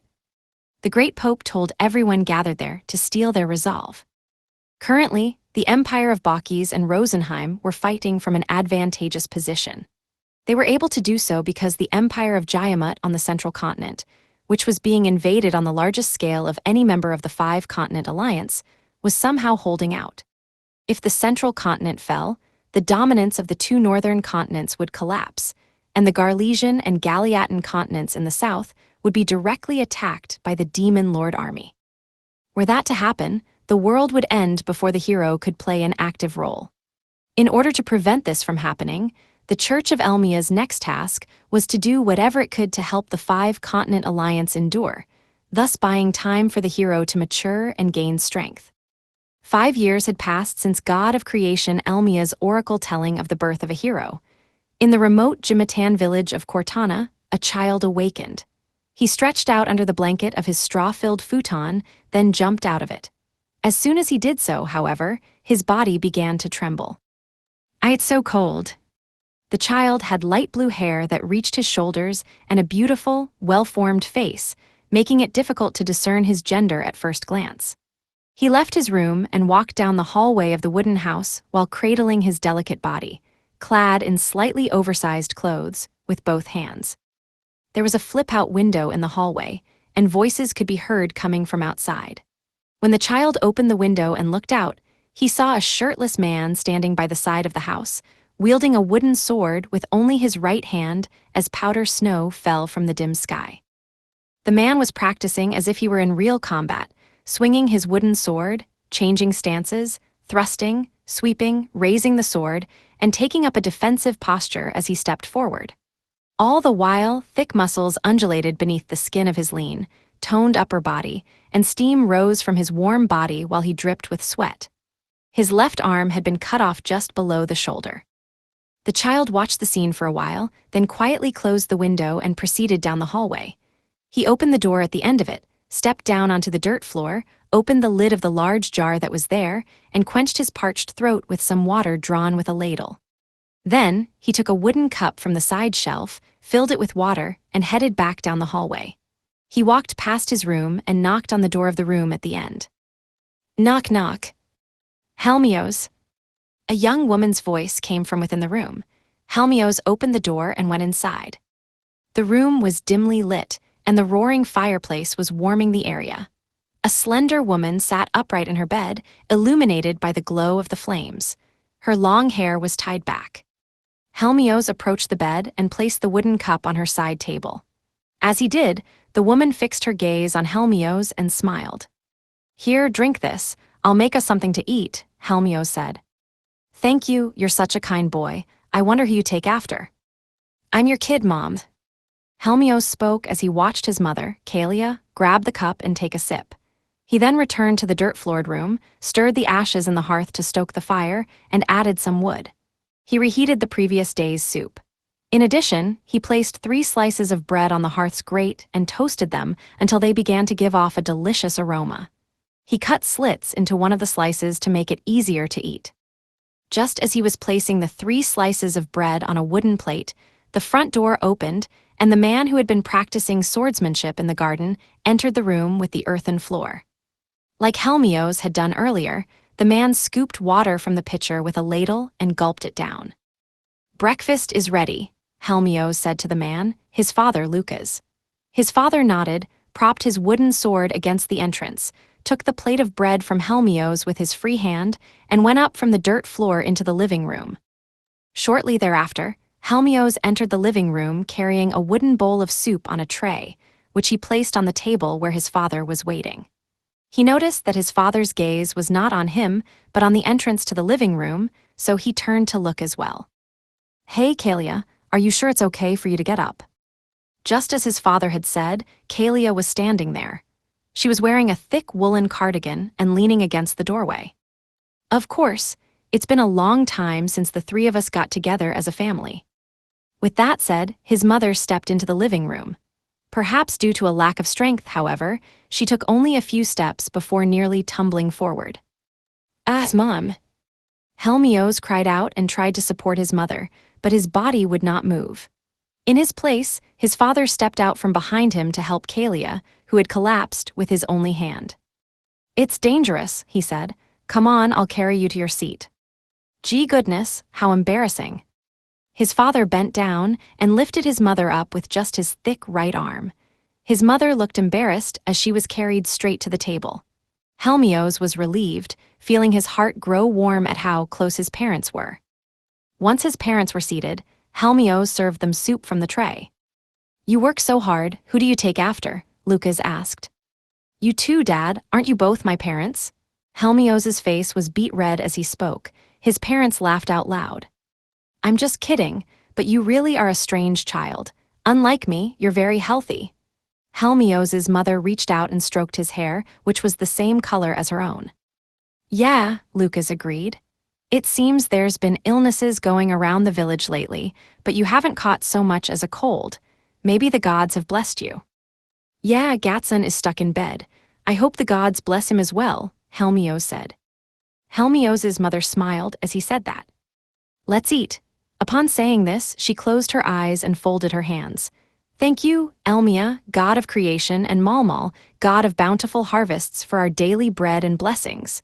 She offered prayers to the gods before eating. Helmios and his father did the same. The three of them then began eating breakfast. Helmios's mother tore her slice of bread and ate it, and his father slurped his soup, put his spoon down, and dipped the bread in it. As Helmios watched this with satisfaction, his mother called out to him. Helmios, give me your bowl. Huss, Mom. Helmios handed her his wooden bowl, and she transferred the meat and vegetables from her soup into his. He wanted his mother to eat a lot and be well-nourished, so Helmios had reduced his own portions. But Helmios started in protest. Kalia looked calm yet firm. She would not take no for an answer. You can't be a picky eater. You have to eat a lot. Okay. As Helmios reluctantly accepted the wooden bowl and started to eat, his mother suddenly covered her mouth and coughed. He and his father watched as she continued to cough, her face growing pale as she did. Mom. Kalia. Lucas got up from his seat, rubbed Kalia's back as she coughed, and looked at Helmios. The boy understood his father's intentions and nodded, then flew to the corner of the room and opened a drawer in an old cupboard. He paused for a moment after finding what he was searching for. But he quickly shook himself free of his hesitation and grabbed the only paper packet of medicine they had before handing it to his father. From there, he ran down to the earthen-floored room. Kalia, take your medicine. But it's the last one. It's fine, just drink it. Helmios could hear their conversation through the open doorway as he filled a cup and returned to the living room. His father was waiting for him with the powder ready, and he put the cup on the table. No sooner had he done so than his father handed the water and medicine to his mother. After swallowing it all, Kalia let out a long breath. Her face remained pale, but she seemed to have stopped coughing. As Lucas once again picked Kalia up with his one hand and carried her to her bedroom, Helmios looked down at the dishes she had left behind and noticed a bloodstain on the side of her wooden bowl. It had come from the hand she had used to cover her mouth. After cleaning the dishes and wiping down the table, Helmios went to check in on his mother. He was just standing in front of his parents' room when the door opened and he was met by his father. Thank you, Helmios, that's our boy. We need to get more medicine again. You're right, I'll go get it today. The Rico fruit peddler doesn't leave the village until tomorrow, so I have all day free. Lucas made a living as a bodyguard for peddlers and couriers. Although he had only had one arm for as long as Helmios could remember, his skill with a sword had never waned, and he continued to receive requests for protection. Starting tomorrow, he would be escorting merchants between towns. The next time he returned would be in a month at the earliest. Helmios fell silent, and his father's large hand stroked his head. Don't make that face. Now you should go outside. If I remember correctly, you were meeting up with your friends, right? Helmios unconsciously looked up when he heard his father's words. Huh, but I want to stay with Mom. Don't break your promise with your friends, go out and play. His father's unexpectedly strong words left Helmios momentarily at a loss. Indeed, he had told his father the previous evening that he would be getting together with friends today. But was it okay for him to leave his suffering mother behind? Helmios, I'll be fine, Kalia said, her voice from behind Helmios's father. Perhaps she had been listening to their conversation. Your appraisal ceremony is soon. When it comes, I'm sure you'll find that you've been bestowed with a wonderful talent. I intend to last long enough to see that. Last long enough? Helmios felt his chest tighten at his mother's words, and he could not help but look down. If he did not, he was going to burst into tears. It's okay, I'm here with your mother, so you have nothing to worry about. Besides, your friends are probably waiting for you. Helmios could not argue with him. He went back to his room, quickly changed his clothes, and left the house with great reluctance. However, his steps were sluggish, as he was worried about his mother. Cortana village was small, having only 100 houses and a total population of 300 people, so even a child could reach the plaza near the village entrance in about 10 minutes. 5 children around Helmios's age were waiting in the square for him to arrive. You're late. Wait, what's wrong, Helmios? You look glum. The girl with her long hair tied in 2 pigtails was about to scold Helmios for being late, but she noticed his depressed expression and called out to him with concern. It's nothing, Dorothy, so I guess Gatsun couldn't come after all. Helmios looked around at his companions and noticed that Gatsun, who was sick in bed, was not among them. I guess not, so what are we going to do today? Helmios reflexively thought about playing when Dorothy, the daughter of the village priest, asked that question. He had become the de facto leader of the kids his age, and he was always asked for his opinion when no one could think of something they wanted to do. His next thoughts were of Gatsun, who was not there, and his mother, who was probably asleep at home. I know, how about we go get a Rico fruit and give it to Gatsun? When Helmios suggested this, the children nodded and all at once ran toward the entrance of the village. Leaving footprints on the thinly piled snow, they left the village and headed for a farm a bit away. It took about 30 minutes for them to reach their destination, which was an orchard full of short trees with long branches that spread out horizontally. Glossy red fruit peeked out here and there on the snow-dusted branches. Found them, I'm glad they're still there. The children looked at each other, snickering. Even if they did not realize that the Rico fruit grown here was an important source of income for the village, they did know that it was wrong to take these things that adults had put so much care into growing. Helmios and his friends felt a sense of immorality in trying to take them without permission. However, one of the children noticed something strange and raised their voice. Hey, look, it looks like the fruits on the lower branches are gone. Helmios and the other kids looked around and saw that all the Rico fruits were out of their reach. Apparently, they had already been harvested from the lower branches to prevent them from being picked by mischievous children. Then I guess we're riding on each other's shoulders, Helmios said, having immediately come up with a solution. Before they could put it into effect, however, Dorothy whispered to the group, "Everyone hide!" All the children immediately crouched down on the spot.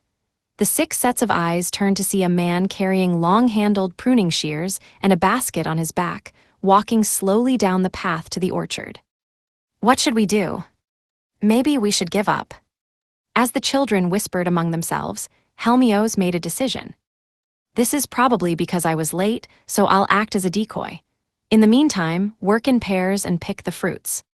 Hey, Dorothy tried to argue, but Helmios put a stop to it. Don't worry, pick some for me too.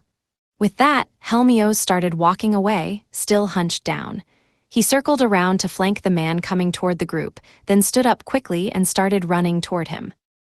When the man noticed this and came to a stop, Helmios started crying loudly. Wah, I want to go home.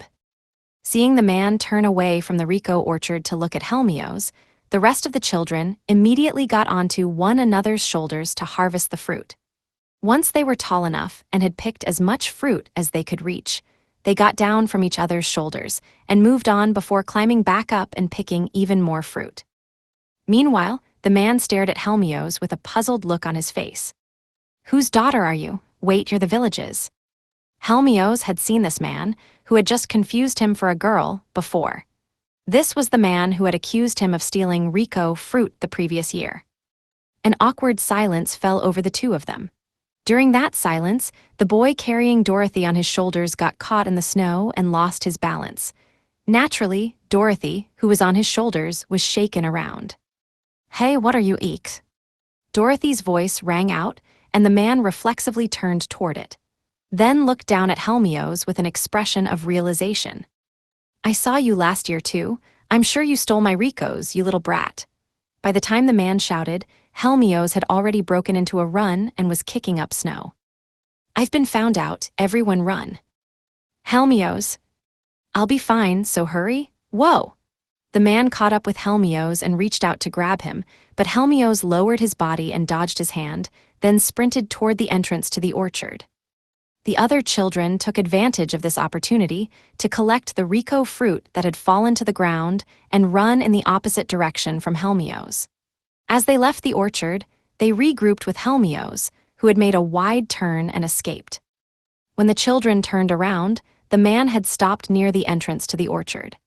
As was the case last year, he did not seem to want to pursue them too far into the field, so he shook his head and returned to his farm work. Well, that went well. Anyway, here's your share, Helmios. Helmios took 2 Rico fruits from Dorothy and put them in his jacket pocket. Thank you. Huh, you're not going to eat them. Like the other children, Dorothy was nibbling on a Rico fruit right then and there, and she wondered why Helmios was not doing the same. I'm a little out of breath. I'll eat it later. I see. Returning to the residential area of Cortana Village, Helmios and his friends headed for Gatson's house. Gatson's parents ran a drugstore, which was highly valued in this village where there was no doctor. As usual, many people were crowded in front of the store that also served as his home. Wow, there's a lot of people here today too, Dorothy commented. That probably means a lot of people are getting sick, said Helmios. Helmios and his friends went around to the back of the store. Dorothy reached for the front door, but Helmios blocked her. What? She asked. Gatson is sick. I'll bring these to him. Hi. You know, 'cause I don't get sick. Dorothy nodded, agreeing with him. None of the other kids objected either. It was already close to noon, and it seemed like the Rico fruit alone would not be enough for the hungry children. They decided that they were done for the day, and before dispersing, Dorothy gave Helmios 2 Rico fruits for Gatson. He accepted them and saw everyone off, then opened the door to Gatson's house as usual and walked through the silent house to Gatson's room. Who is it?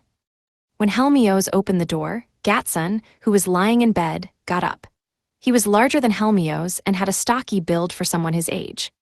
Hey, I got you some Rico fruit. Huh, sounds like you guys had some fun. Gatson coughed and looked at Helmios enviously. You can come with us when you feel better. It was pretty difficult because we didn't have our decoy. Hey. Kidding, this will make you feel better. Helmios sat down in a chair that he had brought next to Gatson's bed, quickly peeled off the skin of the Rico fruit, and handed the pulp to Gatson. Oh, thank you. I've been forced to drink such bitter medicine that my tongue was about to go crazy. Gatson spoke excitedly as he ate the Rico fruit, which had become sweeter due to the winter cold. Can you give me some of that medicine? Mom isn't feeling well. Ah, the starry grass one, right? I don't know. Everyone was buying it because it's good for epidemic diseases, and I think they said they ran out of stock. Helmios was taken aback by Gatson's response. Huh, so you can't get it anymore? Well, if there's no starry grass, probably not. There are monsters living in the mountains to the west, so it's dangerous to go and get it. We'll just have to wait until it gets warmer and the adventurers come. Starry grass was said to be effective against all kinds of illnesses, but it only grew in highlands and was not readily available. Near this village, it only grew in the mountains where monsters lived, so it was necessary to ask for help from adventurers. Unsure of what to do, Helmios peeled another Rico fruit, gave it to Gatson, and hurriedly left the boy's house. Still feeling anxious, he hurried back to his own house, opened the front door, and climbed from the dirt floor into the living room. "Dad, Mom, look, I brought Rick." His parents were not there, so he walked out into the hallway and headed to his parents' bedroom. As expected, he could hear his mother's coughing coming from within. He hurriedly opened the door and jumped inside. "Hey, Kalia, pull it together," Lucas said as he noticed his son. "Ah, Helmios, you're back." Mom. Helmios saw his mother coughing violently as his father rubbed her back, a blanket soaked in her blood. "Look after your mother, I'll go buy some medicine." After saying this to his stunned son, Lucas ran out of the room with a sense of urgency. Mom. Helmios did not know what to do, but he felt that he had to support her, so he approached his wheezing mother. Kalia wiped her mouth, looked up, and smiled at Helmios, but she quickly turned stern when she saw the Rico fruits in his hand. "Where'd you get those?" she demanded to know. Helmios wondered for a moment what to do with his hands. Knowing that he should not lie to his mother, he spoke honestly. "I'm sorry, I wanted you to eat," the boy confessed. "Come here." Helmios obediently obeyed his mother's command and stood by her bedside. Her hand suddenly reached out toward the top of his head, and he instinctively flinched, thinking that she was going to hit him. But her hand gently stroked his head instead. "You're truly a good child, Helmios," she said. "But no matter how much you need it, you mustn't steal what others have worked so hard to raise. That goes against the will of Lord Elmia, who created this world."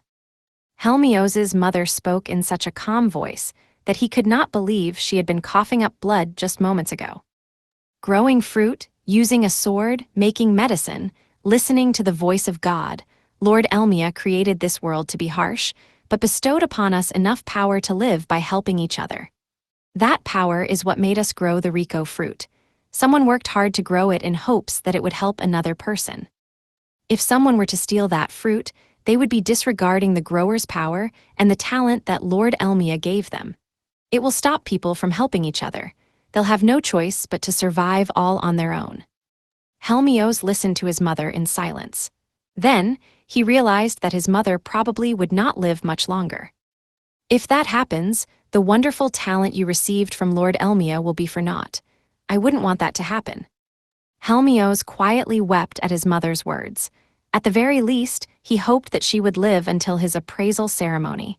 What could he do to ensure that, though? While the two of them were having their quiet conversation, Lucas returned, out of breath. "Any luck?" Helmios asked, and his father shook his head silently. "Tomorrow, I'll go to the next village with the peddler as planned. There might still be medicine there," he said slowly, as if trying to squeeze the words out. Helmios sensed more anxiety in his voice than he had expected there to be. "That's not enough," Helmios shouted almost involuntarily. "How many days do you think that will take? I'm going to ask the church." Hey, the church is also. Despite his father's protest, Helmios ran out of his house and headed to the Elmian church in the village. Many villagers were inside the wooden church.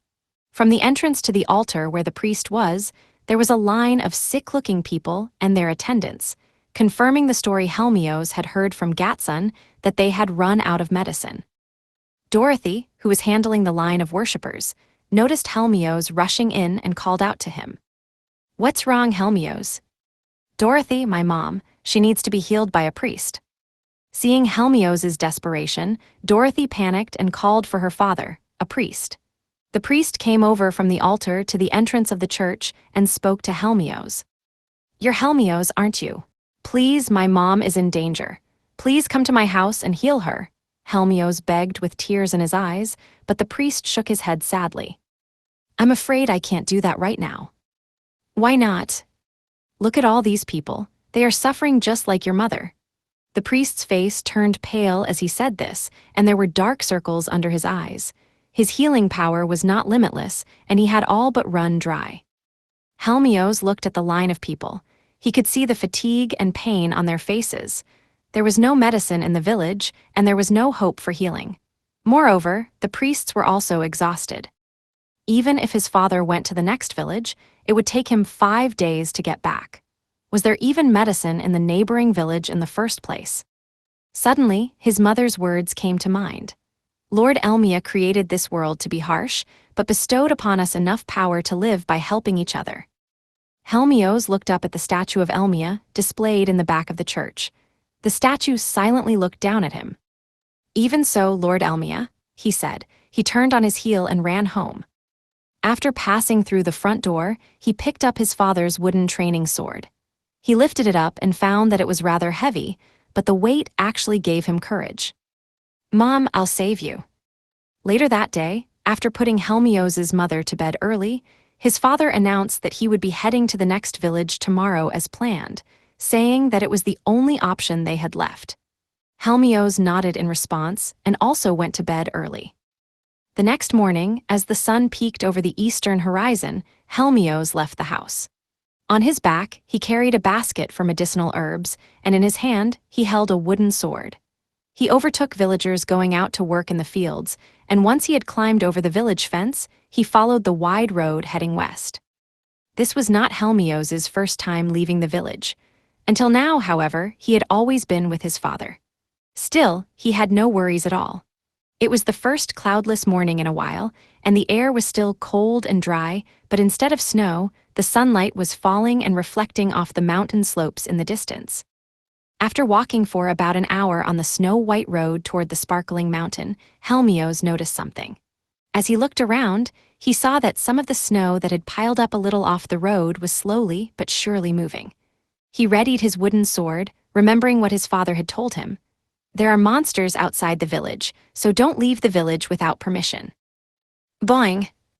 What appeared in front of a nervous Helmios was a horned rabbit. It stood up on its hind legs and looked around, its nose twitching, but now there was no wind and it did not seem to catch Helmios' scent.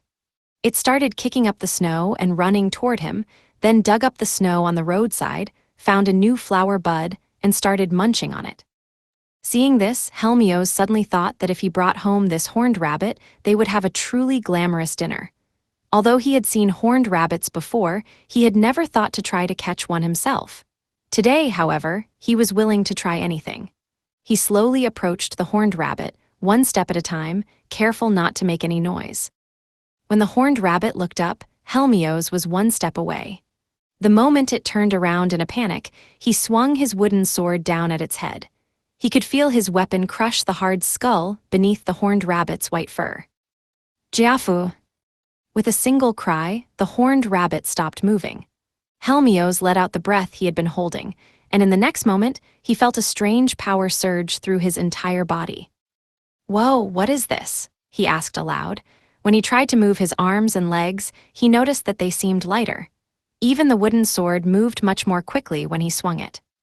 Curious, Helmios buried the dead horned rabbit in the snow at the base of a nearby tree. No matter how much the sun shone, the piled-up snow would not melt. Thinking he could just dig it up and take it with him on the way home, he continued along the road that led west. By the time he reached the foot of the mountain to the west, he had found and killed 2 more horned rabbits. When he had defeated the third one, his body had grown even lighter, and he had become able to swing the wooden sword even more quickly. He had not yet learned about leveling up from his father, but he forged onward with high spirits, thinking that it might be a miracle bestowed upon him by the god of creation to save his mother. The sun was directly above Helmios when he reached the base of the mountain along the gradually sloping path.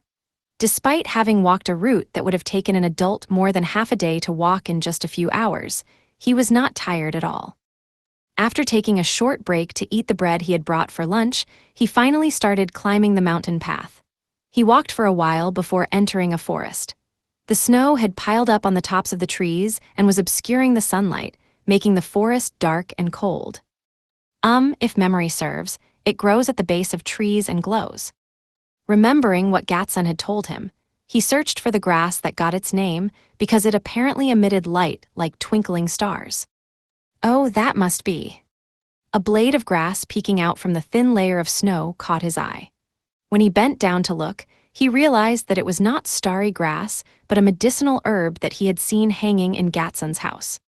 Thinking he could use it for something, he picked it, put it in the basket on his back, and moved on. In continuing his search, he found plenty more medicinal herbs, but none of the starry grass he was looking for. "It's hard to find. Maybe it grows higher up. Helmios walked up and down the dark forest, picking the medicinal herbs he found. Before he knew it, he had climbed quite high. Though there was not much wind at the base of the mountain, he found that a strong gust would occasionally blow past him at higher altitudes. With each powerful gale, he heard snow falling somewhere within the forest. Eventually, he saw a faint light up ahead. His heartbeat quickened. As he approached the light while suppressing his excitement, he noticed that even though he was in a dimly lit forest, the roots of several trees were clearly glowing. He crouched down at the base of one and pushed aside the snow to reveal blades of grass with tightly curled buds, glittering like stars. This is it. The flowers haven't bloomed yet, but it's probably okay. Just as Helmios was about to reach for the starry grass, there was a sound similar to falling snow nearby. A figure approached him from behind. He quickly turned around, and the figure swung something down at him. Whoa! Helmios managed to dodge the large sword blow, but he was immediately kicked in the stomach and sent flying backward. Gugagagaga! A high-pitched laugh echoed around him, and he hurried to his feet. What had attacked him, he saw, was a small, green-skinned figure. In its hand was a rusty sword. A goblin? Helmios had heard about this type of monster from his father. They were said to live in forests and mountains, and they attacked in groups, eating both livestock and humans. Helmios lowered the basket he was carrying to the ground and drew the wooden sword attached to his belt. He glared at the goblin and raised his weapon. In this situation, he felt he had no choice but to fight. However, Gugagagaga! Cackles erupted from all around him. He was surrounded by goblins. While glaring at the one in front of him, he cast a sweeping glance around the area. Through the darkness of the forest, he saw several grinning goblins. Helmios looked at the glow of the starry grass, beneath the goblin's feet before him. Wait for me, Mom. With that, he imitated the stance he had seen his father take up the day before, thrust out the wooden sword in his right hand, and took a swift step forward. Guga! The goblin in front of him, not expecting the human child to go on the offensive, let out a cry of surprise. However, it quickly tightened its grip on its rusty sword and stepped forward as well. Helmios swung his wooden sword, and the goblin swung its rusty sword at the same time. When the two collided, the tip of the wooden sword was cut off. Then, the goblin slashed at Helmios himself, who had lost his balance from the force of his swing. Guga! Whoa!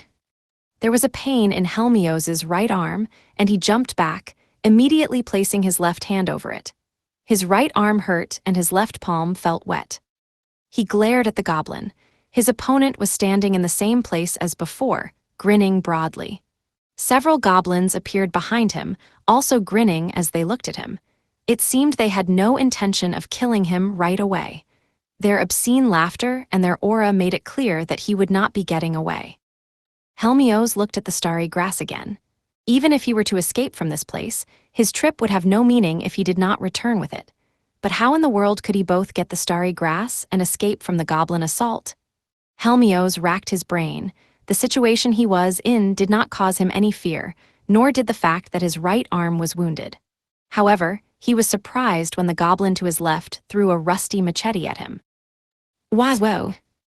Helmios immediately held up what was left of his wooden sword and took a defensive stance, but the machete never reached him. Flying blade! Just as his father's voice reached his ears, a mass of wind struck the machete right in front of him, shattering it into pieces. Dad! Lucas came running in from the direction the shock wave had come from, kicking up snow as he moved. When he reached Helmios, he raised his short sword and glared at the goblins. Are you okay, Helmios? Why, but how did you? When I woke up this morning, you weren't there. The wooden sword was gone too, so I knew right away that you had gone to look for your mother's medicine. I'm glad I rushed after you. Right, I found some starry grass over there and… Forget that, let's get out of here, Lucas interrupted. Before the goblins could come at them, he readied his sword and made sure not to give them any openings. But without it. You're more important, Kalia understands that. His father began to back away while holding up his sword. Seeing this, the goblins moved forward, but they did not try to attack. Helmios understood that this was because they were frightened by his father's aura, but he also felt that he could not go home without getting the starry grass. The father and son slowly retreated, looking around, waiting for the right moment to escape from the goblin siege. However, they were looking in completely opposite directions. Helmios was the first to find his opening. "Hey!" By the time his father shouted, Helmios had already started running. He pretended to run sideways, but at that moment, while they were confused as to whether to go toward him or his father, he ran between the goblins that had been eyeing him. A goblin with a rusty sword appeared in front of him when he did, and as it stepped forward, he ran toward the starry grass. However, Helmios was distracted by the starry grass and did not notice what was waiting behind the goblins. "Whoa, what the hell are you?" the boy gasped. The next thing Helmios knew, he was being held high in the air by a pair of giant hands. A Goblin King. Only when he heard his father's surprised voice did Helmios figure out that his captor was the leader of the goblins. "Gyugua!" A terrible scream came from beneath his feet, and upon turning to look at the source of it, he saw a group of goblins attacking his father. "Gyugagaga!" "Shit, give Helmios back." Lucas wielded his sword and cut down the attacking goblins one by one. As he watched, Helmios felt a mysterious power rise up, just like he had when he had defeated the horned rabbit. At the same time, he felt like the Goblin King's grip on him was getting weaker. "Hey, you bumbling oaf, let go of me," he shouted, putting strength into his arms to try to force open the Goblin King's hands, which were squeezing his body from both sides. "Gyugo!" The Goblin King was surprised to find that its prey, which he had a firm grasp on, had begun to resist with unexpected strength. In response, it redoubled its efforts in squeezing him. The muscles in its arms bulged as it tightened its grip, but its opponent pushed back with gradually increasing force, refusing to give in. It was not long before Helmios had created a small gap between himself and the Goblin King's palms. Taking advantage of it, he shifted his left hand and grabbed the Goblin King's finger.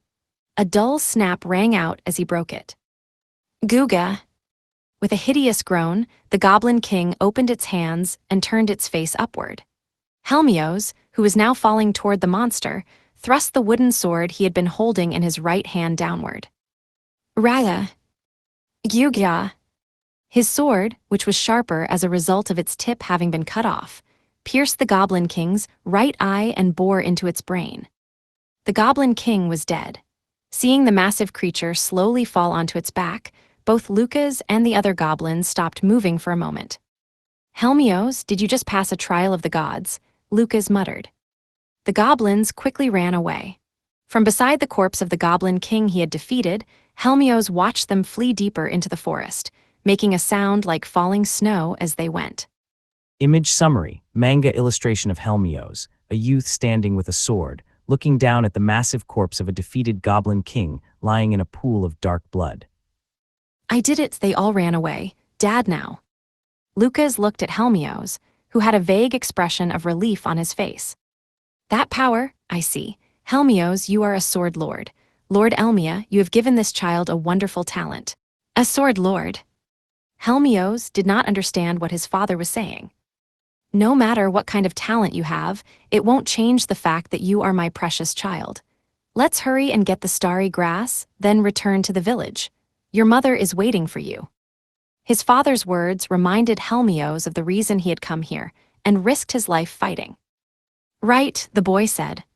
He threw away his wooden sword and ran to the first starry grass he saw, shoved his hand through the snow, grabbed it by its roots, and pulled it out with all his might. "Yes, now Mom will be okay." Seeing his son so overcome with emotion that he had started crying, Helmios' father took a deep breath and finally smiled in relief. After that, Helmios and Lucas harvested most of the starry grass that was growing in the area and put it in the basket with the other medicinal herbs. They also retrieved the 3 horned rabbits Helmios had buried in the snow, then returned to the village before the daylight had faded. At home, his mother, Kalia, was waiting for them. She heard the front door open and rushed out of the living room. "Mom, look, we got a lot of starry grass. You can get better now." She ran up to Helmios, who was smiling proudly and showing her the contents of the basket he was carrying, and audibly slapped him across the face. "I'm sorry, Mom." The moment his mother's hand hit his cheek, Helmios could sense her worry. Yet he was confused by the way she was holding that very hand and giving him a strange look. Helmios passed a trial of the gods. Kalia looked surprised when she heard Lucas's words. This boy definitely has a talent. He is definitely a sword lord. Lord Elmia, the god of creation, has given him an incredibly rare talent. What? He's not a swordsman like you. While Kalia was stunned, Lucas continued to talk excitedly. He's far better than that. Even a sword master could never become this strong. A sword lord, Kalia murmured. And even if that's not the case, Helmios is our precious child. We must take good care of him the way we always have. Lucas tousled Helmios' hair with his right hand. You're right, my darling boy, Kalia said, bending down in front of Helmios and hugging him gently. Wait, what's going on? I don't get it. Helmios did not understand what was happening all of a sudden, but when he saw that his parents were sobbing with joy, his heart felt full and he burst into tears as well. Thus ended the first adventure of Helmios the hero. His appraisal ceremony, at which he and his parents would find out his true talent, was fast approaching. Afterword. Welcome to the afterword for Volume 7 of Hell Mode. Thank you for picking it up. As you know, in the world of Hell Mode, Alan was thrust straight into a new battle as soon as he conquered the rank S dungeon. Volume 7, this volume, and Volume 8, which is scheduled to be published soon, are referred to as the Heretic Arc, and the next one will be the conclusion. I would like to apologize for the fact that, due to the story and the number of characters, the Heretic Arc has been divided into two parts, just like the Rank S Dungeon Arc, which was divided into Volumes 5 and 6. Regardless of it being broken up, I wrote a lot of new material, so I hope you enjoyed it.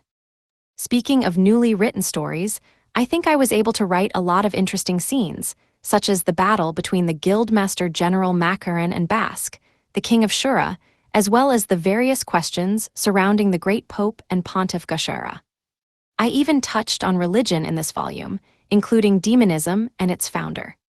Originally, Hell Mode was a story about a world where the gods bestowed talents on people, and where there were statuses such as royalty and serfdom.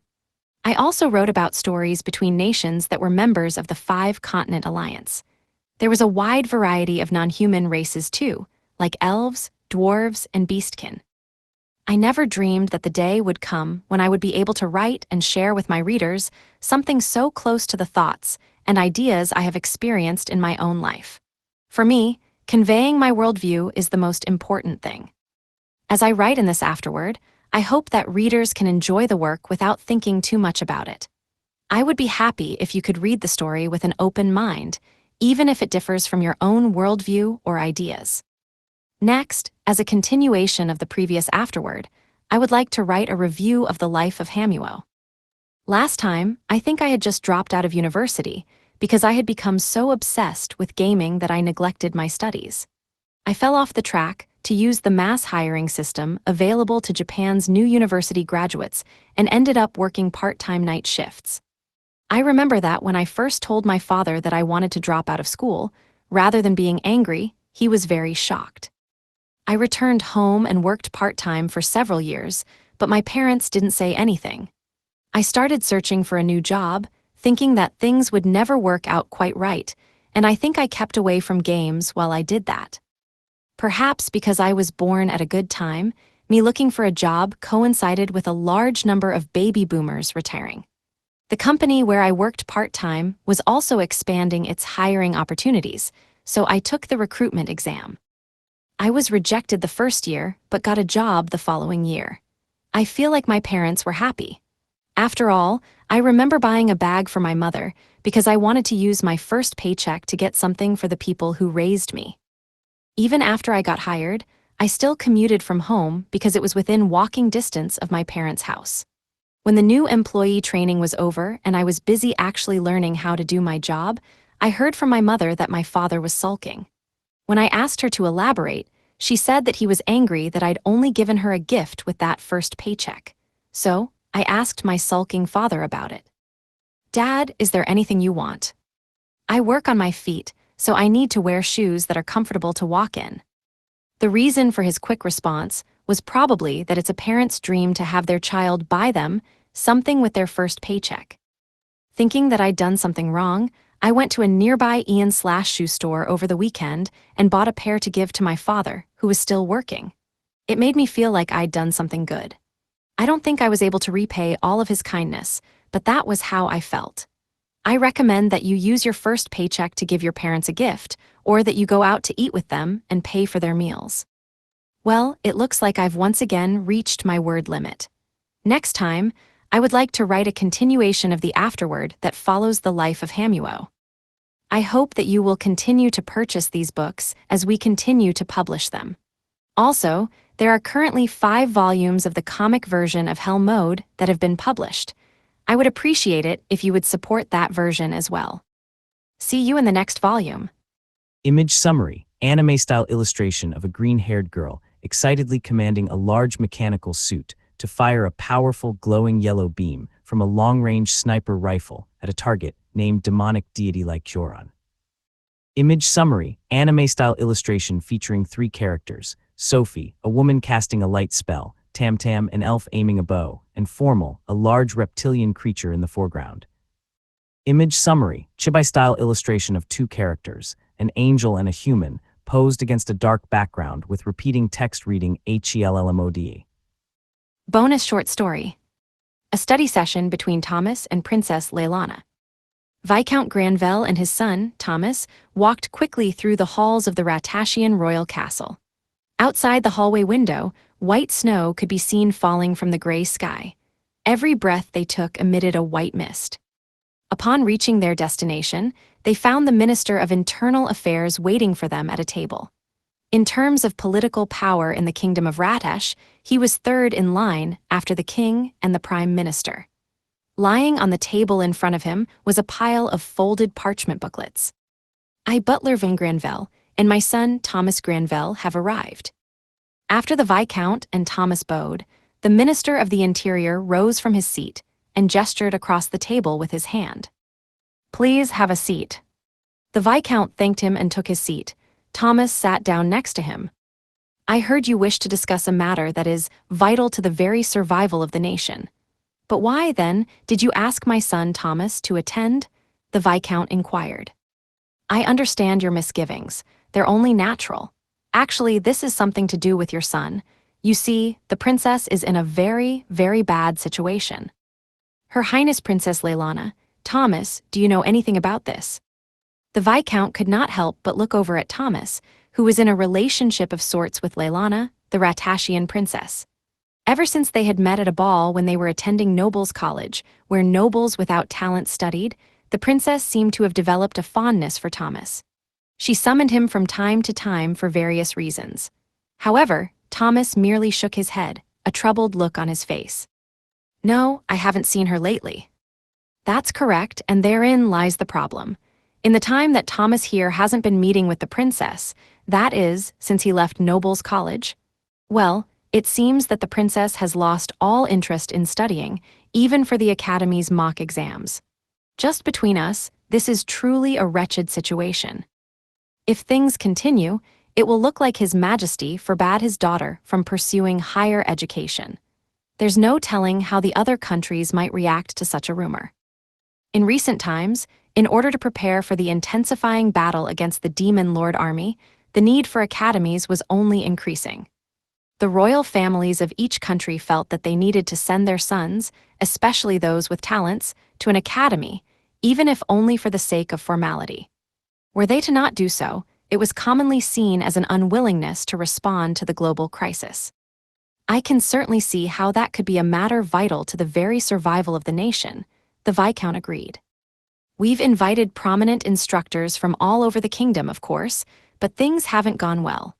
In the end, word has spread among the private instructors, and those we've invited have begun to turn us down.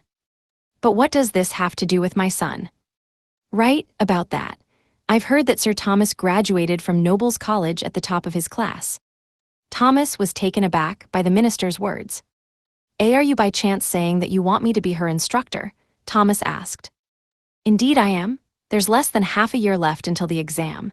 I have to ensure that the princess passes, no matter what it takes. In that case, Mr. Thomas, there's no one I can rely on but you. I hear that you work quickly in the royal castle, completing tasks that would take others 10 days in a mere 2 or 3. You are not only good at academics, but also good at practical work, making you the perfect person to deal with this crisis. No, you see, the reason I got good grades was. Thomas fiddled with the rings on his hands and tried to explain the situation, but his father, Viscount Granvelle, interrupted him. Thomas, His Excellency has requested your assistance. It would be rude not to accept. Just as I expected, Lord Granvelle. I see that you have passed on the blood of a loyal subject to your son. Now, here are copies of past exam questions. He gestured toward the parchment booklet stacked on the table. Whatever you do, try to hammer all of this into that tomboy princess's head. Please have her study hard. Past exam questions, you're quite prepared, Thomas muttered. There were around 10 booklets in total. He had no idea how they had been obtained, but it was clear that the kingdom was quite serious about this matter. I suppose I can keep my position here, the minister mumbled to himself with a sense of relief as Thomas took the booklets in hand and reviewed their contents. The older man stood up gingerly from his chair.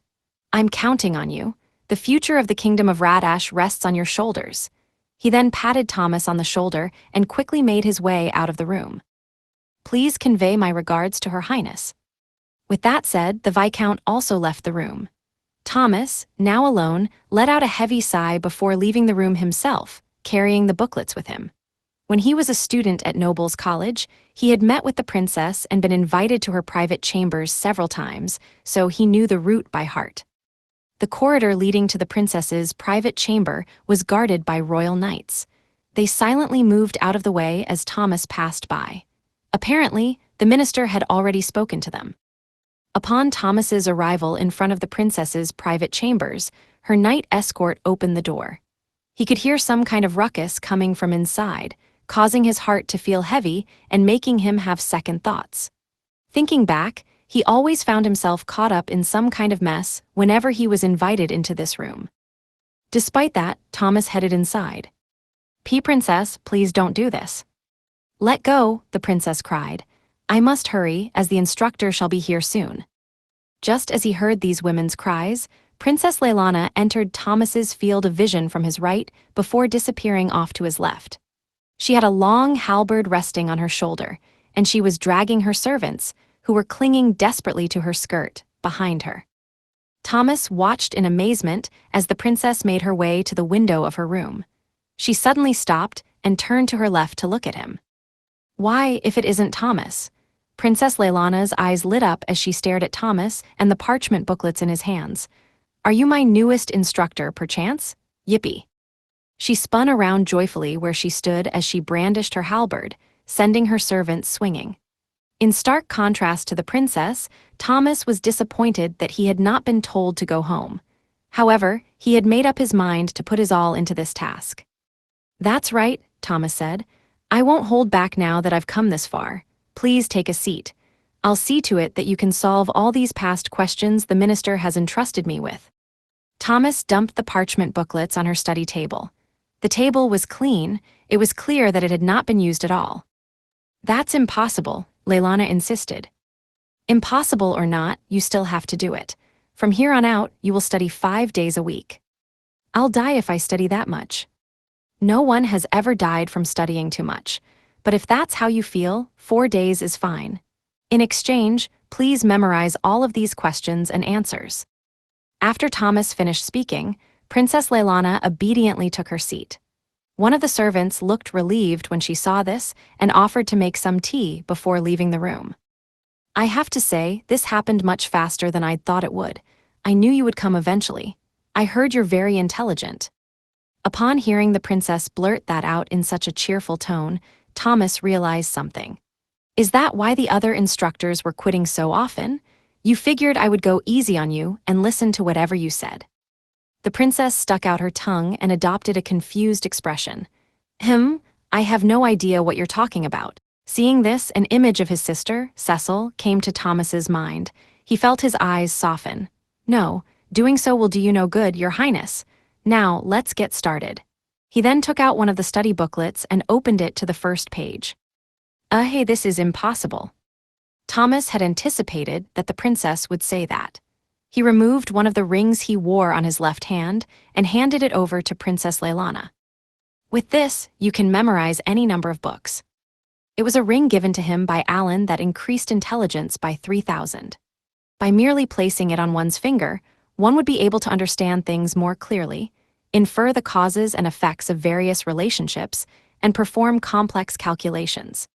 Of course, the effect was amplified because Thomas was an intelligent man to begin with, but even if Princess Leilana could not do all that, he figured that she could at least memorize the questions and their answers.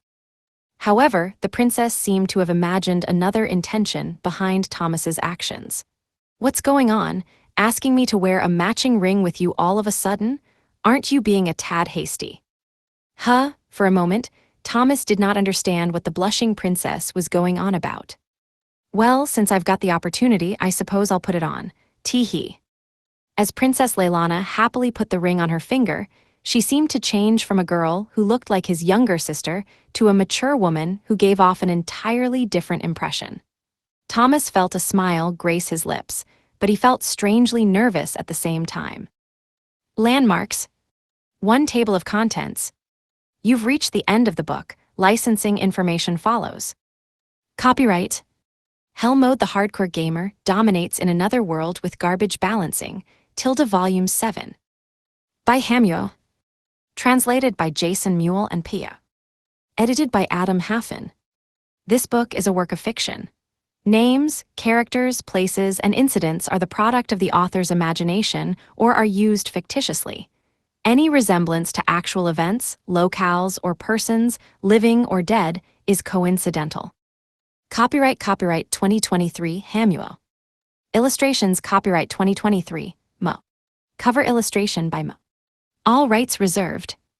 Original Japanese edition, published in 2023 by Earthstar Entertainment. This English edition is published by arrangement with Earthstar Entertainment, Tokyo. English translation copyright 2024 J-Novel Club LLC.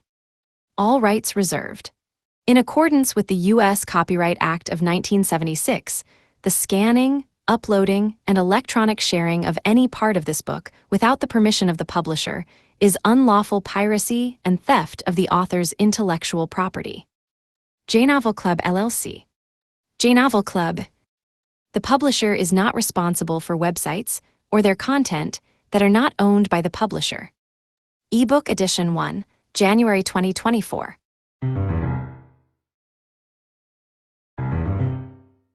Hell Mode, Volume 8. Hamuo. Chapter 1, Team Alan meets Shia. Located to the southeast of the central continent was Galiat, a continent composed of several smaller countries. One of these countries was the Holy Land of Elmal, a nation that worshipped Elmia, the god of creation. Its capital, Teomenia, the home of the Church of Elmia, was up in flames.